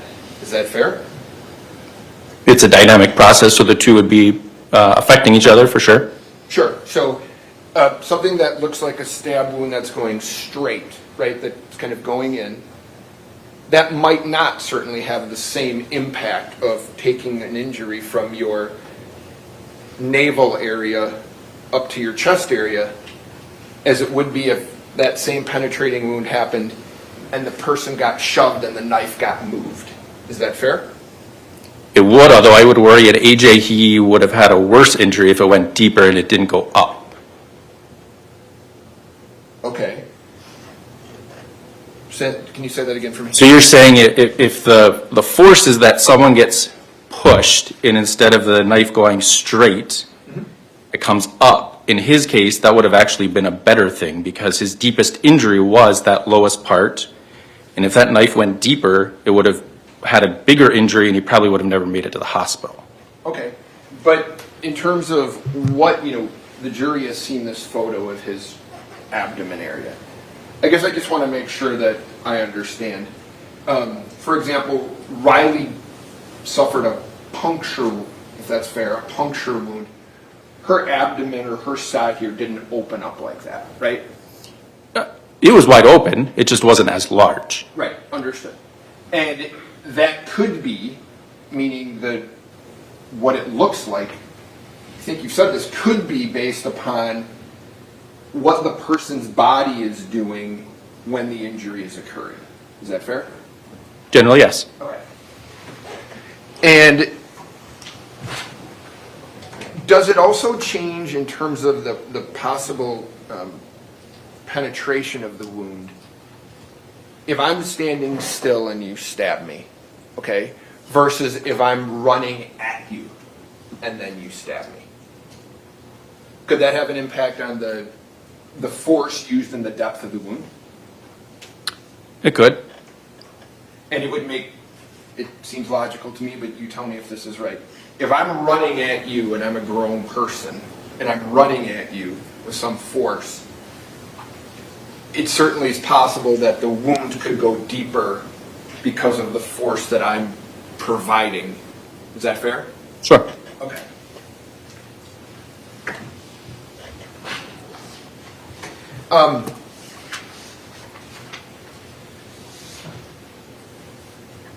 Was it, it's not a criticism, it's a question.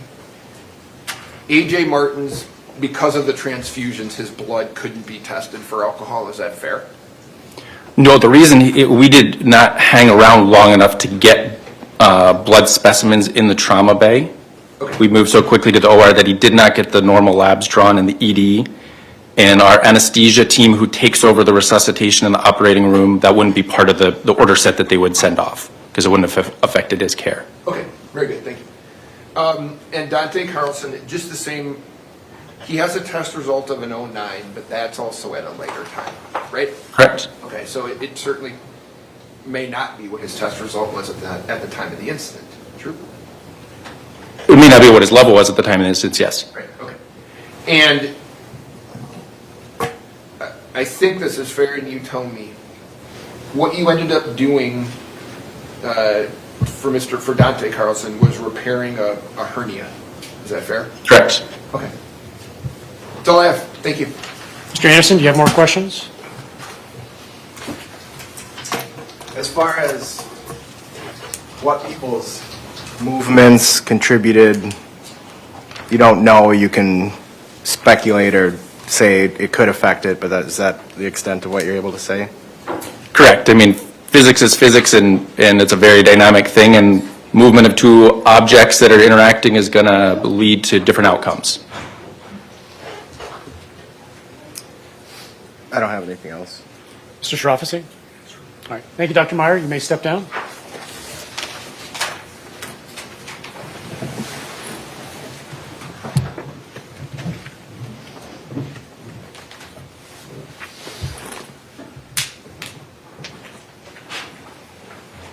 This might be a good place for a short recess. Let's come back at 9:35.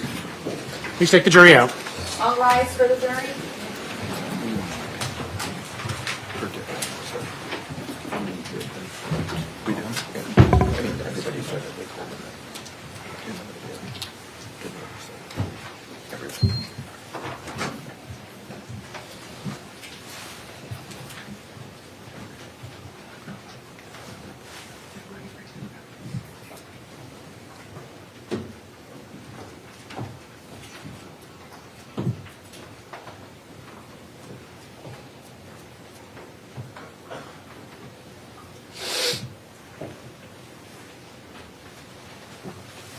We're in recess. 10 minutes. Carl, you have a quick second? Yeah.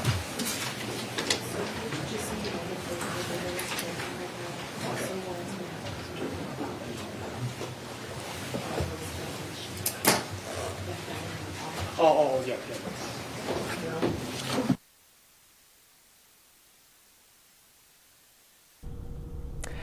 And good morning again from our Fox 9 streaming center. You've, of course, been watching Gavel to Gavel coverage of the Apple River stabbing trial across our Fox 9 digital platforms. Monday morning, we are into the second full week of this high-stakes trial. Nikolai Miu, his fate soon lying in the hands of the St. Croix County jury, facing 5 total counts: first-degree intentional homicide, 4 counts of attempted intentional homicide. We just heard there from the Regents Hospital surgeon, Dr. Brian Meyer, about some of the injuries, about blood alcohol levels, about how the injuries were sustained. The doctor there saying this is a case he will remember just based simply off of the severity, if you will, the deep penetration of the knife into victim A.J. Martin.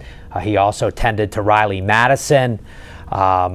And before Dr. Meyer took the stand for his brief testimony there about the treatment of those injured that day, we heard from Owen Peliquin, one of the young men tubing, good friends of Isaac Schumann, tubing with Isaac and the rest of that Stillwater group or so, half a dozen strong.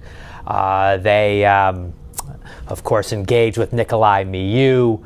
He did admit taunting Miu at times, but Owen certainly describing being fearful, Miu not saying anything, staring, and that while the defense did ask him, could the tubers have gone past him, he seemed to indicate they could have, but in that moment, he just did not feel they should.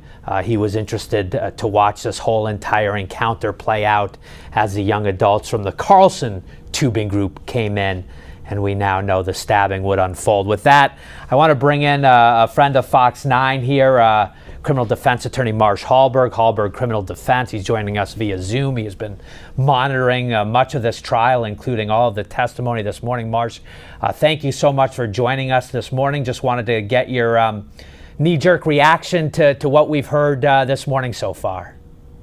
Yeah, thanks.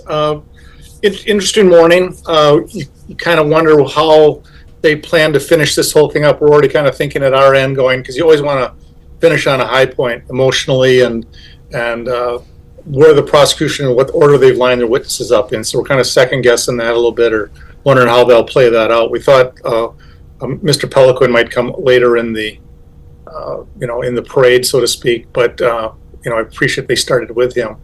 A few things I think for viewers to recognize is if you're ever called as a witness, I don't care how smart you are, I don't care how witty you think you are, you generally don't want to try to debate the other lawyer on the stand. They get to ask the questions, they control how you answer, when you answer, what the question is, and that's usually not easy to do. So sometimes it's easier just to give up the obvious. For example, when they asked Mr. Peliquin, were you taunting him? He goes, well, no, I wasn't. And they showed the photographs of him doing this kind of a thing.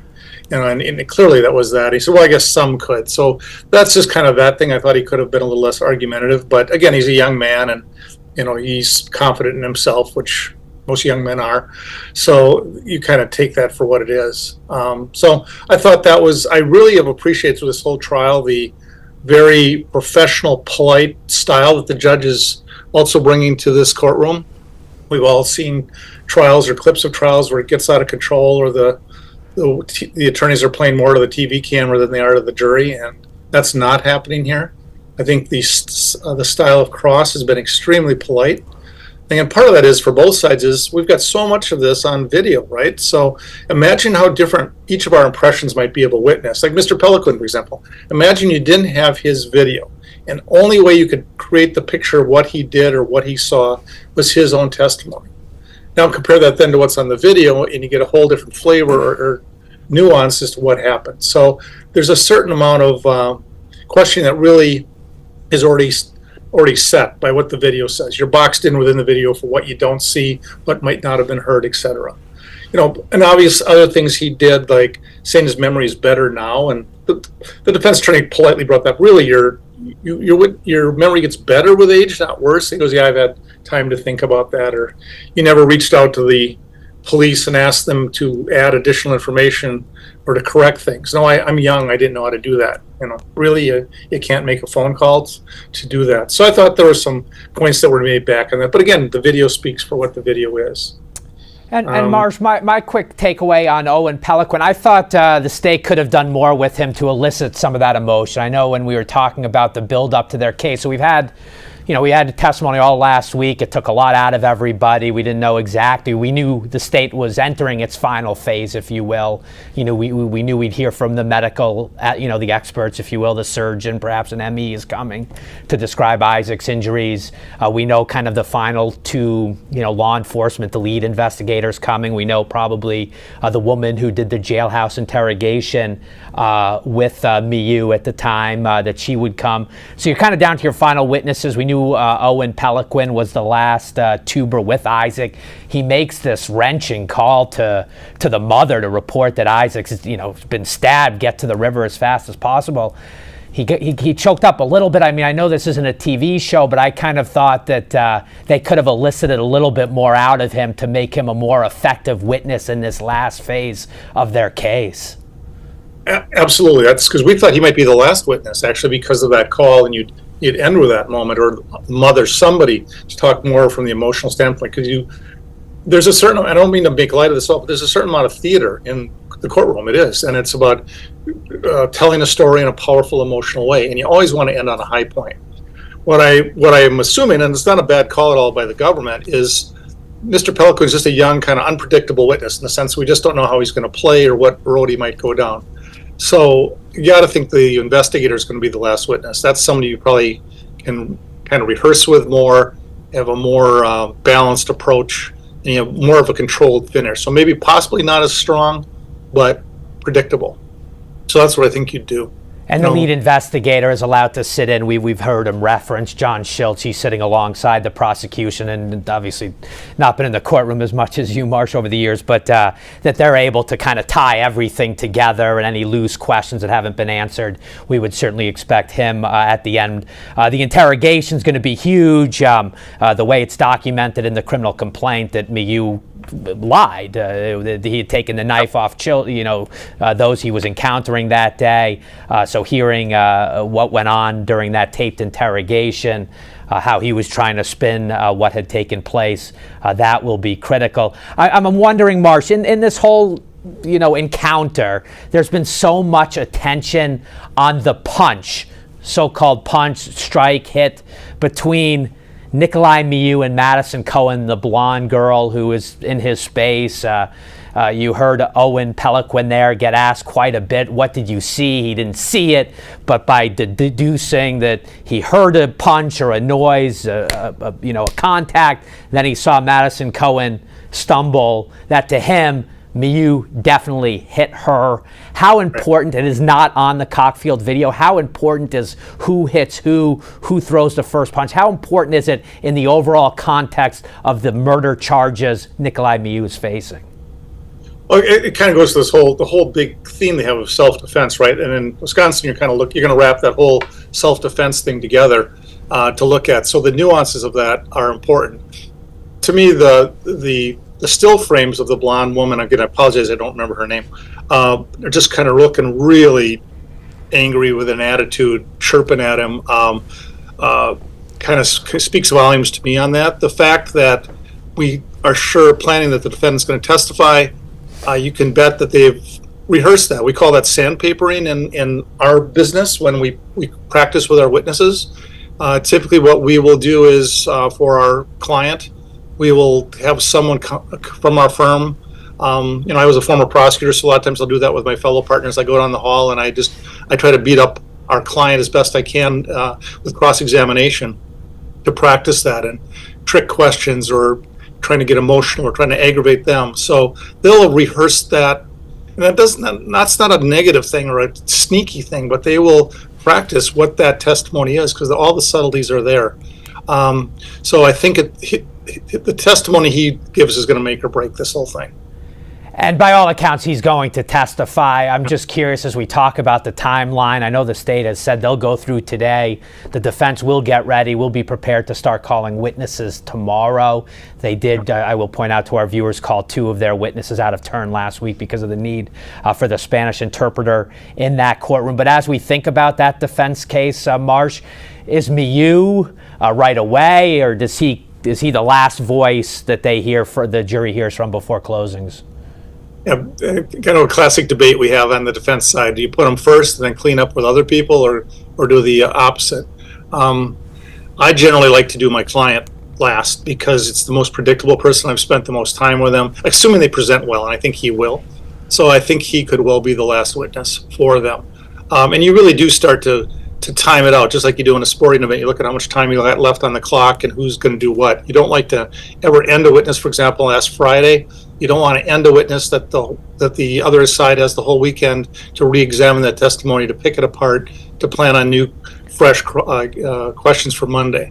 And attorneys, judges, juries, we're just like a risk. We get tired, right? By a Friday afternoon, we're tired. We may not be as sharp on our questioning. The jury may not be listening as much. So we really look forward to Mondays when everybody comes in, they had that big cup of coffee, they're really back being alert again. And so Mondays is a big day where when the government wants to make some points, today is to try to do that. I thought the defense did with the doctor that was on, generally for people, when you go out drinking, generally there's an average of what's called 0.15 an hour you burn off. So you do the math. That's for an average 165-pound man. They will metabolize at a different rate than women. So the point they're trying to make with Riley or the other person who was a 0.09 is that they're really probably a 1.1, something like that at a higher level. That doctor pushed back, didn't want to get off into burn off and absorption rates, which I appreciate. But the defense made a good point of saying we know it's higher because there's no alcohol consumed between the time of the stabbings and the hospital visit. So we know that alcohol was being burned off. So I thought they did a nice job of working with the little information they needed. The point is we know it's higher. Yeah. Marsh, just to kind of alert our viewers that we've now put that state seal back on your screen. We've kind of double boxed Marsh Hallberg, our criminal defense attorney at Twin Cities, veteran lawyer, as you mentioned there, a prosecutor once upon a time in his career, now has a criminal defense firm in the Twin Cities. So as soon as we see the Judge Waterman, come back to the bench, we'll get you back inside. But I did have one question, and I know that the doctor has to serve. I mean, he's the trauma doctor. He's a surgeon. He's a surgeon who testified he saved A.J. Martin's life. A.J. Martin had his heart stopped for 9+ minutes, being rushed into surgery. So I don't know. My gut as the jury expects to hear that from him, and then we take a turn to the BACs. But I suppose Marcia, the doctor, he's the doctor, so they do have to ask him those kinds of questions, right? Right. Yeah, you get it in when you can, and you piece it all together. Because at the end of the trial, a lot of this is all fluff, right? They're going to focus on the big things. And again, we're in this day and age where it's such a big phenomenon now. Trials are so different. Everybody's got a camera, right? Every single one of us carries a camera. And especially younger people, as soon as something happens, that camera is out, taking pictures, taking video. And this has gotten to be such a bigger part of our courtrooms now, is the playing of video for what we do. Yeah. Marsh Hallberg, thank you so much. You're going to be with us all day, so we'll see you at the lunch break. Right now, I want to take our viewers back to the bench. Judge Michael Waterman in the St. Croix County Circuit Court, Hudson, Wisconsin. State presenting its case. They're up next with their next witness. Investigator Standard, please come forward. Please face the clerk, raise your right hand. She will administer the oath. Do you swear that the testimony you're about to give in this matter shall be the truth, the whole truth, and nothing but the truth, so help you God? I do. Please have a seat in the witness chair.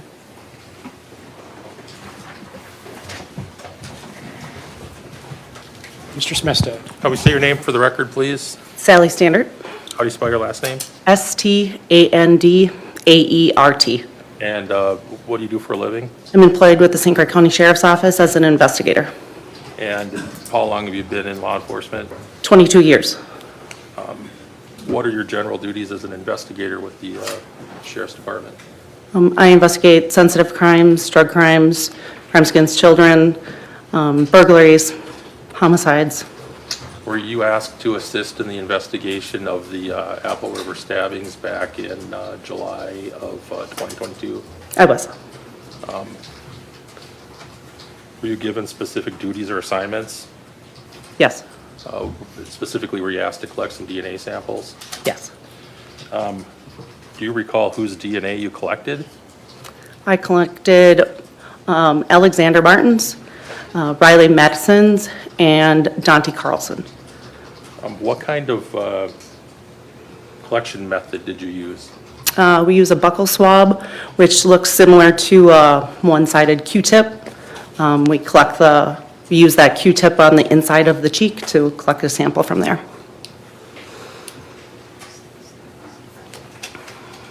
Are the swabs sterilized or come in sterile packaging when you're using them for this collection?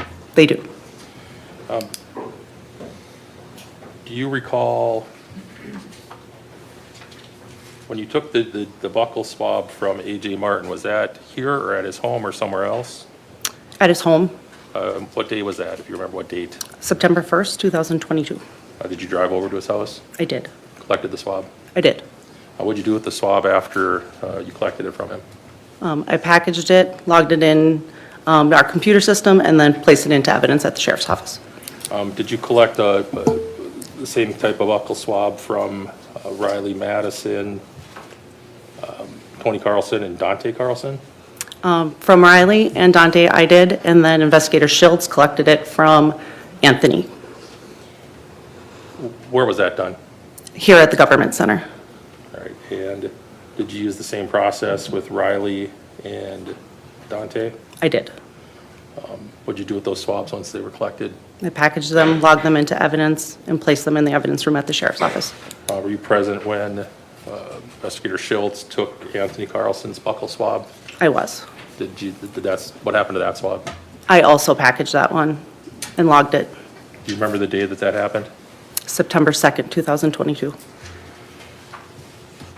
When you say you placed them in evidence, is that a secure facility at the sheriff's office? Yes.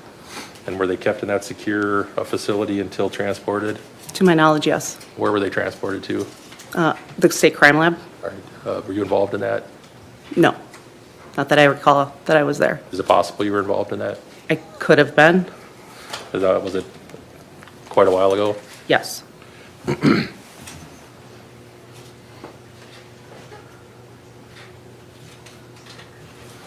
Is there another Sally Standard who works for the sheriff's office? No. If the crime lab paperwork says that the samples were dropped off by Sally Standard, would that have been you? Yes.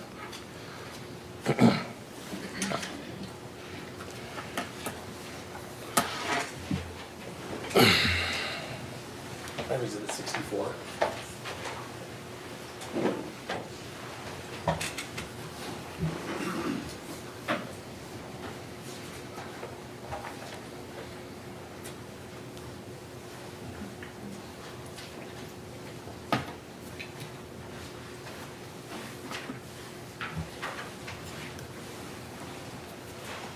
That question with discussion. Yes, you may.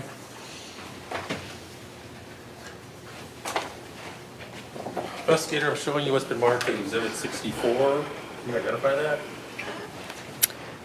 It appears to be the property and evidence summary from the case number 2022-6400. Is that this case that we're here for? Yes. Did you, as you log in evidence, and specifically these buccal swabs, is there a number assigned for that evidence? There is. An item number, I guess it's called? There is an item number, yes. I'm referring you to the bottom of page 5 and the top of page 6. Do you see the entries for the buccal swabs that you collected on September 1st and 2nd? Yes. Can you just tell us the numbers for the swabs that you entered into evidence? 257, 258, 259, and 260.